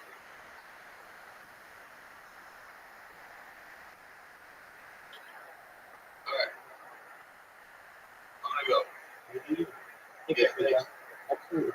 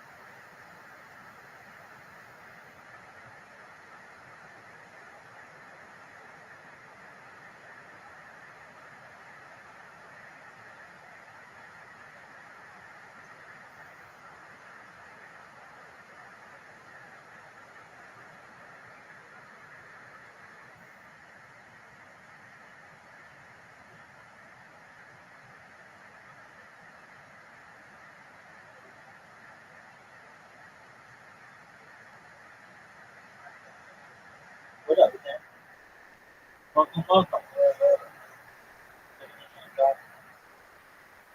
I am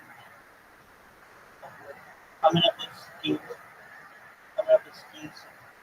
I'm with the world. If you just watch Idiocracy, ever seen that movie?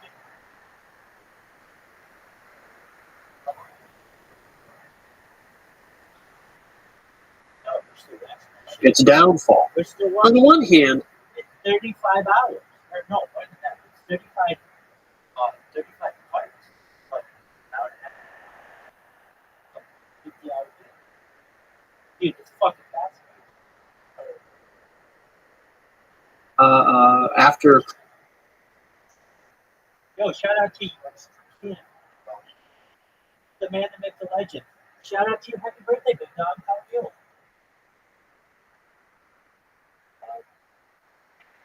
Yes, I can. Oh, shit. It's,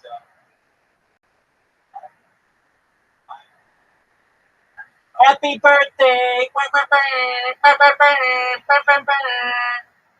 Are you slinging dick like it's going out of style? Yo, dog, are you slinging dick like it's going out of style? That's what I'm talking about.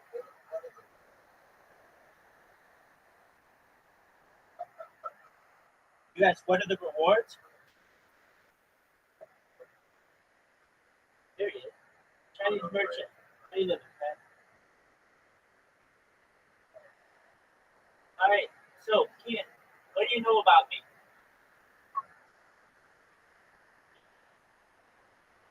Are you? All right. You ready? You ready for my spiel? Here we go. Welcome, welcome, motherfucker. I am Rabbi Rothschild. I stream my life 24/7, 365 for world peace. We've been streaming going back to the pandemic. We've seen the death of a queen, the birth of AI, the coronation of a king, and everything in between. Some of the things that we discuss on the stream that aren't normally discussed in society are things like anti-gravity, antimatter, faster than light travel, dark energy, dark matter. We talk about de-extinction, where we bring back animals that were previously extinct. This has already been completed in 2003 with the Pyrenean Ibex.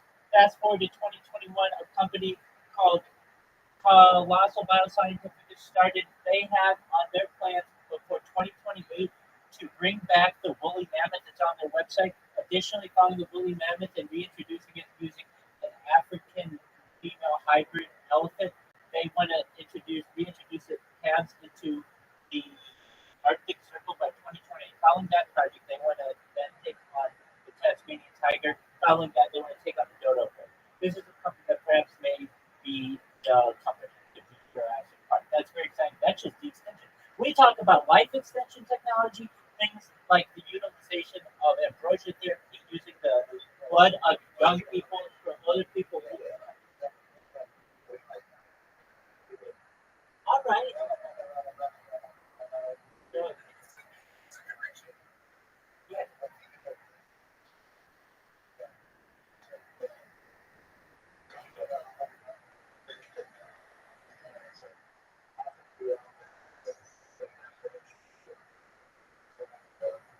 Okay, everybody shut the fuck up and let me continue. Let me see if it can you hear me? Can you hear me? I don't mean to be rude. Apologies. I want you to be able to hear me. All right. So I hear it. I hear this. I hear it.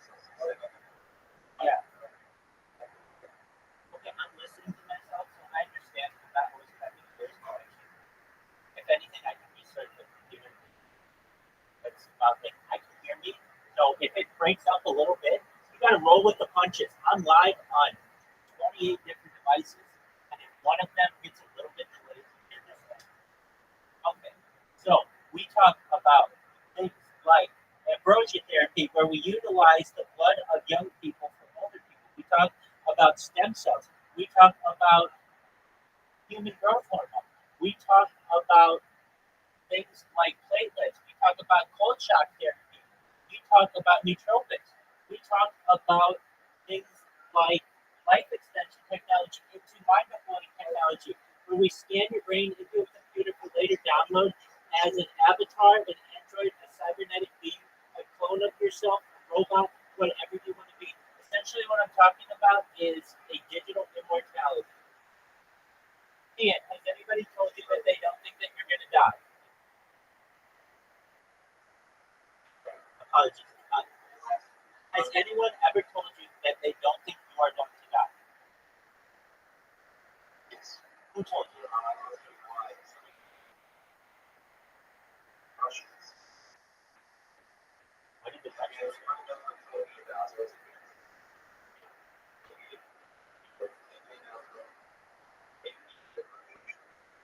Something I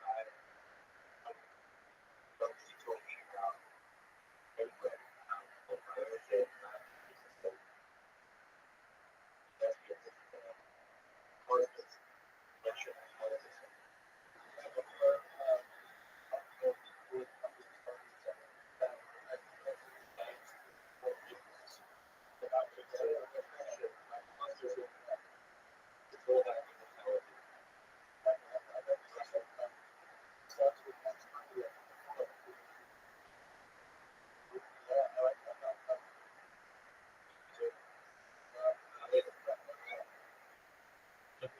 Well, then I'm the second person to be able to tell you this. I don't think you're going to die. I think you're going to be able to utilize life extension technology into microfluidic technology.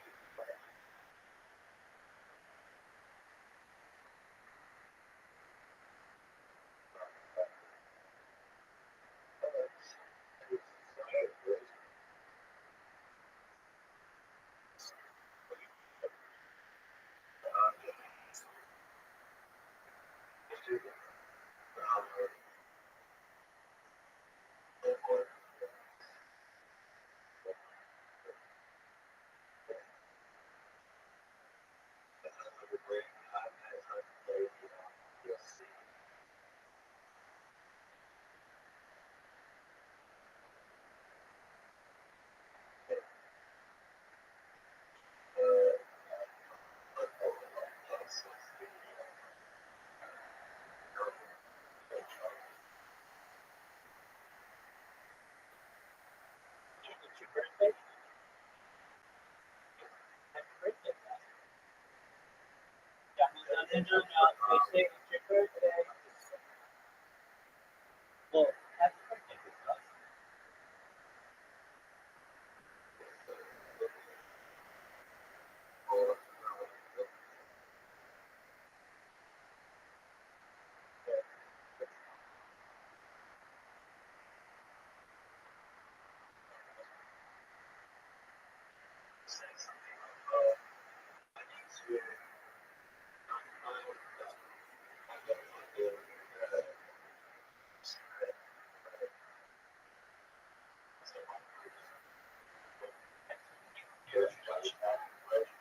The beautiful thing about this is I'm always on. So you go do your thing. I'm the mothership. You go and you go help other people live your life and do whatever you want. And when you're bored, come back to the mothership.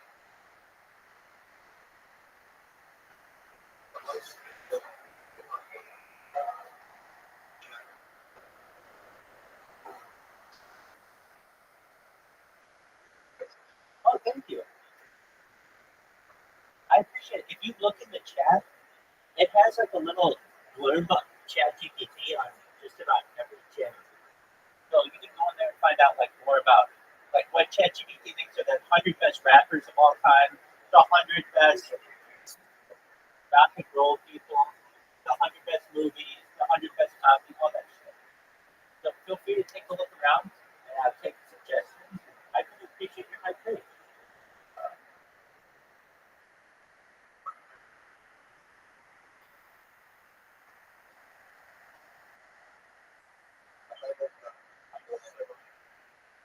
John, John, you haven't seen my blog. You have to see my blog. Before you go, I know you're gonna have a cigarette, but please go to rabbirothschild.blogspot.com. And there's only one entry, but it's all my Chat GPT inquiries, and I'll tell you like 100 different ways to travel faster than the speed of light. and 100 different aspects of the Men in Black cards. The like Men in Black people who like visit people when they see aliens and shit. I have 100 different ways to extend your life, 100 different ways to perhaps use telepathy or telekinesis. It's just, I asked ChatGPT all the biggest questions in the world. So take a look, it's really interesting.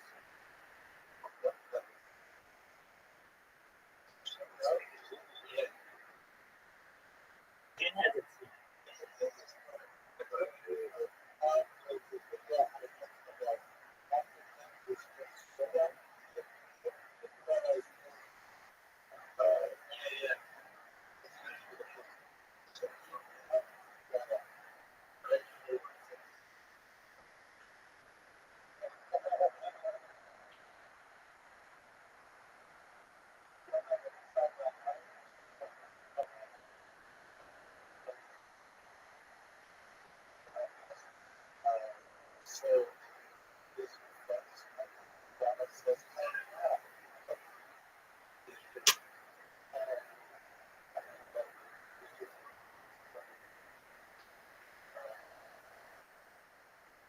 In that list, it gives 100 different ways to give a woman an orgasm.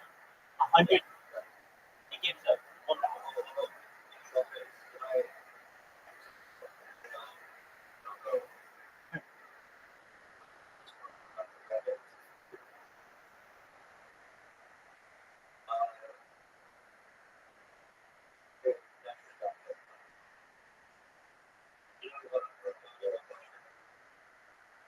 Okay.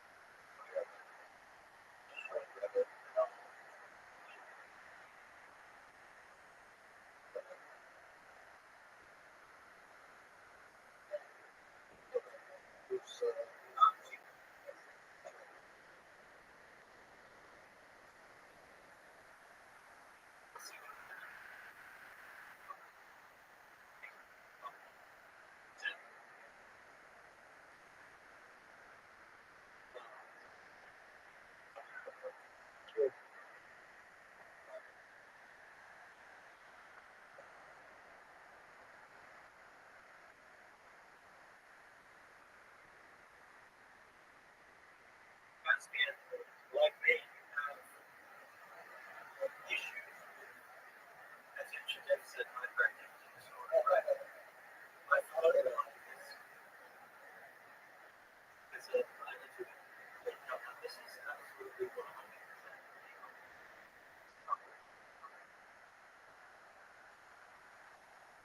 Yeah, I do have a good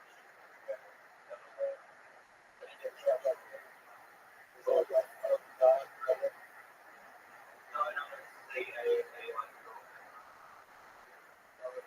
it's it's common, except it's a medication. I'm not sure for it's most you have to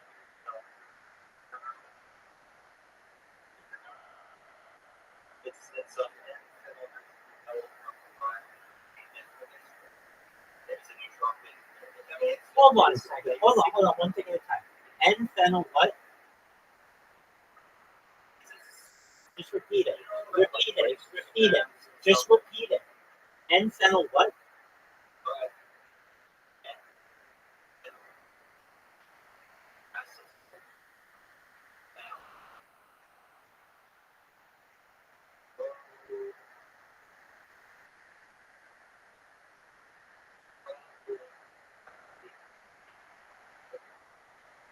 Okay, prolo.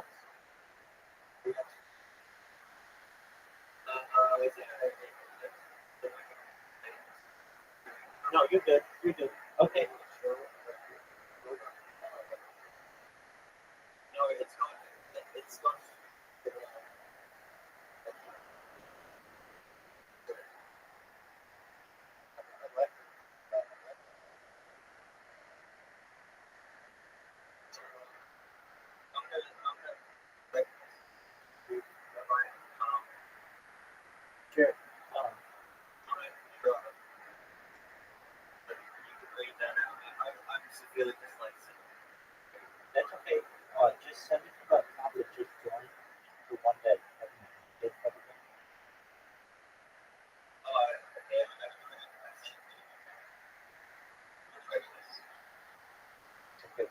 under any other substance.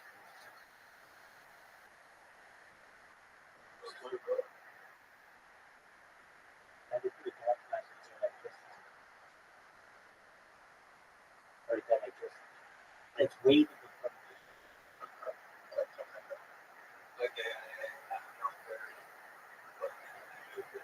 Dog, you have eyes. Do you see the rabbi waving to you right in front of the camera? Excellent. Send it to that.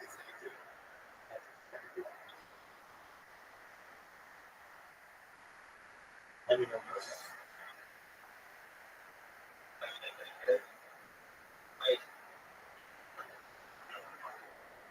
Oh, will that come back? That's okay. That's okay. Just the one in my hand in front of it, and I'm waiting.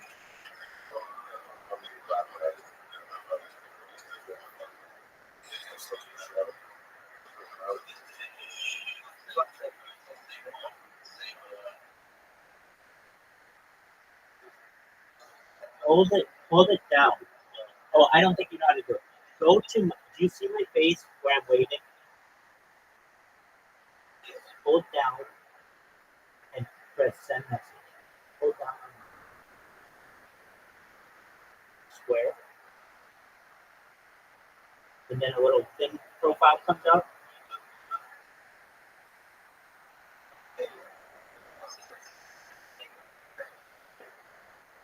Okay, well then maybe you sent it to the right person. It's, I got it. It's super long. I got it. Excellent. Let's find out everything we can about it.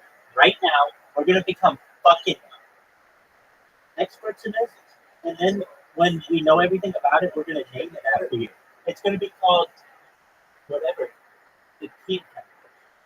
Okay, here we go. Tell me. Here we go. Tell me everything that you know about this.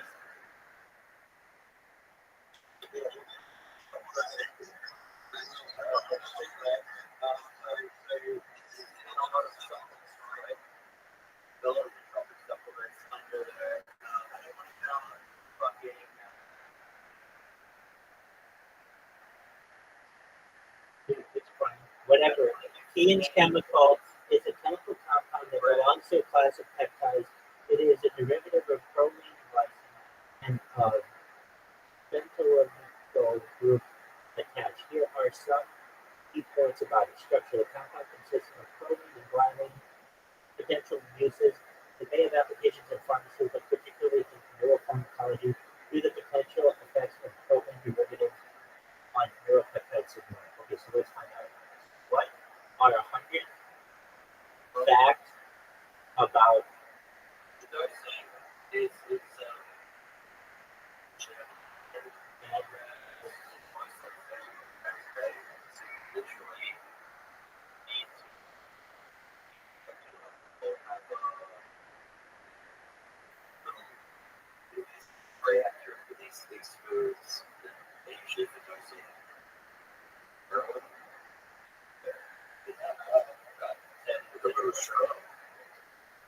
So it seems that neuroprotective properties. Some studies suggest that proline derivatives may help protect neurons from damage, cognitive enhancement, mechanisms of action, anxiolytic effects. Research indicates that related compounds may have anti-anxiety properties, which could affect stress and anxiety levels. That's pretty cool.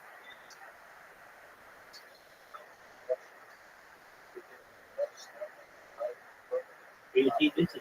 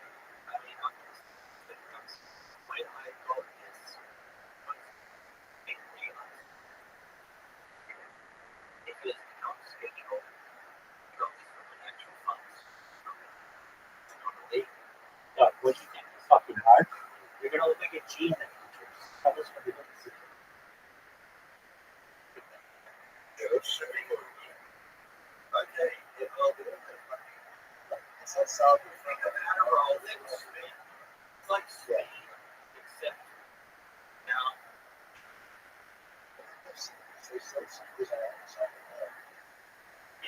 this is everywhere. They sell it on your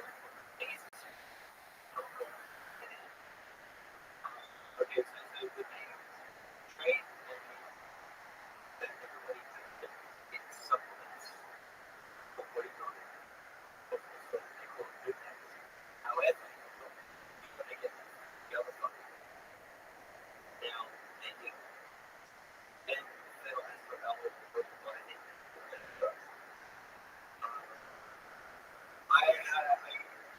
I cook very love this. I used to take this shit back in the day from Russia when I was getting all the stuff from Russia. Over and I eat um, it works. It works very well. It's just good communication. You want to take a cola out has to cola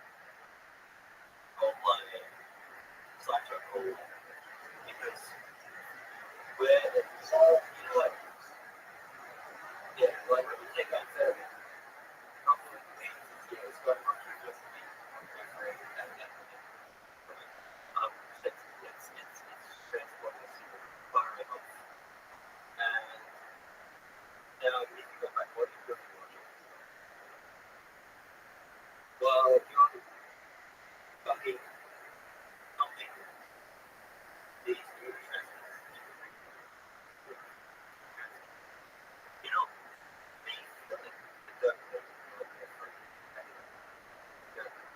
except the what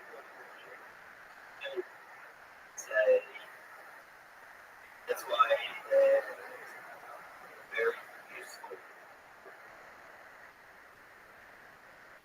They do what this and so if you're gonna take this watch card and Diana fucking carbon acid and recycle, you're gonna not want to just take it by itself. Otherwise, and the animal or whatever. You're gonna want to follow testosterone to keep your testosterone levels from crashing properly strong down the bottoms. So you have the downside from you probably I found parts I think that is it can get mild and it's great online. So if you get a side of hormones up there, side effects are it's very very gentle speed and it's not very mild. If those people do it. I mean, now's the perfect fucking time to do it. Why don't you be a little guinea pig for it?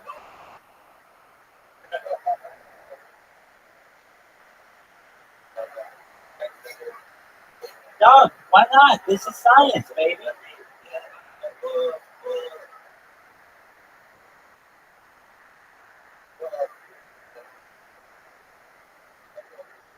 Yeah, dude, I hear it really burns if you keep your tampon in.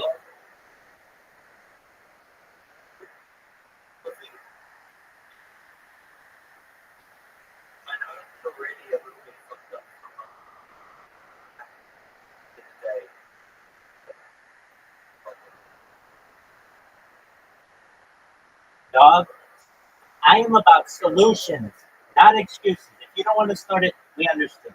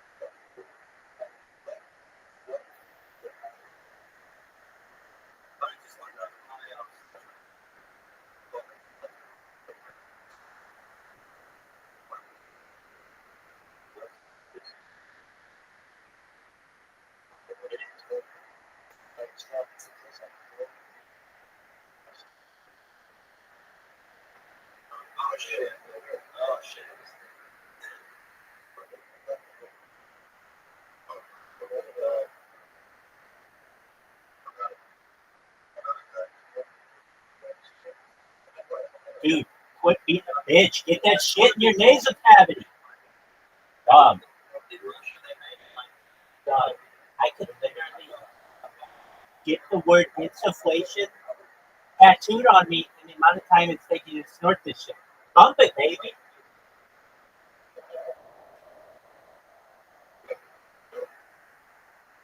Oh yeah, there you go. There you go. You can fucking feel it in your frontal cortex now. Watch, he just passes out. He's dead. He just fucking passes out. We don't know what to do. We're like panicking. Like, how do we help this person?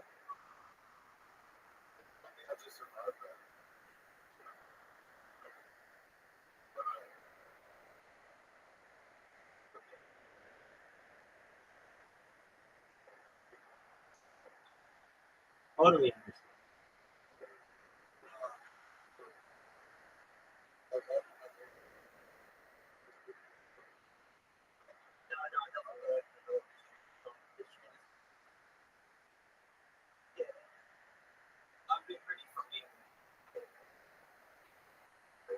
You deserve it, man. You just advanced science. Thank you. We know it doesn't kill you. Go enjoy your.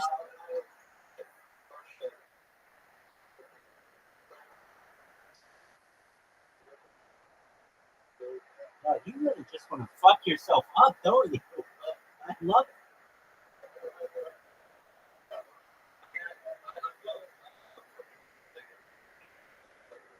You don't have the balls, dude. Take us, and dude, you could be like Louis Pasteur here, dog. You got your own Apollo program in there.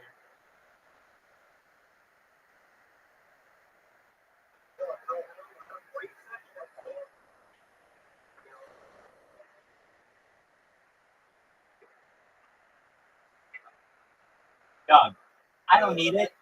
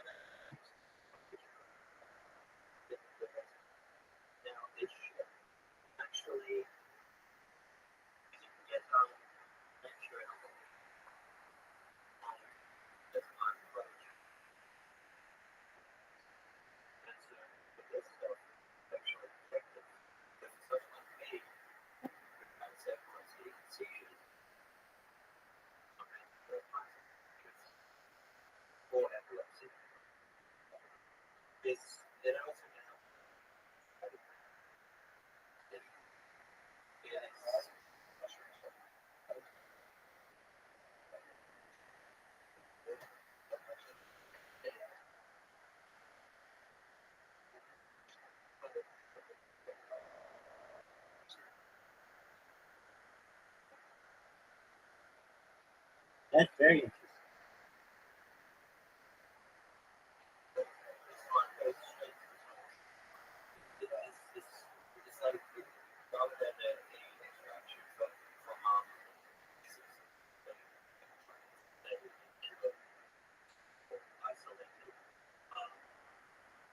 Dog, I want you to put this shit in an email and stick it right in your dick right now. I need to know what happened.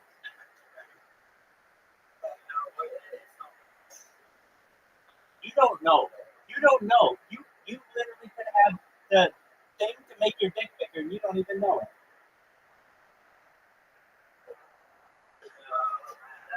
For science, dog, I got a point.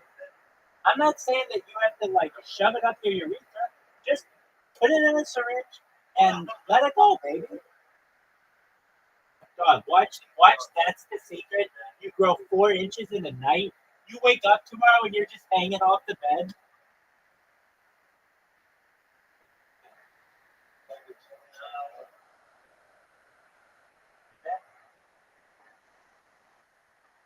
You'll know if the water is cold and if it's deep.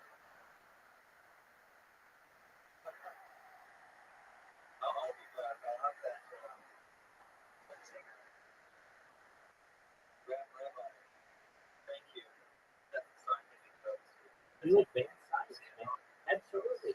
And you did it on your birthday. Can you peek anymore? Good on you. Enjoy your cigarette, dog. Pleasure to meet you, Ken. Ken Chemical. Ken Chemical. You got your own chemical. Motherfucker's been here 45 minutes. He's got his own chemical.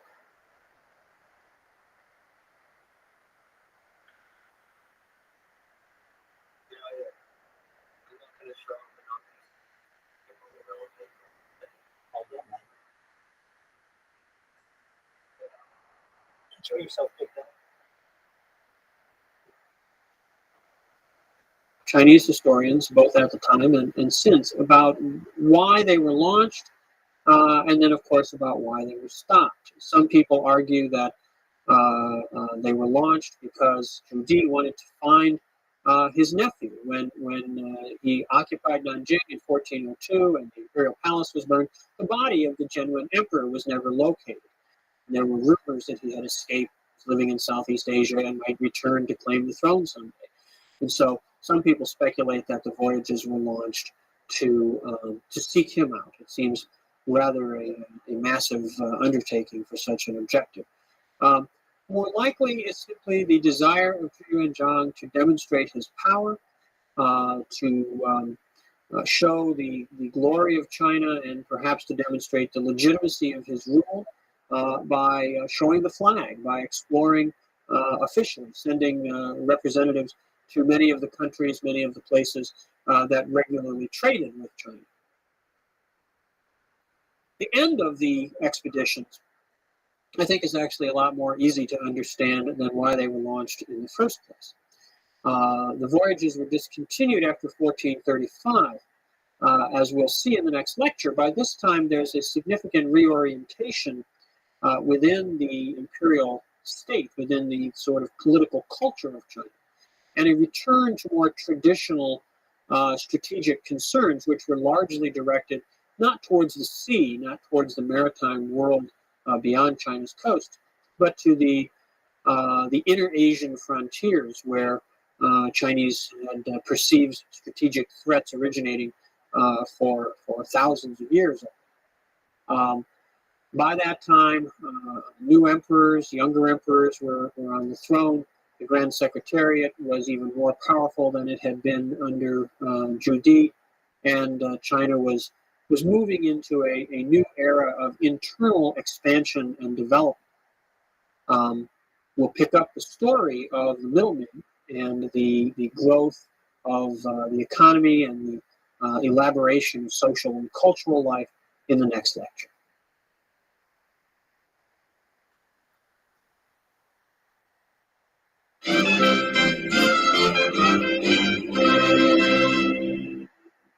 The Ming Dynasty, which had been founded in chaos and rebellion in the latter part of the 14th century, had gone through some fairly tumultuous times in the reigns of the first emperors, stabilizes by the middle of the 15th century. And indeed, the Ming then embarks upon a prolonged period of peace and prosperity, domestic economic expansion, which makes it one of the golden ages in Chinese history. It's a period that even today is looked back upon by many Chinese as one of the finer eras in their past.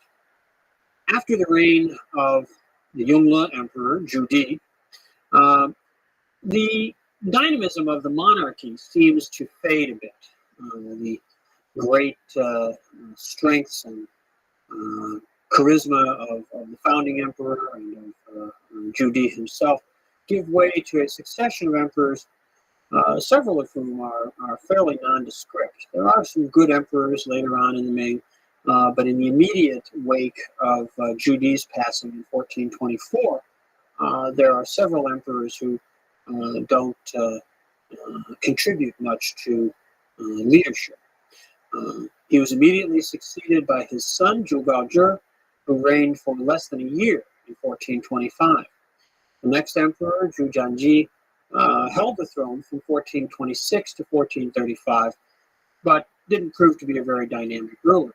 And he then is succeeded by Zhu Qizhen, who was only 8 years old when he comes to the throne in 1435.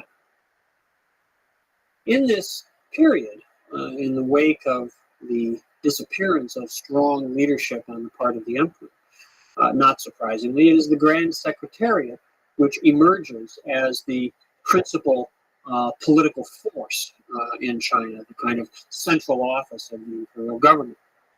And indeed, during this period, there are three remarkable individuals who served in the Grand Secretariat, who came to be themselves the leading political figures of their time. There were other Grand Secretaries during this period. These aren't the only three individuals in the Grand Secretariat, but they stand out in part, I suppose, because they all shared the same surname. They were all named Yang, and the Chinese refer to them collectively as the three Yangs, the San Yang in Chinese. Yang Shuqi was, in addition to being a Grand Secretary and one of the leading political figures of the day, was one of the most prominent literary authorities of his time as well. He sort of dominates the writing scene at this time. The other two, Yang Rong and Yang Pu, were Grand Secretaries who had come into office under Zhu Di, and they continued, along with Yang Shuqi, to guide the affairs of state for a decade and a half after Zhu Di's death. Through the rest of the 1420s, the 1430s, into the early 1440s, these three men and the other leaders in the Grand Secretariat were the most powerful figures, powerful officials, Confucian officials, in the Chinese state. However, during this period, another source of power, another group of power holders, in a sense, comes to prominence and begins to give to the Ming dynasty, to the Ming state, a somewhat unusual quality. And these were eunuchs. Now, eunuchs had been part of the palace scene as long as we know in Chinese history. If you go all the way back to the very earliest texts, to some of the classical works like the Book of Songs, there are references to eunuchs in these. There are references to the organization of the eunuchs in the palace in the early ritual texts referring to the Zhou dynasty. So we know that eunuchs had been around for a very, very long time in China. And they played a particular role within the sort of cosmological order of the imperial system. Because within the palace, the emperor represented the creative force of Yang, and the imperial women, his harem, were a kind of reservoir of yin, the feminine receptive force. In the imperial palace, the desire was that there be no Yang, no male creative force that wasn't the emperor. And so to staff the palace, to have individuals there who could perform the menial tasks of maintenance and cleaning and things like that, it had become the practice to employ castrated males, eunuchs. This, of course, also meant that they were unlikely to meddle with the imperial succession by fostering illegitimate children or anything like that. In the Han Dynasty, in the Tang Dynasty, eunuchs within the palace had been able to parlay their position, their special access to the imperial family, into exceptional power. And both of those dynasties in their final stages had seen great conflicts, purges of eunuchs, massacres of eunuchs.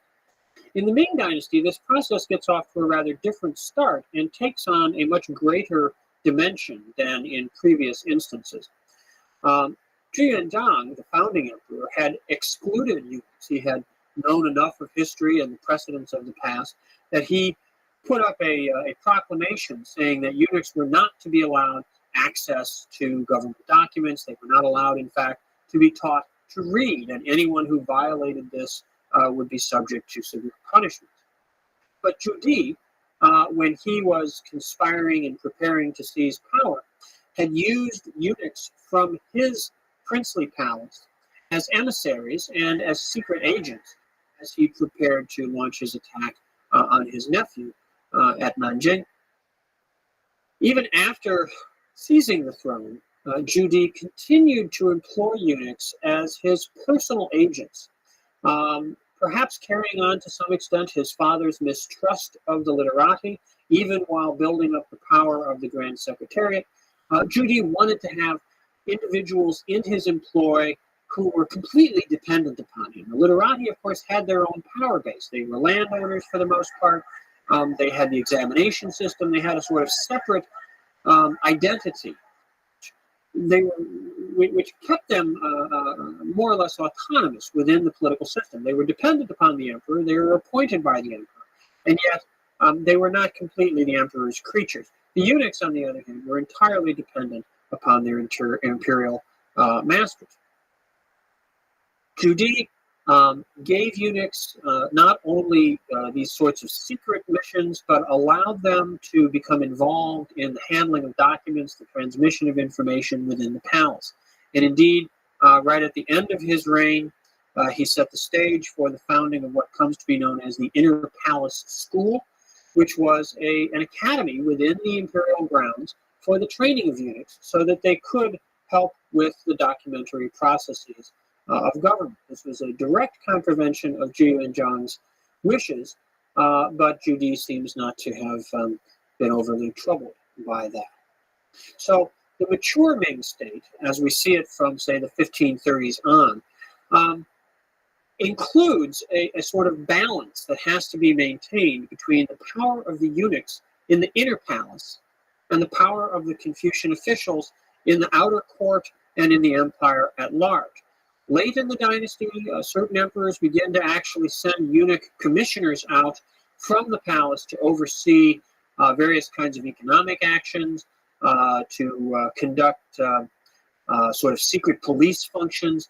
The emperors come to use the eunuchs as almost as surrogates for imperial power, while the Confucian officials maintain the regular bureaucracy and have to find ways to deal with the power that eunuchs have gained. So it creates a special kind of a challenge, a special set of political circumstances that we need to bear in mind when we look at Ming history. Eunuchs, given the power that they came to have, given the wealth that some of them came to have, sought to legitimize themselves, sought to make themselves less offensive, less problematic.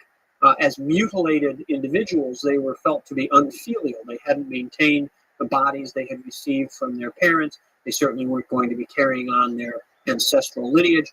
And this was seen as very ritually bad by the Confucian officials. To overcome that, to sort of legitimize themselves in public eyes, many powerful eunuchs in the Ming became patrons of art, patrons of Buddhism, founded monasteries, things like that. Well, the state, the Ming state, by the middle of the 15th century, has kind of settled into a routine of governance. The literati in their traditional role, certainly the role that they felt rightfully belonged to them, of running the imperial bureaucracy, maintaining the examination system, dominating the cultural life of the empire. The eunuchs, very powerful within the palace, but still functioning essentially in the interests of the monarchy, keeping the state going.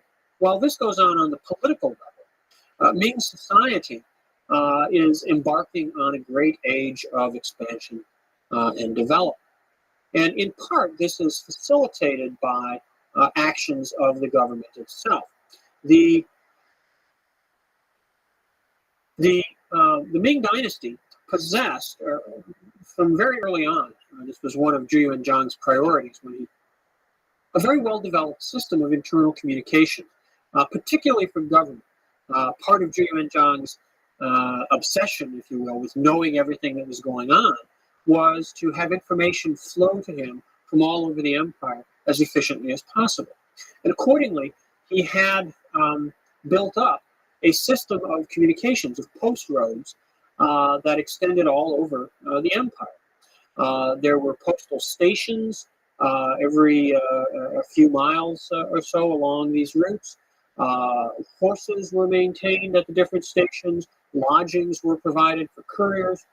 It took perhaps as long as 5 weeks to get to the very southern extremities of the empire, but that was actually fairly rapid in terms of standards of communication and transportation in the world at that time. This system of official post roads, stations, communications became the core, the infrastructure for a much more expansive system that was used not by only official representatives, but by merchants and other kinds of travelers. Since these roads were already there, since there were there was an imperial presence at these post stations along the way, there were guards, the imperial army tended to be garrisoned along these routes, they were safe. And so travelers, merchants in particular, who wanted to be traveling with money or with goods, found it safe to travel along these same roadways. So the Ming official postal roads became the network of the trading system of the Ming Dynasty as well. That in turn contributed to further economic growth as services directed towards these commercial travelers began to spring up in conjunction with the official stations. There might be an official station where imperial couriers would stop and change their horses and eat and rest, and around those grew up hostels, taverns, inns, other kinds of services to be provided for private travelers, but in the same places, along the same roads, and under the same basically secure conditions.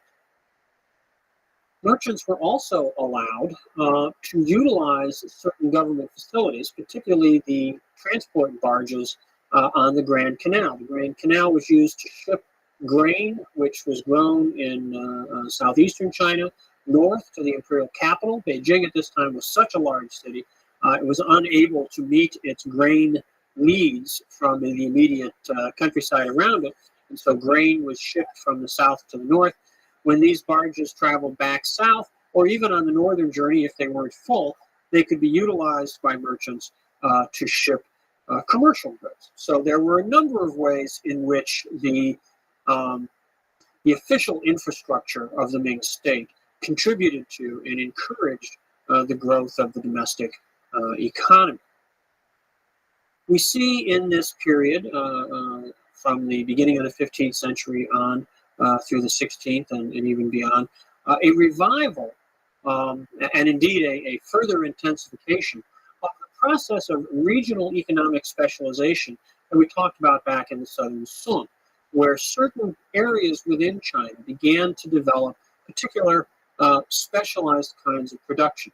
The textile centers in the Jiangnan region, where cotton was grown and spun and woven, where silk was produced, the tea growing centers of Zhejiang and Hunan, the great imperial kilns at Jingdezhen in northern Jiangxi province returned to their very large scale operations. These kinds of centers of production meant that you had large population areas where they were producing things, either growing things or manufacturing things, which were then traded out into a national market and indeed beyond China into an international market.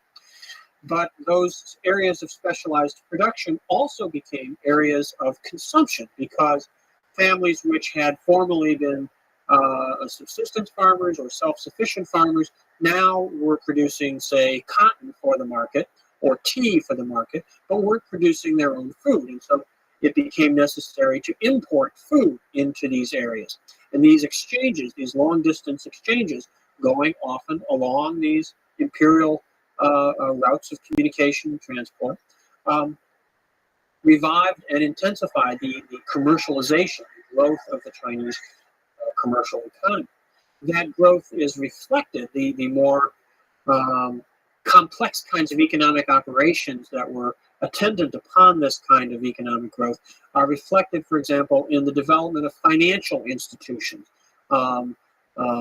bills of trade, the circulation of paper money, which had been experimented with back in the southern zone, is tried again in the Ming Dynasty. Certain sort of proto-banking institutions begin to develop. Interestingly, particularly in Shanxi province in the northwest, where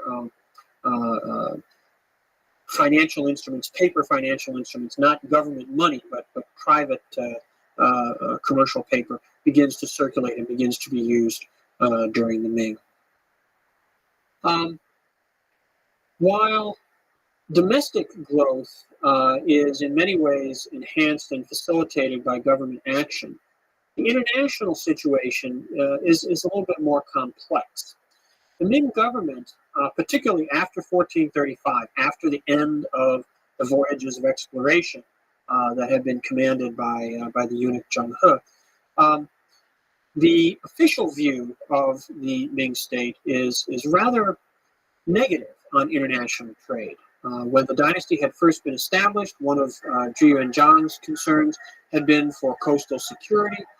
There had been some resistance to the establishment of Ming rule on the southeast coast, and there's something called the Maritime Interdict, which is an effort to control trade, coastal trade, is put in place. And this remains a concern through much of the Ming dynasty. It's not so much an effort, a real effort to totally eliminate trade as to regulate it very, very carefully. There are times when trade is banned completely, but for the most part, the government simply tries to regulate it very carefully. But that's very problematic because the impulse to trade is very strong. And what happens is when the state is clamping down on trade, trade goes into private hands and indeed into outlaw hands. And one of the chronic security issues in the Ming dynasty in the 15th and 16th century is piracy. People who are traveling on the sea and who are going from port to port and who are acquiring goods and acquiring wealth cannot do this legally, and so they wind up becoming pirates. And when they are resisted by coastal authorities, they wind up raiding instead of trading. And this becomes a chronic problem along the coast in the Ming, particularly during certain periods. Nonetheless, there is official trade or officially tolerated trade that continues throughout this period. And indeed, particularly with Japan, what gets established is what comes to be known as the tally trade, which isn't a trade in tallies, but it's the use of tallies of markers, which are sort of divided in half so that the Japanese merchant has one. We need a trip report. How you feeling?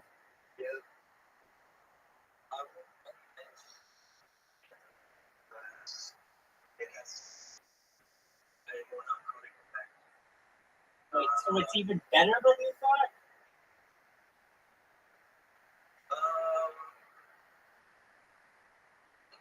It's very much. Oh, what did you say?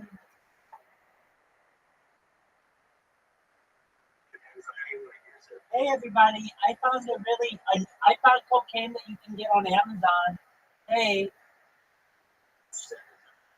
No, that's what you just said. That's essentially what you have. It's not as good as Coke. I can't compare it to Coke.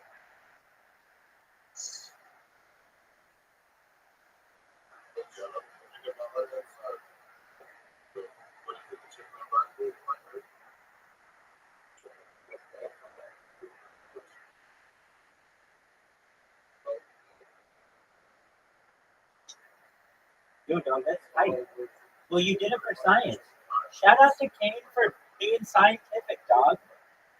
And I'm just giving you shit, man. It seems like you really came up with something. That's fucking amazing. And the world is better because you are on this earth. Have you ever heard? Hell yeah, man. We've advanced science. Now when somebody's like, should I show this snort that? I'm gonna say, dude, I saw this dude in Discord snort that, and he became my very good friend. On his birthday, and I'm gonna tell you what, he sent me a text. Weren't that great? But then when he told me what happened, it kind of sounded great. So maybe you should do more. And he had heroin spoons. My man had heroin spoons.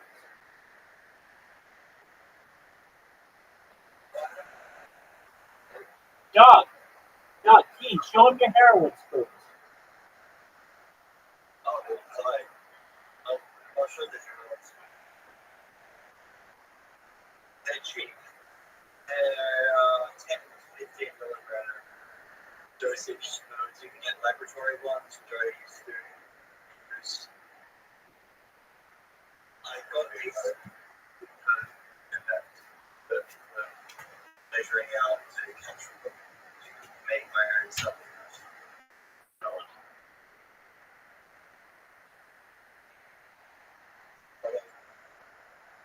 Yeah.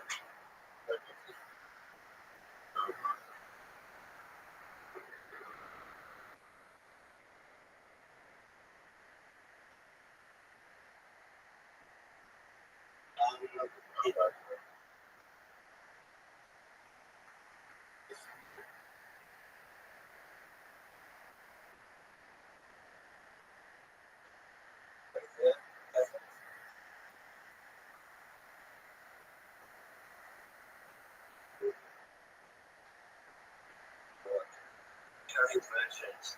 Can you get me your Australian customers?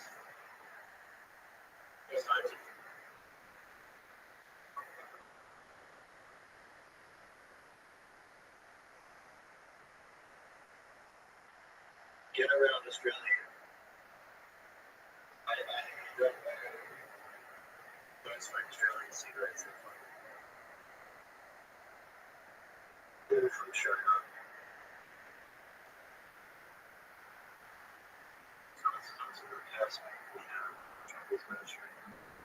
Rabbi, Jen, Reeve.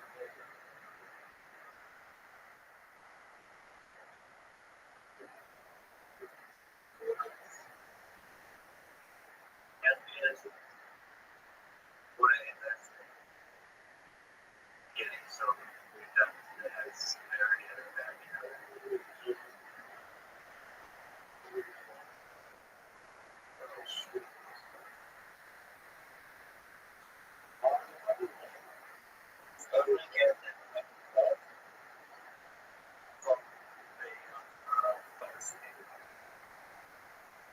Once there's a purchase, then they give you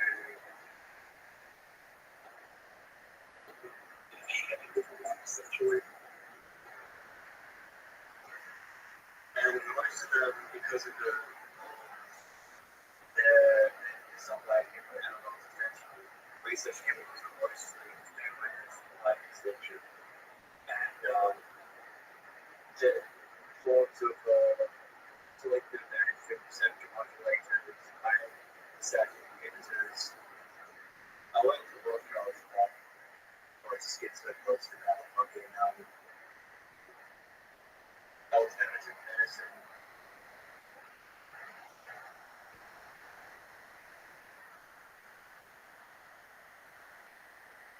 Because I'm already have every medication. I don't know if it's just looking at with dextro amphetamine or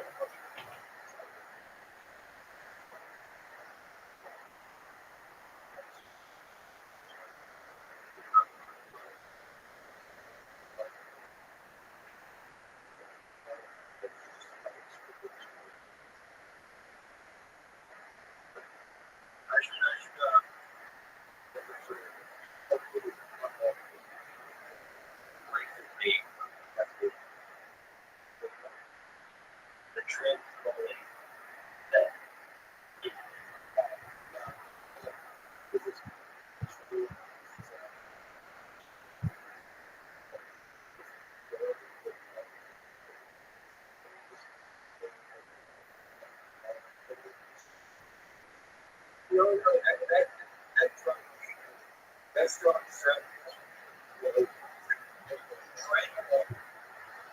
Trainable and Reno.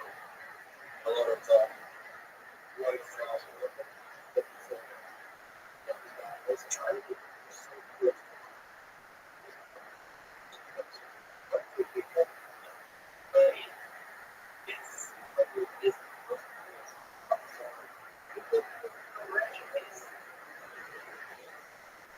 He wants to be a champion.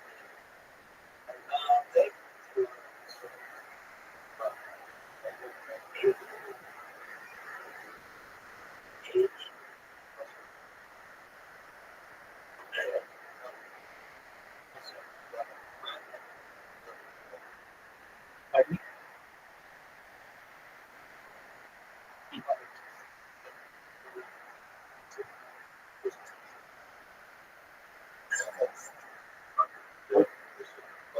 Word dog. I absolutely am. Hey, I'm gonna restart my computer.